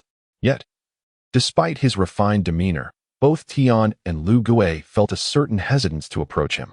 Lu Jiao was perplexed by their apprehension. After breakfast, Tian busied herself preparing medicine for Xie Yunjin, while Lu Jiao took the 4 little ones to the clan leader's home to consult Uncle Yukai about the table and stools. However, Before they could leave their home, a carriage arrived outside their courtyard, followed by a throng of people. Remembering the previous day's events, Lu Jiao felt a throbbing in her temples. Who could this be? Surely it wasn't another visit from Xie Yunjin's classmates? As the carriage came to a halt, the individual who alighted was not Xie Yunjin's classmate, but rather Dr. Qi from Baohetang. Alongside Dr. Qi was Su Jinjing, a villager from Shijia village. Although his condition was not perfect, he could now ambulate with assistance, and the pallor of his face had significantly improved, showing no signs of having been bitten by a snake. The appearance of Su Jinjing astonished the villagers, prompting a flurry of discussions. Was it not said that he had been bitten by a golden-ringed snake? Indeed, I too had heard that, yet he seems to be in good spirits now. It is said that the venom of the golden-ringed snake is insidious, often leaving its victims paralyzed. Even those who escape paralysis tend to age prematurely, losing hair or teeth. While the crowd was engrossed in conversation, the Su family approached Lu Jiao. Supported by his wife, Zhang Xiaodi, Su Jinjing respectfully bowed to Lu Jiao, expressing his gratitude. Thank you, Yunjin's wife, for alleviating the poison from the golden-ringed snake. The other members of the Su family, with tears glistening in their eyes, also conveyed their thanks to Lu Jiao. Su Jinjing expressed his gratitude once more, then turned to his wife, Zhang Xiaodi, who promptly produced a handful of silver, approximately 5 or 6 taels, and attempted to place it into Lu Jiao's hands. Lu Jiao immediately declined. I cannot accept payment. It was merely a small effort on my part. Her refusal stemmed not only from her compassion for the villagers of Shijia, but also from the recognition that the Su family was exceedingly poor. This silver likely constituted their entire savings. Furthermore, she was not in need of money at present, having over 100 taels remaining from her sale of Lingji, in addition to the 150 taels gifted by Xie Yunjin. Ah, doctor. She had mentioned his intention to purchase her antidote formula. Lu Jiao's gaze turned toward the gentle and amiable Dr. Qi, who immediately responded with a warm smile. Lu Jiao, however, shook her head in refusal, stating, I can earn it myself. If I find myself in need later, I will seek assistance from your family. How does that sound? Outside the fence, numerous villagers exchanged greetings with the Su family. Some accompanied them to their home, while others lingered outside, engaging in discussions predominantly centered around Lu Jiao, each expressing their astonishment. They were amazed that Lu Jiao could treat snake venom, particularly that of the golden-ringed snake. Some recalled the incident when Lu Jiao effortlessly extracted a fishbone for Xie Xiaobao, leading them to conclude that Yunjin's wife possessed medical expertise and was indeed a physician. Qi Lei disregarded the villagers' chatter and turned to Lu Jiao with a beaming smile. Sing, Madame Lu, may we converse? Lu Jiao invited Qi Lei into her home, and the onlookers, aware that this young man was a doctor from Baoa Hall, assumed that Lu Jiao had summoned Qi Lei to attend to Xie Yunjin's ailments, thus merely observing the unfolding scene. As they walked inside, Qi Lei remarked, last time, I heard Madame Lu mention that there are several antidotes for snake venom. Lu Jiao nodded slightly, and Qi Lei earnestly continued, I wish to purchase your antidote recipes, Madame Lu. Would you be agreeable to this? Rest assured, this is not an exclusive purchase. You will still be able to utilize them, and I will also have the right to use them. Very well. I can provide you with 3 antidote recipes for highly toxic snakes. How does 300 taels of silver sound? Lu Jiao readily consented. After all, it would be foolish to turn down money that was offered so readily, lest she be struck by divine retribution. With a cheerful demeanor, she replied, Agreed, Dr. Qi. Please proceed. As the ink and brush were in the eastern bedroom, Lu Jiao led Qi Lei into that room. The moment they entered, a cool voice emerged from the bed. Who is this? Lu Jiao promptly approached the bedside, explaining to Xie Yunjin, This is Dr. Qi from Baohetang. He wishes to purchase my detoxification recipe, so I brought him here to write it down for him. Oh, Xie Yunjin scrutinized Qi Lei. This doctor was quite youthful, with a gentle appearance and eyes adorned with a subtle smile, making him exceedingly approachable. However, despite his amiable demeanor, Xie Yunjin felt an inner displeasure. Responding curtly with a single word, okay. Lu Jiao, at a loss for words, twitched her lips in exasperation. Would it kill you to say a few more words? If it weren't for the presence of others, I would have gladly rolled my eyes at you. In the room, Qi Lei gazed in astonishment at Xie Yunjin on the bed. He had previously instructed Ling Feng to investigate Lu Jiao's family situation and was aware that she had a paralyzed husband, a scholar no less. Yet, he was taken aback by the man's extraordinary beauty. Even in his bedridden state, his grace remained unblemished. Leaning against the dilapidated bedpost, his ink-black hair cascaded down, and his strikingly defined features bore an exquisite elegance akin to that of a fine brushwork. Nevertheless, the sharpness in his gaze commanded respect, warning others not to underestimate him. Chile lamented that had this man not been paralyzed, he would undoubtedly have a promising future. Lu Jiao had moved to one side to fetch the ink and brush, placing them on the small, rickety table in the room. Turning to Chile, she urged, "I say, you should write." Chile was momentarily taken aback, thinking he had misheard her. "I write?" he inquired. On the bed, Xie Yunjin's gaze lightly settled on Lu Jiao, the corners of his lips gradually curving into a smile that was more mocking than genuine, clearly ridiculing her. Fearing he might expose her illiteracy, Lu Jiao shot him an irritated glare before turning to Qi Lei and saying, "I need the antidote recipe. It will suffice for Dr. Qi to write it down." Qi Lei, without suspicion, agreed to write it. He seated himself on a small stool crafted from stacked stones and began to pen the antidote recipe. Lu Jiao first informed him of several types of highly toxic snakes. You must first discern the type of snake venom, such as that from the sea snake, golden-ringed snake, or silver-ringed snake, which belong to the category of wind poison. If the symptoms of wind poison are pronounced, increase the dosage of centipedes and scorpions. The viper and king cobra fall under the classification of windfire poison, thus patients bitten by them may exhibit symptoms of either windfire evil or windfire poison, or possibly wind poison or fire poison. The five-step snake, pit viper, red-headed viper, and bamboo leaf green snake are categorized as fire poison snakes, with primary symptoms following the pattern of fire poison. After completing her explanation, Lu Jiao began to share the antidote recipes for the three types of snake venom. Once Qi Lei had transcribed all three recipes, she advised him, for ordinary venomous snakes, use the wind poison antidote and eliminate the centipedes and scorpions from the formulation. Qi Lei nodded vigorously, realizing that this antidote could effectively counteract nearly all snake venoms. It was truly remarkable. Overjoyed, Qi Lei readily produced 300 taels of silver notes and handed them to Lu Jiao. She, too, was elated, her eyes sparkling with delight as she kissed the silver notes. "We have money now, splendid." At the threshold of the door, the quadruplets stood peering inside, while Lu Jiao beckoned them to enter, affectionately patting their heads and proclaiming, "Mother has come into some wealth. Henceforth, you may express any desires for food or play." The little ones immediately erupted into laughter, exclaiming their delight at Mother's newfound fortune. Qi Lei gazed at the family with a look of astonishment, questioning whether a mere 300 taels warranted such excitement. A glance around the home illuminated the reality for him. Meanwhile, Xie Yunjin, reclining on the bed, felt an urge to cover his face in embarrassment at their foolishness, unable to bear the sight. Lu Jiao accompanied Qi Lei outside, where he and Xie Yunjin exchanged brief greetings before departing. As Lu Jiao escorted him out, Xie Yunjin regarded the two departing figures with a sense of disdain, his expression turning involuntarily cold. Unbeknownst to Lu Jiao, she continued to guide Qi Lei through the courtyard. Just as they reached the gate of the small fence, a group of individuals hurriedly approached, immediately dropping to their knees before Qi Lei. "Are you Dr. Qi from Biohetang? Please, I implore you, save my son Erdan. I beg of you." Upon hearing this, Qi Lei displayed no trace of arrogance, responding gently, "Please rise. I shall accompany you to see what can be done." After speaking, he turned to Lu Jiao and inquired, "Would you like to come along?" Lu Jiao shook her head, stating that Xie Yunjin had yet to take his medicine and that she needed to attend to him. As for the matter of the Lin family child's fever, with Qi Lei present, it should pose no significant challenge. "Jiao, do you still possess the ability to cure snake bites?" "Sister, how do you possess such knowledge?" Lu Jiao's gaze darkened momentarily as she swiftly turned to Tian Shi, asking, "Mother, do you recall Grandma Huang who lived not far behind our house?" Tian Shi nodded, casually remarking, "You used to visit her often." At that time, the daughter was frequently unwell, and her mother could not bear to have her work. Yet, being alone at home left her feeling restless. The children in the village were all out gathering pigweed for work, leaving her as the sole idler. To pass the time, she would often visit Grandma Huang's house.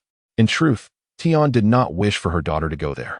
Grandma Huang was quite reclusive and had come from afar to escape disaster. Tian feared that her daughter might come to harm. However, unbeknownst to her, the daughter had been mingling with the old woman for several years. In the kitchen, Lu Jiao spoke calmly. "Actually, Grandma Huang possesses medical knowledge. Those years I spent at her home were to learn medicine from her." Tian's face revealed her astonishment. "Why have I never heard you mention this?" Lu Jiao smiled as she linked her arm with Tian's. "Grandma Huang forbade me from speaking of it. She did not wish to treat others. Nevertheless, Since Grandma Wang had passed away, it seemed there was no longer anyone to hold her accountable. Upon hearing Lu Jiao's words, Tian was initially taken aback. But soon her expression brightened. So, this means you can also treat others, Jiao. Lu Jiao immediately blinked and nodded. Yes, mother. Tian's face lit up with joy. This is wonderful. In the future, when Yunjin can sit up, you can open a private school. And you can also treat patients to earn some money. Oh, life will certainly improve. In the kitchen, Lu Gui glanced at Tian and then at Lu Jiao. Sensing that something was amiss, Lu Jiao looked at Lu Gui curiously. Aren't you working as a clerk in town? How can you simply choose not to go? Does the shopkeeper still want you? Lu Gui's expression darkened immediately, and he replied morosely, that position has already been filled. The shopkeeper's relative took it. Lu Jiao glanced at him, contemplating the tofu business she sought for the Lu family. If this endeavor proved successful, Lu Gui could remain home to work, rather than becoming a mere assistant in town. However, Lu Jiao decided against revealing her thoughts just yet. She preferred to let the young man stew in his own gloom for a while longer. She mused, extending her hand to take the medicinal soup prepared by Tian Shi as she stepped outside. Mother, I shall go and administer the medicine to Yunjin. In the eastern bedroom, the four little ones gathered around Xie Yunjin's bedside, joyfully engaging him in conversation. Father, mother has earned money. Our family is wealthy now, and we can finally afford to seek treatment for you. You will soon recover and can return to the academy to study, eventually becoming a high-ranking official. You can also play with us and take us to the county. The four children expressed their delight, unaware that wealth alone could not restore their father's health. On the bed, a shadow of sorrow flickered in Xie Yunjin's eyes, though his face bore a gentle smile. Indeed, he replied softly. Lu Jiao entered with the medicine, and the four little ones excitedly rushed towards her, gazing up with anticipation. Now that our family is rich, does that mean father will get better? Lu Jiao nodded affirmatively. Yes, so keep your spirits high and go play with Xiaohei and Hua. I will help your father with his medicine. The children eagerly agreed, their delicate brows and eyes alight with joy, devoid of the previous anxiety.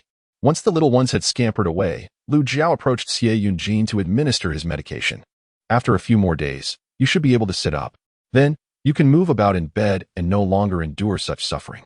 In recent days, Xie Yunjin has been consuming a beneficial concoction of 5 liang and 1 fu of herbal medicine enriched with danshin and lingxi, and further refined with the infusion of spiritual spring water, which has contributed to her swift recovery. After Lu Jiao administered the final dose of medicine, a sudden thought struck her regarding the deer blood she had stored, prompting her to exclaim with a smile, wait a moment. Let me fetch something good for you to drink. With that, she turned and exited with an empty bowl, while Xie Yunjin raised an eyebrow, pondering what Lu Jiao's good thing could possibly be. It wasn't long before Lu Jiao returned, carrying a bowl filled with a substantial amount of deer blood.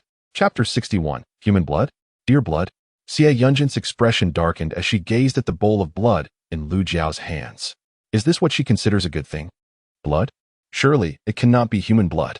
Xie Yunjin narrowed her eyes at the crimson liquid before slowly lifting her gaze to Lu Jiao, silently contemplating whether she might actually consume human blood. Lu Jiao, perplexed by Xie Yunjin's remark, responded, what human blood? This is the deer blood I obtained after capturing a deer.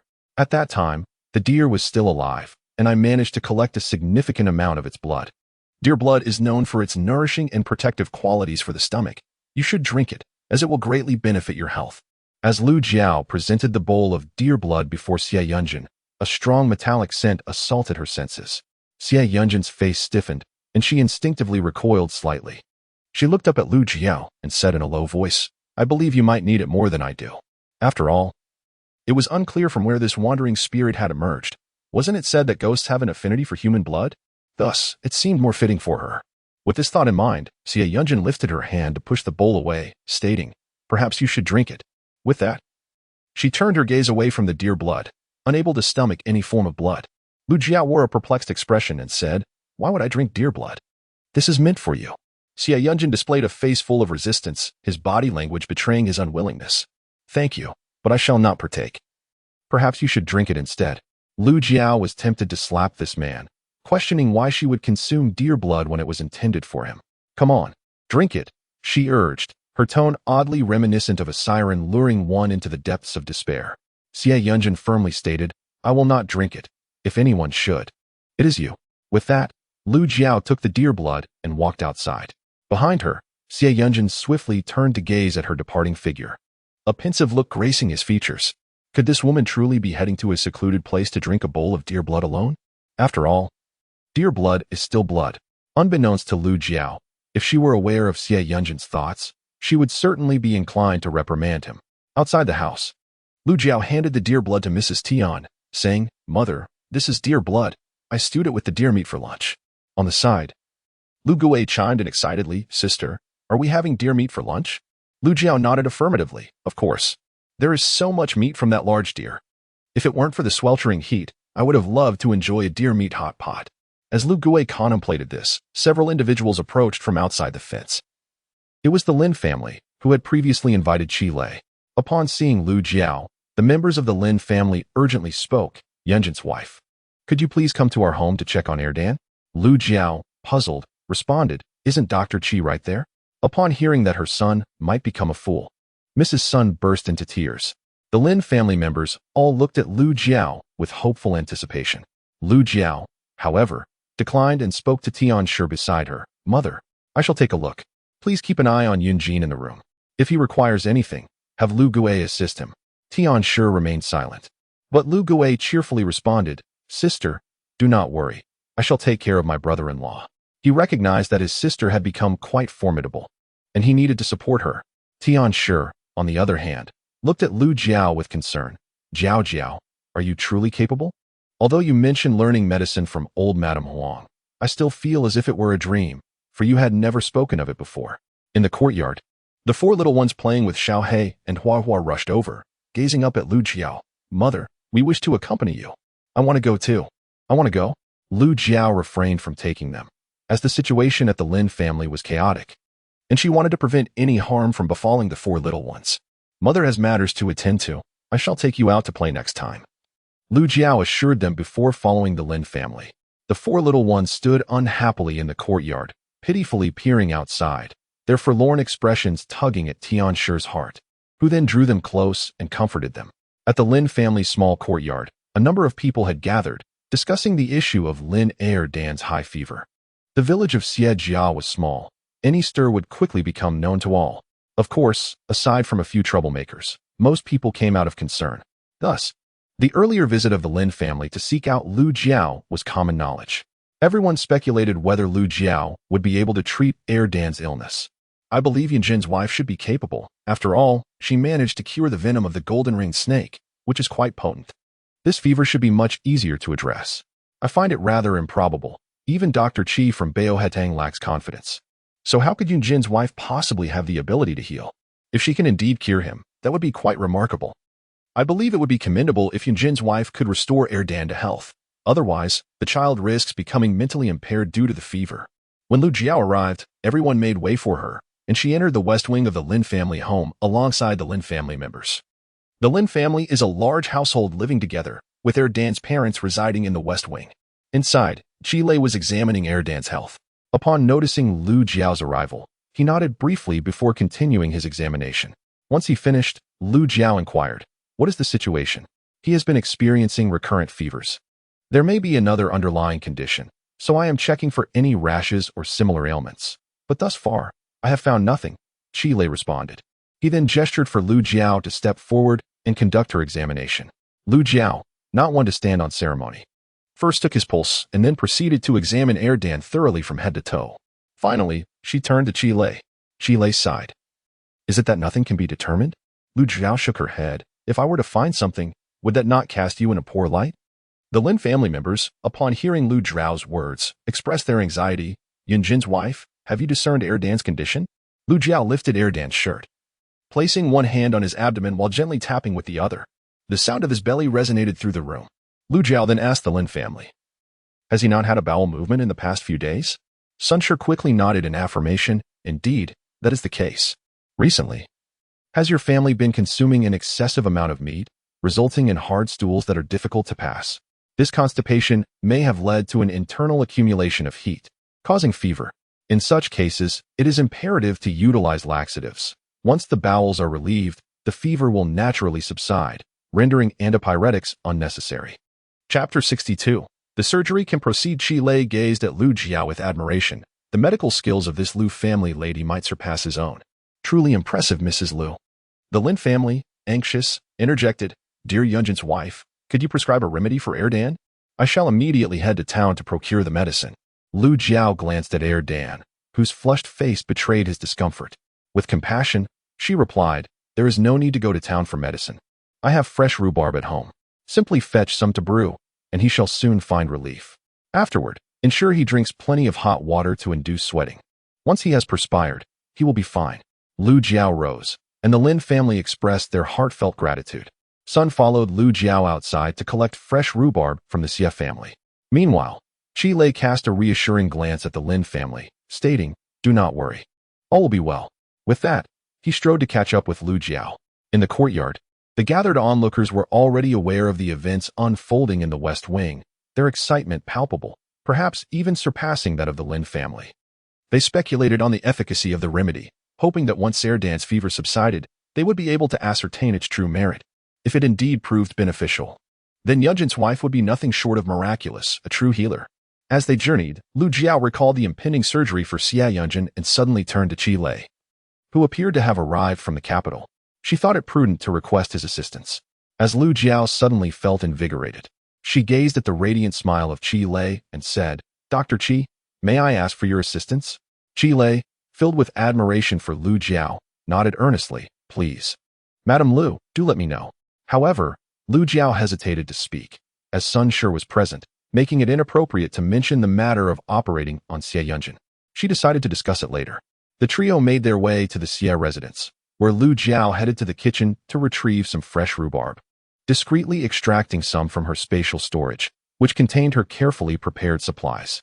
Sun Shi eagerly took the fresh rhubarb, expressing her heartfelt gratitude before departing. Once Sun Shi was gone, Qi Lei turned to Lu Jiao and inquired, You require my help? Lu Jiao immediately whispered, For now, say nothing and ask no questions. Just cooperate with me when the time comes. Qi Lei nodded without hesitation. Lu Jiao led him towards the eastern bedroom of the Xie residence, her excitement bubbling over as she spoke. Dr. Qi, I had no idea you were a renowned physician from the capital. This is truly splendid. I am counting on you to treat my husband's ailment. Qi Lei felt a shiver run down his spine, sensing something amiss. However, by that time, they had already entered the eastern bedroom. Lu Jiao rushed towards Xie Yunjin, exclaiming, My dear husband, I bear wonderful news. Dr. Qi, a highly skilled physician from the capital, has agreed to perform the surgery.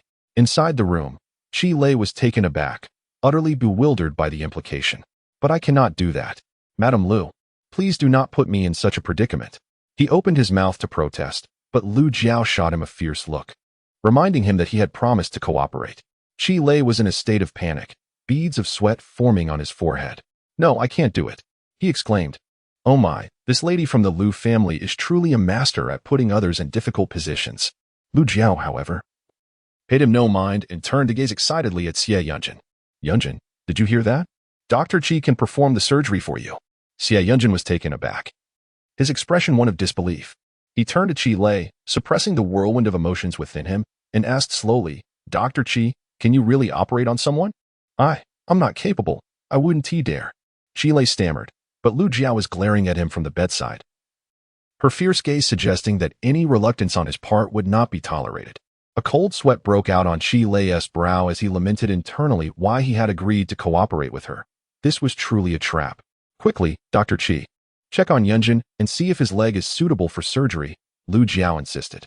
Under Lu Jiao's formidable gaze, Qi Lei approached the bed with stiff movements to examine Xie Yunjin.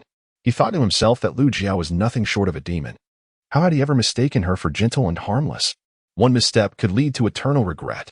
After examining Xie Yunjin, Qi Lei confirmed, as long as surgery is performed, there is hope for young Master Xie's leg. While he spoke the truth, he was not skilled enough to perform the operation himself. Upon hearing Qi Lei's words, Xie Yunjin believed that the surgery was indeed possible, and excitement washed over him, giving his cold, jade-like skin a flush of color. His eyes sparkled with joy, the depths of his dark irises shimmering with a radiant glow. Once perceived as aloof and handsome, he now resembled warm jade, exuding a pure and gentle aura. This is truly wonderful. Lu Jiao, brimming with excitement, exclaimed, Indeed, this is a delightful surprise. Your leg can finally be healed. By the bedside, Qi Lei felt a tumult of anxiety washing over him. his complexion paling slightly. Good heavens, why had he come to Xia village? He should have consulted the almanac today. It was undoubtedly an inauspicious day for him to venture out. What was he to do now? What options did he have? Lu Jiao disregarded Qi Lei's turmoil and turned to him with a beaming smile, inquiring, Dr. Qi, could we possibly postpone the surgery for Yunjin for a couple of days? On the bed, Xie Yunjin was eager to proceed with the operation immediately. So as soon as Lu Jiao finished speaking, he urgently interjected, actually, we can arrange the surgery right now. However, Lu Jiao disagreed, arguing that she needed at least 2 days to make the necessary arrangements, as she had not yet conferred with the Bala Hall. With that, she glanced at Qi Lei, urging him to speak up. Qi Lei's face twisted in despair. He felt an overwhelming urge to cry. What was he to do? At that moment, he longed to shout at the man on the bed, I cannot, I dare not, do not harbor any expectations. Yet, under Lu Jiao's insistent gaze, he caved. Looking at Xie Yunjin, he said, rest for 2 days, and I will notify you once I have made the arrangements. All he wanted was to leave Chili town immediately and never return to this wretched place. How could there be such a deranged woman? Was she not putting him in a difficult position? No, she was also jeopardizing her own husband. Now, she had instilled hope in him.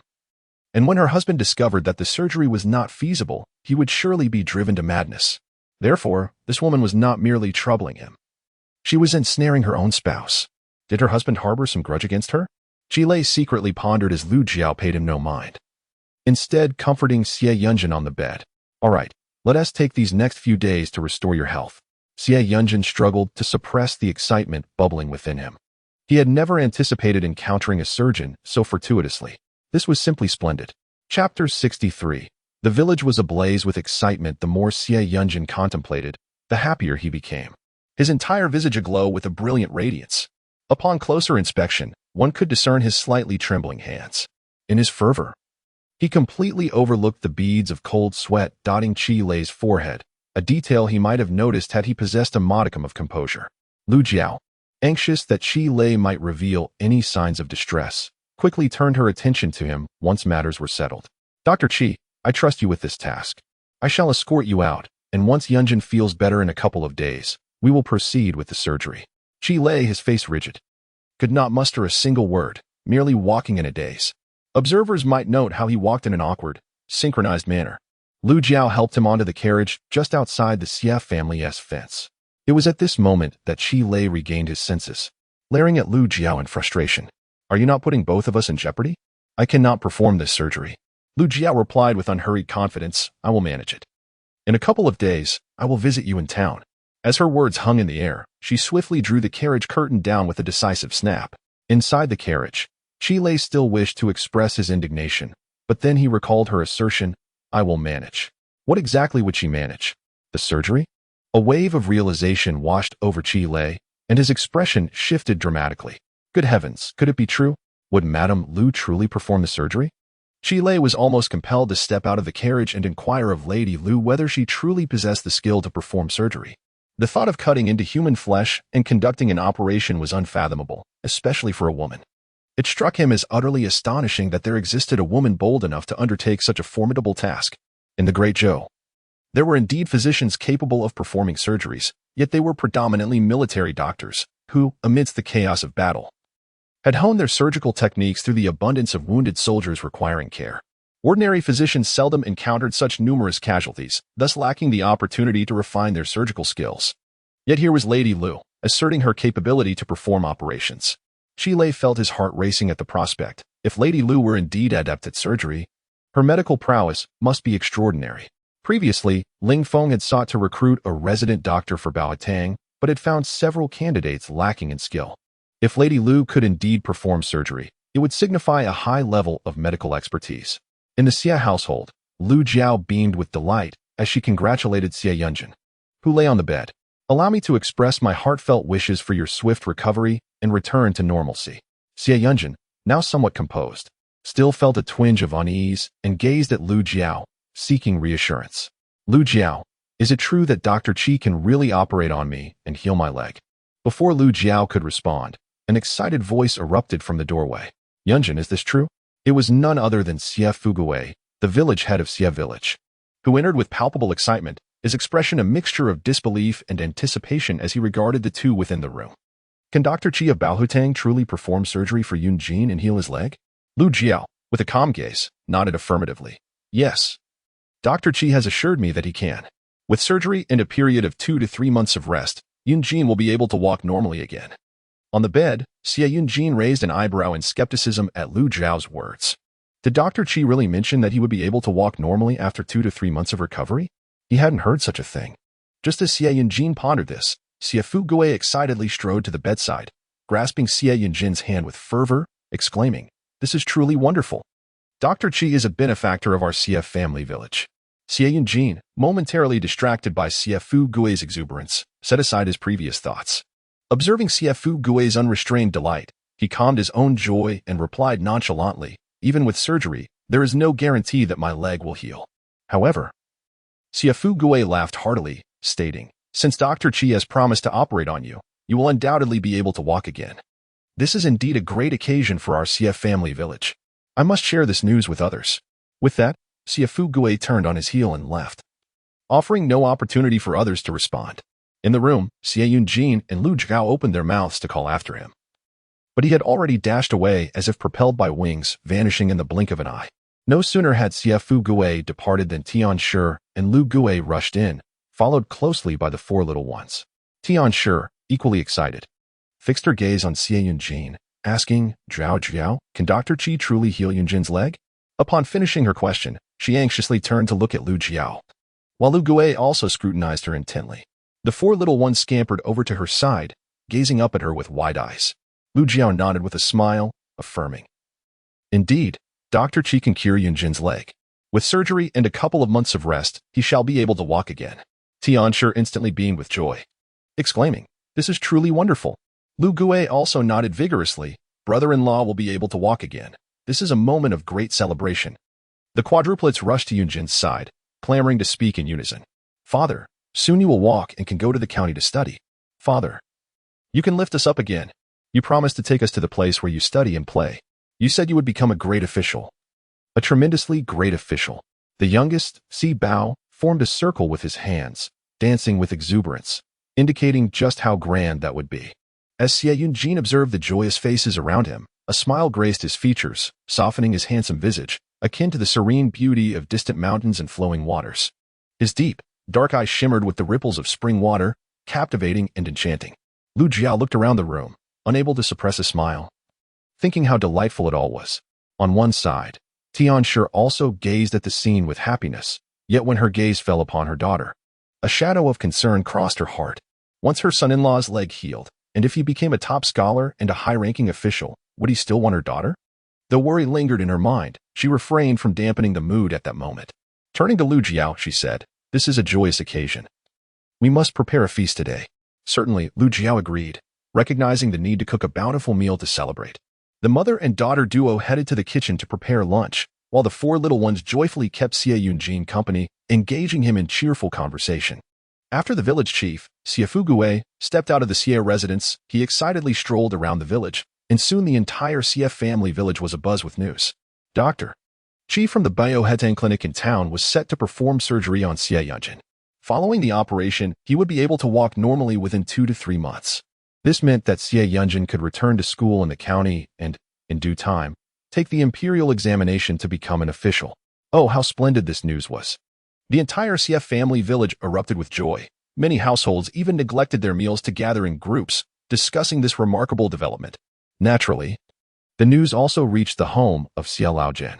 In stark contrast to the joy radiating from other families, this household wore expressions of despair. Ruan, the matriarch, skeptically exclaimed, "How can this be? Didn't Dr. Zhou from Baohutang say that even if he were cured, he would be bedridden for life? Can we trust what this new doctor says?"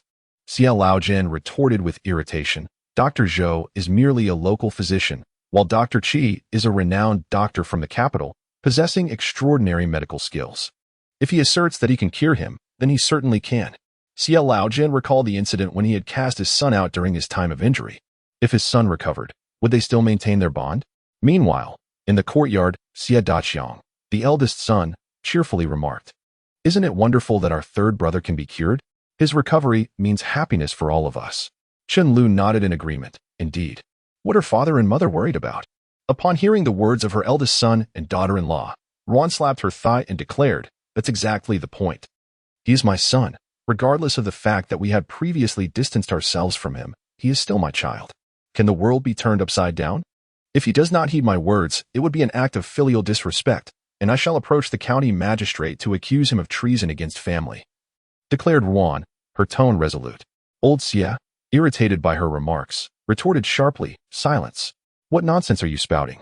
Ruan, in agreement, nodded emphatically, "Indeed, that is right."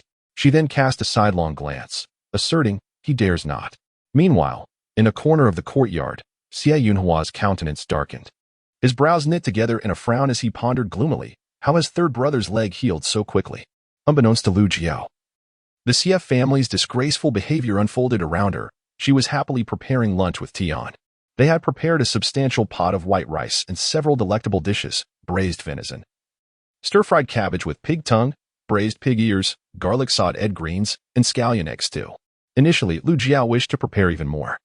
But then she realized the limitation of their dishware in the single pot, compelling her to abandon the idea. Once the meal was ready, she came to a crucial realization. She had not managed to order tables and chairs from Uncle Yukai that morning, which meant they would again have to eat standing. With a sigh, Lu Jiao hurried to the eastern bedroom to inform Xie Yunjin, "It seems we shall have to stand for lunch once more. After we eat, I will go to Uncle Yukai to arrange for the tables and chairs." Xie Yunjin, aware of Lu Jiao's busy morning, nodded in understanding. "We can only inconvenience your mother and younger brother." Lu Jiao smiled reassuringly, "It is of no consequence." Just then, outside the door, Airbao rushed in like a rabbit. Breathless as he exclaimed, "Mother, a large cart has arrived at our doorstep, loaded with many things." Lu Jiao was taken aback and turned to gaze out of the window, where indeed a carriage was parked outside the fence gate. A few young individuals were disembarking, peering curiously about. A number of children had gathered around the carriage, pointing and whispering among themselves. Lu Jiao couldn't help but feel a headache coming on. Who could this be? She turned to Xie Yunjin and said, "Shall I go out and see who has arrived? How fortuitous that they should come just at mealtime. We certainly cannot accommodate anyone for dinner now. It is not that I am stingy, but simply that we lack sufficient bowls and chopsticks, and there is no space to place the food. It would be quite improper to invite them to stay." In front of the fence gate, Tian and Lu Gui were conversing with the three young men. "Who are you?" asked one of the younger men, stepping forward. "We are apprentices of Chen the carpenter from town. Dr. Qi from Baoa Hall has purchased some beds, cabinets, and tables from my master and sent us to deliver them." Dr. Qi mentioned that Madame Lu had provided him with an antidote for snake venom, and feeling indebted, he wished to send some items as a token of gratitude. At that moment, several villagers had arrived outside the Lu family's fence, and upon hearing this, they immediately began to murmur among themselves. They did not speak ill, but rather expressed astonishment at Lu Jiao's generosity in providing Dr. Qi with the antidote for snake venom. They believed she ought to have requested payment from him instead. Inside the fence gate, upon hearing the apprentice's words, Lu Jiao raised an eyebrow. The villagers might be unaware, but she certainly was not. Chile had indeed paid her for the 3 antidotes she provided. Now, with the delivery of these items, what did it signify? Did he believe the payment for the antidotes was insufficient and thus sent some furniture as compensation? Yet, at the time, there had been no indication that he intended to make amends. Lu Jiao furrowed her brow in deep contemplation and soon recalled how excited Qi Lei seemed when she mentioned the impending surgery. Could it be that he wished to learn the art of surgery from her? Perhaps that was the reason for his thoughtful gift. If he indeed desired to learn, she would not mind imparting her knowledge. With this thought, Lu Jiao felt a sense of calm wash over her, and she smiled as she addressed the young man leading the group. "What do you have for me?"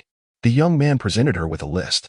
Lu Jiao took it and glanced over the contents: 2 beds, a small cabinet, a desk, a clothing chest, and a dining table with chairs, among other items. In essence, they encompassed the furniture her home lacked, and she noted that Dr. Qi had been quite considerate. With no intention of refusal, she acknowledged their necessity, as her household was indeed in need of such items. "Very well, please assist me in bringing them inside." "Certainly," the 3 young men responded promptly, springing into action. As Lu Jiao turned to head towards the main hall, she was followed closely by Tian Shi, who expressed her concern. Jiao, is this really appropriate? Perhaps you should consult Yinjin first?" Lu Jiao turned to glance at Tian Shi, offering a reassuring smile. "It's all right, mother. There's no need for concern." In contrast to Tian Shi's worry, the 4 little ones were filled with exuberance, eagerly gathering around the cart and whispering excitedly. Do we really have a bed now? And a desk too. And a dining table and chairs. We won't have to stand to eat anymore. Seeing the children's joy brought Lu Jiao immense happiness. And with the list in hand, she made her way into the eastern bedroom to share the news with Xie Yunjin. Xie Yunjin's expression abruptly turned cold. His eyes filled with suspicion. What was his motive for delivering these items to their home? Previously, Lu Jiao had provided him with the antidote for snake venom, albeit for a fee.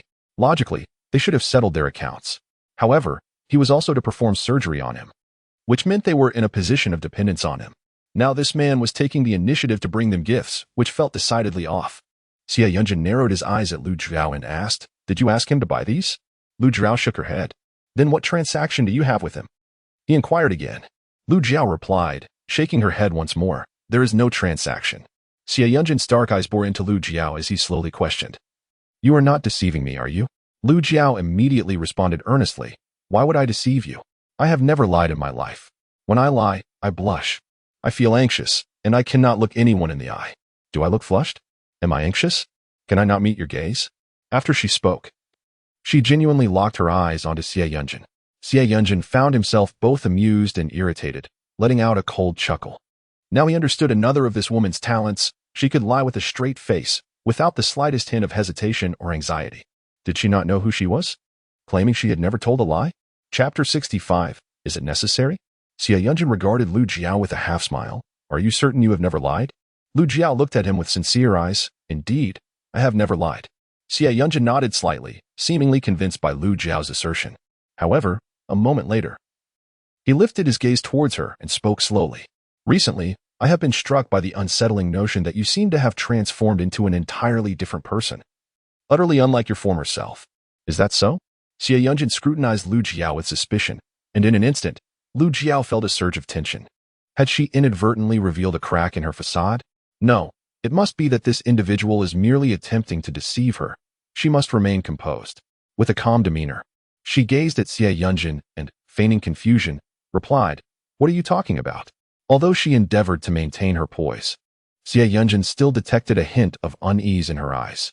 Satisfied with his discovery, he smiled knowingly, relishing the opportunity to unsettle her. Lu Jiao, eager to divert the conversation away from this precarious topic to avoid exposing any further vulnerabilities, quickly stated, "Since the items have arrived, we might as well use them. As we are in need of these things at home, I will have them set up the bed in the east room first, followed by the one in the west."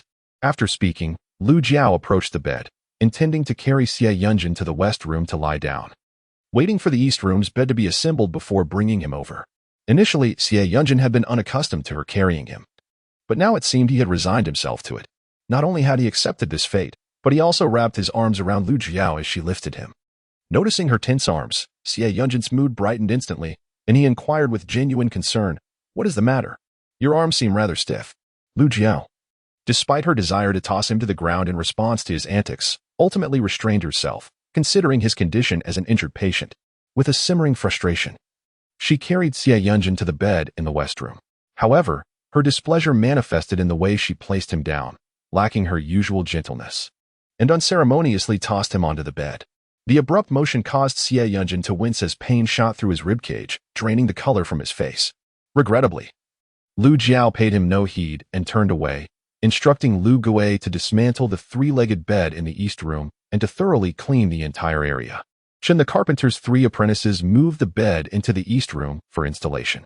In addition to these 3, the villagers from Xie family village, drawn by curiosity, willingly assisted, chatting with Lu Jiao as they worked.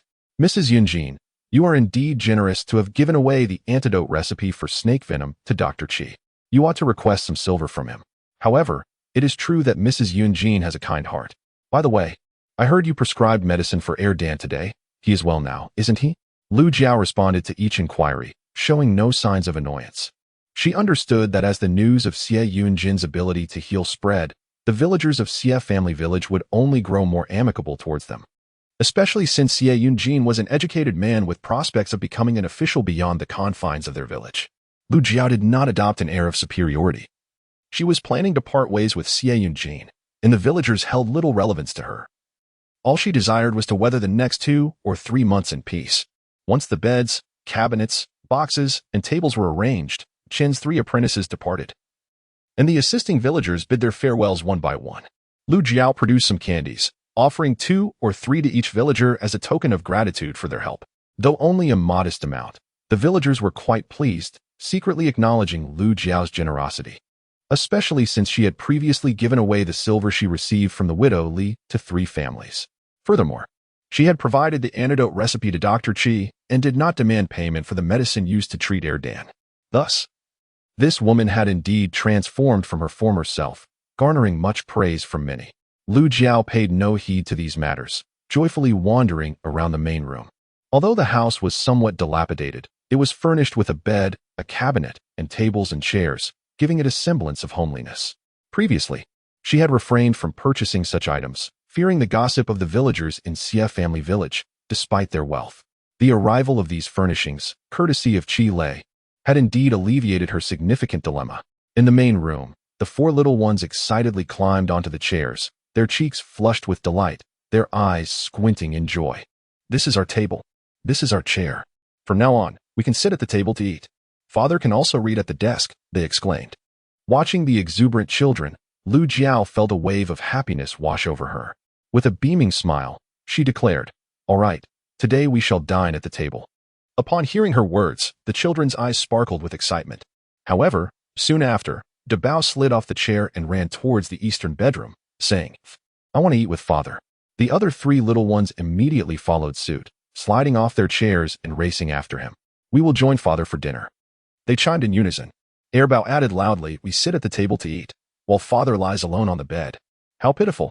In the eastern bedroom, Xie Yunjin, having overheard the children's chatter, advised gently, "You should go eat outside, father is fine." De Bao promptly rejected this suggestion, exclaiming, "No, I want to eat with father." The other 3 nodded in agreement. Xie Yunjin raised an eyebrow, his expression turning serious as he addressed the little ones. "Have you forgotten about your grandmother and uncle? They came to visit our home, and how could we neglect to entertain them? Currently, my grandfather lies in bed, unable to host grandma and uncle. It is your duty to attend to them." Outside the main room, Tianshi overheard this and contemplated entering to suggest that they need not be entertained. However, Lu Jiao blocked her at the door, as Xie Yunjin was instructing the 4 little ones, and it was unnecessary to disturb his teaching. Erbao Sanbao. And Si Bao turned to look at De Bao, whose small face was filled with concern. Observing the troubled expression on his face, Xie Yunjin gently reassured him, saying, "Grandfather's leg will soon recover, so you should first entertain grandma and uncle on his behalf. Once he is well, he will join you in hosting them." Finally, De Bao acquiesced, nodding respectfully. "All right, we will accompany grandma and uncle." Xie Yunjin praised them. "Well done." The 4 little ones beamed with joy, and at that moment, Lu Jiao called out from the doorway, "All right, come out and eat." Lu Jiao rolled her eyes, exclaiming, "Is it really necessary to make such a fuss over just one meal? Fine. After eating, you can keep your father company." With that, she turned to the kitchen to serve the dishes, filling the bowls to the brim, using every single one available, even the one that was chipped, to ensure all the food was dished out. As chapter 66 unfolds, the children's trepidation becomes apparent. Lu Jiao carried the meal to the east bedroom to feed Xie Yunjin, reminding the 4 little ones before entering, "Be sure to keep grandma and uncle company." De Bao nodded solemnly, understood, and the other 3 followed suit, mimicking his gesture. The 4 little ones appeared increasingly adorable, and Tianshi and Lu Gui watched them with delight, continually helping them with their food.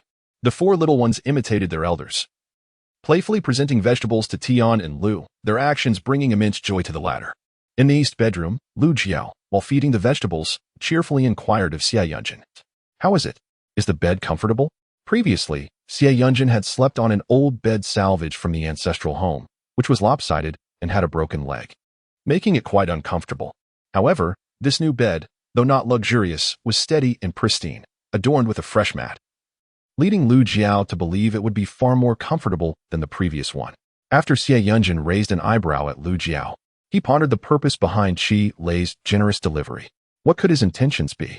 Could he possibly have developed feelings for Lu Jiao? Yet, dismissing the thought, he reasoned that it was unlikely. Not only was Lu Jiao an ordinary countrywoman, but she was also married. A sensible person would not entertain any romantic notions towards her. With this thought, Xie Yunjin felt a slight alleviation in his heart, and, upon noticing Lu Jiao's silence, reiterated, "Remember to give him the money." At last, Xie Yunjin ceased his chatter and quietly enjoyed his meal, with hope for his leg's recovery. The gloom and restlessness that once clouded his features were replaced by a gentle radiance, unmistakably signaling his uplifted spirits. Just as Lu Jiao was about to speak again, footsteps suddenly echoed from outside the main room, accompanied by excited voices. "Third brother, have you found a doctor for the leg?" Xie Erju's aged face radiated with a newfound vitality, as if his leg were on the brink of healing. Observing that Xie Yunjin had finished his meal, Lu Jiao bid farewell to Xie Erju and stepped outside. In the room, Xie Yunjin gently conversed with Xie Erju, saying, "Yes, Dr. Qi has agreed to perform the surgery for me. As for the chances of recovery, that remains uncertain." Xie Erju laughed heartily, equally as excited as Xie Fugui. "Since he is willing to operate on you, it naturally indicates hope for your leg. Otherwise, he would not have made such a statement." Outside the main room, Lu Jiao entered with a bowl of rice topped with generous portions of venison and pig's head meat. "Second brother, have something to eat," she urged, placing the bowl into Xie Erju's hands. "Is it true that you came to my house and received nothing but a bowl of rice? Please eat." "This?" Xie Erju hesitated, glancing at Lu Jiao. "Is there enough for you all?" Lu Jiao smiled. "We have already eaten well." In truth, this was her own meal. On the bed, Xie Yunjin gazed deeply into Lu Jiao's eyes, a flicker of light dancing within his dark orbs. He knew this meal belonged to Lu Jiao, but he refrained from mentioning it, for if he did, Xie Erju would surely decline to eat. Lu Jiao turned to leave, and Xie Yunjin urged Xie Erju, "Second brother, do eat." Xie Erju happily dug into his rice. His sister-in-law was skilled in hunting, and their home rarely lacked meat. Furthermore, her cooking was delightful, truly delectable. Outside, Tian Sher noticed Lu Jiao bringing her meal into the room and quickly set down her bowl, heading towards the kitchen. Lu Jiao followed her, and the mother and daughter began to prepare some dumplings in the pot. The four little ones ran out with their bowls, all making their way to the kitchen.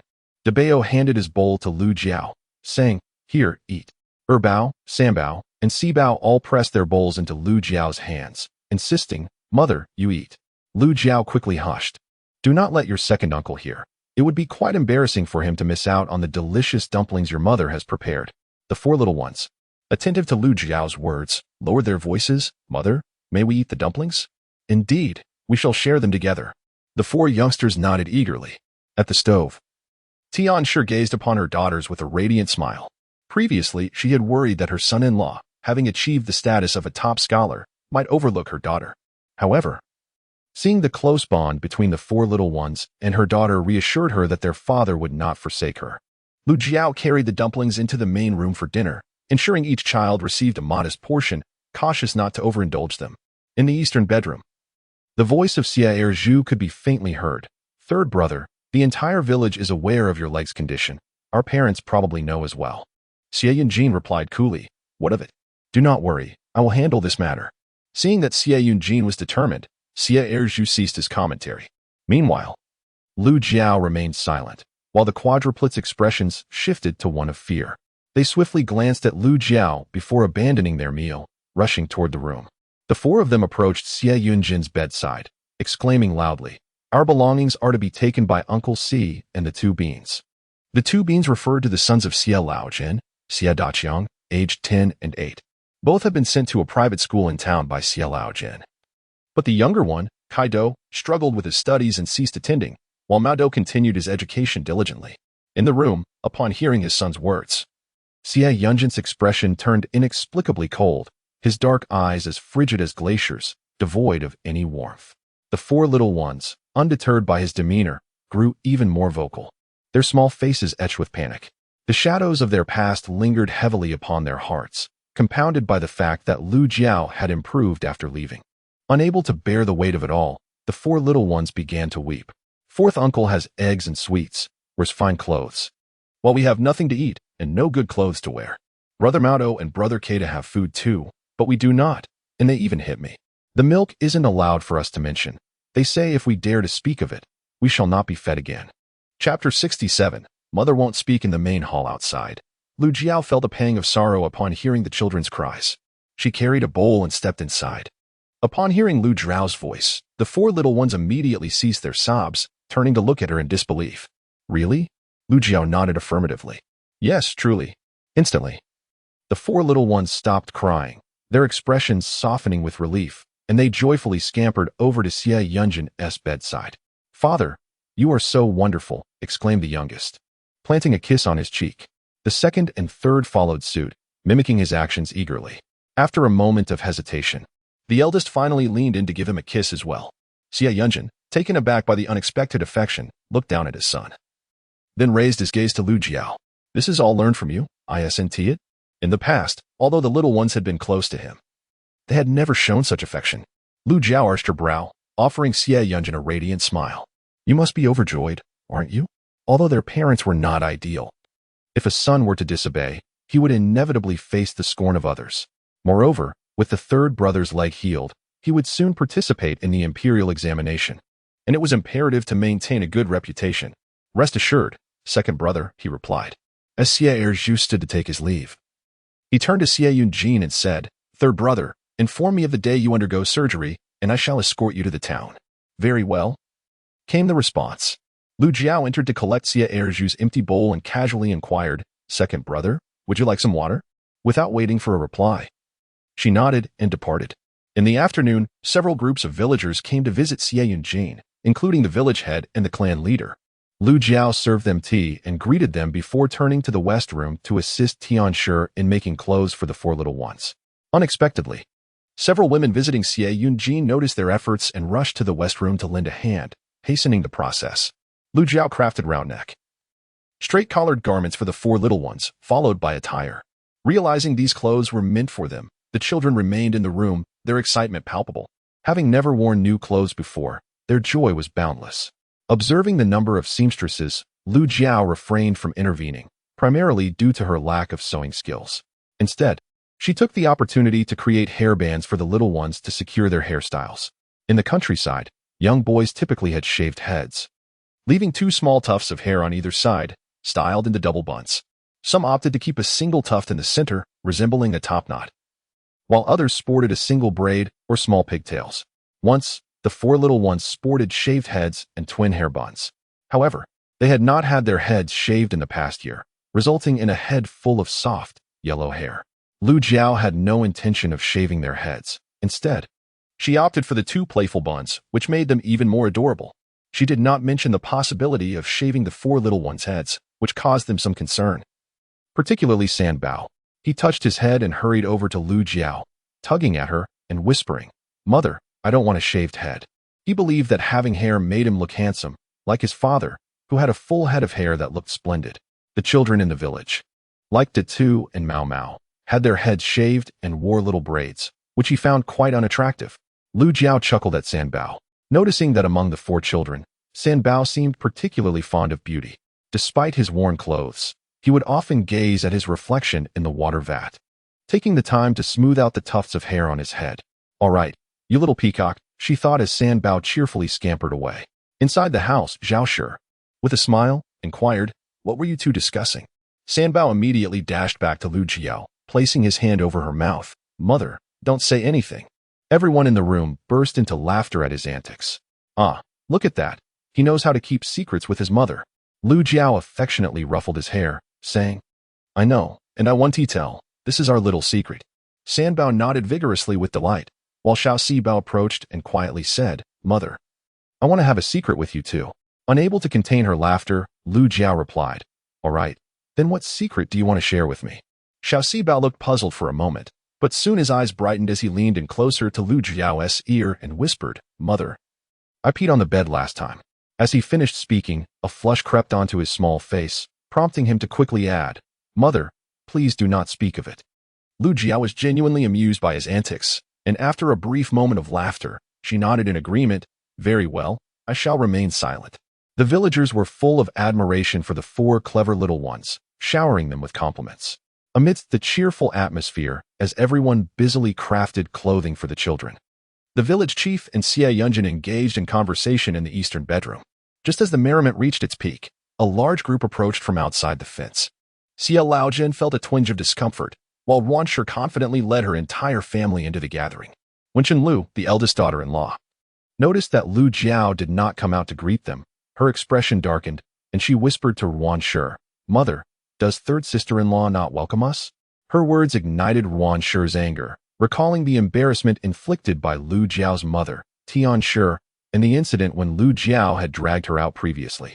Ruan Shi's countenance darkened, her triangular eyes narrowing, casting a shadow over her demeanor. Her younger daughter, Xialan, remembered the last time when Xie Yunjin's classmate visited and she had been left empty-handed. Xialan harbored resentment as she addressed Ruan Shi, "Mother." With third sister-in-law behaving this way now, once third brother becomes a successful scholar and ascends to a high position, she will likely disregard us even more. Ruan Shi's expression soured further. Her teeth clenched as she retorted, "She dares." Despite her bravado, Ruan Shi was acutely aware that the audacious woman might indeed act in such a manner. Thus, she resolved that this woman must not remain in the Xie family. Her son's hard-earned achievements should be enjoyed by her alone, not shared with another woman. That wretched fat woman had no right to bask in her son's fortune. What an absurd notion.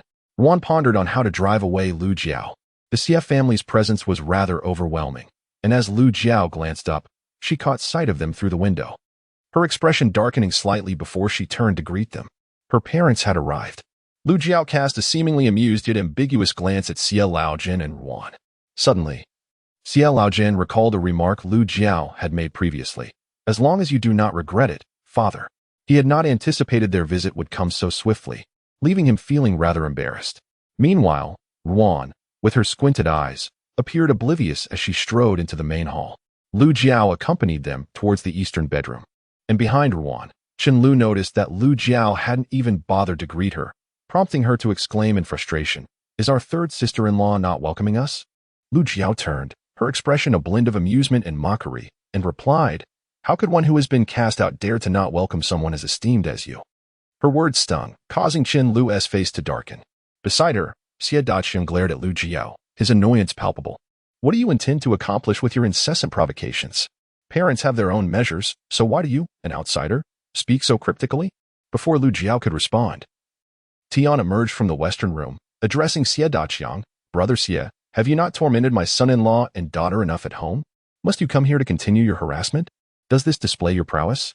Xie Daqian's expression darkened, his mouth opening to retort at Tian, but realizing her status as an elder, he hesitated to speak. Xialan, with a smile, looked at Tian and remarked, "Aunt Tian, this is a matter for the Xie family. It would be best if you refrained from meddling in others' affairs." Tian did not take her words seriously and replied with irritation, "Indeed, I am now an outsider. When my son-in-law was gravely injured, why did not a single member of the family come to visit?" Xie Laojin, wishing to avoid further trouble, realized that the family had indeed failed in their duties, and continued to scold his relatives behind him, "Say less." The members of the Xie family glared at Tian. Lu Jiao attempted to soothe Tian, saying, "Mother, do not let yourself be upset over someone unworthy." The Xie family members were seething with anger. Lu Jiao led them to the eastern bedroom, brought in some chairs from outside, and then left, ignoring the entire Xie family. One was furious, casting a fierce glare at Lu Jiao, thinking that this insufferable woman would eventually be dismissed. Fearing that Ruan would cause a scene, Xie Laojin reached out to calm her. In the room, aside from Xie Yunjin, there were also the head of the Xie family and several elders. The most senior among them was the venerable elder, Xie Laojin's grandfather, who, despite being in his 80s, still appeared quite spry. Villagers referred to him as Old Master. Upon seeing Xie Laojin, the Old Master spoke in a rather indifferent tone. "So, the fourth has arrived?" Xie Laojin, momentarily taken aback, managed a dry laugh.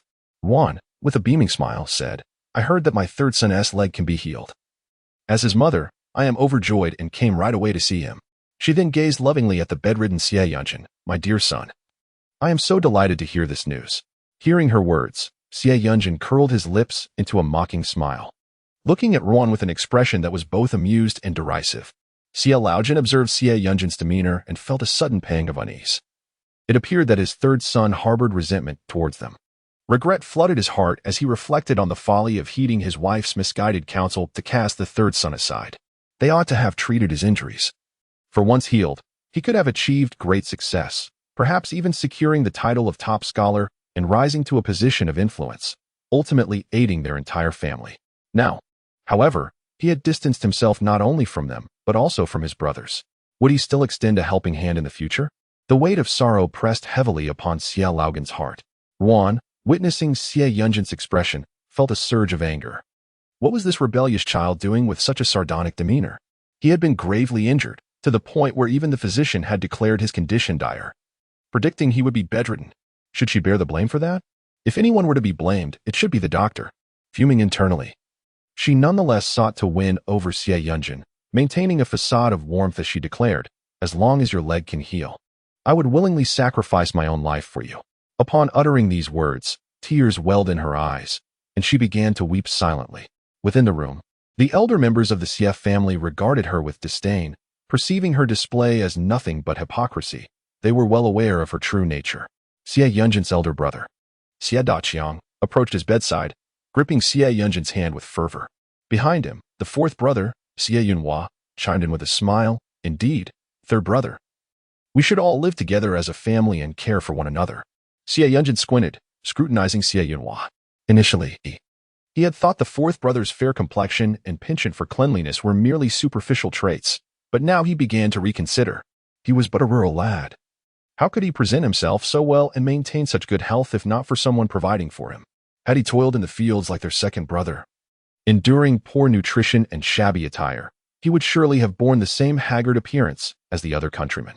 Xie Yunjin chuckled lightly, his dark eyes filled with a chilling and icy malice. He spoke casually, considering the rationale behind his agreement. However, upon hearing his own words, he felt a twinge of reluctance. After all, he had promised Du Xiaomei that marriage would grant him a spacious residence. In their household, aside from the elder brother's ample quarters, only the third brother's room could rival it in size. The second brother's dwelling was not only small but also faced north, making it unbearably hot in summer and frigid in winter, certainly not a place he desired. Inside the room, Ruan, noticing Xie Yuhua's silence, immediately interjected. "There is ample space in the house. If necessary, we can construct 2 more rooms to the west." Xie Yuhua's eyes brightened at this suggestion. One was calculating. Having heard that the plump matron could treat ailments for a fee, the prospect of earning money and expanding the dwelling seemed feasible. Although Xie Yunjin was unaware of her ulterior motives, he recognized that his mother was driven by profit. Nevertheless, moving forward, he resolved to fulfill his duties as a son without overstepping his bounds. A sudden chill enveloped Xie Yunjin, and he discreetly clenched his fingers. He turned his gaze towards Xie Lan, sarcastically questioning, "How could you have been so at ease in the past?" Upon hearing these words, the expressions of Xie Laojian and Ruan soured. Xie Laojian, with a heavy heart, asked, "Third son, are you casting blame upon your father and mother?" Xie Yunjin lifted his gaze, devoid of warmth, and coldly regarded Xie Laojian, responding with an indifferent demeanor. Ruan's lips quivered in distress, ready to weep. But Xie Yunjin spoke first. His tone, while exceedingly gentle, carried no warmth whatsoever. Chapter 69. Who will bear the credit? Xie Laojian struggled to voice his thoughts. His once capable third son seemed to have drifted away from them emotionally. One wept, her eyes glistening with tears. "Sanner, you blame your parents for." As Xie Yunjin's words fell, the elders of the Xie family immediately gazed at him with admiration. Yunjin is indeed a commendable child. It is lamentable that the couple of the fourth branch could wound his heart so deeply. Turning his head towards the elders, Xie Yunjin smiled and inquired, "Old patriarch, third granduncle, great-uncle, clan leader, do you not agree?" The old patriarch, the eldest among the Xie clan, aged 83, still retained a sharp mind and keen senses. Third granduncle was a cousin of Xie Laojian, while great-uncle was Xie Laogan's younger uncle. The clan leader was of equal standing with great-uncle. In summary, these individuals held significant seniority and authority within the clan. Upon hearing Xie Yunjin's words, they nodded in agreement. Indeed, that is the truth. However, the clan leader then turned to Ruan, his expression darkening, his words laced with irritation. Following his statement, Ruan's countenance soured, her lips pursed in defiance. Xie Laojin quickly restrained her, fully aware that Sanner was employing the authority of the Xie elders against them. Though Xie Laojin was equally discontented, he recognized that this was not a matter to be trifled with, for they were the ones who had ostracized Sanner first. On the bed, observing the couple's reaction, a cold glimmer flickered in Xie Yunjin's eyes. He then turned to address the Xie elders, stating, "I, Xie Yunjin, hail from the Xie clan. And should I achieve success in the future, I shall never forget the members of my family." The elders of the Xie family immediately beamed with delight. Yet the Xie family members appeared displeased, for Yunjin's declaration clearly indicated his intention to assist the Xie clan in the future. Yet he made no promises to aid them specifically. Xie Yunjin completely disregarded the Xie family members as he turned to the clan leader and the village chief, saying, "I wish to discuss a matter with you both." The village chief and the clan leader exchanged glances, prompting the inquiry, "What is it?" Unhurriedly, Xie Yunjin continued, "My wife, Lu Jiao, possesses medical knowledge, which I presume you are both aware of." Indeed, they were familiar with Lu Jiao's commendable skills, having heard that even Dr. Chi from the town's Baoha Hall had praised her. However, they wondered why Yunjin mentioned this to them. With gentle eyes, Xie Yunjin elaborated, in addition to her medical expertise, Lu Jiao is well versed in various medicinal herbs. She mentioned to me that our nearby mountains are abundant with such herbs, yet no one in the village recognizes them, leading to their waste. She proposed teaching the villagers to identify these herbs and then allow them to forage, as the Baoha Hall in town purchases a variety of herbs. This would provide families with an additional source of income, greatly improving their lives. As soon as Xie Yunjin finished speaking, a stunned silence enveloped the room. Wan, the first to react, leaped up in opposition. "No, our family knows about the herbs. Why should we teach others? We haven't even educated our own." Upon hearing her words, the elders of the Xie family expressed their displeasure, glaring at Wan in frustration. The patriarch sternly rebuked her. "This is the kindness of the third son to the Xie family. What business do you have with it?" The third grandfather, equally incensed, added, "What nonsense is this from a woman who does nothing? You think you can separate the third son from us? We haven't settled accounts with you yet. If you dare to cause more trouble, I shall instruct the fourth son to divorce you." Wan was left speechless by these words. Over the years, due to the influence of Xie Yunjin, the clan members have been excessively flattering towards her, yet unexpectedly, they now show her no regard whatsoever. Wan sure opened her mouth, on the verge of tears, but Xie Laojin glared at her in irritation. "Silence. You foolish creature, have you still not discerned the reality? The third child has clearly chosen to support the clan, and now, in his eyes, you are no different from the other clansfolk. The third child has distanced himself from you, and thus, it is impossible for you to bask in the same glory before the clan as you once did. If the third child holds you in disdain, the clansmen will naturally follow suit." Xie Laojin felt a surge of anger within. Yet he understood that it was their initial missteps that led to this situation. Furthermore, with several elders present in the clan, if Wan sure dared to create a scene, she would undoubtedly face repercussions. Inside the room, no one paid attention to Wan Sure. All eyes were fixed on Xie Yunjin, who lay on the bed. "Third child. Is what you said true?" The village chief and clan leader were particularly excited. If Yunjin's wife truly taught the villagers to recognize medicinal herbs, it would bring a significant source of income. Xie Yunjin nodded and called out for Lu Jiao. Hearing her name from the west room, Lu Jiao approached. "What is it?" Xie Yunjin explained. "Previously, you suggested teaching the clan's folk about medicinal plants, and I discussed it with several elders in the clan." Lu Jiao turned to regard the elders of the Xie family, while the village chief and clan leader gazed at her with heightened anticipation, asking, "Yunjin's wife, are there indeed many medicinal herbs on the mountain?" Lu Jiao nodded affirmatively. "Yes, there are indeed many, some of considerable age, and their value will not be low. Since the villagers nearby lack knowledge of medicinal herbs, many mistakenly perceive them as toxic and dare not approach them, allowing the herbs to thrive abundantly." As Lu Jiao finished speaking, several elders of the clan burst into joyous laughter. "Excellent. This is truly wonderful." The village chief, with a hint of concern, inquired of Lu Jiao, "Are you willing to teach the clan members about medicinal herbs?" After all, it was Lu Jiao, not Xie Yunjin, who possessed such knowledge. If she were unwilling to instruct, they could not compel her. Lu Jiao turned her gaze towards Xie Yunjin resting on the bed and replied calmly. "It was Yunjin who mentioned that life has been difficult for our clan members and expressed a desire to help them find a profitable livelihood. I told him I was familiar with medicinal herbs, and he encouraged me to share this knowledge with our people. Since he has voiced his support, as his wife, I shall certainly teach them. So, please do not worry, village chief and clan leader." Meanwhile, Xie Yunjin looked at Lu Jiao in astonishment. His prior suggestion was meant to attribute the credit to her.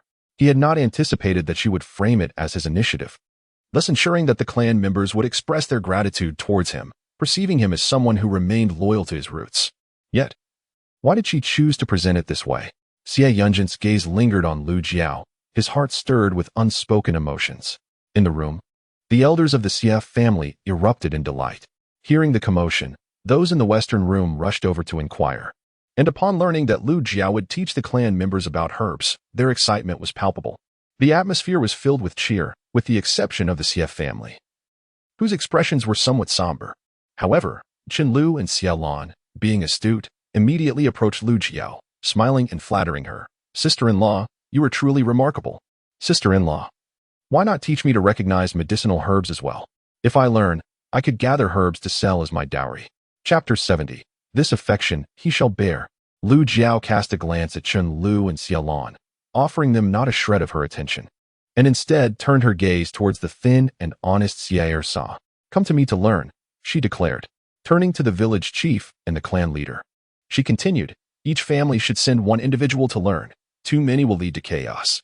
Very well, the village chief and clan leader nodded in agreement. Lu Jiao added, in a couple of days, Yin Jin will undergo surgery, and after the operation, I will teach the clan members how to identify medicinal herbs. Understood. After speaking, Lu Jiao led Zhao and others to the west wing, while the east wing was bustling with noise. However, the clan members primarily praised Xie Yunjin for not forgetting his roots. The members of the Xie family, particularly Xie Dechong, the eldest son, wore expressions of utter displeasure. His face was as dark as the bottom of a pot, and his eyes bulged with rage, as if he longed to drag Xie Yunjin from the bed and give him a beating. Yet, despite his fury, he was acutely aware that such actions were unacceptable, so he stifled his anger. The Xie clan lingered for a while before departing, leaving the Xie Lao Jin family behind. Once the others had left, Xie Dechong could no longer contain his temper and exclaimed, Third brother, what do you mean by this? Teaching others, but neglecting your own family? Xie Yunjin, with a frosty demeanor, replied, did not Lu Jiao say she would teach Sa? The money earned from gathering herbs by Sa surely contributes to the family. Is that not teaching the family? Xie Dechong retorted angrily, why not teach your elder sister-in-law? She is far more intelligent than Sa. Before Xie Yunjin could respond, Lu Jiao entered the room, letting out a cold laugh. What are you scolding your younger brother for? Is it not my responsibility to teach him? I am well acquainted with the medicinal herbs, and I will instruct whomever I choose. I have never heard of anyone being compelled to teach in such a manner. Your audacity is truly remarkable. Xie Daqiang, favored by Xie Lao Jian, has grown up to be rather obstinate and self-willed. Despite lacking true capability, he presents himself with an air of superiority. Upon hearing Lu Jiao's scathing remarks, he became utterly enraged and pointed at her, hurling insults. You wretched woman, do you believe our Xie family will allow you to remain? Lu Jiao retorted with a cold laugh. Come, let us see who gets cast aside. I am the wife of Xie Yunjin. As long as he remains silent, no one can dismiss me. After speaking, she pointed towards the door and commanded, Get out, this is my home. Xie Daqiang, his eyes ablaze with fury, charged at Lu Jiao with the intent to strike. In the room, Xie Laojin shouted, Stop it. On the bed, Xie Yunjin's expression darkened as he coldly declared, Xie Daqiang, if you dare lay a finger on her, you shall no longer be considered my elder brother.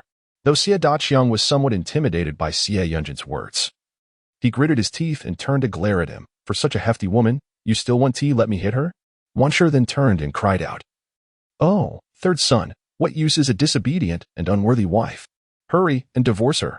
As soon as Wansher finished speaking, everyone from the west room rushed in, with Tianshi leading the charge, who immediately began to scold. You old witch, can you not endure a single day without tormenting your daughter-in-law? You constantly shout for her to be divorced and demand my daughter to leave. My daughter dedicates herself entirely to caring for her husband. What is it about her that displeases you so? The quadruplets, weeping, rushed before Lu Jiao, with the eldest angrily pointing at Wan. This is my home. You are not welcome here. Leave at once.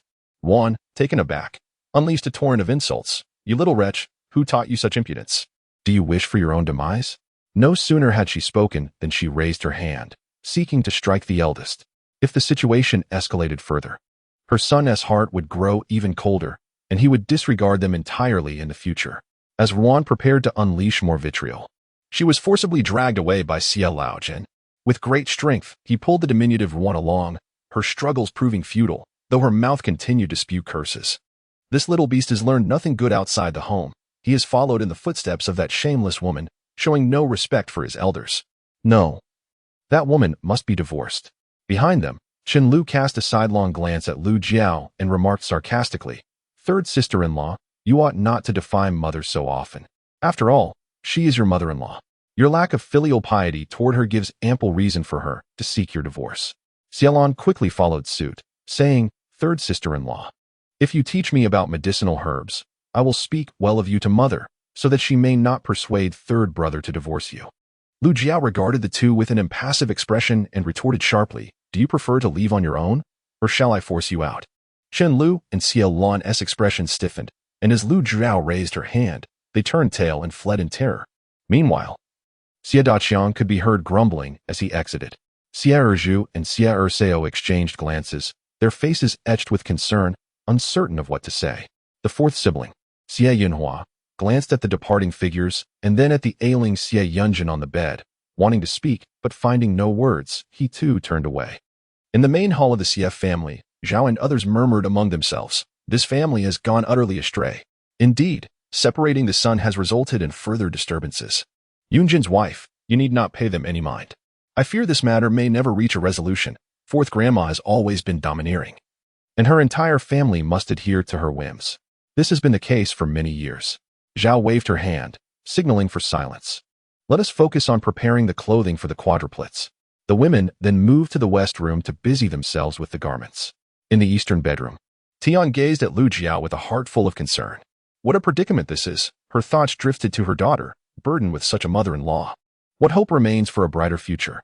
Tian felt a throbbing headache, while Lu Jiao supported her as they made their way to the west room.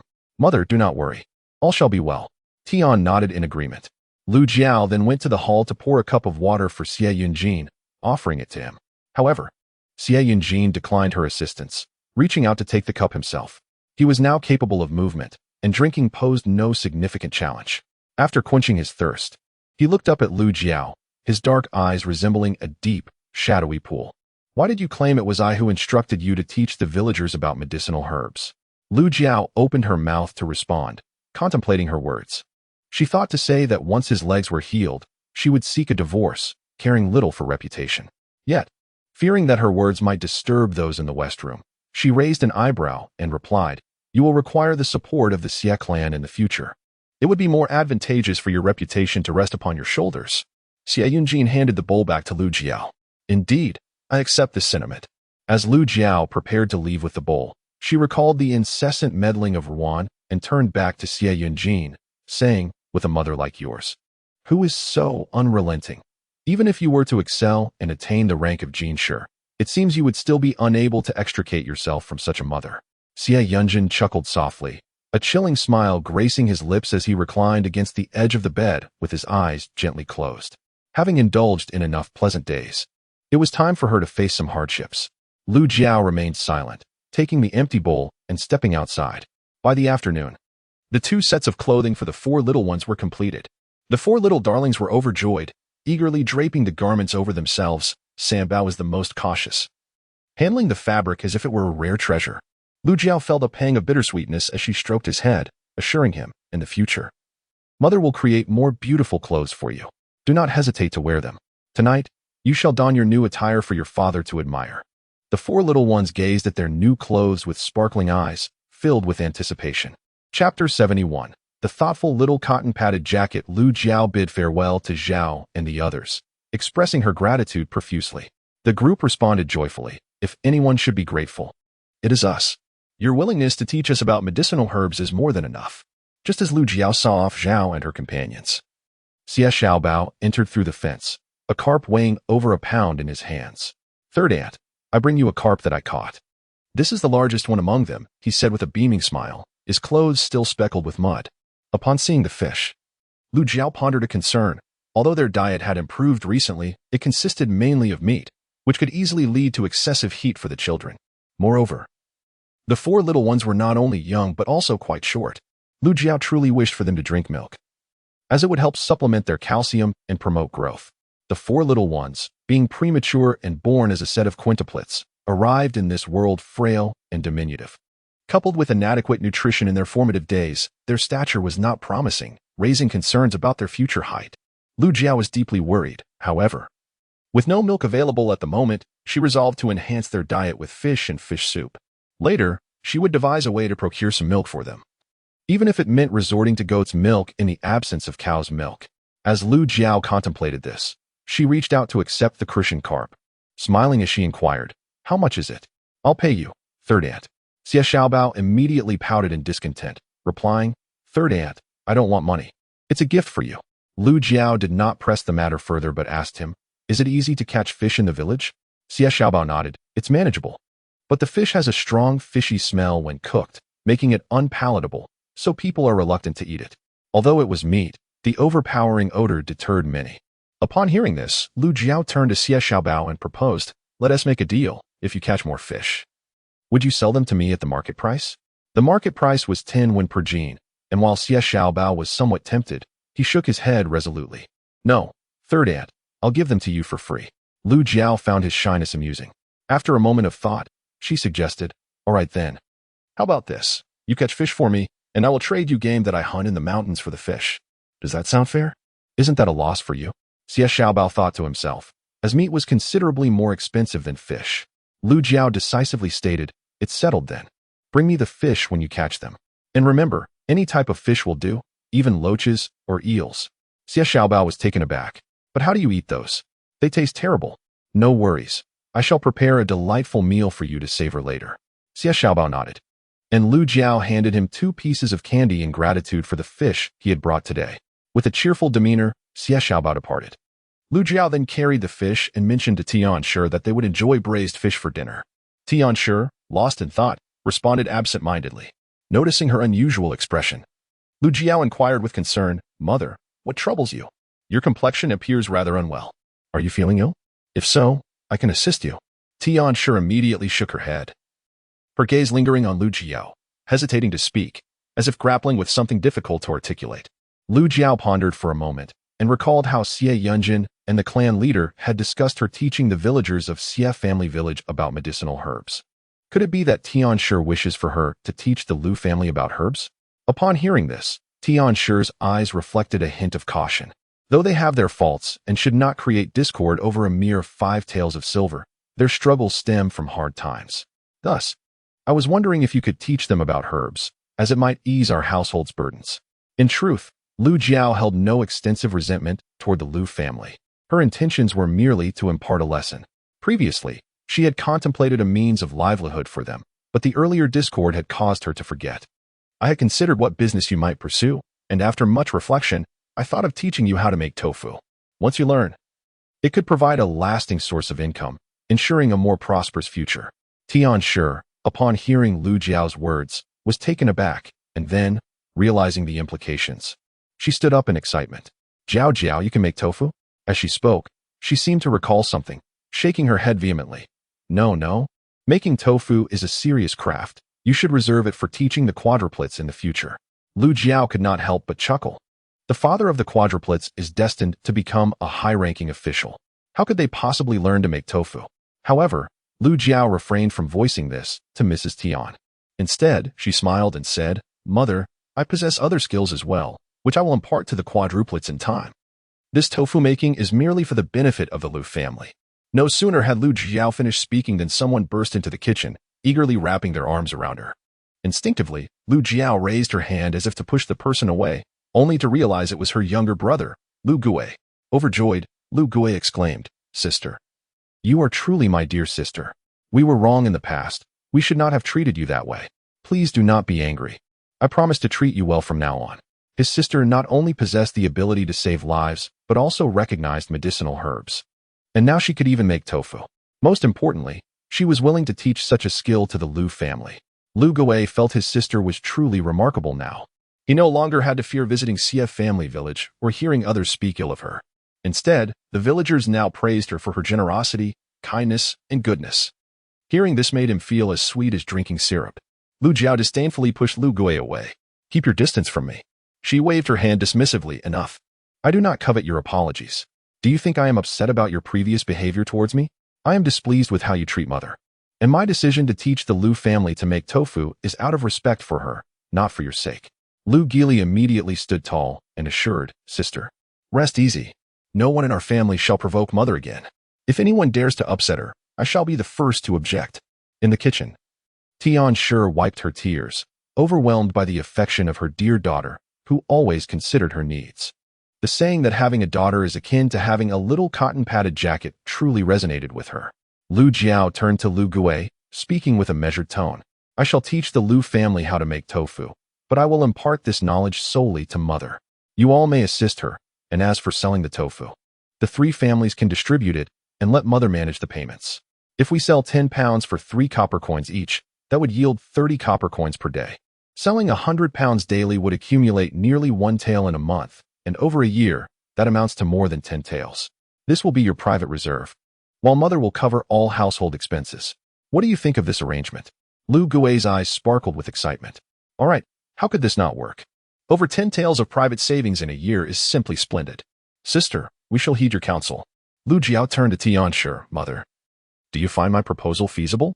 Tianshi's heart swelled with warmth, her eyes radiating a gentle smile. Yes, we shall follow my dear Jiao Jiao's plan. Lu Jiao devised this arrangement to prevent any monetary disputes from arising within the Lu family.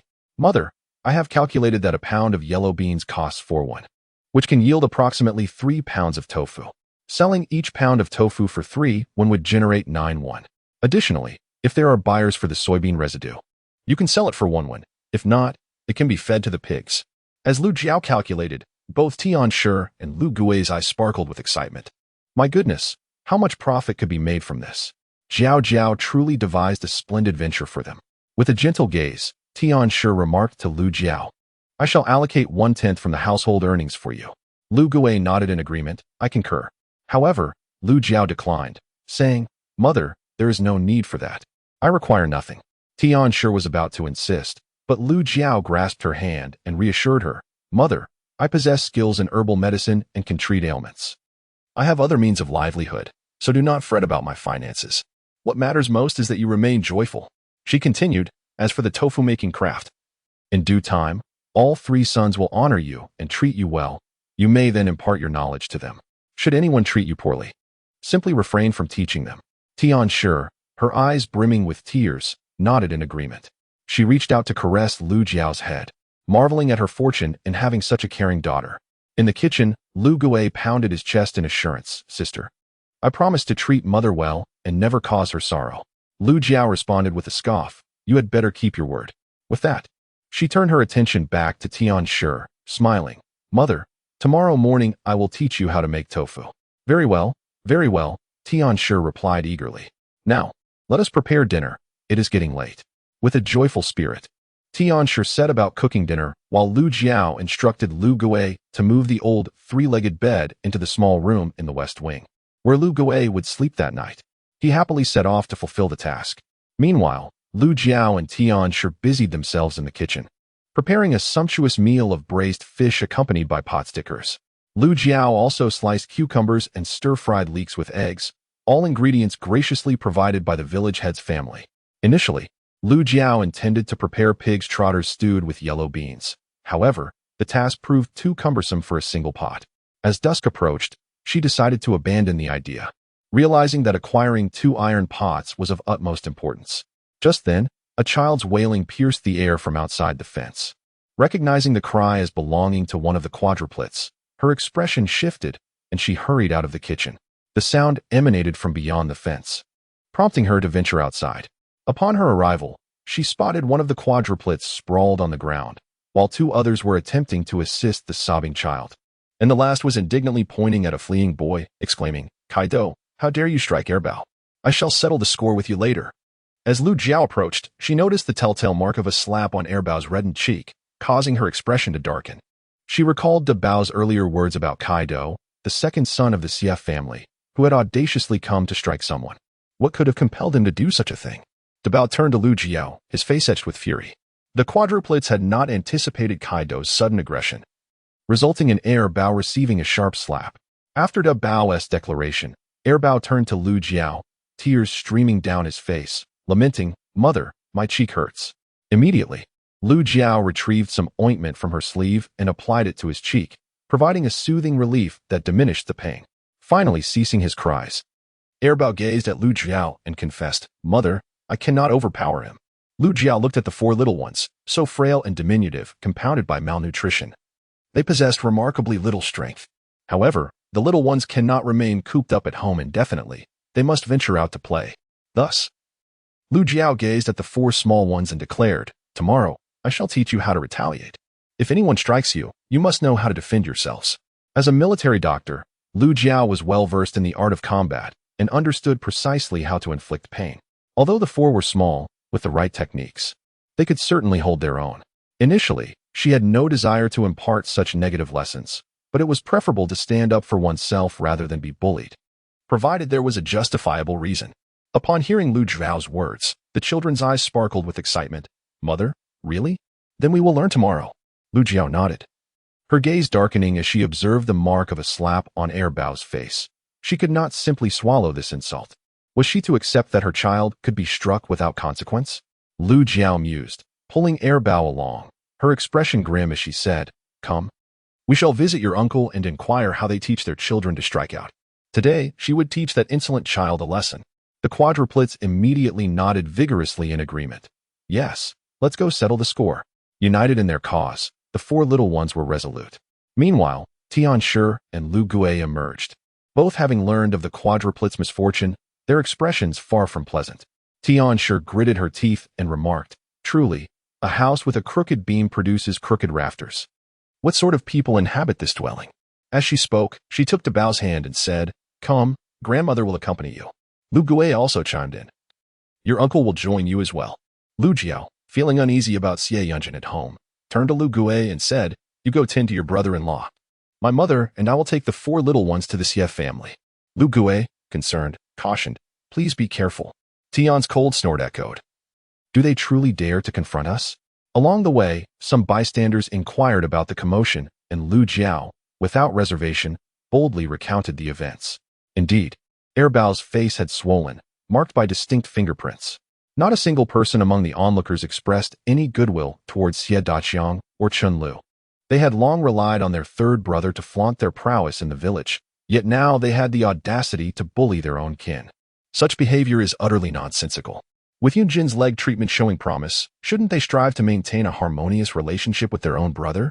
Instead, they allowed their child to assault another. Gradually, more residents of Xie family village followed Lu Jiao and Tian towards the old Xie household. At that moment, the old Xie family was reprimanding Kaido for failing to manage even the simplest of tasks. This week, if the vote count reaches 10,000, additional chapters will be provided. Come, let the votes roll in. In Chapter 73, the actor takes the stage. Kaido, visibly displeased, retorted coldly, "I tried to coax them, but they ignored me. What was I supposed to do? I even promised them candy, yet they remained unresponsive." In the main room, Wan listened to Kaido's complaints, her anger mounting. This mischief stems from that ill-fated mother of theirs. The entire family is nothing but trouble. The adults in the room, having overheard the commotion, turned their attention to Kaido. "Did you strike your younger brother?" Kaido, in a fit of anger, replied, "I tried to coax them, but they paid me no heed. Out of frustration, I slapped Bao. He simply wouldn't listen. Did they dare act this way before?" The adults in the room were infuriated, initially sending him to pacify the quadruplets, only for him to resort to violence instead. However, the Ruan family did not consider it a significant matter. With a cold snort, they remarked, "If they wish to fight, then let it be." No sooner had Ruan's words fallen than the door of the Xie household was forcefully kicked open. The door, which had not been locked and was merely ajar, swung wide with a single blow. Lu Jiao entered, leading Bao, followed by a throng of villagers. Upon entering, Lu Jiao fixed her gaze upon Xie Daqiang and Chen Lu, demanding, "Elder brother and sister-in-law, what is your family's intention? You sent Kaido to provoke my family and the quadruplets, and when they refused to comply, he struck Bao across the face." As soon as Lu Jiao finished speaking, Bao glanced at Bao, prompting him to wail, "My face hurts. It hurts so much. Mother, I am in agony." The villagers behind them observed the little one, who had been silent until now, suddenly crying pitifully, eliciting their sympathy. Xie Daqiang and Chun Lu glared at Lu Jiao, seething with anger, especially Xie Daqiang, who felt an overwhelming urge to retaliate against her. With a dark expression and a gruff tone, he retorted, "What can adults do when children cause a ruckus?" Lu Jiao let out a cold laugh. "Your Kaido is 8 years old. Yet he goes to strike a 4-year-old from my family, and you dare to utter such words?" Without waiting for Xie Daqiang to respond, she turned her attention to the 8-year-old Kaido, her voice firm. "If elder brother and sister-in-law cannot teach their child, then I shall take it upon myself to educate him. A child who does not understand must be disciplined to learn." Kaido, taken aback by the fierce expression on Lu Jiao's face, instinctively took a step back. Xie Daqiang, upon hearing Lu Jiao's words, glared at her in a fit of anger and retorted, "Do you intend to strike our Kaido?" Lu Jiao shook her head, replying, "No. I wish for my elder brother to educate his child." Xie Daqiang had indeed reprimanded his son on numerous occasions. Yet Lu Jiao's insistence seemed to compel him to chastise his child, a notion he could not possibly acquiesce to, his expression darkening considerably. "Are we to simply let it be that your child has assaulted ours?" Lu Jiao remarked with a piercing gaze. Xie Laojin rose from his seat, sighed, and addressed Lu Jiao, "Third daughter-in-law, do not be so aggressive. It is quite normal for children to quarrel. Such incidents occur frequently in the village and are not of great consequence, while minor scuffles among children may be trifling. The fact that Kaido approached our home and incited the quadruplets to trouble Yunjin clearly indicates that someone orchestrated his actions. Therefore, this matter cannot simply be overlooked." Upon hearing Lu Jiao's words, Xie Laogan's countenance darkened, his eyes betraying an unspoken ire. This third daughter-in-law is truly unreasonable. His son should have divorced her for her obstinacy. After voicing his thoughts, Xie Laojin turned to Kaido, admonishing him sternly, "You are henceforth forbidden to strike your younger brother." As soon as Xie Laogan's words left his lips, Bao cried out, "I do not have a brother like him. He is no longer my brother." The humiliation Xie Laojin endured from both his daughter-in-law and his grandson rendered his expression most unpleasant. Beside him, Ruanshi's face darkened as she sprang up, exclaiming, "You little wretch, your father would never dare speak in such a manner. You have grown quite bold, disrespecting your elders without hesitation." Upon hearing the words of Mrs. Tian, Mrs. Ruan felt an impulse to charge forward in anger, but Mrs. Tian emerged fiercely, pointing at her and declaring, "Come, witness how I shall vanquish you, you old witch." Instantly, Mrs. Ruan recalled the moment when she was dragged away by Mrs. Tian, and fear immobilized her. She knew she could not contend with Mrs. Tian's strength. "Mr. Xie Daqiang," infuriated by Mrs. Tian's proclamation, bellowed, "This is my Xie family, not yours. How dare you come here to bully us? Are you in need of a lesson?" In response, Lu Jiao met Mr. Xie Daqiang's gaze with a derisive smirk. "Look at your bravado. Come, let me see if I should fear you. Just because you believe yourself a man, does that mean I should be afraid?" With eyes wide in fury, Mr. Xie Daqiang attempted to charge at Lu Jiao. Yet he was halted by Qin Lu, who swiftly seized her youngest son's ear and, in a fit of rage, struck his backside while admonishing him. "This is what you get for picking on your brother. He is your sibling, not a stranger. In the future, you must support one another." Qin Lu's reprimands were not gentle, and her son, Kaido, began to wail, calling out to his grandfather, "Grandfather, save me." However, this time, Grandfather Scare remained silent, fully aware that Mrs. San would not let the matter rest without a proper explanation. For the moment, she was still the third daughter-in-law, and any public discord would only serve to provide entertainment for others. Thus, even though Grandfather Xie felt a pang of sympathy for his grandson, he restrained himself. As for Qin Lu, her actions towards her son were intended as a display for Lu Jiao. Unlike Mr. Xie Daqiang, who considered Xie Yunjin to be his third brother now and forever, she harbored a different perspective. Qin Lu, however, understood that the bond among siblings was fragile. With Xie Daqiang opposing Xie Yunjin, it was evident that should Xie Yunjin achieve success in the future, he would not extend a helping hand to them. Hence, she acted accordingly. Lu Jiao, witnessing Qin Lu fiercely chastising her son, coldly remarked, "This is both the first and the last time. Should there be a next time, I shall take it upon myself to administer discipline." With that, she seized Bao and departed, followed by Tian Shi, who took the triplets away. In the courtyard of the Xie family, Xie Laojin, seeing Lu Jiao leaving with the quadruplets, shot a glare at Qin Lu and said, "Enough, cease the violence. The children know not what they do." Enraged, Ruanshi began to berate Lu Jiao in the courtyard, using the most disparaging words she could muster. Unable to tolerate it any longer, Xie Zhu and his wife interjected, "Mother, if you wish to mend relations with the third brother, such behavior is unwise. Tonight, no one from your household shall partake in dinner." Ruanshi bellowed in fury. Chapter 74. I disdain your filthy thoughts. Lu Jiao, intrigued by the commotion, recalled her earlier suggestion to Luo Wangkai regarding marrying Shinxiu. Her interest piqued. She reached out to take Sanbao and Sibao Long to Shin's residence to witness the spectacle. Behind them, Tianshi followed suit with two others and several villagers. Two were drawn into the fervor, proceeding to Shin's household to partake in the unfolding drama. In the small courtyard of the Shin family, Shen Xiao sat weeping on the ground before the main door, accompanied by a little girl of 3 or 4 years, who also sobbed alongside her. The sorrowful cries of the mother and daughter resonated, drawing the attention of onlookers outside the gate, who pointed and whispered among themselves. It was said that Luo Wangkai had offered 10 taels of silver to Widow Li in his pursuit of marrying Shen Xiao, but she had refused, leading to the ensuing uproar. Where did Luo Wangkai acquire his wealth? He merely survives from day to day, relying on petty theft to procure his meals. Who can say? Perhaps he has managed to save a little. In front of the Shun family's courtyard, Shun Xen weeps inconsolably, crying out in despair, "I refuse to marry. I will not wed Luo Wangkai. Do not even entertain the thought. If you cannot bear to see me remain with the Shen family, I shall leave at once. I will depart immediately." The villagers gathered at the courtyard entrance observed the scene, all sympathizing with Shen Xiao. Widow Li is truly excessive. Marrying her daughter off to Luo Wangkai for the sake of money. Luo Wangkai's family is impoverished, barely able to afford their next meal. If Shen Xiao marries him, her future will be bleak, as he cannot even sustain the two of them. In Widow Li's eyes, money is all that matters. How could she care for anything else? 10 taels of silver. Indeed, she considers this daughter a double profit. Amidst the crowd, Lu Jiao watches the unfolding drama with a cold smirk, observing Shen Xiao's desperate display on the ground. Recalling how this woman had schemed to entice Luo Wangkai into pursuing her, she finds it ironic that the situation has turned against her. Nevertheless, this woman is cunning, creating a public scene to pressure her mother against the marriage. Unfortunately, she underestimates her mother's shamelessness. Just as Lu Jiao turns, she suddenly spots Shen Xiao at the courtyard entrance. Shen Xiao abruptly rises and rushes toward the entrance, kneeling before Lu Jiao with a thud. "Lu Jiao, I implore you, save me, grant me my life, or I shall find it impossible to continue." The crowd watches this exchange, bewildered by its implications. Shen Xiao knelt before Lu Jiao, her actions perplexing to all present.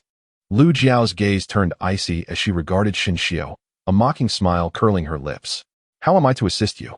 Shall I become the concubine of Brother Xie?" Upon hearing Shen Xiao's words, the onlookers were left astounded, not by the notion of her becoming a concubine, but by the audacity of her declaration. Even if Yunjin were to take a concubine, it would surely be a young maiden. How could a widow, already married and bearing a child, dare to aspire to such a status? What gave her the gall? Undeterred, Shen Xiao continued to bow fervently. "Lu Jiao, I do not wish to compete with you. I only seek the title of concubine. I implore you, grant me a chance to survive." Lu Jiao found amusement in the situation, looking down at her with a scornful expression. "They say one should marry wisely and take concubines for beauty. What confidence do you possess to assume the role of Yunjin's concubine, a widow with a daughter?" After a moment's pause, she shook her head. "Your imagination knows no bounds." A surge of resentment filled Shen Xiao's heart, yet she concealed it beneath a facade of tears, pleading desperately, "I beg you, grant us a means to live." Lu Jiao gazed at her with feigned sympathy. "I wish to assist you, but I cannot allow my Yunjin to take a widow as a concubine. Should he succeed in his examinations, having a widow in the household would only invite ridicule. Thus, I am powerless to help." Many in the crowd nodded in agreement with Lu Jiao's words. In rural households, those with slightly better circumstances are generally reluctant to marry a widow, let alone consider the prospect of Yunjin, who aspires to pass the imperial examination and attain high office, being associated with a widow as a concubine. Such a situation would invite ridicule. Yet, this woman seems to harbor delusions, just as she did in the past. Everyone is whispering and pointing fingers at Shen Xiao, questioning her sanity. It has been said that she previously sent food to Yunjin.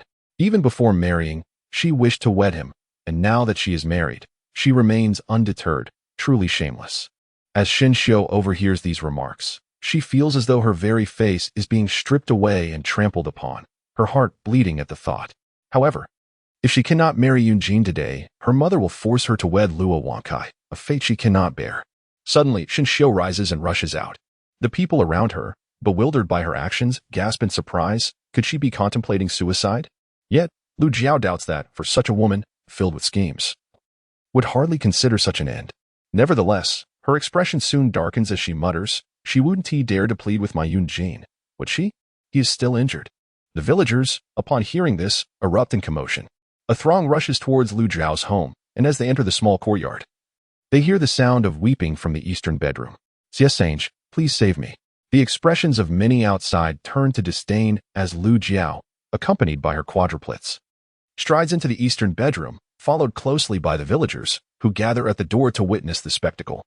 Inside, Xie Yunjin gazes coolly at the woman sobbing on the floor. "What can I possibly do to save you?"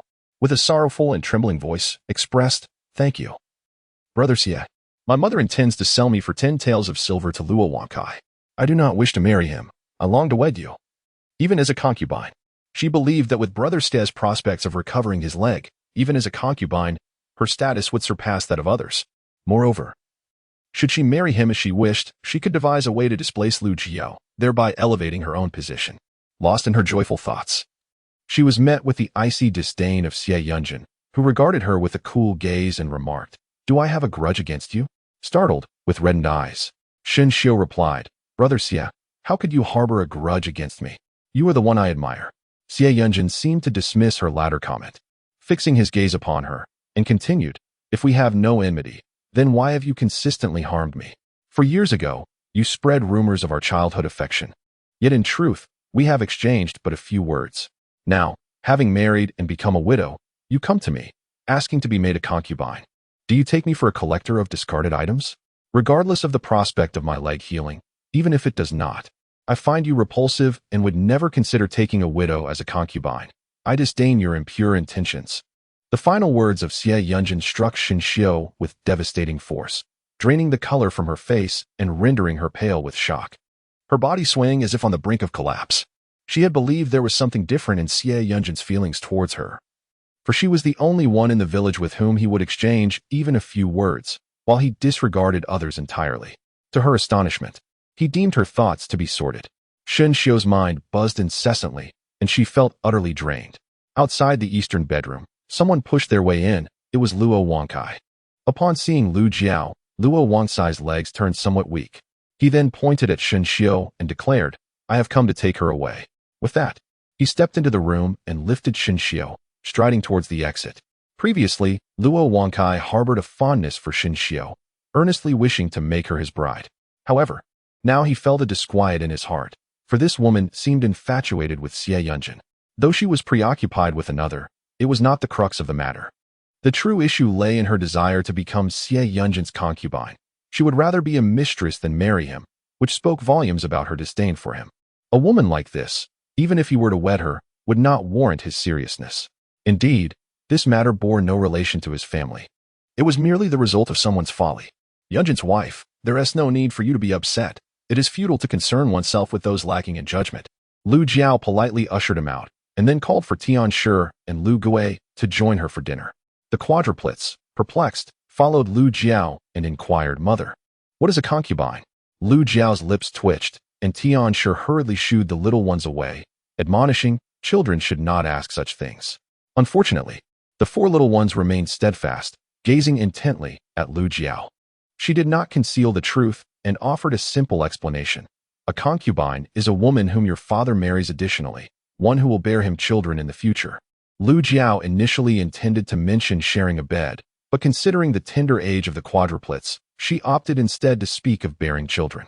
Upon hearing this, the 4 little ones were visibly distressed, turning on their heels and rushing towards the main room. Just as Lu Jiao and Mrs. Tian had placed the food on the table, they overheard the resolute demands from the 4 children in the eastern bedroom. "Father, we do not wish for you to marry another wife. Father, could you refrain from taking a concubine and having children with her? We promise to honor you as we grow up. Yes, if you truly desire children, you should have them with mother. We will care for our younger brother." "Oh, if you have children with a concubine, we will no longer acknowledge you as our father." The children felt that if their father were to have offspring with another woman, he would cease to be their father. However, if he were to have children with their mother, they could accept that, believing it to be a true family. Xie Yunjin's expression darkened, his gaze icy as he called out, "Lu Jiao." Outside, Lu Jiao was setting the table and naturally heard the children's words. She instinctively shrank her neck, feeling a twinge of guilt, as her comment had been made in jest. Mrs. Tian, having also caught wind of Xie Yunjin's displeasure, shot a reproachful glance at her daughter, silently admonishing her for speaking out of turn. With no choice but to face the music, Lu Jiao approached the eastern bedroom. On the bed, Xie Yunjin fixed a steely gaze on Lu Jiao. "What have you been discussing with them?" Lu Jiao hastily replied, I merely spoke without thinking.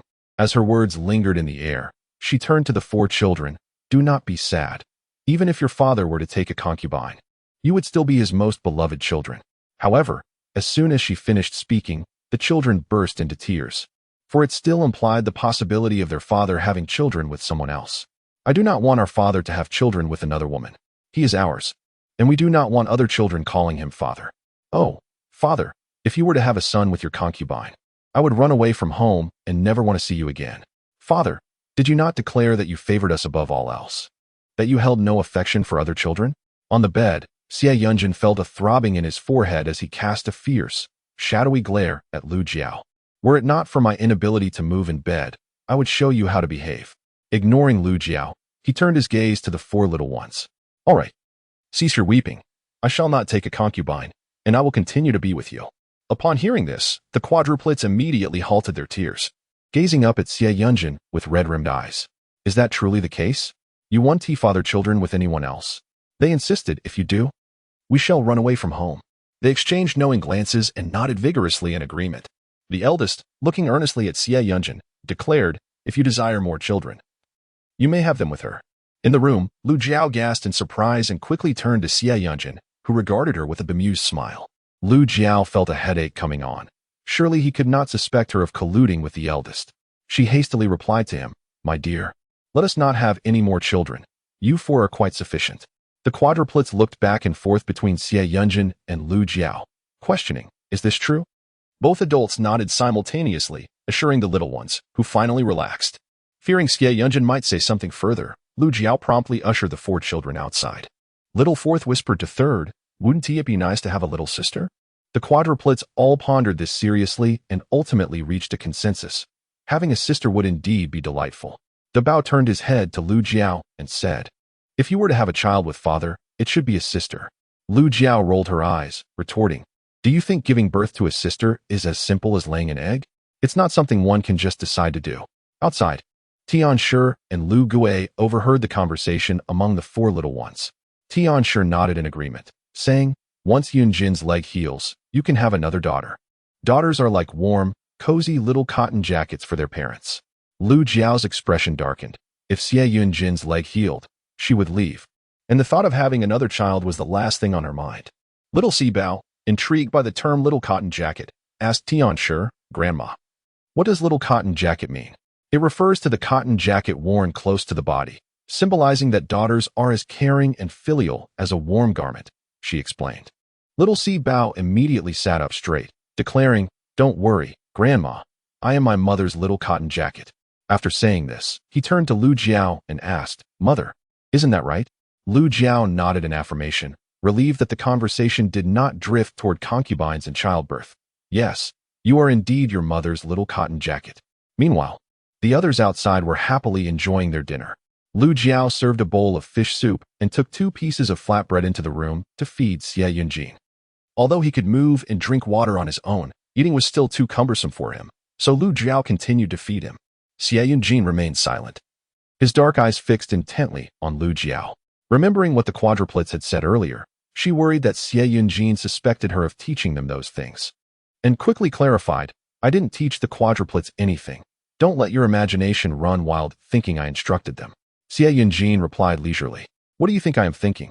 Care to enlighten me?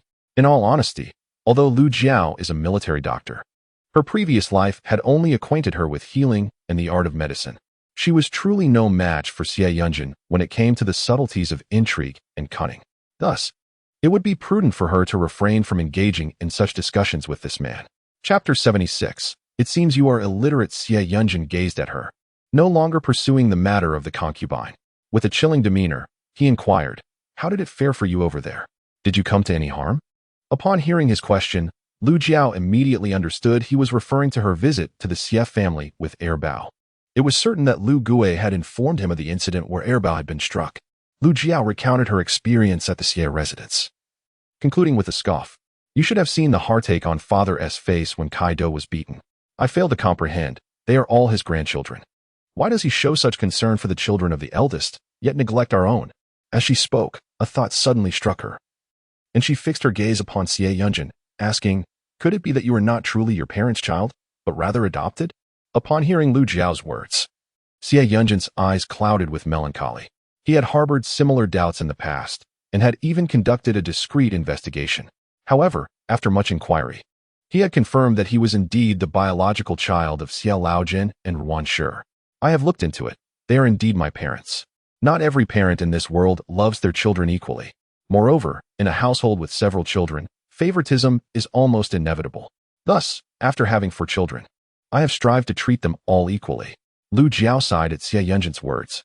This family will undoubtedly become a hindrance to you in the future.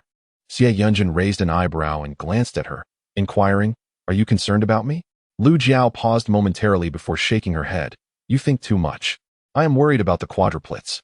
Indeed, she harbored genuine concern for the quadruplets. Having such grandparents was a misfortune. They were elders and juniors, and the elders had myriad ways to discipline the younger generation. On the bed, Xie Yunjin spoke softly. If one wishes to keep them in line, there are indeed methods.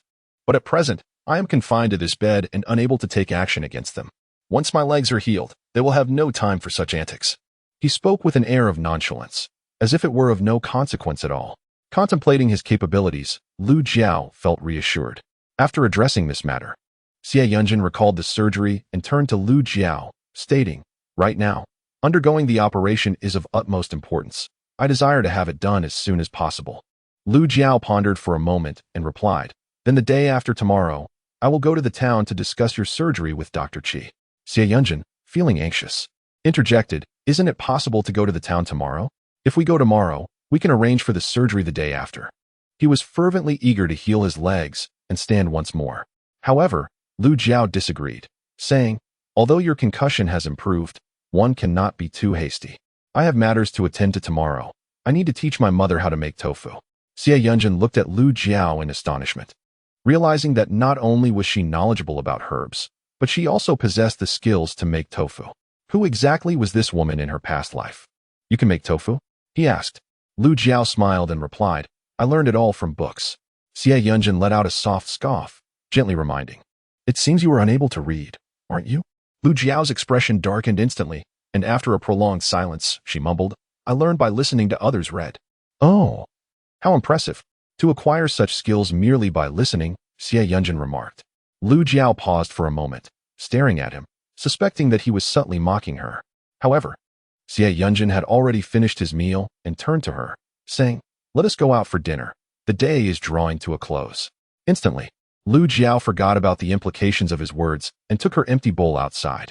Behind her, Xie Yunjin allowed a faint smile to grace his lips. Yet his expression grew serious again when he recalled the incident involving the beans and herbal. He tightened his fingers slightly.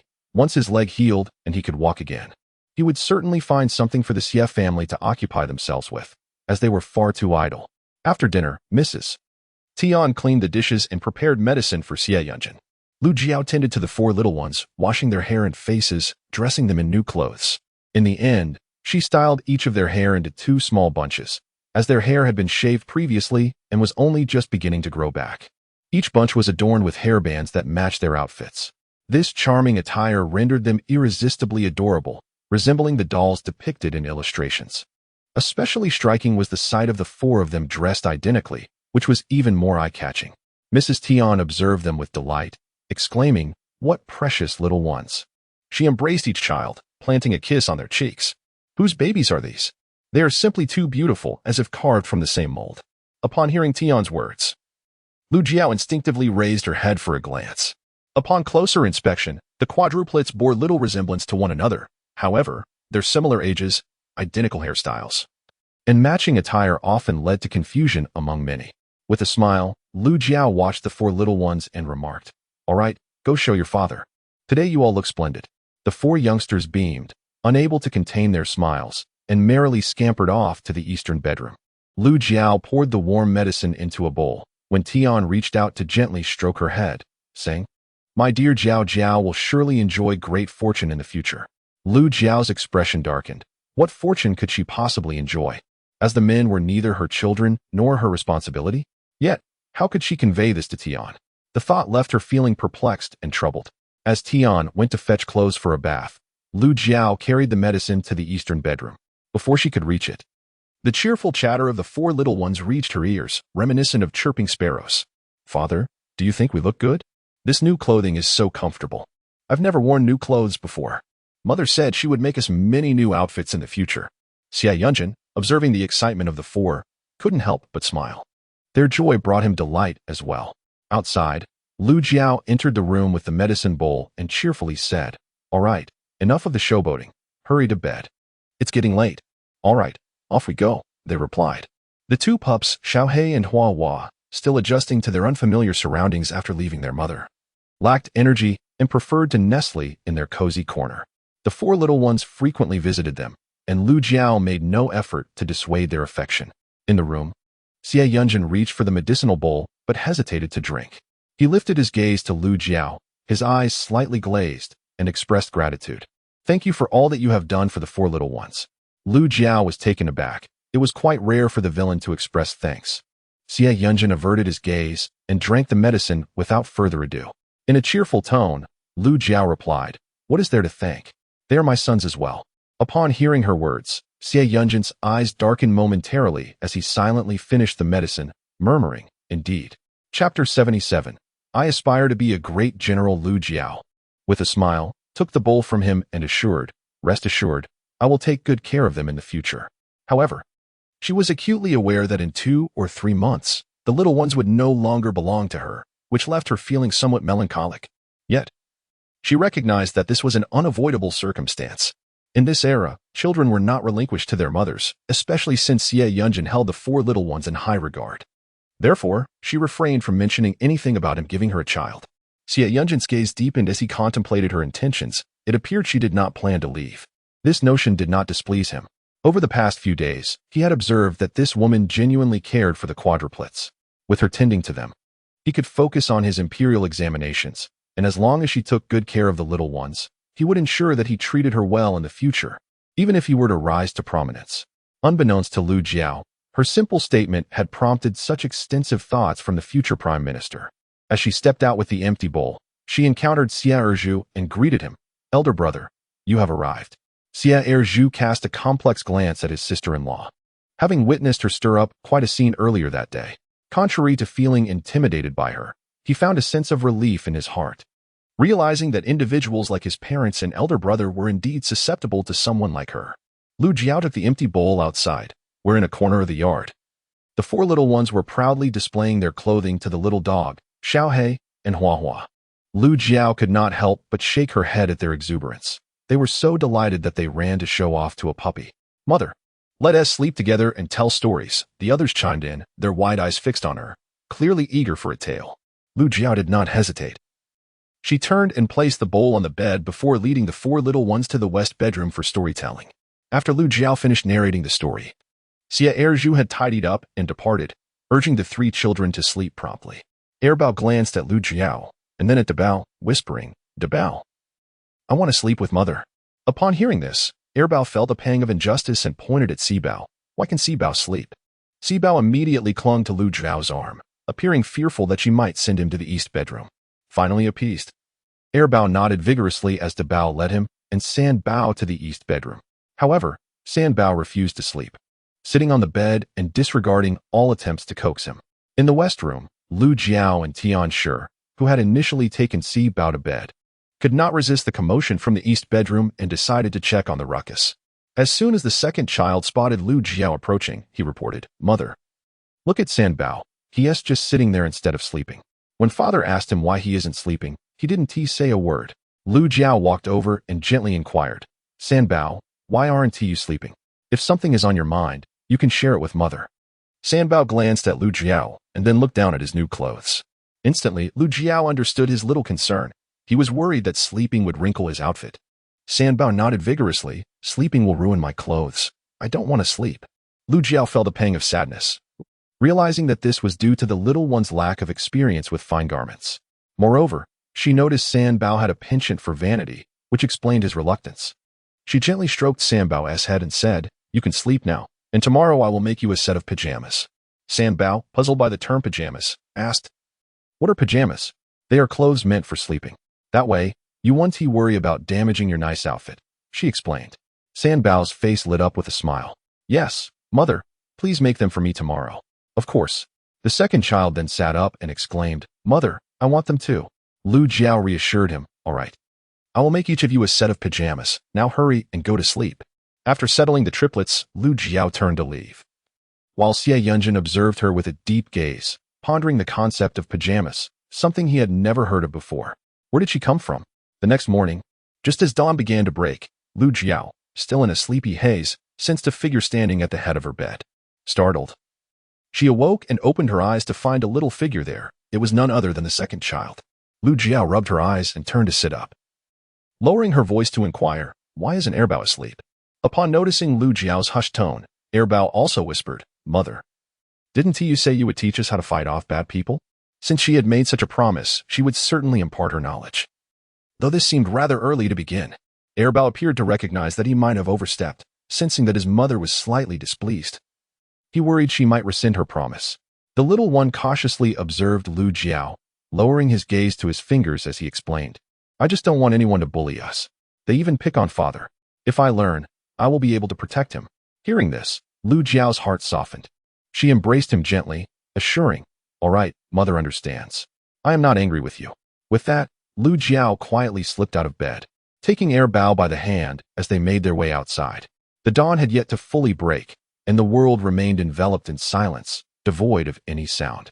Erbao, with his sparkling eyes, nodded enthusiastically, Lu Jiao retrieved a basket from the kitchen, placing Erbao inside before hoisting it onto her back. Concerned for his safety, she gently instructed, Hold on to Mother's neck tightly, so you don't fall. Okay, he replied. Despite his small stature, Erbao eagerly assisted Lu Jiao in gathering grass, all the while curiously asking, Mother, can this really be used to make a grass doll?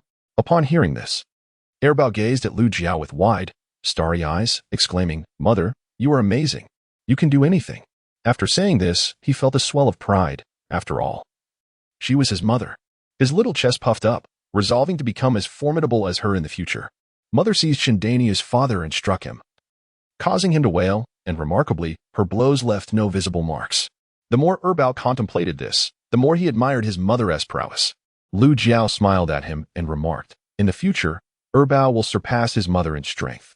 Erbao nodded vigorously, declaring his ambition to ride great horses and become a formidable general. Around the 20th of the month, there would be an explosive update. Please leave more comments and votes. Xiaodong is currently compiling manuscripts and will deliver a grand update for you all. Chapter 78. Teaching the quadruplets to fight while binding grass and bamboo. Lu Jiao inquired of Erbao, What do you aspire to be in the future? Do you wish to follow in your father's footsteps and become a distinguished scholar? She added, When you grow older, I will have your father send you to school. Erbao shook his head immediately, standing tall as he proclaimed, Mother, I do not enjoy studying. I want to ride great horses and become a general. Lu Jiao, in turn, encouraged him, Very well, strive for it. And you shall surely become a great general one day. Erbao's spirits soared at her words. Mother, when I become a general, I will protect you every day. If anyone dares to bully you, I will strike them down with a single blow. Lu Jiao's eyes darkened momentarily, although she could not remain by their side forever. She wished to instill the right values in them. Thus, she earnestly advised Erbao, Even if you become a general in the future, you must not be one who casually takes lives, understand? Erbao replied, Mother, I meant those who bully me. I will only deal with those who wrong me. I understand. Mother. As Lu Jiao smiled, she continued to carry him in her basket upon her shoulder, while deftly grasping the grass and bamboo with both hands as she descended the mountain. Upon seeing her toil, Erbao, nestled upon her back, felt a pang of concern for his mother's hardship and struggled to climb down. Mother, let me down so I can walk. You carry the grass and bamboo. It's all right, Mother can manage. Just stay still so you don't fall. Erbao, reassured, ceased his wriggling and wrapped his little arms around Lu Jiao's neck, his small head resting affectionately against her back. Yunjin's wife, Erdan, had a bowel movement yesterday, and his fever has subsided. He has had a restful night without any further rise in temperature. We are truly grateful to you. Lu Jiao nodded gently, advising Erdan's parents, In the future, ensure the child does not consume excessive meat. Their digestive systems are still delicate. Encourage a diet rich in vegetables and fruits. Additionally, if you do serve meat, please stew it well until it becomes tender for easier digestion. Erdan's parents nodded vigorously, acknowledging her counsel. We understand and will be more mindful henceforth. Erdan's mother then began to fumble for money, her voice tinged with embarrassment as she said, Yunjin's wife, we are not affluent. So please do not take offense. Erdan's parents exchanged glances, uncertain of how to respond to such generosity. They expressed their heartfelt thanks repeatedly, their gratitude palpable as they continued on their way. Bao, witnessing this, felt a swell of pride in his heart. His mother was truly remarkable, healing Erdan without expecting payment. The two dogs, having adapted to their new environment, now frolicked joyfully with the children. Yet, upon Lu Jiao's appearance, the three little ones rushed towards her with the dogs in tow, with Sanbao eagerly exclaiming, Mother, what about the pajamas you promised to make for me? As Lu Jiao's second child expressed his discontent, he declared, No, first let Mother teach us how to deal with bad people. The second and third children fell silent, while the fourth, resembling a little cannonball, dashed over to wrap his arms around Lu Jiao's legs, playfully exclaiming, Mother, where did you take the second child? I woke up and didn't see you. I missed you so much. Lu Jiao set down the grass and bamboo, gently pinching his little face as she replied. Mother went to the mountain to gather some grass. The second child quickly interjected. Mother said we would use the grass to make a strong man, and then teach us how to confront bad people. The triplets gasped in unison, Really? Can grass actually make a strong man? The little ones were all intrigued by this idea. Lu Jiao placed the second child down and set the bamboo in a corner of the yard, commencing the creation of the straw man. The four children gathered around her, watching intently. With each part she crafted, Lu Jiao informed them, Look, this is the head, this is the torso and arms, and these are the legs. Once she had assembled it, it indeed resembled a straw man. The four children cheered. It really is a straw man. It looks like a person. Yes, it truly does. The second child said eagerly, Mother, teach us how to confront bad people. Lu Jiao nodded, positioning the straw man upright to demonstrate. You see, if you encounter someone larger than you and cannot overpower them, first rush forward and hug their legs tightly, using your strength to make them fall. Then, strike with your elbows. There are several vulnerable points on a person, such as below. Here, you must deliver a strong blow. Lu Jiao was instructing her sons on how to confront bad people in the courtyard, while Lu Gui ran over, captivated by the scene. As Tian prepared breakfast, her demeanor was startling, prompting Lu Jiao to quickly grasp her arm. Jiao, why are you teaching the children to fight? The quadruplets turned to Tian, their expressions filled with confusion, questioning why it was wrong to defend against evildoers. Lu Jiao rose and smiled at Tian, saying, Mother, it's nothing. It's merely to prevent anyone from bullying them again. But if they learn to fight and bully others, won't they be visited by troublemakers daily? Bao asked swiftly. What does it mean to be weak? He inquired. Lu Jiao replied. It means you should not bully those who are smaller or weaker than you. If you do, you will become as annoying as a nagging bean sprout. The quadruplets nodded in agreement, assuring her, Mother, you need not worry. We will not bully the weak. Lu Jiao nodded, but Tian remained unconvinced. Leaning closer, she whispered, Are you certain teaching them to fight won't upset your husband? Lu Jiao was untroubled by this concern. After all, Xie Yunjin was the antagonist in the story, having once opposed the protagonist for the sake of his four sons. Thus, her teachings were purely for self-defense. And she believed he would not be angered. Mother, do not fret, it will be fine. Before Tian could voice further concerns, Lu Jiao turned her attention back to the four little ones, guiding them through their practice. As the mother and her children engaged in their training, Jiao approached from beyond the fence. Noticing her arrival, Lu Jiao allowed the children to continue their practice and rose to speak with Zhao. Sister-in-law, what brings you here? Is there something amiss? Zhao moved closer to the door, lowering her voice conspiratorially. Did you hear? The Shin family caused quite a stir last night. Chapter 79, Complaining with Virtue, How to Embrace Virtue. Lu Jiao wore a smile, sensing that Zhao was here to share some juicy gossip. Women are inherently drawn to gossip, and she is no exception. Otherwise, how could she feel a tinge of excitement upon hearing such tidings? What commotion ensued? Ultimately, she rushed home in search of money. But upon failing to find it, she emerged to berate Luo Wankai, accusing him of stealing her 10 taels of silver. Do you believe her claims hold any truth? Surely, the silver belonging to Luo Wankai cannot genuinely be hers. Or is it perhaps a scheme to frame him? At that moment, Luo Wankai protested his innocence, asserting that he had borrowed the silver with great effort in order to marry her, and he even sought witnesses to corroborate his story. Widow Li was incensed, decisively proclaiming that Shin Xiu would marry Luo Wankai, and it would take place today. Lu Jiao was taken aback. Is there enough time to arrange a banquet today? Her astonishment was palpable. She recalled that the last time Luo Wonkai mentioned a wedding, he had invited her to celebrate, but now that seemed to have vanished. However, Shen Xiu's unfortunate fate was well-deserved, and Lu Jiao felt no sympathy for her. With a raised eyebrow, Lu Jiao inquired, "What is it?" Zhao Shi glared at her with exasperation. "She has set her sights on Yunjin." Lu Jiao dismissively replied, "As a widow, she is marrying again. Yunjin would not be interested in her." Zhao Shi cautioned Lu Jiao, "I fear she may harbor malicious intentions. Yunjin possesses a promising future, and if she tarnishes his reputation, it would leave a stain on his character." Lu Jiao absorbed this advice, thanking Zhao Shi. "Thank you, sister-in-law, for the reminder. I shall remain vigilant." The four little ones obediently scampered off to wash their faces and hands before heading to the main hall for breakfast. Lu Jiao ladled a bowl of porridge and picked some cucumbers, preparing to go to the eastern bedroom to feed Xie Yunjin, Yunjin's wife. "You must accept these eggs. If you refuse, we shall lose face." Lu Jiao glanced at the eggs, said nothing further, and carried the porridge to the eastern bedroom to feed Xie Yunjin. After undergoing the nurturing of Lingquan and consuming excellent medicine, Xie Yunjin appeared remarkably well. His pale cheeks now adorned with a rosy glow. His deep, dark eyes sparkled with a clarity reminiscent of water, and he radiated vitality as if he had imbibed the elixir of immortality. Lu Jiao observed him with satisfaction. Indeed, he was now fit for surgery. On the bed, Xie Yunjin raised his dark brows and regarded Lu Jiao with a calm demeanor, inquiring, "Did you teach the quadruplets how to retaliate against others this morning?" Lu Jiao did not conceal the truth and nodded. "Yes, do you disagree?"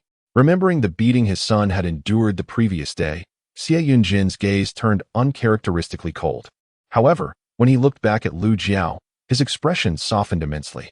He replied gently, "Encouraging them to retaliate is not the same as inciting them to bully others. I have no objections. You have done well."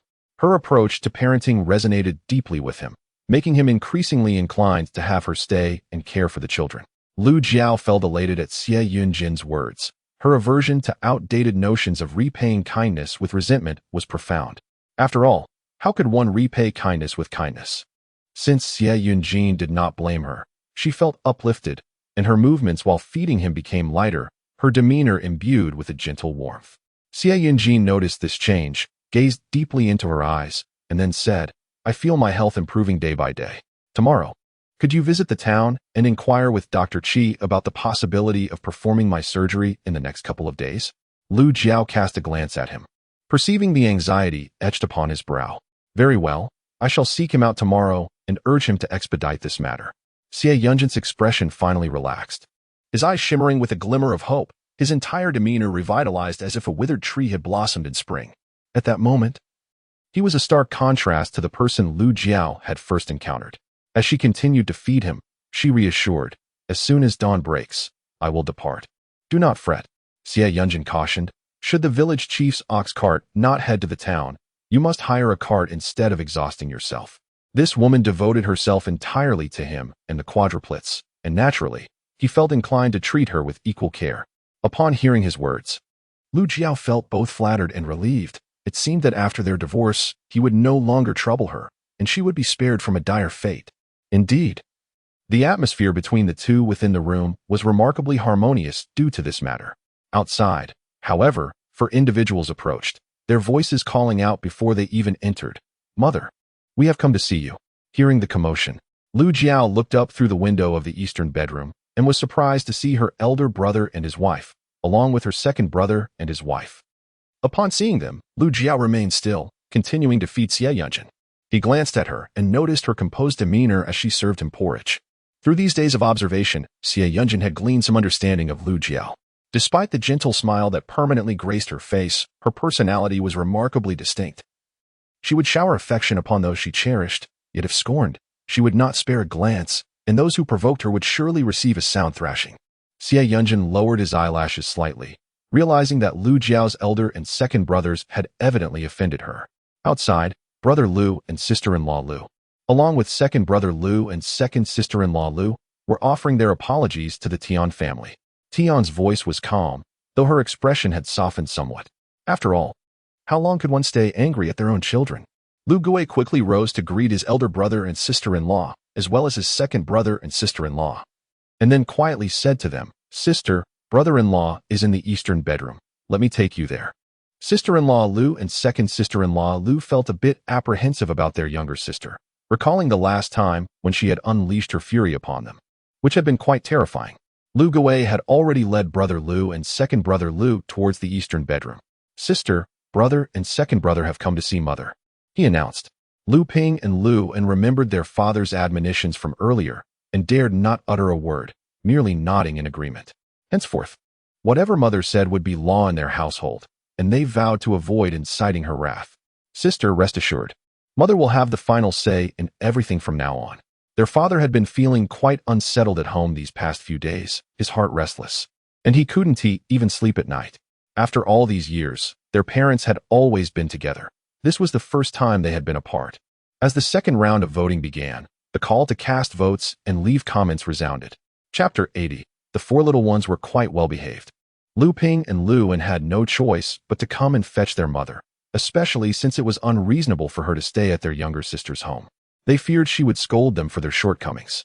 Observing that Lu Ping and Lu En had made their promises, Lu Jiao said no more, and took her empty bowl as she walked outside. Lu Ping and Lu En scrutinized Xie Yunjin, who lay on the bed, and were surprised to find their brother-in-law with a rosy complexion and a radiant glow. His eyes sparkled like the stars in the sky. Observing him closely, they realized he hardly resembled a severely injured patient confined to bed. Their brother-in-law appeared to have improved considerably, which was indeed a cause for great joy. The two brothers, one being earnest and the other more cunning, both possessed kind hearts. Their words were particularly sincere, and due to Lu Jiao's influence, Xie Yunjin treated them with exceptional courtesy. You seem much better. Have you two had breakfast? Indeed, Lu Ping and Lu En had not eaten, having been chased out by their father in the middle of the night, leaving them no opportunity for a meal. However, upon hearing Xie Yunjin's inquiry, they felt a bit embarrassed and scratched their heads. Xie Yunjin called out towards the door, Lu Jiao? Lu Jiao entered from outside, asking, what is the matter? Do you want some water? Xie Yunjin turned to Lu Ping and Lu En, saying, my two elder brothers-in-law haven't had breakfast. Could you please prepare something for them? Lu Jiao cast a surprised glance at Xie Yunjin. It was quite rare for him, who generally displayed indifference towards others, to express concern for her brothers. Seeing her reaction, a subtle smile spread across Xie Yunjin's eyes. She was quite transparent with her emotions. If she were to leave his side, she might easily be deceived. So it was better for him to look after her. Lu Jiao then stepped outside and spoke to Mrs. Tian. Mother, please prepare some dumpling noodles for my brothers. Mrs. Tian glanced at Lu Jiao and breathed a sigh of relief, realizing that her daughter had forgiven her elder brother and sister-in-law. She shot a glare at the elder and younger sisters-in-law, prompting them to quickly put on smiles in response. Tian rose and walked outside with Lu Jiao, while behind them, Sister Lu and second sister Lu surrounded the quadruplets, showering them with compliments. These four are remarkably beautiful and adorable. I have never seen them before. I never imagined these little ones had grown so much. Women are inherently drawn to charming and lovely things, and upon seeing the four little ones, Sister Lu and second sister Lu were overwhelmed with maternal affection. What are your names?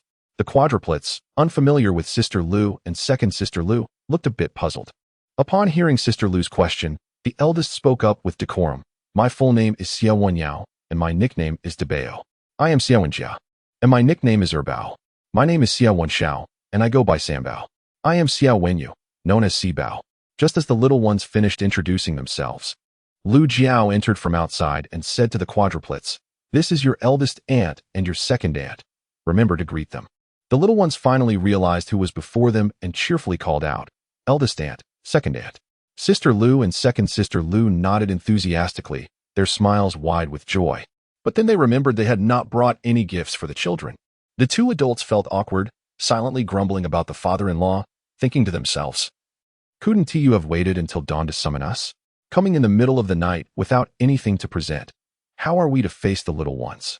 Lu Jiao glanced at Sister Lu and second sister Lu and then addressed the quadruplets. "Your eldest and second aunts forgot to bring you gifts. They will make it up to you next time." The quadruplets immediately chimed in unison, "Thank you, aunt." Sister Lu and second sister Lu felt their hearts swell with joy, exclaiming, "Oh my, how well behaved they are." In the household of Sister Lu there exists but one daughter, Taozi, who is merely 2 years old and has yet to utter a word. In contrast, Sister Lu Da's family boasts a son named Huzi, whose temperament is vastly inferior to that of quadruplets, A single minor inconvenience often leads him to roll on the ground in frustration.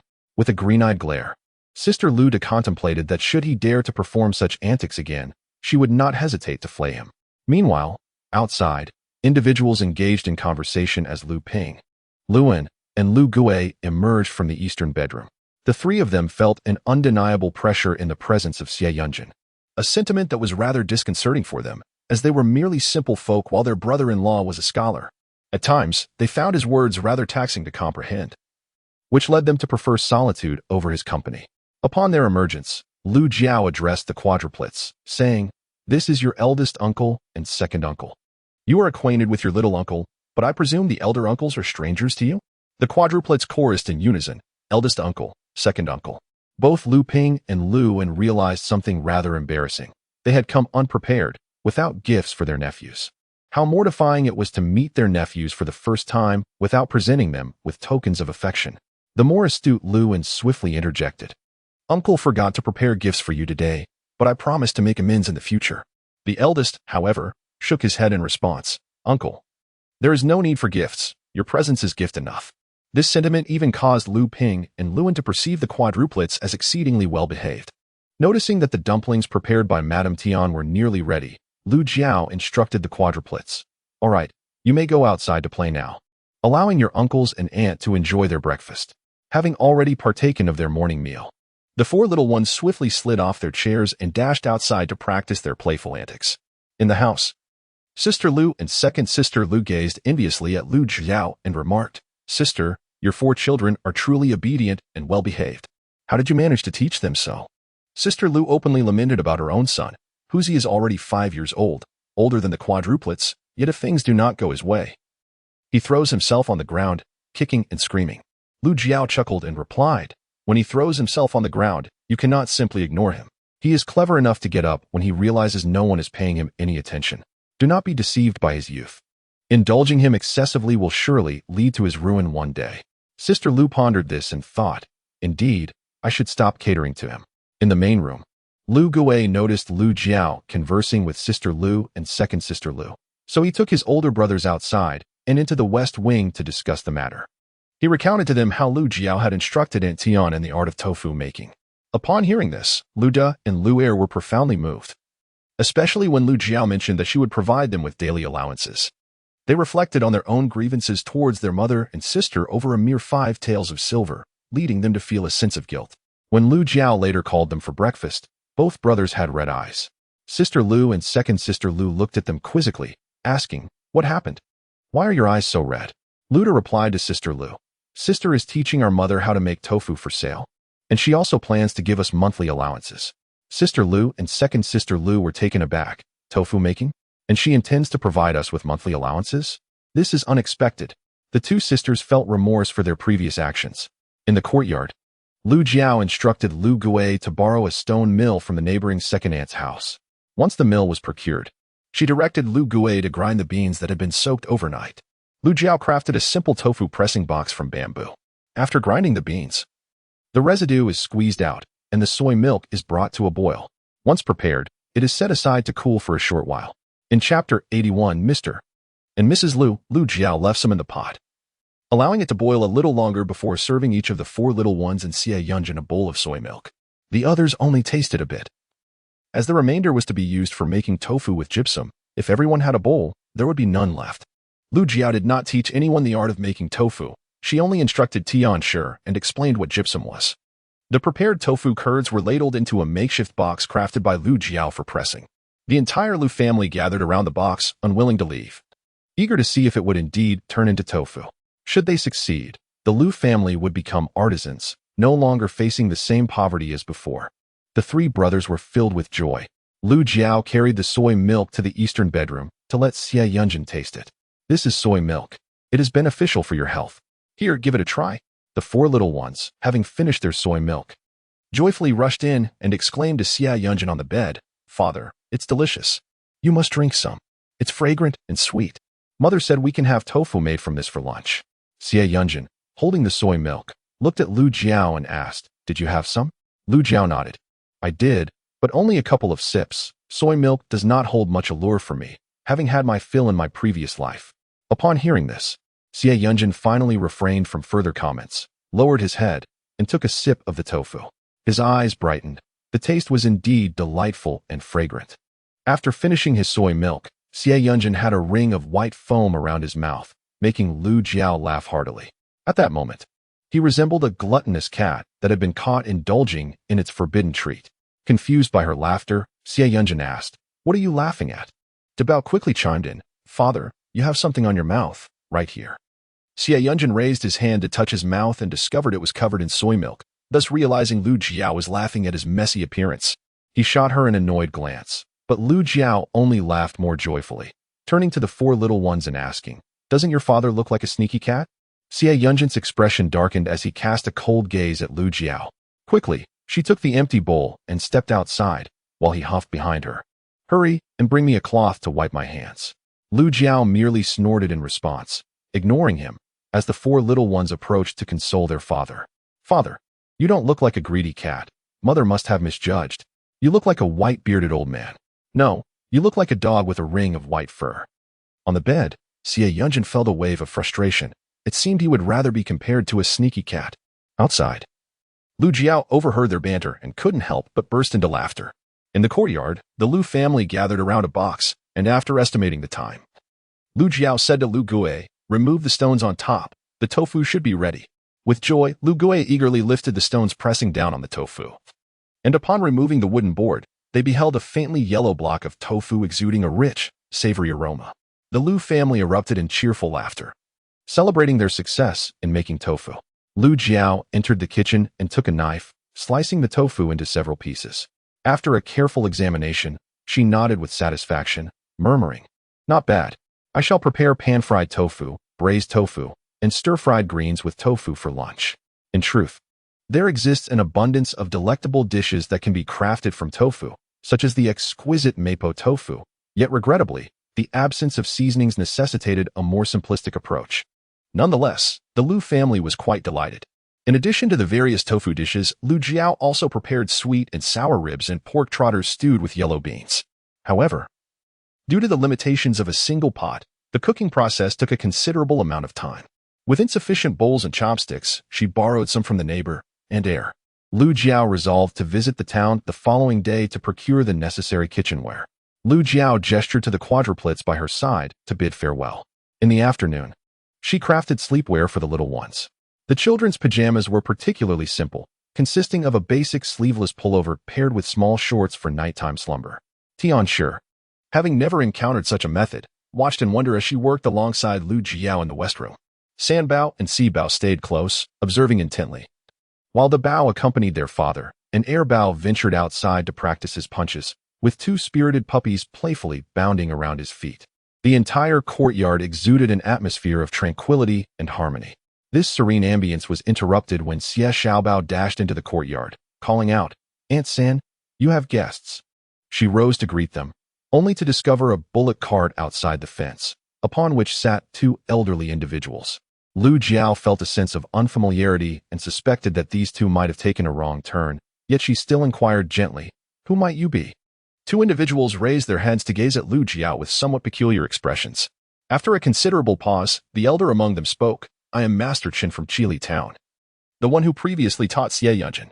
I heard he was injured by a horse-drawn carriage in town, so I came to see him." Lu Jiao recalled from her memories that Master Chen was the very person who had rushed to inform Xie Laojin of Xie Yunjin's exceptional intelligence, predicting that he would surely achieve great things in the future. This man had rendered significant kindness to Xie Yunjin. Contemplating this, a genuine smile blossomed on Lu Jiao's face. "So, it is you and the teacher's wife. Please, come in." The two elders exchanged another glance with her, remaining silent as they entered. However, Lu Jiao felt that glance bore considerable significance, though she could not quite decipher it. In the eastern bedroom, Xie Yunjin appeared particularly agitated upon seeing Master Chen. Struggling to rise, Master Chen regarded him intently, then stepped to the bedside to prevent him from getting up. "It's all right. Since you are unwell, there's no need to stand." Lu Jiao moved two chairs from the main room for Master Chen and his wife to sit. She then stepped outside to pour 2 bowls of sweetened water. Glancing at the worn-out bowls with a sigh, she resolved to purchase a new set of dishes tomorrow, ideally including a set of teacups. Though there was no need for tea, as Xie Yunjin's classmate had previously brought some excellent tea leaves. With these thoughts in mind, Lu Jiao carried the 2 bowls of sweetened water into the eastern bedroom. Inside, Xie Yunjin looked at Master Chen with excitement, exclaiming, "Sir, I never expected you would come to see me." The moment he spoke, it was clear that Master Chen held a profoundly esteemed position in Xie Yunjin's heart. In the dim light before the bed, Master Chen gently patted his hand and sighed, "I have heard about your situation. Your fortune seems rather unfortunate. How could you have been struck in such a manner?" Lu Jiao approached, offering sweetened water to the 2 elderly individuals, who accepted it without a hint of disdain. The master's wife politely invited Lu Jiao to take a seat, but she declined, sensing that they had matters to discuss and wishing to avoid being a nuisance. Lu Jiao exchanged greetings with Master Chen and his wife before stepping outside. Inside, Xie Yunjin spoke softly, "Sir, please do not worry about me. I am quite well. Earlier, I consulted a physician who assured me that my leg is treatable." Master Chen's face brightened with joy as he exclaimed, "Really?" Xie Yunjin nodded affirmatively, "Yes. It was the new Dr. Qi from Baohedang, who was skilled in surgery. He said that after the operation, my leg will recover. So there is no need for you to be concerned." Upon hearing this, Master Chen's countenance was illuminated with delight. Xie Yunjin was the most intelligent among his students, otherwise he would not have sought out Xie Laojian to send him to school. He had even hoped to marry his daughter to him. But who could have foreseen this outcome? As Master Chen thought of his daughter, a wave of melancholy washed over him, and his eyes glistened with unshed tears. Noticing Master Chen's expression, Xie Yunjin discerned that he was reminded of something painful. With a heavy heart, he murmured, "Sir, I am truly sorry. It is all my fault." Master Chen shook his head. "Do not blame yourself. It is in the past. Let it not weigh upon your heart any longer." The master's wife chimed in, "Indeed. You must not hold yourself responsible for Enraged's situation. Please do not dwell on it. It has passed. As long as you do not bear resentment towards your master and me, it suffices. We have not been in touch these past few years due to Enraged's circumstances." Xie Yunjin listened to his teacher's wife and struggled to rise, but Master Chen promptly pressed him down. With reddened eyes, Xie Yunjin earnestly declared, "The kindness you have shown me, esteemed teacher, is as profound as the mountains. I shall never forget your benevolence in this lifetime." Master Chen waved his hand dismissively. "This is merely the fruit of your own diligence. Do not attribute it to me." The teacher's wife, concerned, inquired, "How is your health now? Are you able to undergo surgery?" Xie Yunjin nodded. "I am recovering well. Barring any unforeseen circumstances, I shall have the operation in a couple of days." "When will that be? Please inform us then," she urged. Xie Yunjin shook his head. "You and the teacher are advanced in years. There is no need for you to worry about me. Once my leg is healed, I shall personally visit to express my gratitude." As the 3 conversed, for little ones were peeking curiously at the door, Xie Yunjin beckoned them inside. "Come here and greet your grand teacher and grand matron." The 4 children promptly dashed in, sweetly addressing Master Chen and his wife, grand teacher, grand matron, dressed in identical garments and sporting matching hairstyles. Master Chen and his wife found it difficult to distinguish one child from another. Observing the 4 sensible little ones, they couldn't help but reach out to pat their heads, exclaiming, "So well behaved." The teacher's wife, more than eager, pulled out some candies from her pocket and offered them to the children. The little ones immediately expressed their gratitude. "Thank you, grand matron." Their mother had instilled in them the importance of politeness, teaching that impolite children are not good children. Thus, the 4 little ones demonstrated impeccable manners, no longer needing Lu Jiao's guidance. The teacher's wife was quite pleased, nodding repeatedly, her gaze shifting from Debao to the back. And when it fell upon Xiao Sibao, she was momentarily taken aback. This child? The teacher's wife had no time for further contemplation as voices from outside drifted in. "Have you heard that Mr. Chen has arrived?" It was the village head, Xiefu Gui. In addition to Xie Yunjin, several other families in the village had sent their children to study under Mr. Chen. Xiefu Gui intended to gather funds to send his eldest child to learn some literacy from Mr. Chen, and upon hearing of his arrival, he hurried over. In the east room, Mr. Chen rose to his feet, recognizing Xiefu Gui, and engaged in polite conversation with him. Lu Jiao entered, bringing a chair for the village head, and discreetly took away the 2 bowls belonging to Mr. Chen and the teacher's wife. The teacher's wife observed Lu Jiao's actions, unable to resist stealing a few more glances at her. This woman was quite capable and possessed a commendable level of discernment. The 4 little ones had already followed Lu Jiao outside, while the adults in the east room conversed among themselves. After a brief while, Mr. Chen and the teacher's wife took their leave. Xiefu Gui accompanied them partway, and Lu Jiao also rose to see them off. Once the elderly couple boarded the ox cart, Lu Jiao politely remarked, "When Yunjin's leg improves, let him visit the teacher and the teacher's wife."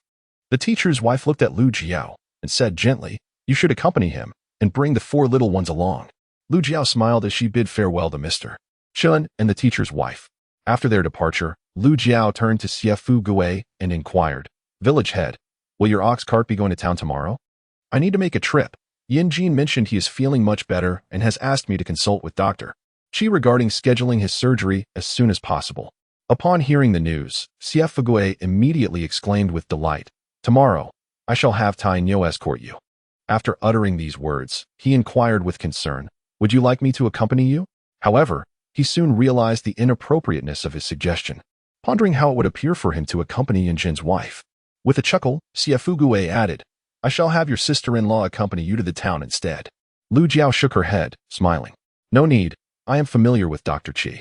I will simply inquire whether he can perform the surgery. If he can, it will be done the day after tomorrow." Yunjin felt a surge of urgency. He yearned to undergo the surgery on his leg immediately, for only then would he discover whether he could walk again. Although Dr. Chi had assured him that the surgery would restore his leg, uncertainty still gnawed at him. Upon hearing Lu Jiao's words, Xie Gui, filled with excitement, declared, "If the surgery is to be performed the day after tomorrow, we shall all accompany him. This is indeed a matter of utmost importance for our village." With that, he turned and departed, stating, "I shall discuss this with the clan leader. The more people who accompany Yunjin for the surgery, the better, as this is a significant matter for our Xie family village." Lu Jiao gazed in bemusement at the exuberantly departing Xie Gui, thinking, "But I haven't even confirmed anything yet." Nevertheless, he had already gone far away, leaving her to turn and walk back into the courtyard. Little Sibao approached, grasping her hand, and asked, "Mother, who were those kind grandparents who gave us candy earlier?" "They are the teachers of your father," she replied. Little Sibao responded with an uninterested "Oh. Mother, will we wear those pajamas to sleep tonight?" Lu Jiao nodded affirmatively. Yes. Fortunately, she used the potion from the space to drive away all the mosquitoes in the house. Otherwise, sleeping in her short shorts would leave her at the mercy of those pesky bites. Little For Treasure thought of those tiny shorts. Her cheeks flushed as she gestured. "Those shorts are so short, Mother, it's quite embarrassing." Chapter 83. The death of Chuning. Lu Jiao was at a loss for words, marveling at how the tiny child could feel shy. "Those are only for sleeping at night, not for wearing during the day." After speaking, she recalled Xie Yunjin in the eastern bedroom and decided she ought to fetch him a cup of water. "Go play with your brothers. I will get some water for your father," Lu Jiao instructed Little For Treasure. "All right." Little For Treasure dashed off to practice fighting the villains with Second Treasure. Lu Jiao observed that Second Treasure's athletic abilities were notably more developed than those of others after so much practice. He showed no signs of fatigue and appeared quite interested. Could it be that this boy is destined for martial arts in the future? As she pondered, Lu Jiao filled a bowl with cool, boiled water and made her way to the eastern bedroom. Inside, Xie Yunjin sat in a profound silence. Lu Jiao sensed a touch of melancholy in his demeanor. What could be troubling him? "Here, have some water," she offered. Xie Yunjin lifted his gaze to Lu Jiao. His eyes sharp, but soon recalled that the woman before him was no longer the same as before. His expression softened, and he reached out to take the bowl from her hands, drinking quietly. Once he finished, Lu Jiao took the bowl back, intending to step outside. Suddenly, Xie Yunjin spoke up. "The ability to read is entirely due to my teacher's kindness. He spoke to my father, refusing my tuition fees, which is why my father sent me to school.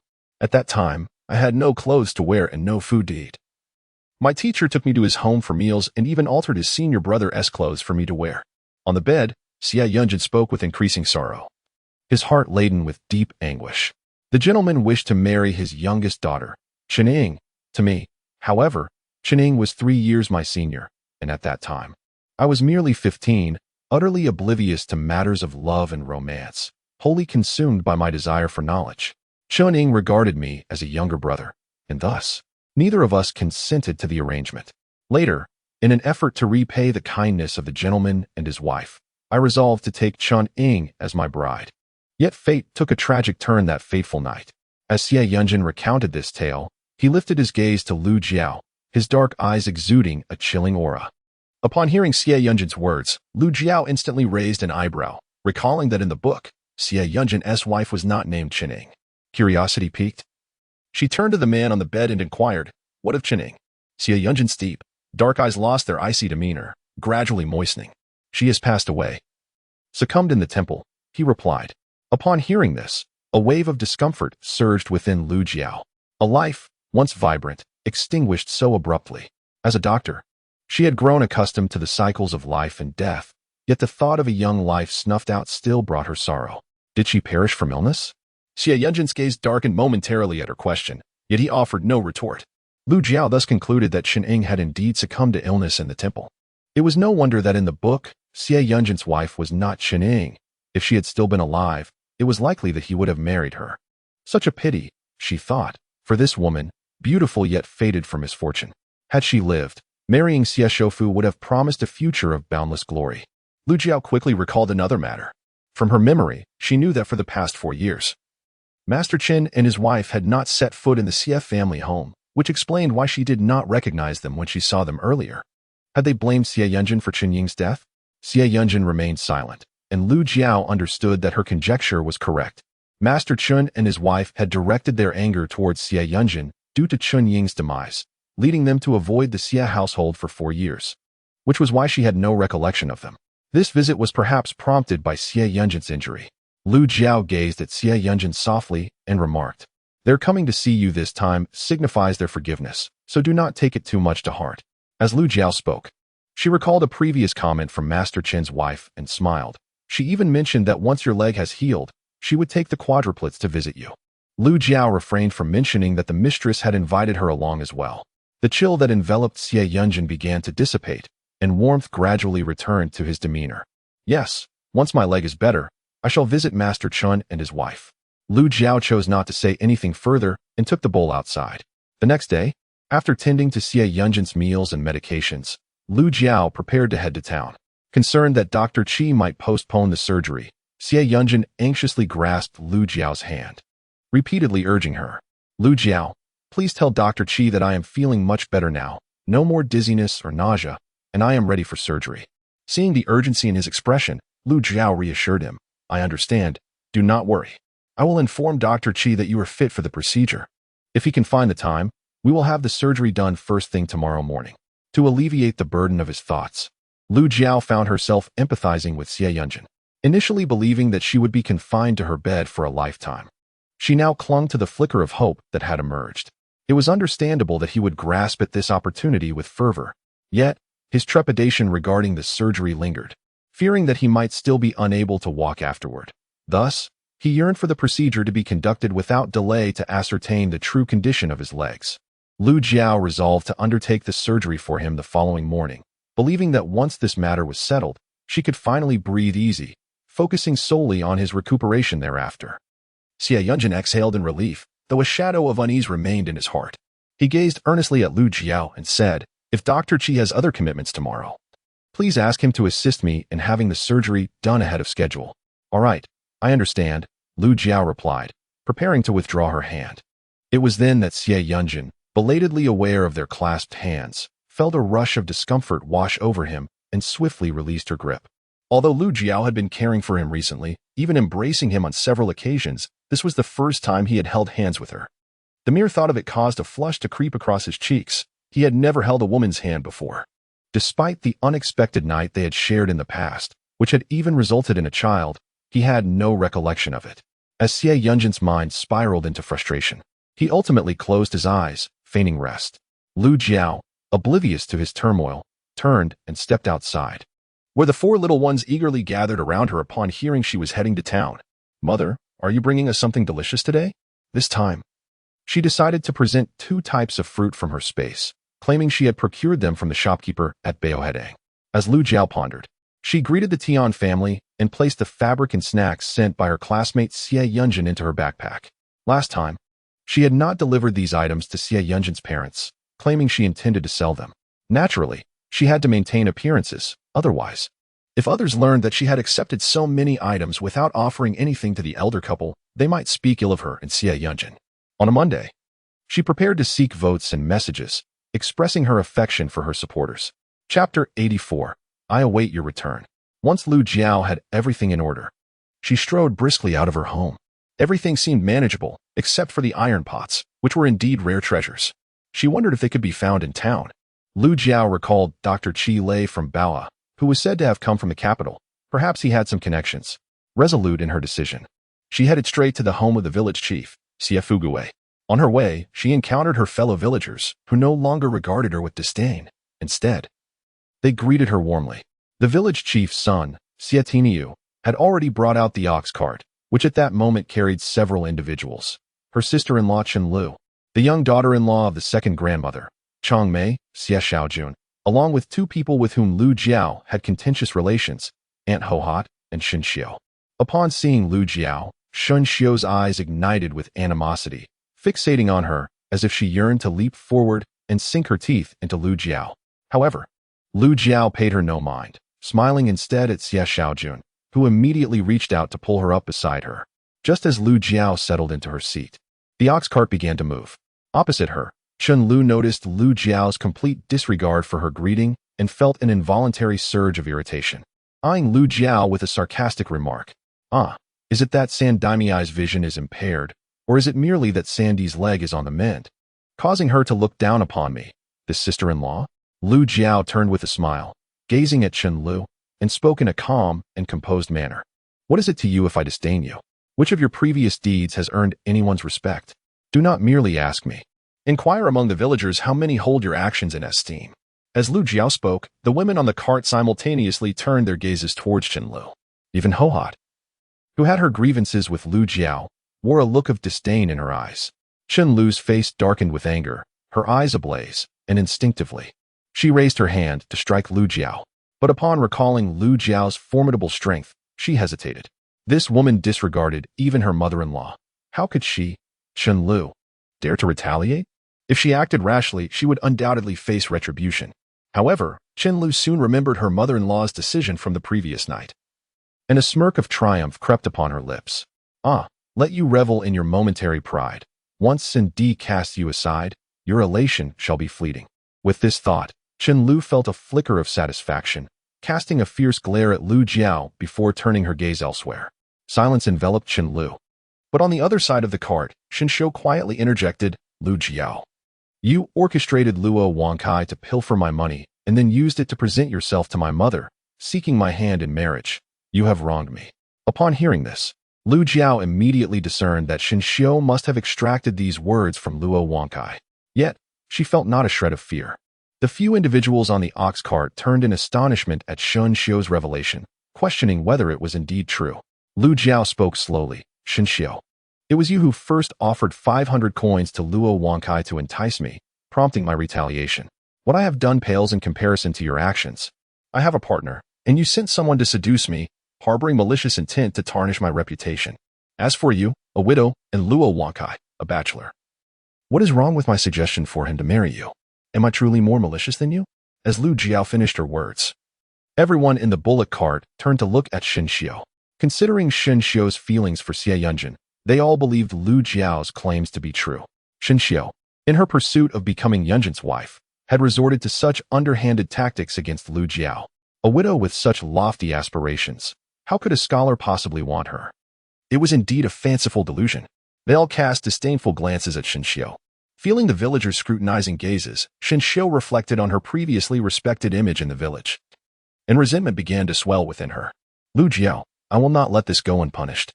Lu Jiao responded with a playful tone, I await your next move. By the way, I am not afraid of you. With a smile, she noticed that Shen Xiu's face turned pale with anger. Yet her heart was filled with venomous hatred toward Lu Jiao. She secretly vowed to find someone to deal with this woman today, without fail.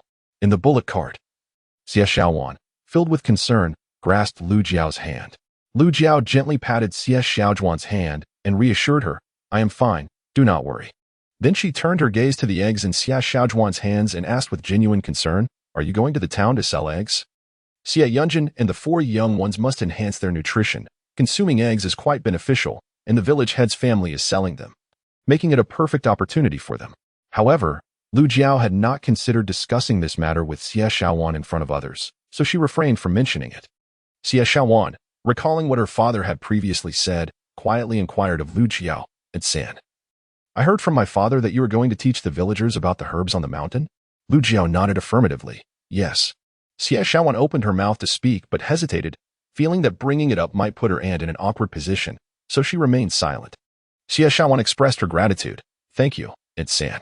It's nothing, Lu Jiao replied. Although their conversation was quiet, the size of the ox cart ensured that others overheard.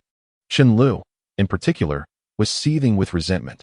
She could not fathom why her sister-in-law would teach outsiders while neglecting her own family. She thought bitterly that when the time came, if her mother-in-law insisted on having her brother divorce her, she would not lift a finger to help. Chen Lu was consumed by these thoughts. Additionally, she had witnessed how the hunter from the Su family had been saved from the venom of a golden-ringed snake. And now he was entirely unharmed. When had this woman become so capable?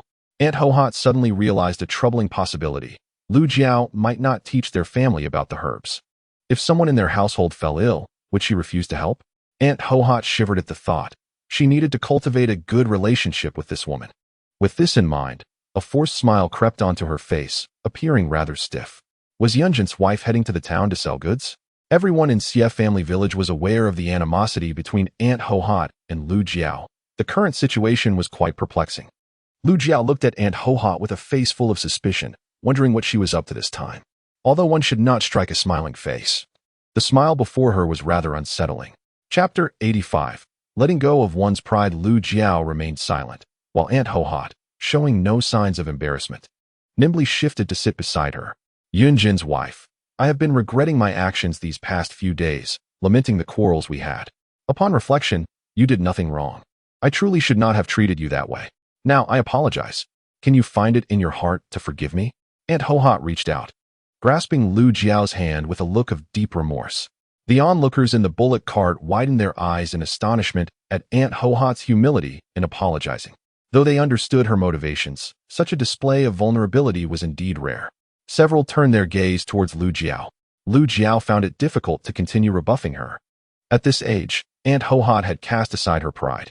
Since she had offered an apology, it was best to let bygones be bygones.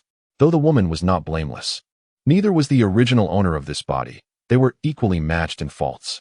Yet, Aunt Hohat's willingness to set aside her dignity was no small feat. Upon hearing Lu Jiao's words, Aunt Hohat began to weep. How is it that you possess such a kind heart? I was genuinely in the wrong. I owe you an apology. I regret my actions deeply. Lu Jiao felt a pang of annoyance. The theatrics seemed endless. Despite Aunt Hohat's earnest repentance, it was best to move forward and not to revert to past behaviors. Upon hearing this, Aunt Hohat gazed at Lu Jiao with reddened eyes and began a lengthy confession. Jiao Jiao, you truly possess a magnanimous heart. No wonder everyone speaks so highly of you. Your kindness is evident, as you have forgiven someone as grievous as I. You are indeed a living bodhisattva. A wave of goosebumps cascaded over Lu Jiao. The few individuals in the ox cart felt a wave of discomfort. Heavens. This was excessively sentimental. Fortunately, upon arriving in town, Lu Jiao hastily disembarked, followed closely by Xie Xiaojun. Due to her age, Aunt Hohat was the last to alight from the cart. As she descended, she noticed Lu Jiao walking away and continued to call out after her. Behind her, Xie Tiniu wore a face of disbelief, thinking how shameless this old woman was. Xie Xiaojun, conversing with Lu Jiao, remarked, after all these years, I never realized Aunt Hohat possessed such audacity. She must be hoping to learn from San An about medicinal herbs to benefit her family, which is why she could cast aside her pride. Lu Jiao chuckled at this observation. To set aside one's pride is indeed a remarkable skill. Unlike my mother-in-law, Mrs. Wan, who would never lower herself, she always assumes an air of superiority. The two chatted for a while before parting ways, with Lu Jiao heading towards the Baoha Hall. Behind her, Shen Xiu trailed at a distance, her gaze sinister as she turned onto another path upon seeing Lu Jiao enter the hall. Unbeknownst to Lu Jiao, she carried her basket into Baoha Hall. Inside, Dr. Qi was attending to patients, while the shopkeeper and assistants were preparing medicine. However, upon Lu Jiao's arrival, shopkeeper Li instructed the assistants to continue their work and approach Lu Jiao to attend to her. It is said that Lady Lu possesses remarkable medical skills. Adept not only at effortlessly neutralizing the venom of the golden-ringed snake, but also capable of performing surgical procedures, a rarity in the realm of the Great Zhou. The proprietors of the Baohotang are keen to recruit her to oversee their establishment. Lady Lu has arrived. Lu Jiao nodded, and with a beaming smile, Manager Li inquired, My lady, have you come today to procure herbs or to sell medicinal materials? Lu Jiao turned her gaze towards Qi Lei, who was attending to a patient, and replied, "Today, I have come to consult Dr. Qi regarding a matter." Manager Li could not suppress his excitement. Was Lady Lu here to discuss the surgery for her husband with Dr. Qi? This was a topic known to the three of them at Baotang, and the mere thought of witnessing the rumored surgical techniques thrilled him. Upon hearing Lu Jiao's words, Qi Lei finished taking the patient's pulse, prescribed the necessary medicine, and then rose to greet her. "Lady Lu, please follow me to the back for our discussion." Lu Jiao nodded, carrying her basket as she followed Qi Lei to the courtyard. Along the way, she did not forget to express her gratitude. "Thank you, Dr. Qi, for the bed and the table and chairs you sent to my home. I will reimburse you shortly." Qi Lei promptly declined, explaining that the items he had gifted were merely practical and did not cost much. Moreover, he wished to foster a good relationship with Lady Lu, even aspiring to learn surgical techniques from her, though he was uncertain if she would be willing to teach him. "No need, they are not particularly valuable items." Just as Qi Lei finished his refusal, Lu Jiao interjected, "Dr. Qi, do you have any means to procure 2 iron pots for me?" In ancient times, iron was exceedingly precious, and iron pots were particularly rare. Many villagers still relied on earthenware jars for their cooking, not due to a lack of desire to purchase, but because they were simply unavailable. Upon hearing Lu Jiao's words, Qi Lei readily agreed. "All right, I shall find a way to procure 2 pots for you from the capital." "Thank you, Dr. Qi. Shall I give you the money in advance?" No, it's quite unnecessary. Although my finances are modest, I can certainly afford to gift 2 pots to Lady Lu." Lu Jiao raised an eyebrow, pondering whether this generosity was excessive and if there was an ulterior motive. Qi Lei smiled, poised to respond, when a voice from the small building ahead interrupted him. "Is Lady Lu here?" Lu Jiao turned to gaze at the small building, where the owner of Baoha Hall regarded her with a cool demeanor. She nodded in acknowledgement. "I have met the owner." Zhao Lingfeng nodded slightly, gesturing for them to enter and take a seat. Lu Jiao, unperturbed by formalities, approached and settled herself at a side table. In the center of the round table lay several sheets of paper covered in writing. However, Lu Jiao refrained from scrutinizing them, considering them private matters that might contain secrets. Deciding to be straightforward with Qi Lei, she said, "I have come to discuss the matter we spoke of previously. My husband has sustained a severe injury. His leg was crushed by a cart, resulting in a dislocated bone that requires surgical correction. Additionally, there are numerous fragments of bone that must be removed." Before Qi Lei could respond, Zhao Lingfeng, calm and unhurried, interjected, "How could Lady Lu possibly perform surgery? As a delicate woman, from whom has she acquired such knowledge?" Lu Jiao turned to Zhao Lingfeng, her expression warm as she replied, "I once studied under a highly skilled healer for approximately 7 to 8 years, which has equipped me with the ability to perform the surgery necessary to correct his leg." Upon hearing this, Zhao Lingfeng's previously skeptical expression softened, though he still spoke with a hint of curiosity. "If your medical skills are so formidable, why not inform your husband directly, instead of attributing the surgery to Dr. Qi?" Lu Jiao chuckled. How many in this world would believe that a woman is capable of performing surgery? Given his current frail condition, should I disclose the truth, he would undoubtedly be filled with trepidation, which would be detrimental to his recovery. Hence, I have chosen to act through Dr. Qi. Recently, I have been stockpiling manuscripts. Dear friends, I kindly urge you to lend your support through votes. Chapter 86. Taking on apprentices. Lu Jiao did not conceal the intentions of the owner of Baoha Hall. Observing the camaraderie between Qi Lei and the man before her, she surmised that even if she remained silent, Qi Lei would inevitably relay the information. She scrutinized the man across from her. He possessed an unparalleled elegance, with sharp brows and bright eyes. Although his demeanor was somewhat aloof, his every gesture exuded an air of noble grace, unmistakably indicative of his distinguished lineage. However, Lu Jiao found herself puzzled. If he hailed from such an esteemed background, what compelled him to establish a pharmacy in a humble town like Chile? Unable to fathom the reasoning, she turned to Qi Lei and inquired, "Dr. Qi, do you think tomorrow would be feasible?" Qi Lei glanced at Zhao Lingfeng, who nodded in agreement. "Yes, but should we assist you? We require a promise in return." Lu Jiao turned to Zhao Lingfeng. "Please, do tell. Join us at Baoha Hall as a physician and also teach Qi Lei the art of surgery." Lu Jiao erupted into laughter, responding, "Young master, it seems you are asking for 2 favors, is it not?"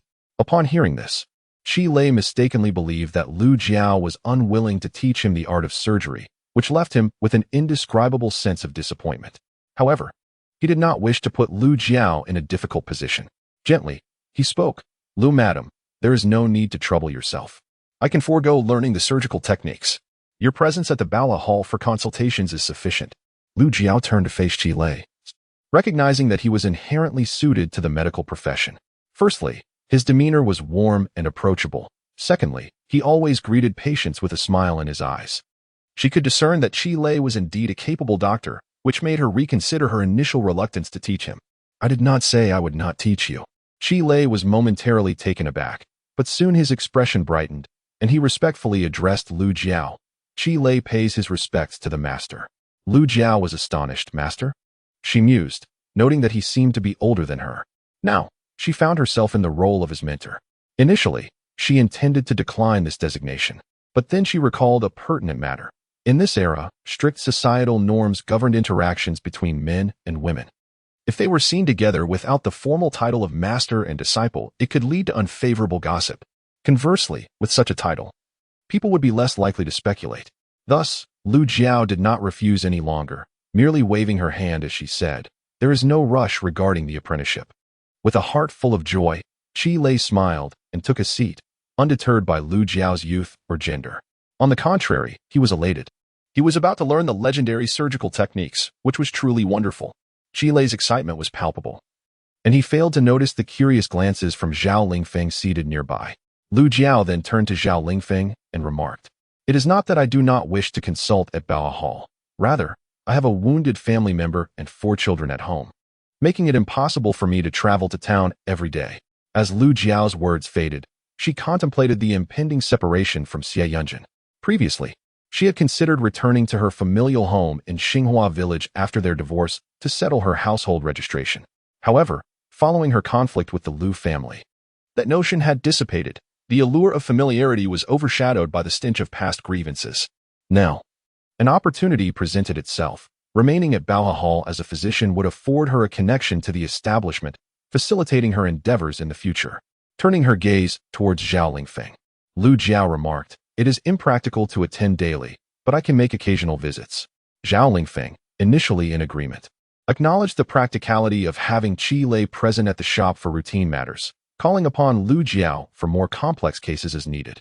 Just as he was about to respond, Lu Jiao interjected, "However, if I am to treat patients, it must be under my conditions."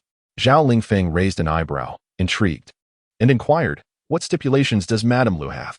Lu Jiao replied with deliberate calmness, "I shall not treat those who displease me, nor the malevolent at heart. Those from impoverished backgrounds will pay nothing, while those with wealth will be charged 1,000 taels. For the exceedingly affluent, the fee shall be 10,000. The 2 men beside her exchanged glances, their expressions darkening. The first 3 stipulations were somewhat comprehensible, but the latter sounded akin to extortion, charging 1,000 taels for the wealthy, or even 10,000. Perplexed by their silence, Lu Jiao questioned, "What seems to be the issue?" Qi Lei was the first to speak. "Your demands are exorbitant. Not everyone will acquiesce to such fees." Lu Jiao chuckled. "Do you consider this some excessive? How does it compare to the value of a life?" Upon her utterance, the 2 men found themselves at a loss for words. If it were indeed a matter of life and death, they would willingly part with half their fortune, not to mention thousands of taels. Lu Jiao disregarded the 2 men and continued, "For each patient I treat, I propose a 50-50 split with Bao Tang. Does that sound feasible?" Of course it is, they thought, as her words alone could command thousands of taels. A 50-50 arrangement would undoubtedly yield substantial profits for Bao Tang as well. After a moment of contemplation, Zhao Lingfeng agreed to Lu Jiao's terms. "Very well. We shall proceed as you suggest." Thus, this unexpected arrangement in town came to fruition, marking a significant connection between her and Bao Tang. The proprietor evidently possessed considerable influence. And with this association, even if she were to part ways with Xie Yunjin in the future, she would not find herself at the mercy of others. Lu Jiao turned her gaze to Qi Lei and said, "Let us discuss the preparations for my surgery tomorrow morning." Certainly. Lu Jiao began outlining the details for the operation, emphasizing the need for a private room, as well as a surgical bed, if that was not attainable, at the very least. A small bed similar to a surgical one would suffice. Moreover, the room must be thoroughly disinfected. She meticulously conveyed these requirements to Qi Lei, who promptly responded with utmost respect, "Rest assured, Master, I will ensure everything is arranged accordingly. Lu Jiao glanced at him, realizing he genuinely regarded her with reverence, devoid of any hint of disrespect. This was quite agreeable. Very well, I shall entrust this matter to you.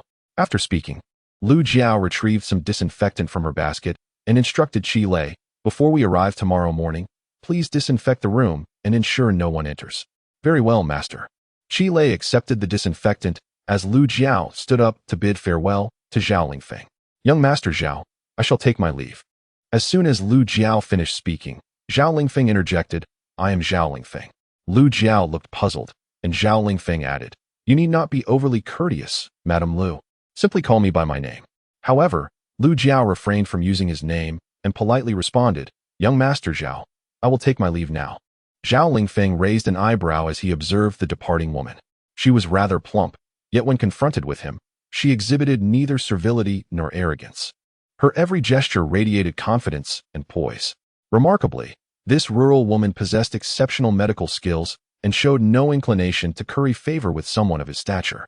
She was indeed different from the women of the capital, who often flaunted their superiority. Zhao Lingfeng pondered this as Qi Lei accompanied Lu Jiao outside, discussing the details of the surgery scheduled for the following morning. Qi Lei expressed his desire to witness Lu Jiao perform the operation. Chapter 87. Is it known whether dogs eat? Lu Jiao was reluctant for Qi Lei to observe the surgery the next day, as the procedure she was to undertake for Xie Yunjin required the use of anesthetics and antibiotics, substances that were not suitable for Qi Lei to witness. Her supply of anesthetics and antibiotics was limited, and should they be depleted, she would need to devise a means to procure additional surgical medications. As Lu Jiao pondered, she gazed at Qi Lei and remarked, tomorrow's surgery will be quite gruesome, and it is not suitable for someone inexperienced in surgical procedures. You may observe when I conduct minor operations later on. We shall take it step by step. Tomorrow's operation is crucial, and if you faint while I am performing it, it could disrupt my work. That would pose a significant risk to my husband. Lu Jiao's reasoning was indeed valid. Many individuals falter upon encountering a bloody scene for the first time. Any mishap during the surgery could adversely affect Xie Yunjin, and she could not afford to take such a risk. Upon hearing her words, Qi Lei recognized the wisdom in her statement and concurred. He envisioned the harrowing sight of a leg being incised, exposing bones and flesh, and merely contemplating it made his scalp tingle. Although he had previously dealt with numerous critically ill patients, he had never wielded a scalpel to open a leg. As Lu Jiao approached the door, a critical thought occurred to her. She could not allow Xie Yunjin to know that she was the one performing the surgery. She needed to ensure he fell asleep first. After a moment's reflection, she discreetly retrieved a vial of sedative from her sleeve. When my husband arrives, you can administer this to him, and he will drift into slumber. Then I can proceed with the surgery, allowing us to conceal this matter without anyone being the wiser. Agreed, Qi Lei replied without hesitation. With that, Lu Jiao felt a sense of accomplishment in arranging this plan and strode confidently outside. She had not purchased any pastries since Xie Yunjin's classmates had brought several boxes. Although she had initially taken them out in her backpack, she had subsequently stored them in her space. After procuring bowls, chopsticks, and sweets, Lu Jiao quietly retrieved peaches and grapes from her space and placed them into her backpack. As the evening drew near, she decided to find a nearby place to eat. However, just as she turned onto a narrow street lined with food stalls, a few individuals emerged from the corner, blocking her path. Leading the group was a tall, robust man, his face marred by a prominent scar, which rendered him exceedingly menacing. The 4 or 5 individuals accompanying him also appeared to be of dubious character. Lu Jiao arched an eyebrow at these men. It seemed she bore them no grudge, so what could they possibly want? She narrowed her eyes, scrutinizing the group before her. The scarred man, with a fierce countenance, spoke up. You vile fat pig, have been bullying my sister Xinxiu. You may be ugly, but your audacity is quite impressive. With that, he gestured to his subordinates, commanding, go, seize this fat pig, and sell her to a brothel. One of his underlings hesitantly chimed in, but she is so heavy, she won't fetch much. The scarred man retorted, 2 taels of silver should suffice. He then shot a fierce glare at the hesitant subordinate and barked, what are you waiting for? Grab her. Yet, she felt no fear. Moments before, she had discreetly dispersed a sleeping powder, and under the guise of setting down her backpack, she had consumed the antidote. As soon as she placed the backpack down, the assailants charged at her. She swiftly turned, delivering a punch to one of the approaching ruffians while simultaneously delivering a powerful kick to another. Lu Jiao's strength was considerable, and given that these men had underestimated her, her blows sent both adversaries crashing to the ground. The remaining assailants, startled by the sudden turn of events, froze in their tracks. The scar-faced man's expression changed dramatically as he waved his hand, commanding several individuals. This fat pig possesses quite the capability. No wonder he bullied Sister Shin. Go, capture her. This time, the group approached Lu Jiao with caution, encircling her carefully. With a cheerful smile, Lu Jiao clapped her hands and said, "Down, down." As her words fell, several men began to feel dizzy, their vision darkening and their bodies weakened, subsequently collapsing to the ground. The scar-faced man's complexion soured as he glared at Lu Jiao, shouting furiously, "What have you done to them? What have I done? Pray tell, what do you think I have done?" She replied, striding confidently toward him. At that moment, the scar-faced man sensed that this woman was no ordinary foe. Instinctively, he began to retreat, attempting to flee. Unfortunately for him, he too had been affected by the drug, and his body weakened, causing him to fall to the ground. Lu Jiao quickly stepped forward, placing her foot upon him. Not yet fully unconscious, the scar-faced man struggled to gaze up at her, muttering, You let me go, or I will not spare you." Lu Jiao chuckled darkly, her eyes glinting with an unsettling shadow. "Not spare me? Pray tell, how do you intend to do that?" As she spoke, she raised her finger, and a surgical knife materialized in her hand. The scar-faced man's eyes widened in terror. How could this woman conjure a knife from thin air? He felt a chill run down his spine. Lu Jiao bent down, the blade gently gliding across his face. Such an ugly visage. Perhaps it would be better to peel it off and fashion a drum from human skin. Before the scar-faced man could respond, she shook her head. No, with such a hideous skin, even a drum would be worthless. Better to flay it, crush the bones, and feed it to the dogs. I wonder if they would even eat it? The scarred man was so terrified that his hair stood on end. He did not for a moment believe that this woman was jesting, for her demeanor was far too serious.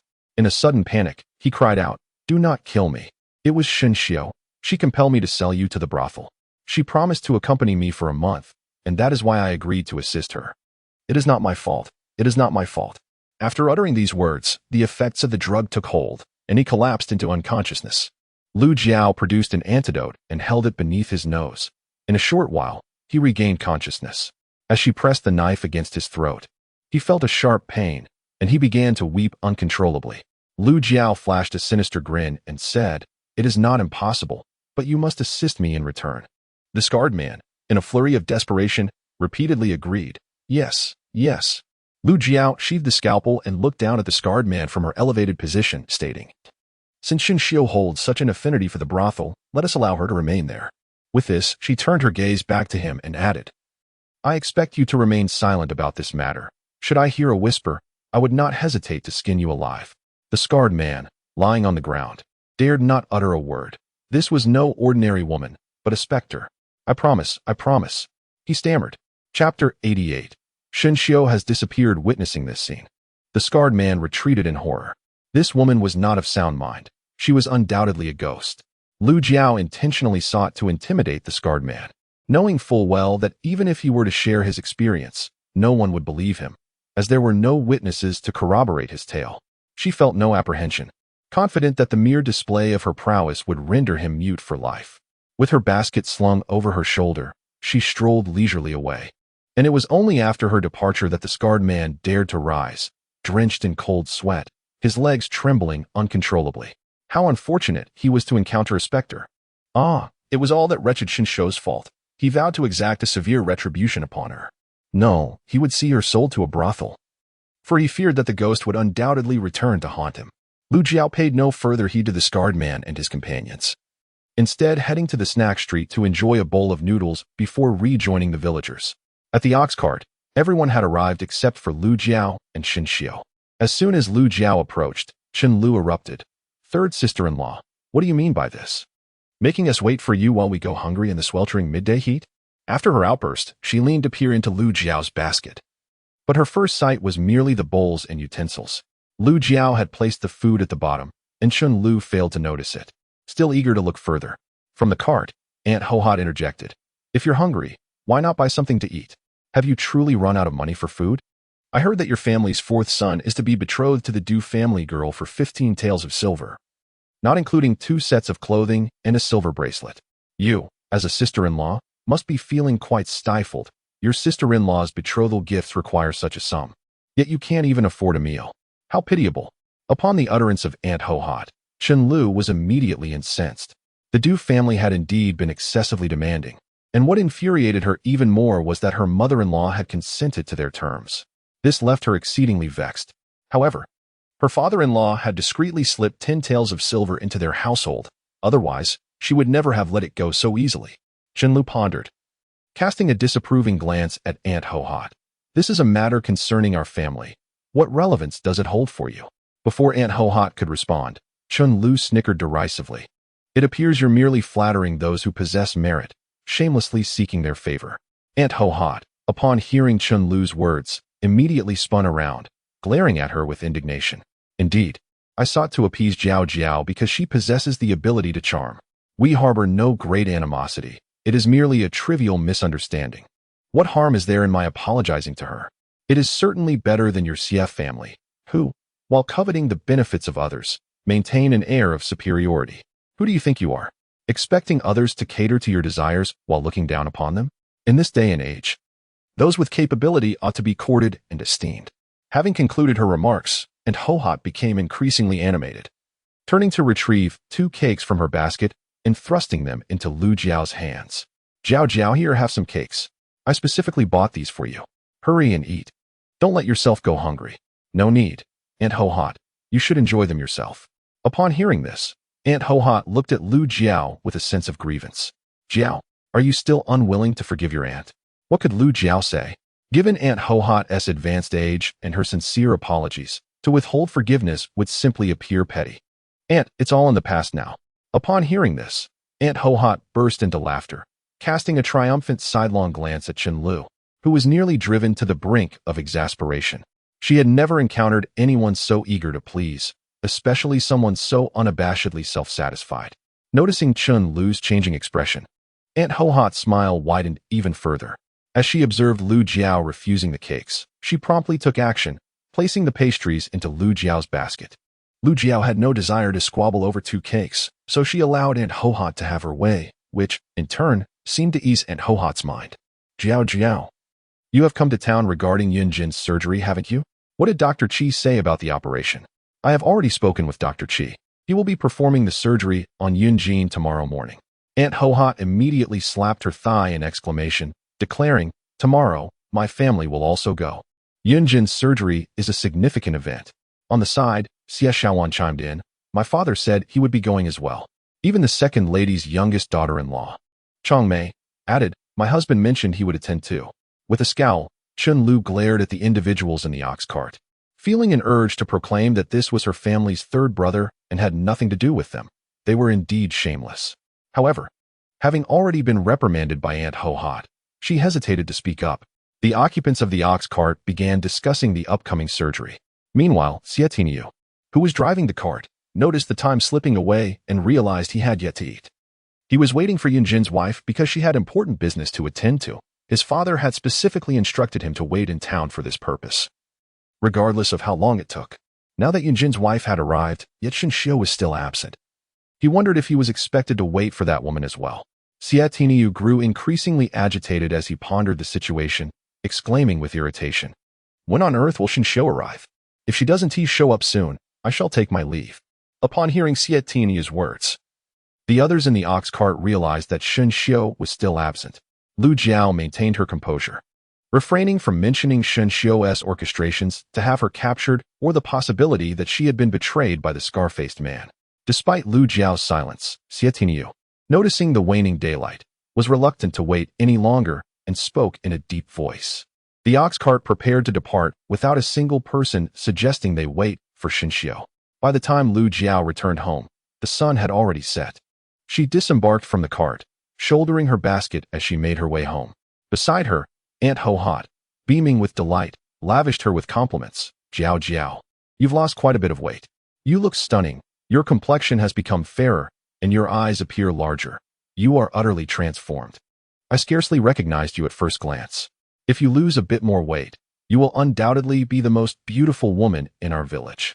Your skin and eyes, oh, how splendid. Lu Jiao felt a wave of embarrassment wash over her as Aunt Hohat's incessant praise continued unabated. The compliments ranged from her kind-hearted nature to her capabilities, and from her abilities to her newfound beauty, with no sign of pause. Lu Jiao's ears nearly grew numb from the flattery, and whenever she attempted to interject, Aunt Hohat would cast her a look of feigned grievance, as if she were still holding a grudge. Fortunately, they soon arrived at Aunt Hohat's home. Lu Jiao quickly suggested, "Aunt, we've arrived at your place." Upon hearing this, Aunt Hohat greeted her warmly. "Jiao Jiao, come in and have a seat. Let us enjoy some sweet soup together." Chapter 89. The entire family rejoiced as Lu Jiao finished speaking. She completely disregarded Aunt Hohat's opportunity to respond and turned to leave, while Aunt Hohat continued to mutter behind her, "That child is truly wonderful. I was mistaken in the past." As she walked home, she shook her head after a few steps, saying, "No, I must offer Jiao Jiao some compensation, otherwise I shall feel too guilty." With that thought, she rushed into her home, gathered the eggs she had saved, and hurriedly pursued Lu Jiao, calling out, "Jiao Jiao, wait for your aunt."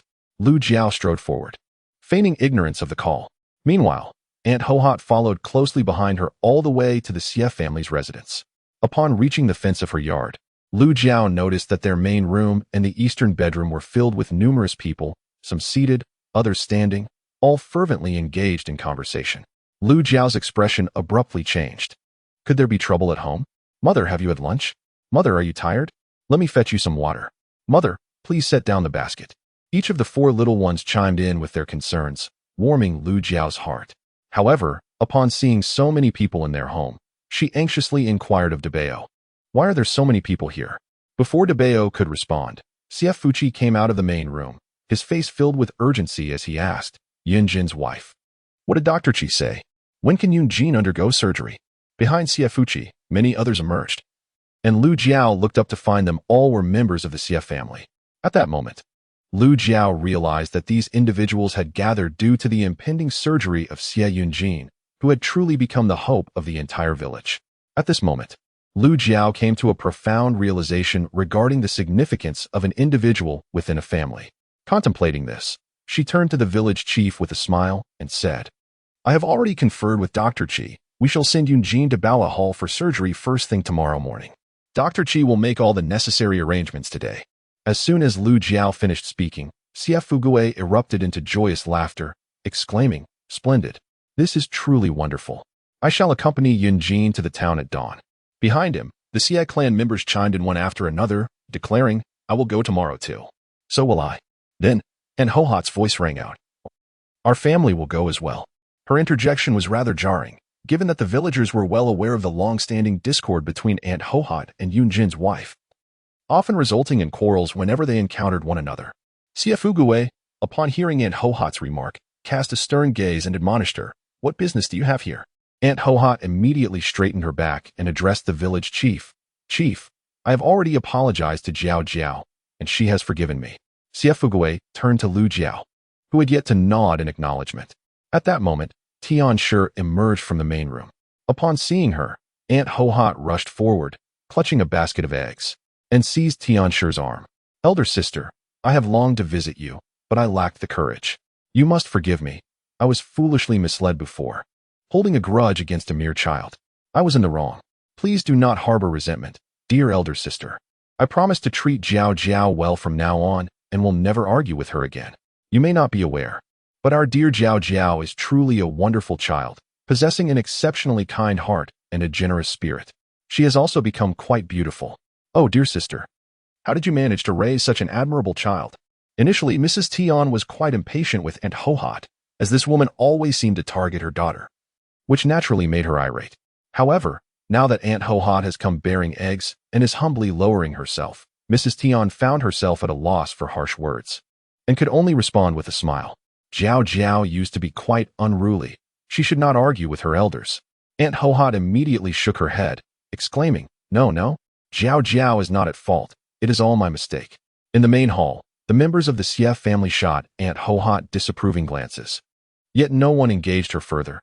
As long as there was no quarrel, that sufficed.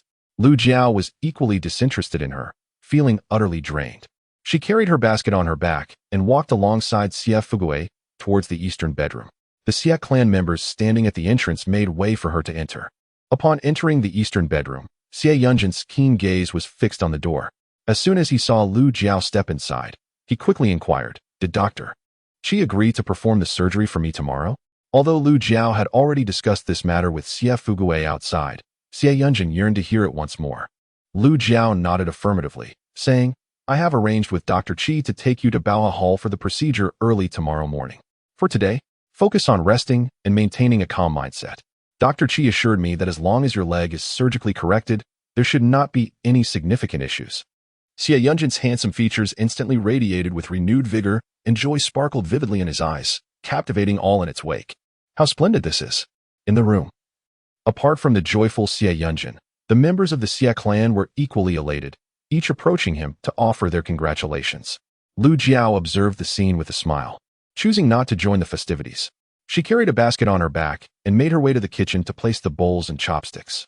The four little ones followed her into the kitchen, where they discovered candies, grapes, and peaches in Lu Jiao's basket. Instantly, their faces lit up with delight. "Mother, you bought delicious treats." "Yes, but first, let me wash the bowls and chopsticks for you," Lu Jiao replied. The little ones chimed in eagerly. "We want to eat with father." A twinge of jealousy flickered within Lu Jiao. It seemed they could never forget their father. However, she understood all too well. The bond between Xie Yunjin and the children had flourished over 4 years, while their original mother had chastised them. It was only natural for them to remember Xie Yunjin. As Lu Jiao arranged the tableware, members of the Xie clan began to exit the house, many stopping by the kitchen to greet her. Lu Jiao stood up to bid them farewell, and several expressed, "Tomorrow, we shall all accompany Yunjin to the Baoa Hall." Lu Jiao nodded in agreement. "Very well, thank you all for your kindness." At the end of the gathering stood Aunt Ho Hot, who had taken hold of Tian Shi, inviting her to visit her home. "Come over to my place for a while," she said. "It's settled then." Aunt Ho Hot, finally satisfied, turned to Lu Jiao and remarked, Jiao, I'm heading home now. Please leave those eggs for Yunjin to nourish his health." Tian Shi and Lu Jiao exchanged glances, and Tian Shi turned to Lu Jiao, saying, "All right, she is of considerable age. She has already apologized. Let us not hold grudges. The past is the past." Lu Jiao nodded, "I understand." The four little ones joyfully rushed out of the kitchen, running up to Tian Shi and gazing up at her with delight. "Grandma, Mother bought a plethora of treats, including candies, grapes, and peaches." Tian Shi pinched the nose of the youngest, affectionately calling him a little glutton. "Now you have plenty of delicious food to enjoy." The little one grinned and replied, "We shall savor the delights together with father, mother, and grandma." Lu Gui emerged from the room, inquiring, "What about uncle? Is there nothing for him?" The youngest, looking rather remorseful, admitted, "I completely forgot about uncle." Lu Jiao chuckled at his antics and turned to head back to the kitchen, with the four little ones trailing behind her. Tian Shi followed, asking Lu Jiao, "Is everything set for the surgery tomorrow?" Lu Jiao shook her head reassuringly. "Do not worry, Mother. Everything will be fine. Dr. Qi assured me that the surgery will certainly lead to recovery." Tian Shi gently stroked Lu Jiao's head. Standing at around 5 feet 5 inches, Lu Jiao was naturally within reach of her mother's hand, who was about 5 feet 7 inches tall. Lu Jiao had once weighed over 160 pounds, but after a period of hard work and self-discipline, she had lost more than 10 pounds. Thus, those who saw her now would immediately notice her significant weight loss. "Mother, being a little slimmer is more attractive," declared Bao loudly. "But Mother looks beautiful regardless of her weight," chimed in Bao. "Her skin is fair, her eyes are crescent-shaped, and when she smiles, it's south like the moonlit crescent." Bao continued, "Mother is truly remarkable. She not only fetched fish bones for our brother Xiao Bao, but also cured Lin Dan's illness." Little fourth treasure glanced at second treasure and then at third treasure, wondering how they had finished all his words. What was he supposed to say? He pondered earnestly on how to praise his mother. "Mother, you are wonderful." Lu Jiao and Tian Shi exchanged amused glances at the three little ones. Then both turned their attention to eldest treasure. With a serious expression, eldest treasure pressed his lips together and stated, "It's quite good." Tian Shi chuckled softly, "This child." Lu Jiao retrieved peaches and grapes, washing them before placing them in a bowl. She casually peeled a few grapes and offered them to the four little ones. "How is it? Is it delicious?" The four little ones squinted their eyes in delight, nodding their little heads vigorously. "It's tasty." Lu Jiao then picked another grape, peeled it, and popped it into Tianshi's mouth. Unable to refuse, Tianshi ate it and, after finishing, exclaimed in surprise, "These grapes are exceptionally sweet." Eldest treasure quickly chimed in. "Give some to father." Over the past few days, she had observed that these four children not only possessed charming appearances, but also had kind hearts. With proper upbringing, they would undoubtedly grow into filial and obedient children. Lu Jiao, not contemplating as deeply as Tianshi, took eldest treasure's words to heart and carried the bowl towards the eastern bedroom. Before entering, she set aside some for Tianshi and Lu Gui, then proceeded into the eastern bedroom. "Have some peaches and grapes. They are very sweet," Lu Jiao remarked, prompting the four little ones to rush to the bedside and exclaim to Xie Yunjin, "Father, the peaches are delicious, and the grapes are also very sweet."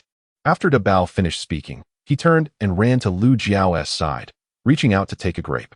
Mimicking Lu Jiao, he attempted to peel it, yet his efforts were in vain, leaving only a small morsel of fruit. Nevertheless, he insisted on offering it to Xie Yunjin, exclaiming, "Father, please eat it. It's so sweet." Xie Yunjin, undeterred by his son's clumsy attempt, took a bite. Instantly, he recognized that this grape was no ordinary fruit. It must have been a fine delicacy brought from a distant place. Such a remarkable treat was sent to Lu Jiao by Dr. Qi. Why did he continually bestow gifts upon her? A flicker of suspicion crossed Xie Yunjin's gaze as he turned to Lu Jiao and inquired, "Why does Dr. Qi always send you gifts?" Lu Jiao pondered for a moment before explaining the invitation from Bao Hetang for her to consult. "I told Dr. Qi that, with four little ones to care for and you as well, I cannot visit Bao Hetang daily. However, if they have critically ill patients, they may call for me." Xie Yunjin's immediate instinct was to disagree. With four little ones and himself to look after, how could Lu Jiao tend to patients in town? Yet, he soon realized that she was not the same Lu Jiao as before. She had already done more than enough for their family in recent times, and he had no justification to deprive her of her time. Nevertheless, despite his internal reasoning, his expression remained less than cheerful as he softly cautioned, "Just be careful if you decide to go." Noticing the discontent on Xie Yunjin's face, Lu Jiao recognized his displeasure. However, she chose to disregard it. Once his leg healed, they would part ways, and she had to consider her future. Lu Jiao decided to refrain from discussing the matter further and instead inquired with genuine concern, "How are you feeling today? Are you experiencing any discomfort?" Xie Yunjin slowly shifted his body and replied, "See, no dizziness or nausea. Tomorrow's surgery will pose no issues." "Well, that is reassuring. I shall prepare something light for you to eat tonight," Lu Jiao responded, placing peaches and grapes onto the wooden cabinet beside Xie Yunjin. "You and De Bao should enjoy some fruit first." After speaking, Lu Jiao turned to leave. Outside the door, Ruan's sharp voice pierced through, "Sanner, I heard that you are to undergo surgery tomorrow. Is that true?" Inside, Xie Yunjin wore a mocking expression with an unmistakable chill in his gaze. Lu Jiao shared her distaste for Ruan as well, but remained silent. After all, she was Xie Yunjin's mother and could not simply be dismissed. Ruan had already entered with Xie Laojian, and Lu Jiao stepped outside to fetch 2 chairs for them. As soon as Ruan sat down, she noticed the 4 little ones indulging in peaches and grapes, and her eyes lit up. "De Bao, quickly bring some for your grandmother. Grapes are quite a treasure. Your 4th uncle has never enjoyed such fine grapes in his life." The 4 little ones immediately shielded their fruit, protesting, "These are for mother and father, not for 4th uncle." Seeing their protective stance, Ruan felt a surge of anger rising within her. However, Xie Laojian discreetly nudged her, reminding her that her purpose today was to mend her relationship with the 3rd child, not to create conflict. Thus, she resigned herself, thinking, what was just a few grapes? She forced a smile, saying, "All right, you may enjoy them." The conversation ended with a sense of dissatisfaction as she remarked, "Oh, Daba, you have been so unfilial since childhood. How will you fare when you grow up?" Upon hearing this, Lu Jiao's expression turned frosty. Such words from Ruan were detrimental to the children's reputation. How amusing it was to hear her mother speak of unfilial behavior. What did it mean to be unfilial? They were children of our family. As long as they honored their own parents, that sufficed. I have never heard of the obligation to honor uncles. Is the uncle foolish or crippled to expect respect from his nephews? Chapter 91. Your troubles are just beginning. Upon hearing Lu Jiao's retort, Ruan's face darkened immediately, and she opened her mouth to scold. Xie Laojian, irate, restrained her, saying, "Will you ever cease this? You were speaking so well at home, yet you come here to stir trouble." Ruan gritted her teeth in resentment, turning to glance at Xie Yunjin on the bed, feeling an indescribable loathing for this third son of hers. Truly, he had forgotten his mother after marrying. He stood by while his wife mistreated her, not uttering a word. Thankfully, her eldest son was dutiful and respectful. Lost in thought, Ruan gazed at Xie Yunjin and said, "Third son, I hear you are having surgery tomorrow. Your father and I are worried. Our entire family will accompany you." Xie Yunjin coldly replied, "Having so many people accompany me is pointless. Let just father go." Ruan was about to agree, but Xie Laojin interjected, "Third son, your mother is concerned about you. She has been anxious, which is why she wishes to be there for you." Lu Jiao chimed in, "Dr. Qi has stated that during the surgery, no one is permitted to accompany you. Only Yunjin may enter." Ruan immediately expressed her displeasure, exclaiming, "How can that be acceptable? What if he harms my son?"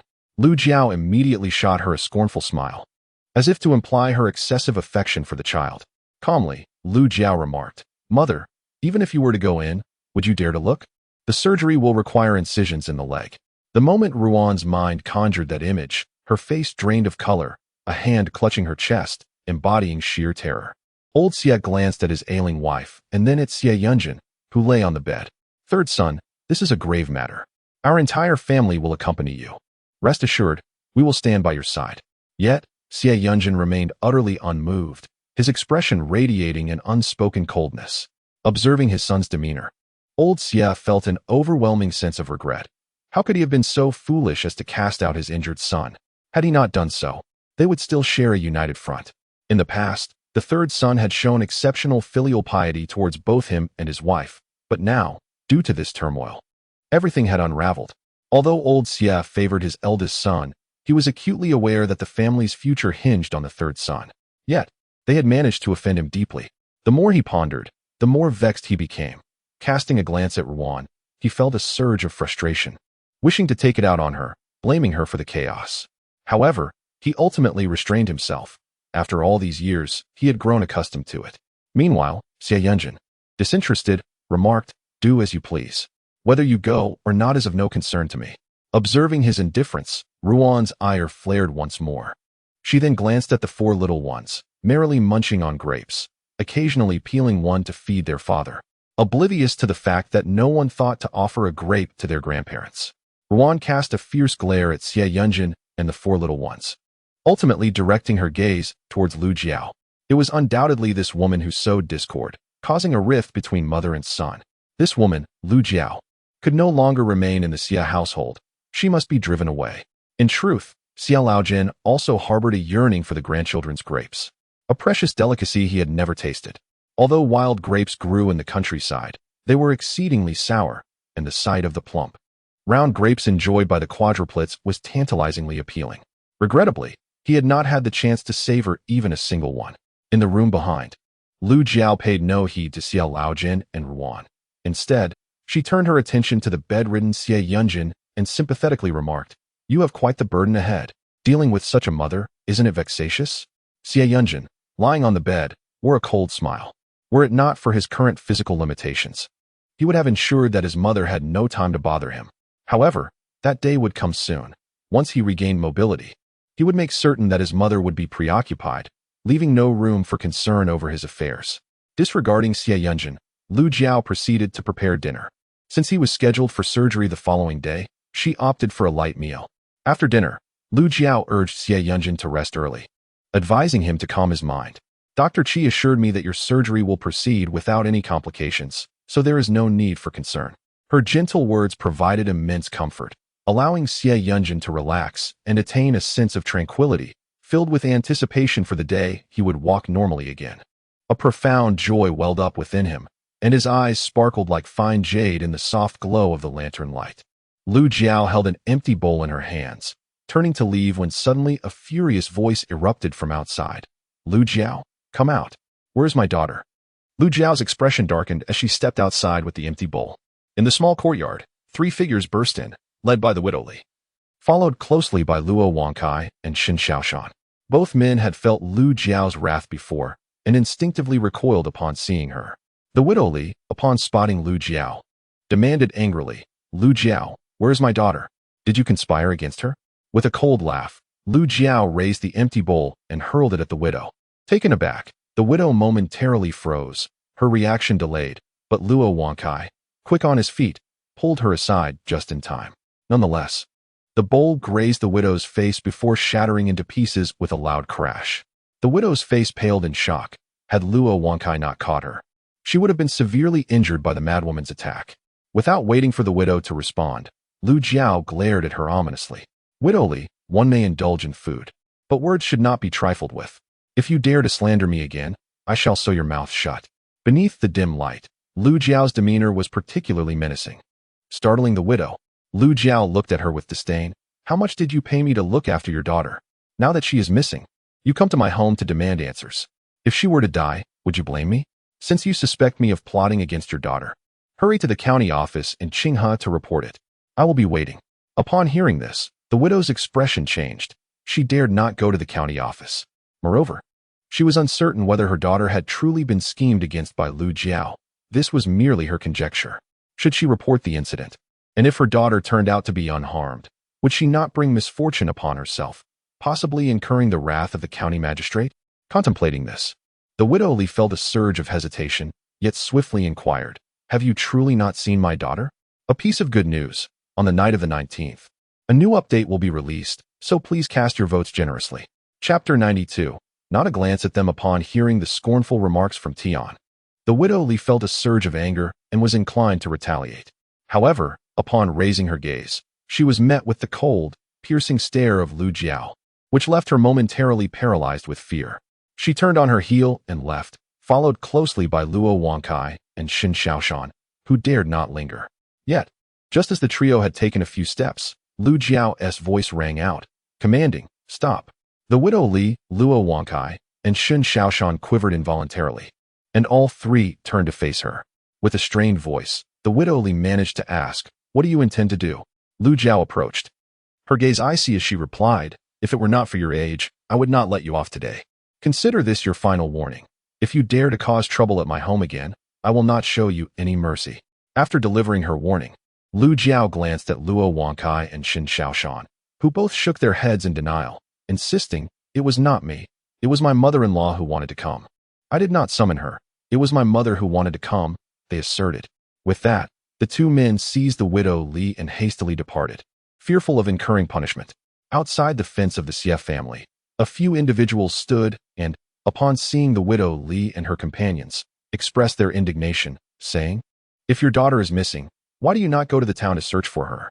Why come to someone else's home demanding answers? As if they owe you something? Today, Yunjin's wife went to the town concerning Yunjin's surgery, leaving little time to attend to matters regarding your daughter. It is possible that Shun Xiu has eloped, as she had previously expressed her reluctance to marry Luo Wankai. Perhaps today presented an opportunity for her to escape. I too believe she may have fled. Otherwise, how could she have simply vanished? The villagers' words darkened the expressions of widow Li and Luo Wankai. Yet both harbored a singular thought. Could Shun Xiu truly have run away? After all, she had been exceedingly unwilling to wed Luo Wankai. That evening, the four little ones, showing maturity beyond their years, refrained from asking her to tell them a story. Their mother retired early. For tomorrow they would accompany their father to town for treatment of his leg. Lu Jiao smiled. Very well, you all should get to sleep as well. Daba, Erba, and Samba continued to sleep in the eastern bedroom with Xie Yunjin, while Xiaxiba and Lu Jiao stayed in the west room with Tian Shi.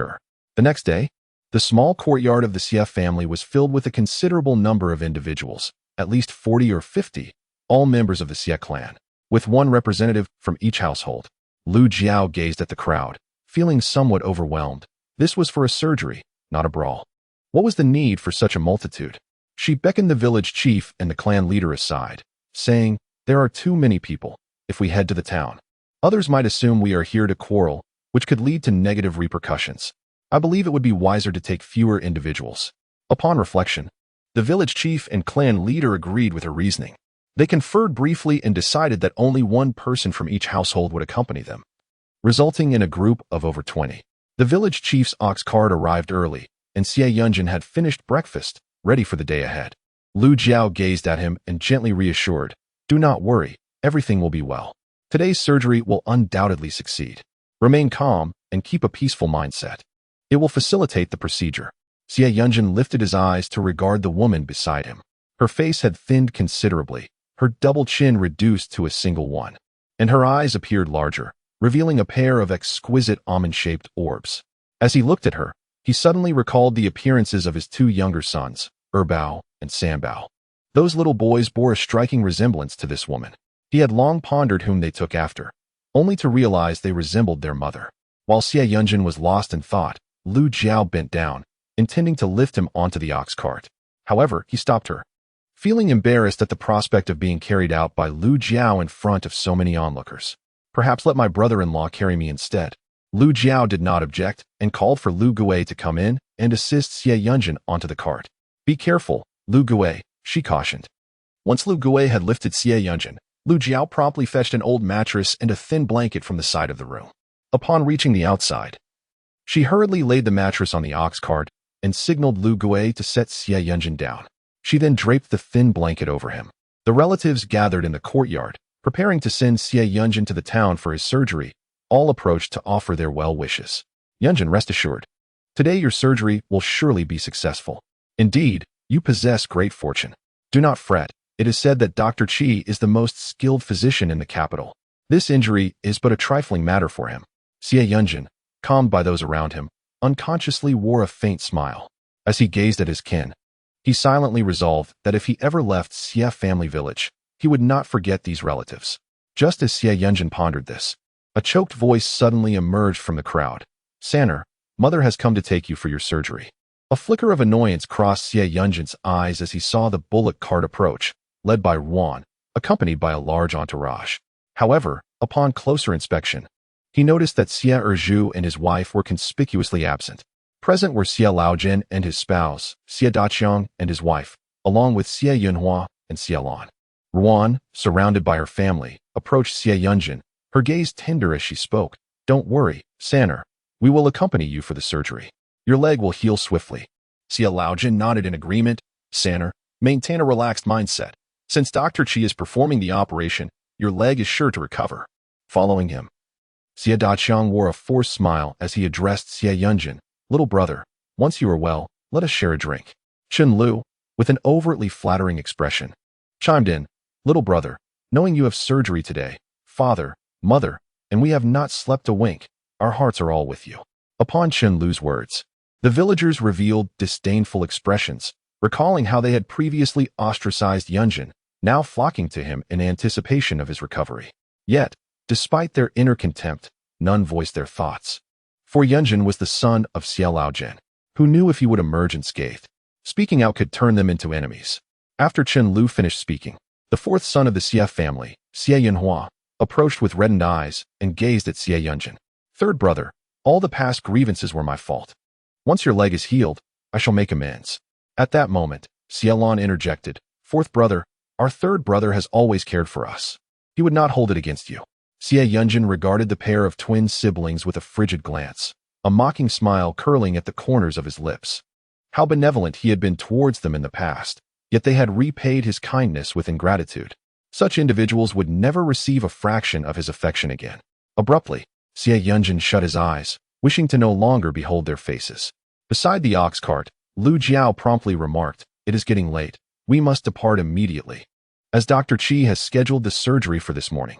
After speaking, Lu Jiao prepared to climb onto the cart when the quadruplets rushed to her side, calling out in unison, Mother. Chapter 93. I can only heal, not harm. The four little ones, witnessing their parents' impending departure, felt a surge of panic, their small faces paling. Among them, the eldest, Dabao, appeared the most distressed, his lips pressed tightly together, his body trembling slightly. Dabao nodded vigorously, his eyes clear as a tranquil lake, and earnestly declared, Mother, I believe in you.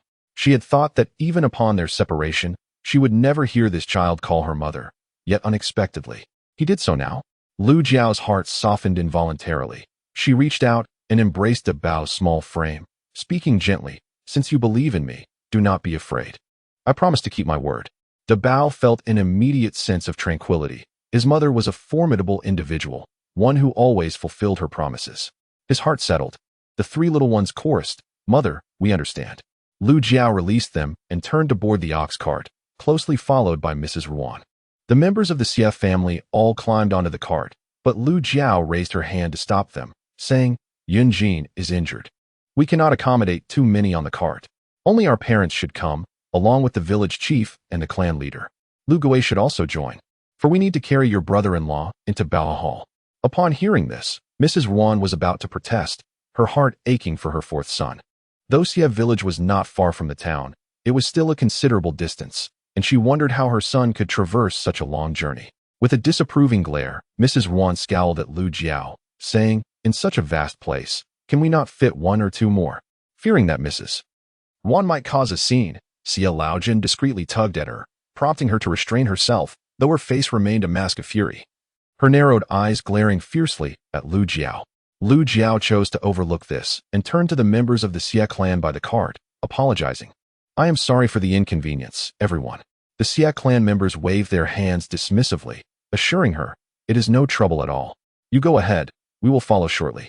Xie village is not far from Bao Hall. We shall arrive swiftly. Yes, do not worry, daughter-in-law of Yunjin. In the end, Lu Jiao Lu Gui, the couple Xie Laojin, along with the village chief and clan leader, boarded the ox cart, accompanying Xie Yunjin on their journey to the town. On the road, Wan could no longer restrain her anger towards Lu Jiao, exclaiming, I believe you are the one who should not be sitting on the ox cart. With your size, you will take up the space of 2 or 3 others.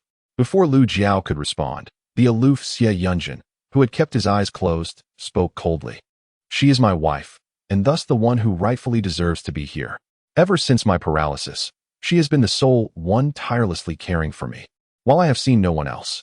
Before Wan could retort, he continued, Mother, are you here to accompany me for my surgery today, or to argue? Wan glared at her son, then at Lu Jiao, and in her heart, she cursed Lu Jiao fiercely. That shameless wretch had the audacity to sow discord between her and her son. Their relationship had become so strained, it must surely be this wretch's doing. It was evident now that her son had truly drifted away from her. In the future, if he were to achieve great success, would he even consider bestowing honors upon her? No, she must remove this insufferable woman and find another who would heed her commands, ensuring her son would listen to her once more. As Wan concluded her thoughts, her emotions finally settled.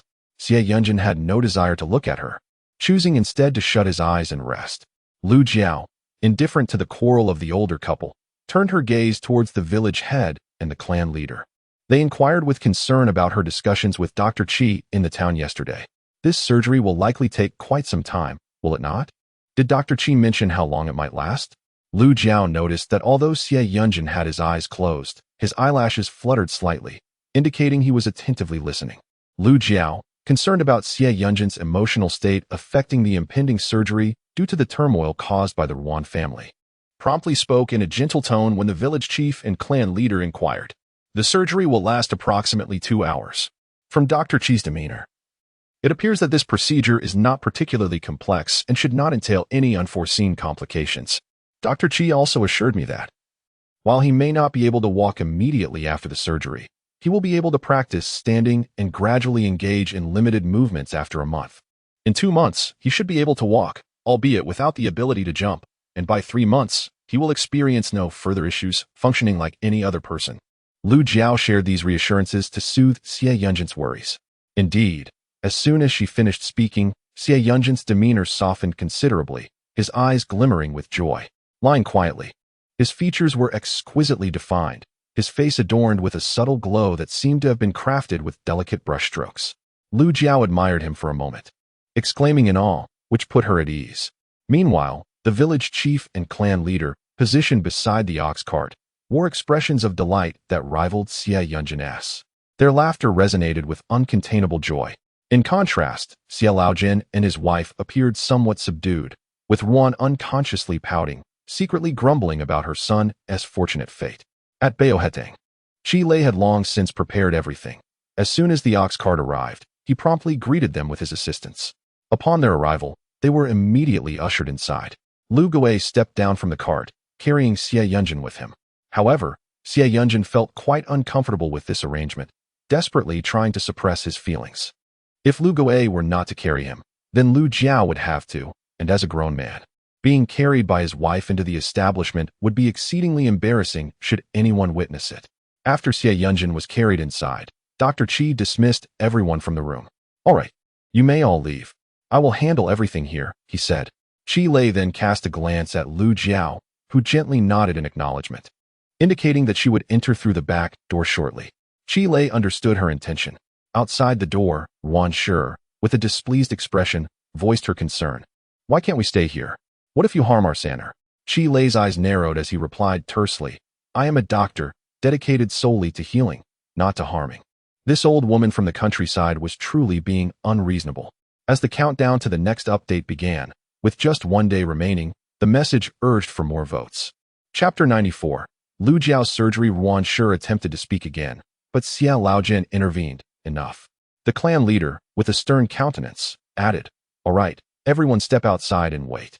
You can leave him in Dr. Qi's capable hands. Dr. Qi nodded respectfully to the clan leader, assuring him, Rest assured, I will do my utmost in the surgery. The village chief and clan leader immediately put on cordial smiles, expressing their gratitude. We appreciate your efforts, Dr. Qi. Not at all, he replied. A group gathered outside the Baohetang, where Lu Jiao glanced at the village chief and the clan leader, saying, Village chief, clan leader, I presume you haven't had breakfast yet. My brother and I will fetch something for you to eat. The village chief and clan leader hurriedly waved their hands. No need. Just as Lu Jiao was about to speak again, Yuan Shi interjected, Your father and I haven't eaten either.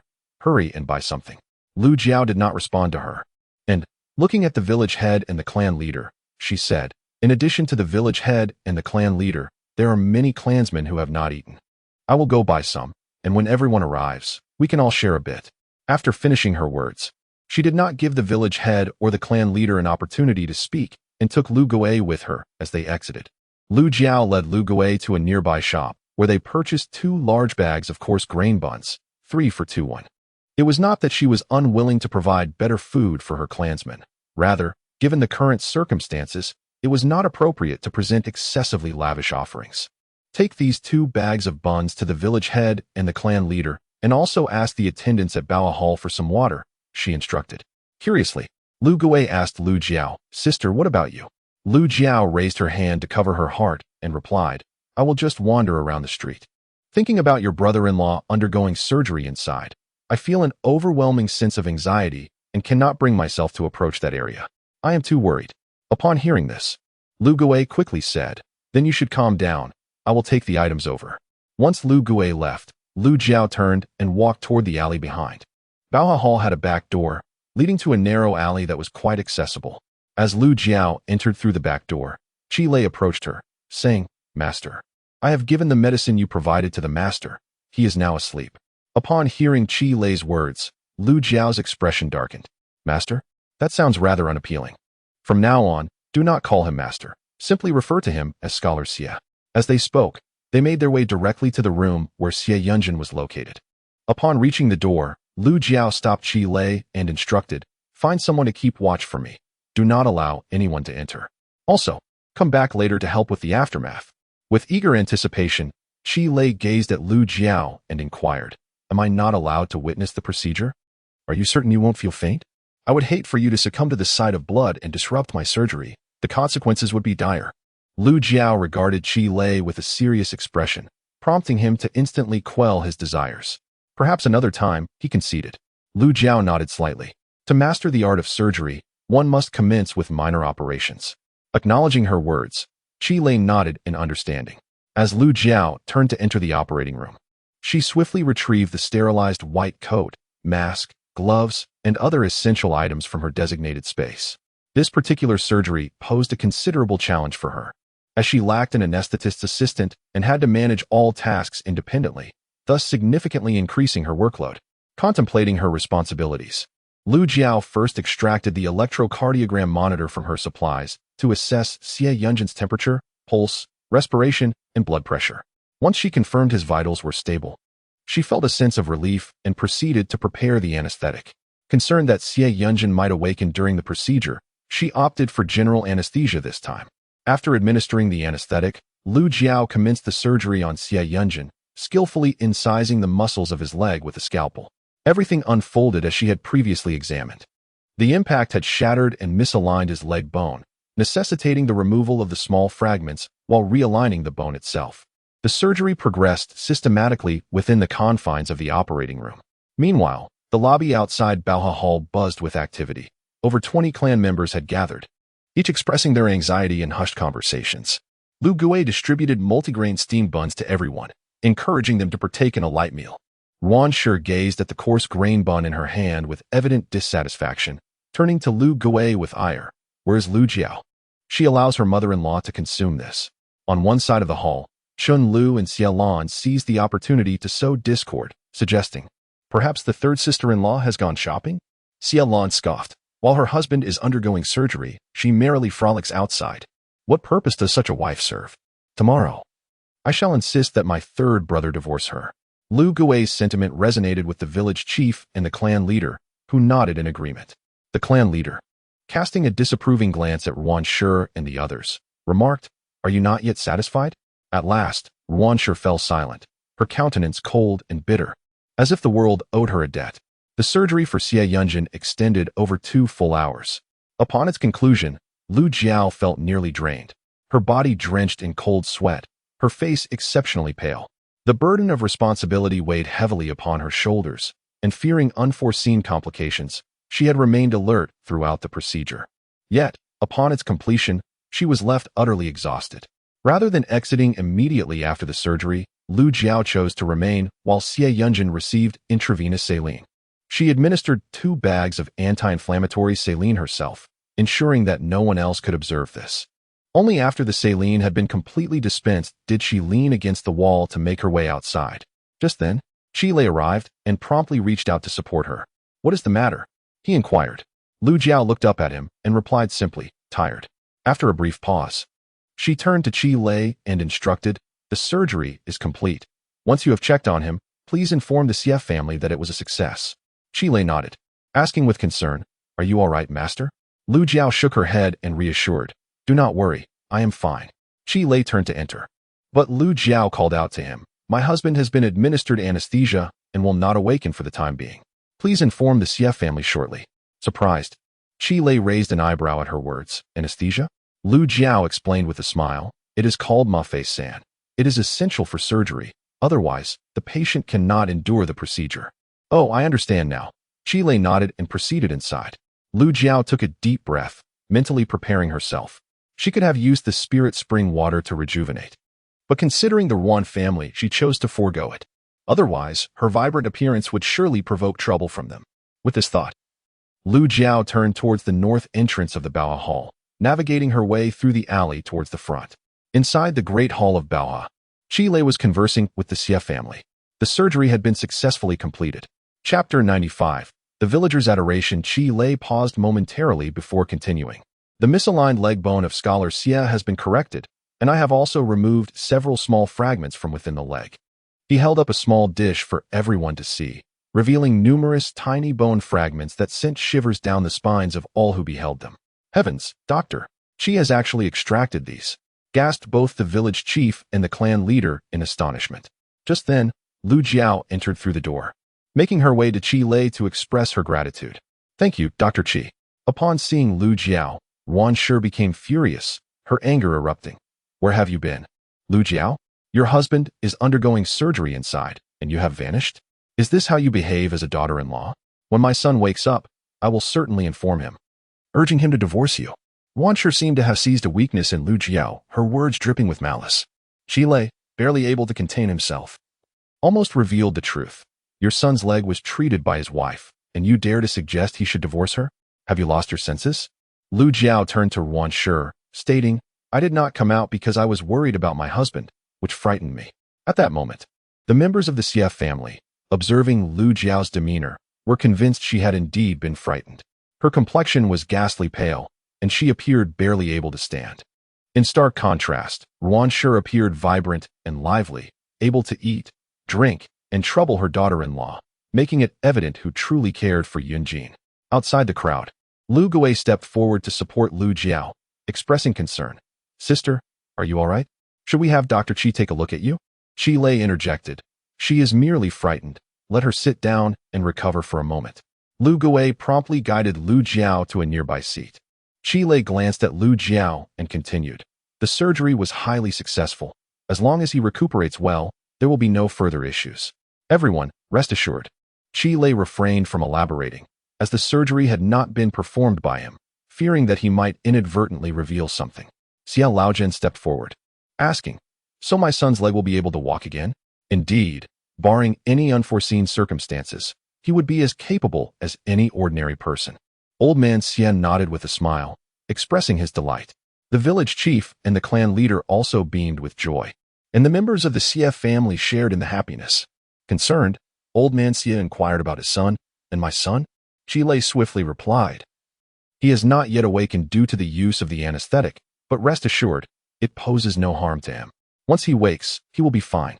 Lei nodded affirmatively. Lu Jiao turned to Lu Gui and instructed, "Please go inside and carry your brother-in-law to the ox cart." After she spoke, she turned to Lei and added, "I would appreciate it if you could support my husband's legs, ensuring they do not come into contact with anything." Lei immediately agreed. Of course. Lu Gui and Lei entered the house and carefully carried Xie Yunjin outside. Indeed, Xie Yunjin remained in a deep slumber, showing no signs of awareness even as he was carried. The Xie family followed closely behind as Lu Gui placed him onto the cart. Lei deftly covered Xie Yunjin with a thin blanket brought by Lu Jiao, mindful that he should not catch a chill after his surgery. Lu Jiao pretended to express her gratitude, saying, "Thank you, Dr. Qi." Lei nodded, "You're welcome." Lu Jiao and Lu Gui climbed into the ox cart, while old man Xie and Ruanshi also took their seats. Lu Jiao was vigilant, anxious that they might inadvertently touch Xie Yunjin's legs. His legs were secured with wooden splints to stabilize the fractured bones, while the surgical site was wrapped in breathable gauze. The village chief and clan leader, cautious not to disturb Lu Jiao's legs, resolutely refrained from boarding the cart. Even as they ran, their joy was evident, their smiles wide and uncontainable. Upon hearing the words of the village chief and the clan leader, Ruan promptly interjected, "Since the village chief and the clan leader choose not to sit, let the fourth son and Xiaolon come forward." Upon hearing this, Xie Yunhua and Xiaolon perked up, instinctively moving towards the ox cart. Lu Jiao immediately adopted a stern expression, casting a frosty gaze at Ruan. The village chief and the clan leader are concerned about Yunjin's leg and thus refrained from riding in the cart. Yet, the fourth son and his sister-in-law, being relatives of Yunjin, show no such consideration. Ruan, incensed by this remark, retorted, "But you were sitting in the cart as well." Lu Jiao, unwilling to engage further in Ruan's petty quarrel, commanded the driver, "Siatinio, let us depart." Siatinio promptly drove the ox cart away, disregarding the pleas of Xia Laoxi and Xiaolon behind him. As Ruan opened her mouth to hurl insults, Xia Laojin quickly restrained her.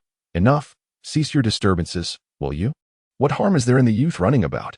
Have you not observed the eldest doing the same at his age?" Ruan's gaze fell upon her son, and recalling that he could now walk, she held her tongue. Nevertheless, her eyes, directed at Lu Jiao, glinted with venomous intent. That wretch must not be permitted to remain in the Xie family. Lu Jiao, entirely unfazed by Ruan's ire, felt utterly fatigued and yearned for rest. As the ox cart entered Xie family village, the villagers gathered around, inquiring with genuine concern about Xie Yunjin's surgical outcome. Ruan, who had maintained a sullen demeanor throughout, suddenly blossomed with a superior air of delight, for her third son's leg had healed, and soon these people would once again seek her favor. The more Ruan felt, the more delighted she became, boasting loudly, "My son's surgery was a resounding success. His leg is perfectly fine now. He can return to his studies and strive for the highest honors." However, this time, the villagers did not rally around Ruan as she had hoped. Instead, their attention gravitated towards Lu Jiao. Among them, Aunt Ho-Ha was the most enthusiastic, eagerly inquiring, "Jiao Jiao, Yunjin's leg is all right, isn't it?" "Indeed, the surgery went smoothly, right? Why hasn't he woken up yet? He seems to be in such a deep slumber." Lu Jiao, smiling at the gathered crowd, responded, "I appreciate everyone's concern. Yunjin's surgery was very successful. The reason he remains asleep is due to the anesthetic used during the procedure. He will awaken shortly."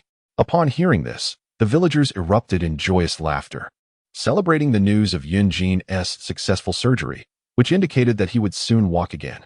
This was truly wonderful news. Aunt Ho-Ha, looking at Lu Jiao with a beaming smile, remarked, "Jiao Jiao, you've truly risen above. Great fortune awaits you in the future. Meanwhile, on the ox cart, Xia Laojin and Ruan's expressions were grim. This was their son, yet everyone seemed to elevate Lu Jiao. What was she to deserve such attention? Ruan glared angrily at the villagers, her gaze finally landing on Aunt Ho-Hot, and she spat out. Ding Ho-Hot, you certainly have a lot to say. What business is my family's affair to you? Upon hearing Ruan's words, Aunt Ho-Hot turned around and retorted, Oh, are you unhappy because we haven't elevated your status? Just look at your sour, aging face, perpetually grim as if someone owes your family a debt.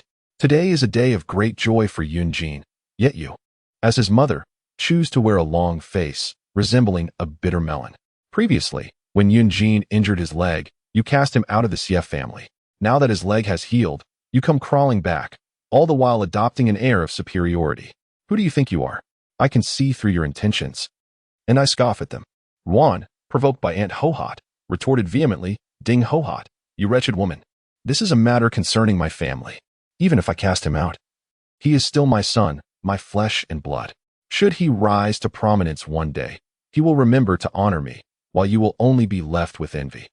As Ruan grew increasingly agitated, she stood up from the ox cart.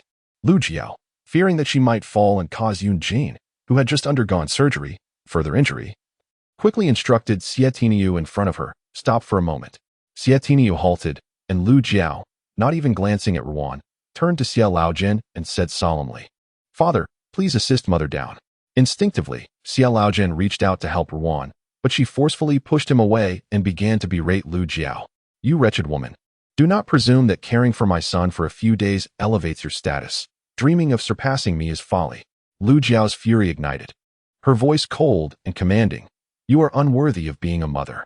Your son has just undergone surgery, and his leg cannot be touched at this moment. If you continue in this agitated state and were to fall upon him, all would be in vain. She turned her icy gaze toward Xie Laojin and stated, Father, do you wish for her to harm Yunjin? Although Xie Laojin was displeased, he understood that Yunjin was his son, and his recovery would reflect well upon him as a father. Thus, he promptly turned and descended the carriage, dragging Ruanshi down with him. Ruanshi struggled and continued to hurl insults, but Lu Jiao commanded Xie Tiniu, let us depart, while Ruanshi cursed and jumped in indignation. No one in the ox cart paid her any heed. However, Aunt Ho-Hot, unable to tolerate Ruanshi's outburst, chastised her. Ruanshi, you are unfit to be Yunjin's mother. Your son is truly unfortunate to have such a wretched parent. The villagers nearby readily concurred, lamenting Yunjin's misfortune in having such a mother. Should he rise to prominence in the future, having a mother capable of causing such turmoil would not bode well for him. Instead of reflecting on Aunt Ho-Hot's words, Ruanshi grew even angrier and charged at her, resulting in a scuffle. Aunt Ho-Hot, being taller and heavier, easily subdued Ruanshi, pinning her to the ground and delivering a thorough thrashing. Although Xie Laojin attempted to intervene, his efforts were half-hearted, for his heart brimmed with frustration, witnessing Aunt Ding Ho-Hot deal with Ruanshi. He secretly relished the opportunity to let her take care of his troublesome wife. The villagers surrounding the scene were unwilling to assist Ruanshi. Although they feigned efforts to mediate, their commitment was half-hearted at best. Ultimately, Ruanshi found herself at the mercy of Ding Ho-Hot, who, despite her apparent aggression, refrained from inflicting severe harm. After all, Ding Ho-Hot was the mother of Yunjin. Regardless of her shortcomings, she bore the title of a scholar's mother. Had she struck too hard, it would have incited Yunjin's ire later on. Thus, Ding Ho-Hot merely sought to teach Ruanshi a lesson. In front of the small courtyard, four little ones stood eagerly at the fence gate, their eyes wide with anticipation. Upon sighting the approaching ox cart, they dashed over with remarkable speed. Behind them, Tianshi, anxious for their safety, called out nervously, slow down, don't fall. It appeared the four children were oblivious to her concern. Xie Tiniu, wary of colliding with the children, reduced the speed of the ox cart. Lu Jiao disembarked and joined the four little ones. The children, their faces filled with worry, turned to Lu Jiao and inquired, Mother, is father well? Instantly, their faces brightened with joy, laughter blossoming among them. However, soon after, Debo noticed that Xie Yunjin on the cart lay completely still, unresponsive in slumber, which rekindled his anxiety. He turned to Lu Jiao and asked, Mother, why isn't father waking up? Lu Jiao cast a deep glance at Debo, her heart swelling with warmth as she realized he now called her mother. A smile graced her lips, growing ever wider. Due to the anesthetic used during the surgery, he remained temporarily unconscious, but she reassured him that he would awaken by evening, urging him not to worry. Debo, comforted by her words, nodded earnestly. I understand. The ox cart arrived at the entrance of the small courtyard and came to a halt. Lu Jiao gestured for Lu Gui to carry Xie Yunjin inside. She extended her hands to support Xie Yunjin's legs, ensuring that the recently operated limbs did not touch anything. Meanwhile, Xie Tinyu drove the cart away. And Lu Jiao called out, "Thank you, Brother Tinyu." Xie Tinyu shook his head. "No need for thanks. Just make sure to take good care of Yunjin." Lu Jiao refrained from mentioning any monetary matters, knowing that Tinyu would not accept such a gesture. She simply cherished the kindness. Together, Lu Jiao and Lu Gui gently placed Xie Yunjin in the eastern bedroom, carefully covering him with a light blanket. At that moment, Tianshi noticed Lu Jiao's pale complexion and inquired with concern, "Jiao Jiao, you look unwell. What is the matter?" Lu Jiao shook her head. "It's nothing, just feeling anxious." Tianshi hurried to the kitchen, preparing a bowl of sweet water for Lu Jiao to drink, before inquiring further about Xie Yunjin's surgery. "Is Yunjin truly all right?" "Yes, the operation was highly successful. Now he simply needs to rest for his leg bones to heal properly. In no more than 2 months, he should be able to walk normally, and in 3 months, he will be completely recovered." Upon hearing this, Tianshi rejoiced. "This is truly wonderful. Heaven is indeed watching over us." The 4 little ones excitedly embraced each other, laughing. "Father will be fine. He can play with us again. He can go back to studying. He loves reading the most. He said that when he becomes an official, he will take us to the capital, that bustling place." The room was filled with joy. As evening descended, Xie Yunjin awoke, his eyes still closed, yet his ears caught the tender murmurs of concern from his kin. Why hasn't Yunjin woken up yet? Is he in trouble? No, fret not, he is fine. Listening to Lu Jiao's soothing voice, he gradually opened his eyes. Beholding the woman by his bedside as she gracefully addressed the family gathered within the room, her every gesture exuded an unspoken confidence, and though her familiar features remained, she was a stark contrast to the person he once knew. Once, he had dreamed of the woman he would marry, not desiring overwhelming beauty, but rather a partner who embodied confidence and composure, someone with whom he could share life's burdens and joys, especially in times of adversity. If fortune smiled upon them, they would relish the fruits of their labor together. Lost in these contemplations, he was abruptly roused as the 4 little ones by the bedside exclaimed in delight, "Father is awake." His musings shattered, Lu Jiao turned her gaze towards him, and the family encircled the bed. She was the first to speak. "How do you feel? Is your leg very painful? Can you endure it?" Previously, he had been administered anesthesia, rendering him oblivious to discomfort. However, as the effects waned, he was now acutely aware of the pain in his leg. Regrettably, her supplies lacked a pain pump, leaving her with no option but to offer him analgesics if the pain became unbearable, though she preferred to avoid excessive medication.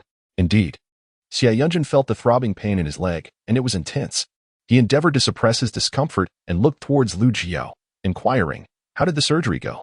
Is my leg all right?" Xie Yunjin's profound eyes sparkled with brilliance, his brows and gaze filled with exhilaration, and his lips could no longer suppress a smile. At last, his legs were free from ailment. He could walk again.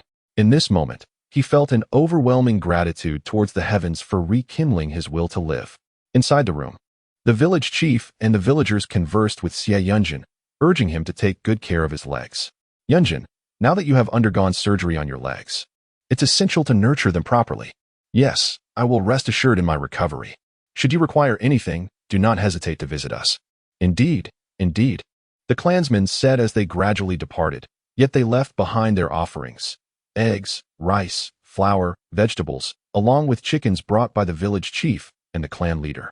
Lu Jiao felt a twinge of guilt. These individuals did not live well, and such provisions were typically cherished. Was it a lack of resources, or simply their generosity? At this moment, nourishing Yunjin was of utmost importance. What more could Lu Jiao say but to express her gratitude to these villagers? In the eastern bedroom, Xie Yunjin was naturally aware of these happenings. Upon seeing Lu Jiao enter with a resigned expression, he spoke gently. Lu Jiao nodded and looked at him, saying, "Did we not speak of teaching them to identify medicinal herbs? Now that your surgery is complete, I intend to teach them in a few days." "Very well," Xie Yunjin agreed with a nod. Noticing his lips appeared somewhat parched, Lu Jiao promptly rose to fetch a bowl of sweetened water from the kitchen. infused with the essence of her spiritual spring. As she entered the eastern bedroom with the sweet water, Xie Laojin and his son, Xie Daqiang, stepped inside. Apart from this father-son duo, no others were present. Lu Jiao spotted them and called out, "Father, elder brother, you have arrived." However, Xie Laojin and his son Xie Daqiang remained silent, seemingly oblivious to her presence. Inside the room, Xie Yunjin cast a fleeting glance at both Xie Laojin and Xie Daqiang, then turned his gaze to Lu Jiao. Noticing their indifference, Lu Jiao paid no mind and proceeded to the bedside, offering Xie Yunjin a bowl of sweet soup. Once he finished the bowl, she took the empty dish and stepped outside. Behind her, Xie Laojin and Xie Daqiang inquired about Xie Yunjin's condition with evident concern. Lu Jiao feigned ignorance and walked on, emerging into the hall where Tianshi's expression appeared somewhat displeased. Following Lu Jiao outside, she whispered, "What is the matter with your father-in-law? He ignored me just now." Lu Jiao shook her head and replied, "Do not pay them any mind. They are not of sound mind." With that, she began discussing dinner plans with Tianshi. Given that Xie Yunjin had just undergone surgery, Lu Jiao decided to prepare vegetable porridge, using the small greens she had previously planted, which were now of a suitable size for harvesting. As Lu Jiao bent to pull the greens, Tianshi leaned in conspiratorially and said, Jiao, I must share something with you." Lu Jiao looked at her, and Tianshi lowered her voice, saying, "Your family's land is undoubtedly a treasure of feng shui. In the future, when you acquire wealth, remember to construct a grand residence on this land to harness its auspicious energy. This will ensure your family's prosperity and fortune." Lu Jiao gazed at Tianshi in astonishment and asked, "Mother, how did you discern that this place is a treasure of feng shui?" Tian softly whispered into her ear, "When I first arrived, the vegetables in your garden had just begun to sprout. Look at how much they have flourished in just a few days. They are thriving splendidly. Just look at their freshness and tenderness, clearly surpassing those from other gardens. Hence, your mother believes this place to be an absolute treasure of feng shui. You must be certain to hold on to this place. When wealth comes your way, build a grand residence to protect it." Lu Jiao listened to Tian's words, feeling both amused and exasperated. The vegetables thrived due to her watering them with the spiritual spring water. Her mother, however, believed it was merely the auspiciousness of the land. Yet, she could not disclose this to Tian and could only nod in agreement, saying, "Mother, I understand." With that, she picked more greens and intended to head to the kitchen to prepare porridge. However, before she could reach the kitchen, she heard the sound of crying emanating from the east wing, unmistakably the wails of the quadruplets, filled with profound sorrow. Lu Jiao's heart sank, and she strode towards the east bedroom. As she approached, she heard Xie Daqiang's furious voice, "You little rascal, I am your uncle. How dare you insult me? Just wait until I teach you a lesson." Upon entering, Lu Jiao saw Xie Daqiang gripping Air Bao, raising his hand with the intent to strike him. On the bed, Xie Yunjin wore a grim expression, his eyes radiating a chilling hostility. Lu Jiao rushed in, yanked Air Bao away, and forcefully pushed Xie Daqiang back. Her brows furrowed as she exclaimed, "Xie Daqiang, this is my home. What do you think you're doing?" Xie Daqiang was filled with anger upon seeing Lu Jiao. It was this wretched woman who had caused his third brother to become so obstinate. For the past few days, their father and mother had been humbling themselves. Yet he remained resentful and unyielding. The original third brother was not like this at all. All of this turmoil was instigated by this vile woman. She wished to monopolize his brother, claiming all the benefits for herself. What a delusion. With these thoughts swirling in his mind, Xie Daqiang turned and strode purposefully towards Lu Jiao. As he approached like a ravenous wolf, Lu Jiao, sensing the impending confrontation, raised her foot and delivered a fierce kick towards him. Despite Xie Daqiang's imposing stature, he was caught off guard by Lu Jiao's strength and was promptly knocked down.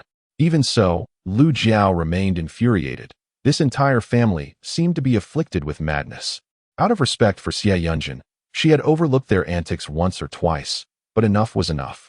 She advanced towards Xie Daqiang, firmly stepping on his hand and applying pressure, eliciting a cry of pain from him. Yet, even this did not quench her fury, and she raised her foot to deliver several more powerful kicks. Xie Daqiang's face contorted in agony as he cried out, cursing her fiercely, "You wretched woman! How dare you strike me? I shall retaliate." Xie Laojin was taken aback by Lu Jiao's audacity to strike her brother-in-law in his presence, his face twisted with disbelief.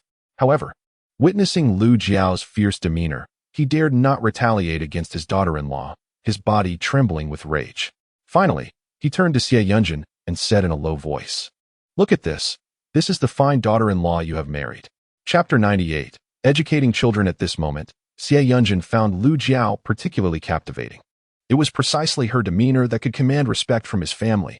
Had it been someone else, the four little ones would surely suffer today. Thus, this woman proved herself to be exceptional.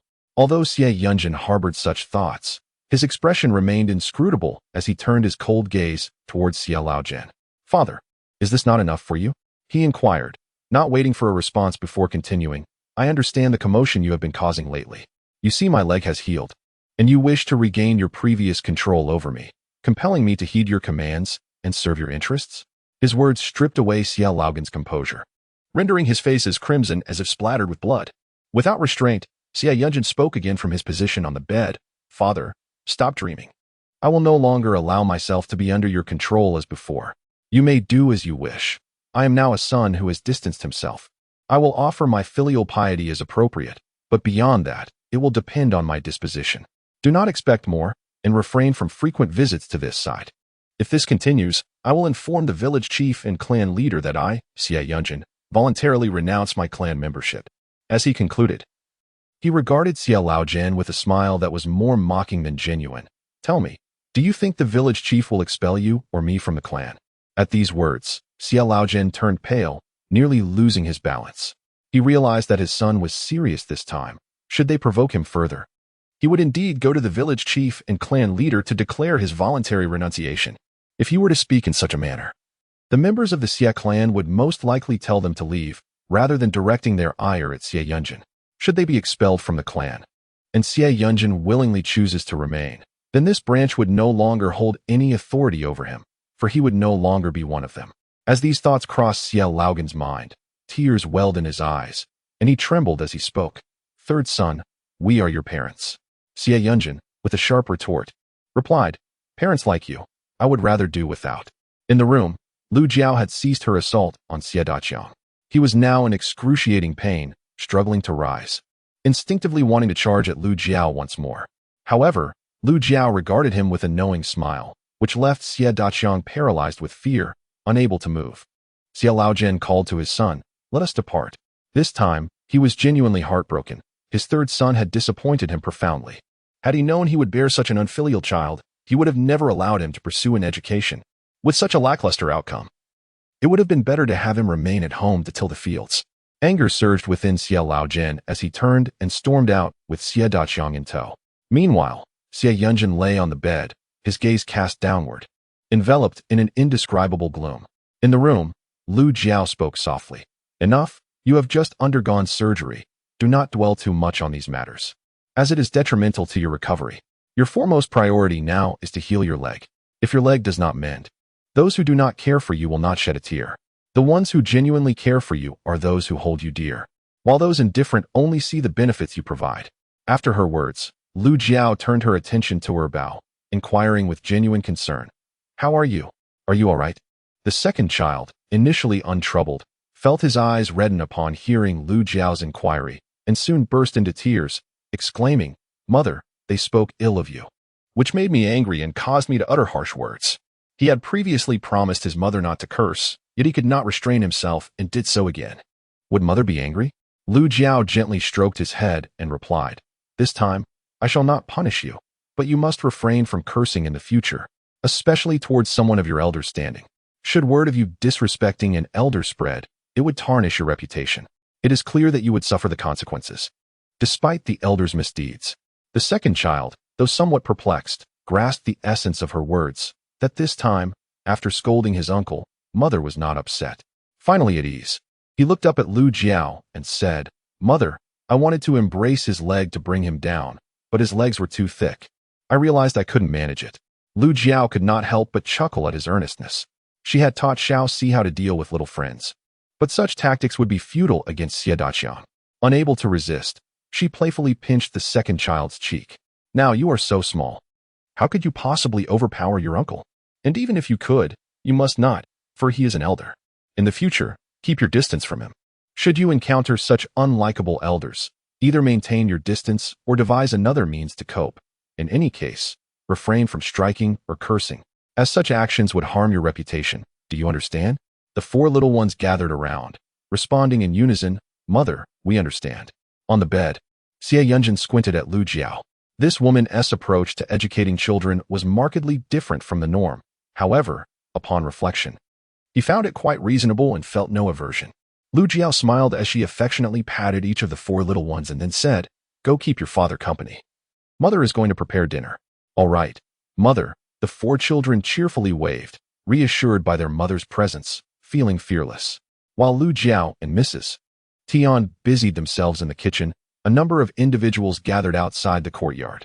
These visitors were not members of the Xie clan, but rather villagers from Xie family village, including the Su and Lin families.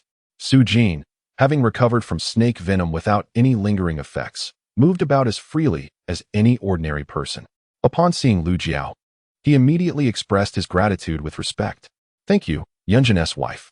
Lu Jiao smiled graciously. "It is merely a matter of community. There is no need for formality. You have come to visit Yunjin, I presume?" After speaking, she turned and walked toward the main hall, followed by a dozen individuals who admired her demeanor.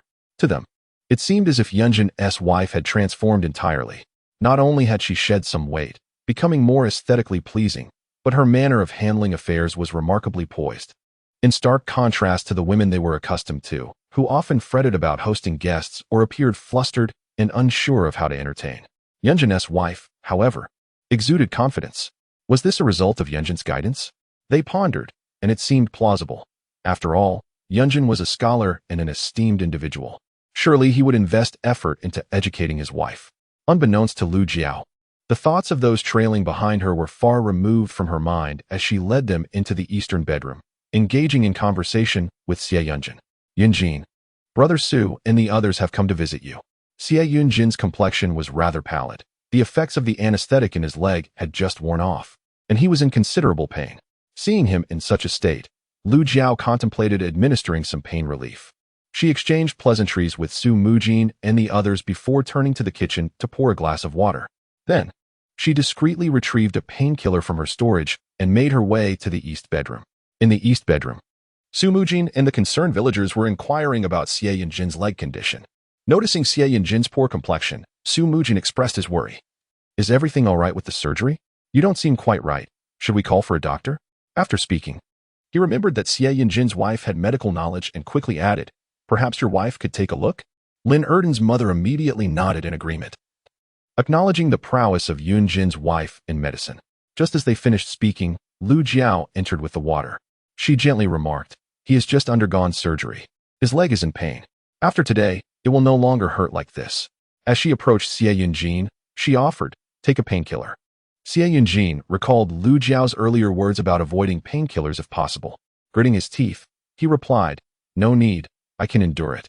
Observing his pale cheeks and the cold sweat trickling down his forehead, Lu Jiao realized the intensity of his suffering. Some individuals have a heightened sensitivity to pain, making it difficult to simply endure. "It's all right," she reassured him. "Taking 1 or 1.5 won't cause any harm. Just get through this night, and tomorrow will be much better." As she spoke, she offered the painkiller to Xie Yunjin's lips. He stubbornly pressed his thin lips together, gazing at her with an obstinate expression that bore an uncanny resemblance to Debao. A sudden flash of inspiration struck Lu Jiao, and she couldn't shake the feeling that she was tending to 5 children instead.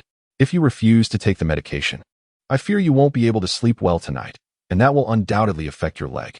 So, you might as well take one," she urged. Supporting Xie Yunjin, she disregarded his reluctance and placed the small painkiller into his mouth. Infuriated, he shot her a glare, but Lu Jiao cheerfully encouraged him, "Don't be stubborn. Here, have a sip of water." In the warmth of her gentle gaze, Xie Yunjin succumbed, angrily bowing his head to take a sip of water, swallowing the painkiller with great reluctance. After taking the medication, he flopped onto the bed in a huff, unwilling to engage with Lu Jiao any further. Unfazed, she picked up the empty bowl and stood to leave. In the room, Su Duojin spoke earnestly to Xie Yunjin, "Brother Yunjin, your sister-in-law is only looking out for your well-being. You should heed her advice." Reflecting on how Lu Jiao had helped him with the snake venom, Su Duojin looked at Xie Yunjin with gratitude and said, "Your family has bestowed upon me a life-saving grace, and I am at a loss for how to repay you. I fear I may never fully repay it in this lifetime." Upon hearing Su Duijin's words, Xie Yunjin shook his head gently, his eyes softening. Brother Su, please do not burden yourself with such thoughts. We are merely neighbors. If we can lend a helping hand, it is a small favor, not something to be remembered or repaid. Su Duojin, touched by Xie Yunjin's response, felt his eyes mist over slightly. Dear Brother Yunjin, though I am but an illiterate and uncultured man, I am acutely aware that the debt of life-saving kindness is as heavy as a mountain. Should you and your esteemed wife ever find yourselves in need of assistance from our Su family, do not hesitate to express your wishes, and we shall endeavor to support you with all our strength. Upon hearing Su Jin's heartfelt words, he was about to respond when, unexpectedly, a figure rushed into the courtyard, calling out in a flurry, "Is Aunt San here?" It was the village chief's youngest daughter, Xie Xiaowan, who urgently approached. "Xiaowan, what troubles you?" Lu Jiao, holding a bowl, had just reached the door of the eastern bedroom. The conversation within came to a halt as all eyes turned toward the entrance. Bursting in, Xie Xiaowan exclaimed in distress, "Aunt San, quickly, come with me. Widow Li's daughter-in-law has jumped into the river in despair. Everyone wants you to see if there is any hope of saving her." The daughter-in-law of Widow Li, Xiao Yin, was a wretched soul.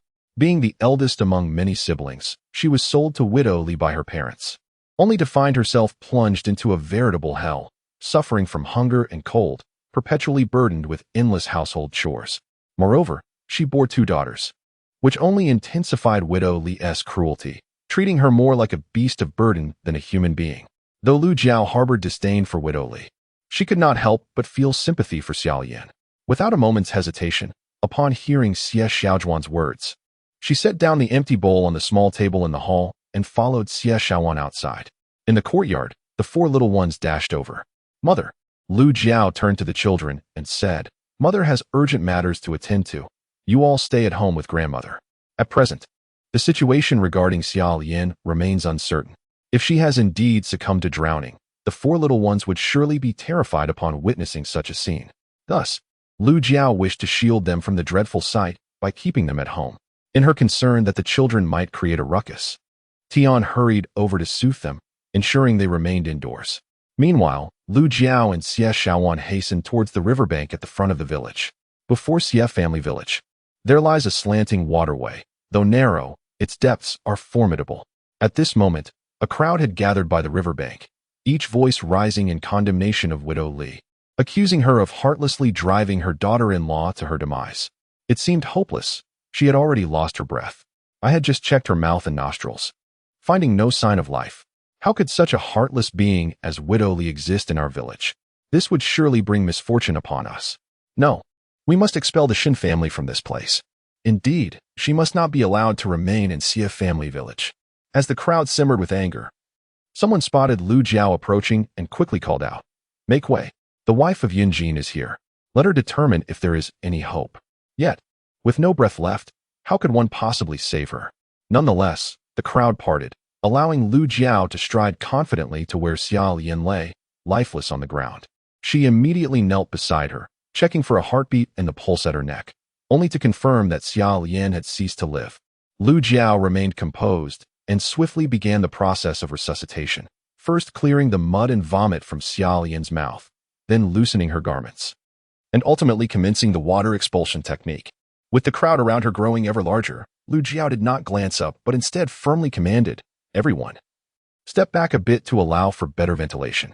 Upon hearing her speak, the villagers immediately dispersed slightly, while someone urgently inquired, "Yunjin's wife.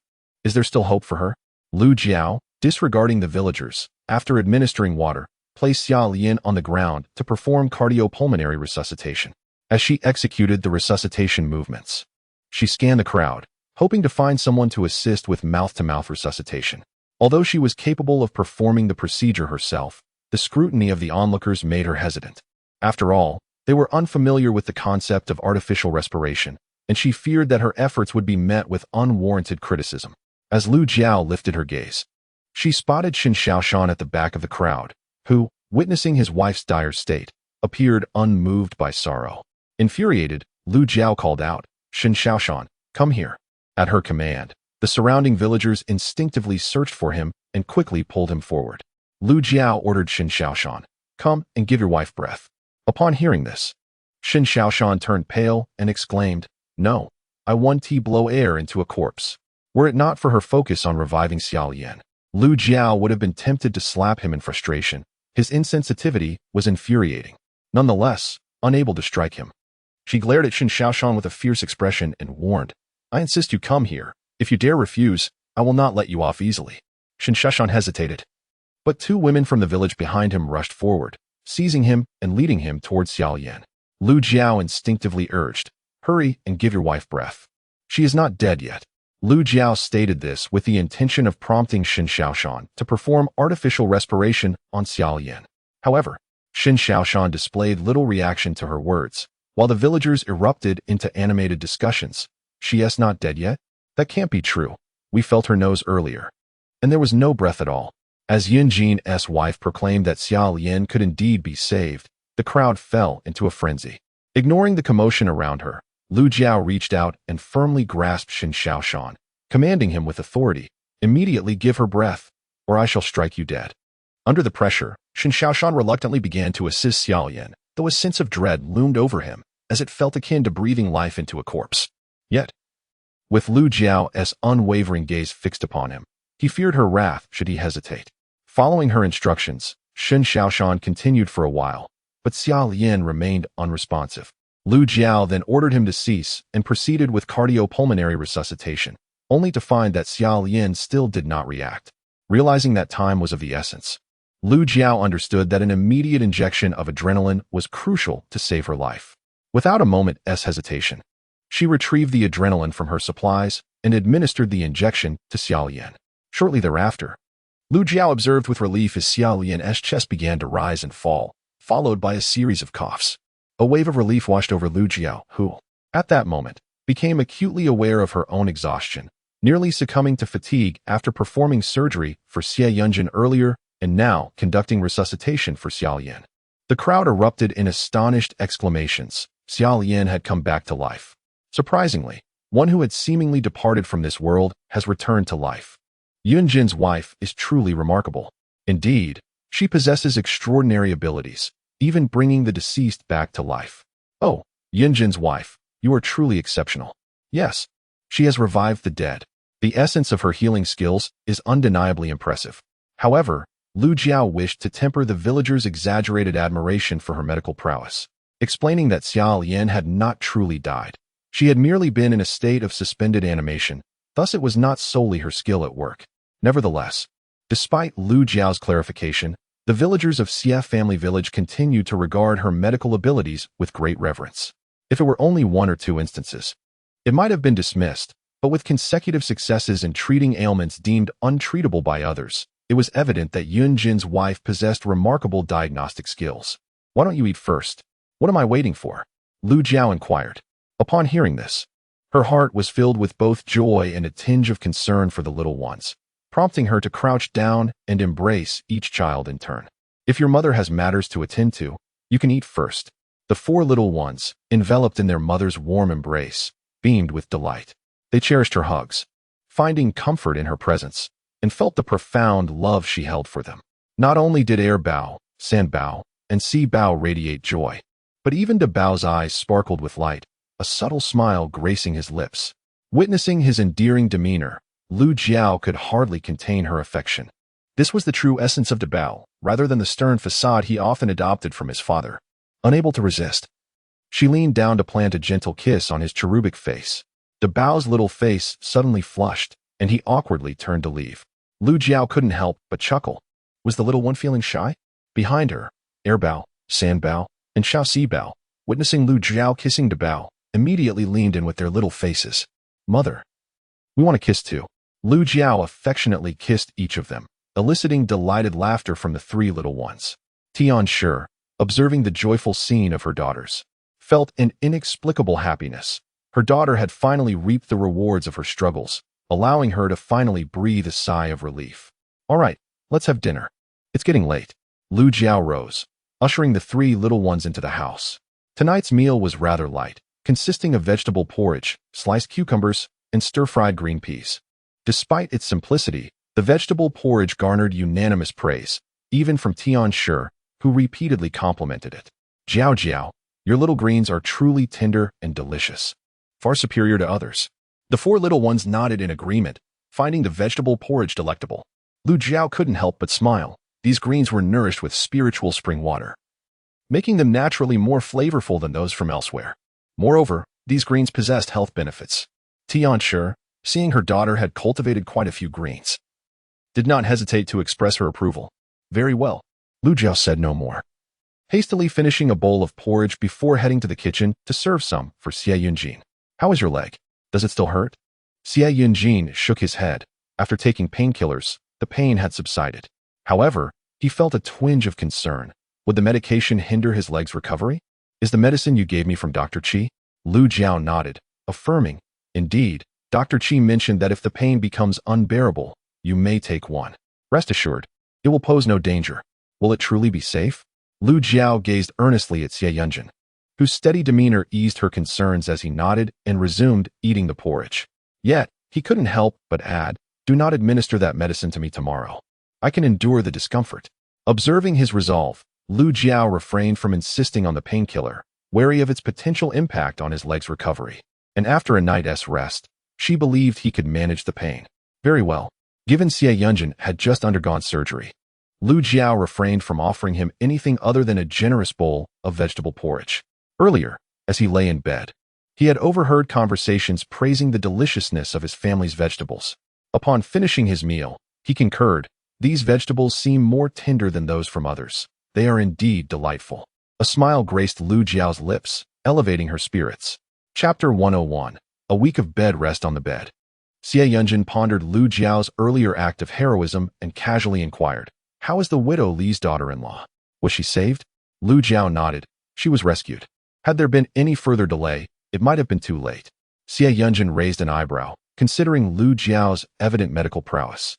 She must have been an exceptional doctor in her past. Intrigued, he casually asked, is your medical skill quite remarkable? Upon hearing this, Lu Jiao felt a wave of apprehension. She feared he might suspect her identity as the original Lu Jiao. She mused, smiling as she spoke. It's merely coincidence that the recent ailments I treated were precisely those that old Madame Huang had taught me.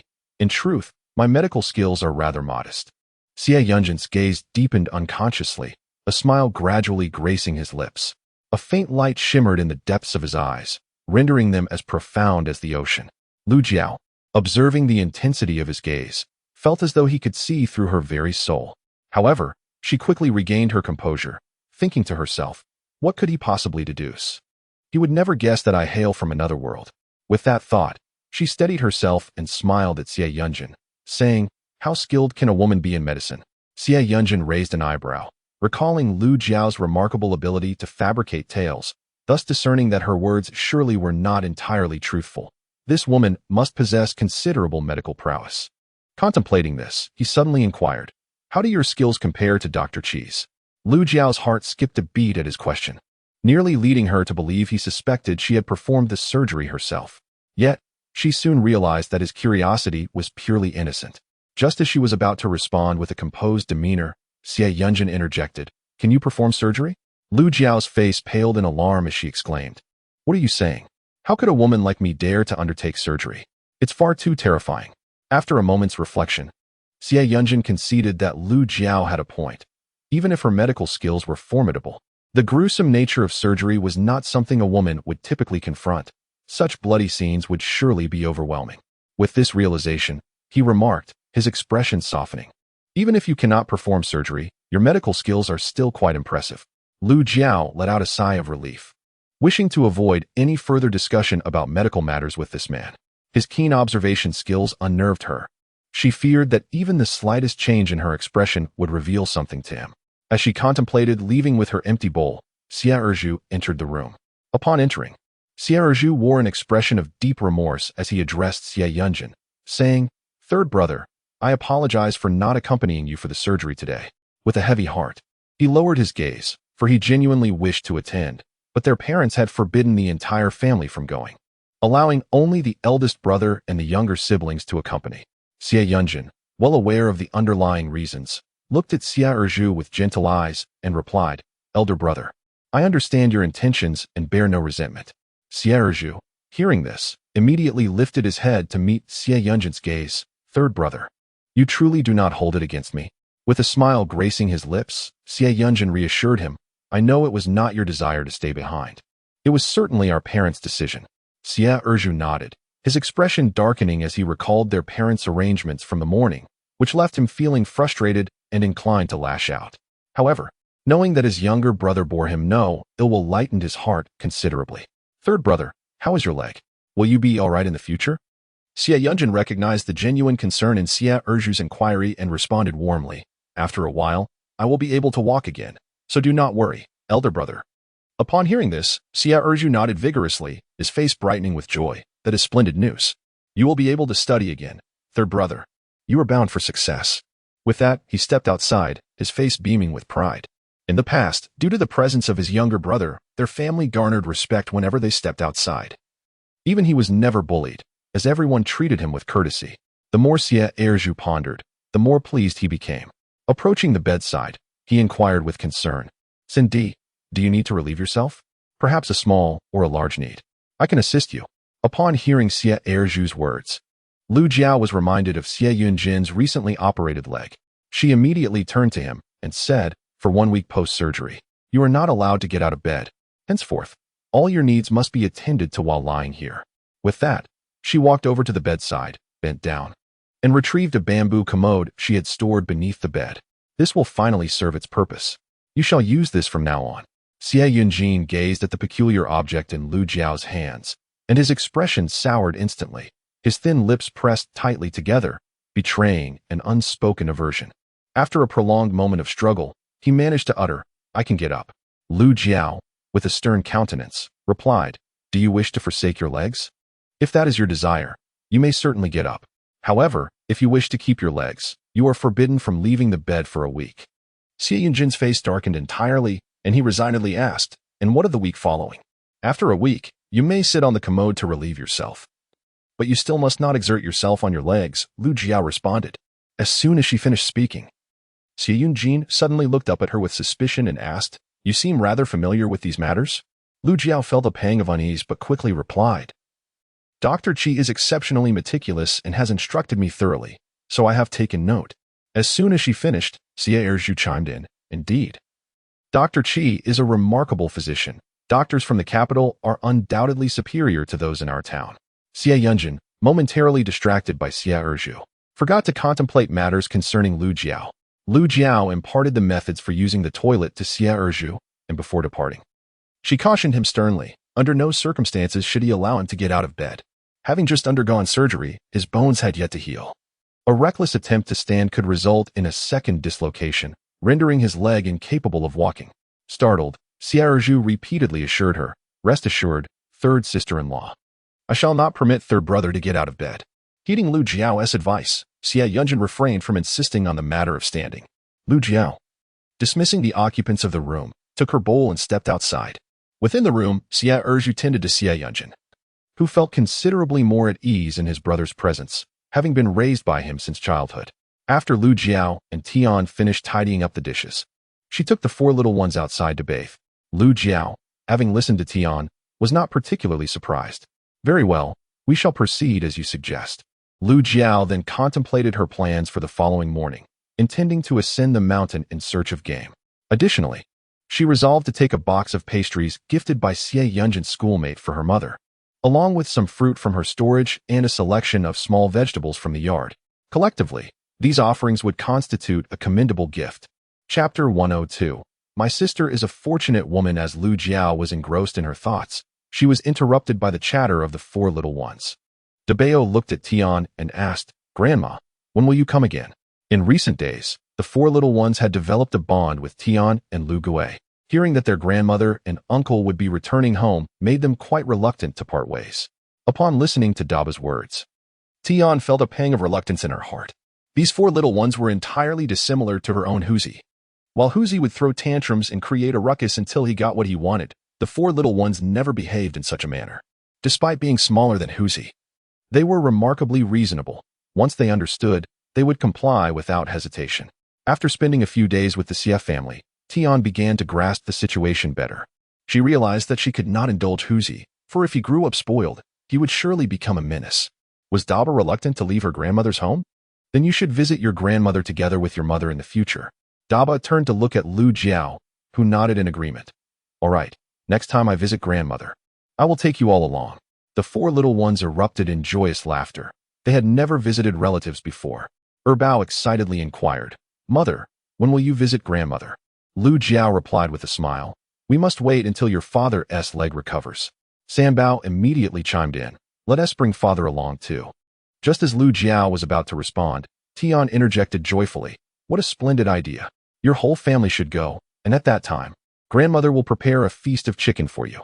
The four little ones nodded vigorously in agreement. However, Lu Jiao's expression darkened slightly. While it was conceivable for her to take the four little ones along, the prospect of bringing Xie Yunjin with her was utterly impossible. Once Xie Yunjin's leg healed, they would part ways.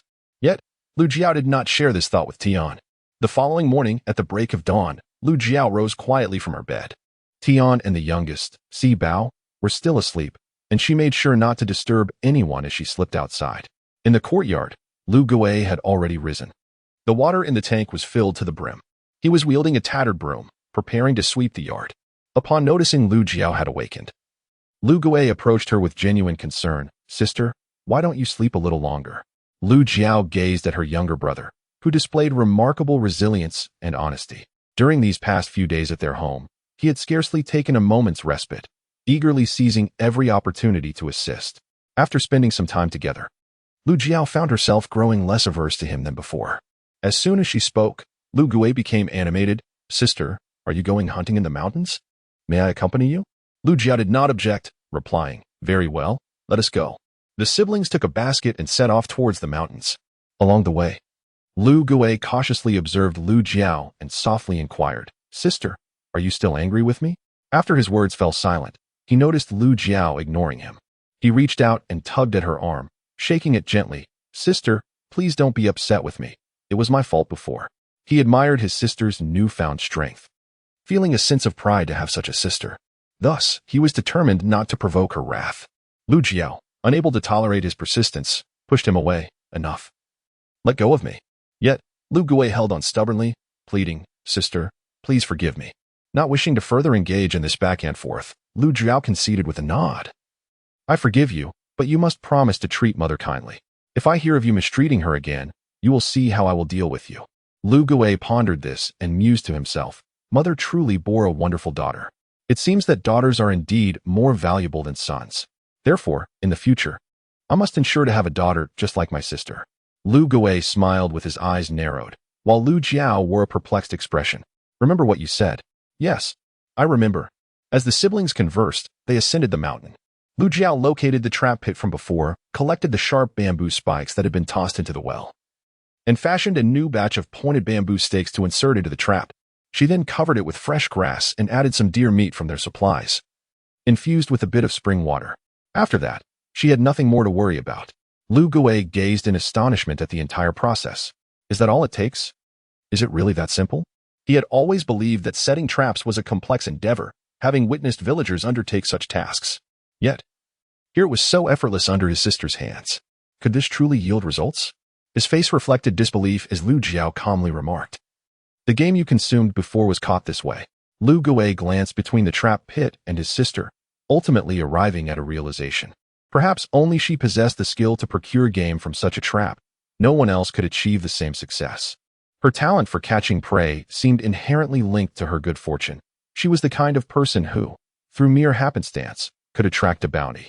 Disregarding Lu Gui, Lu Jiao turned to forage for herbs on the mountain. In a couple of days, she intended to teach the villagers to identify medicinal plants, though she harbored concerns that they might not grasp the knowledge. If they failed to recognize the herbs, she would merely provide them with some as examples. Observing his sister gathering herbs, Lu Gui hurried to catch up. Sister, could you teach me to identify herbs as well? He was aware of her plans to instruct the villagers, and he too wished to learn, so that he could forage on the mountains near their home. Of course, she replied. Lu Jiao did not refuse, leading Lu Gui to gather herbs. Look, this is Artemisia, a member of the Asteraceae family. It often curls into clusters, appearing grayish-white or gray-green. It is effective in clearing damp heat, soothing the liver, and promoting bile flow. However, it is a cold herb, so those with weak spleens and stomachs should use it cautiously.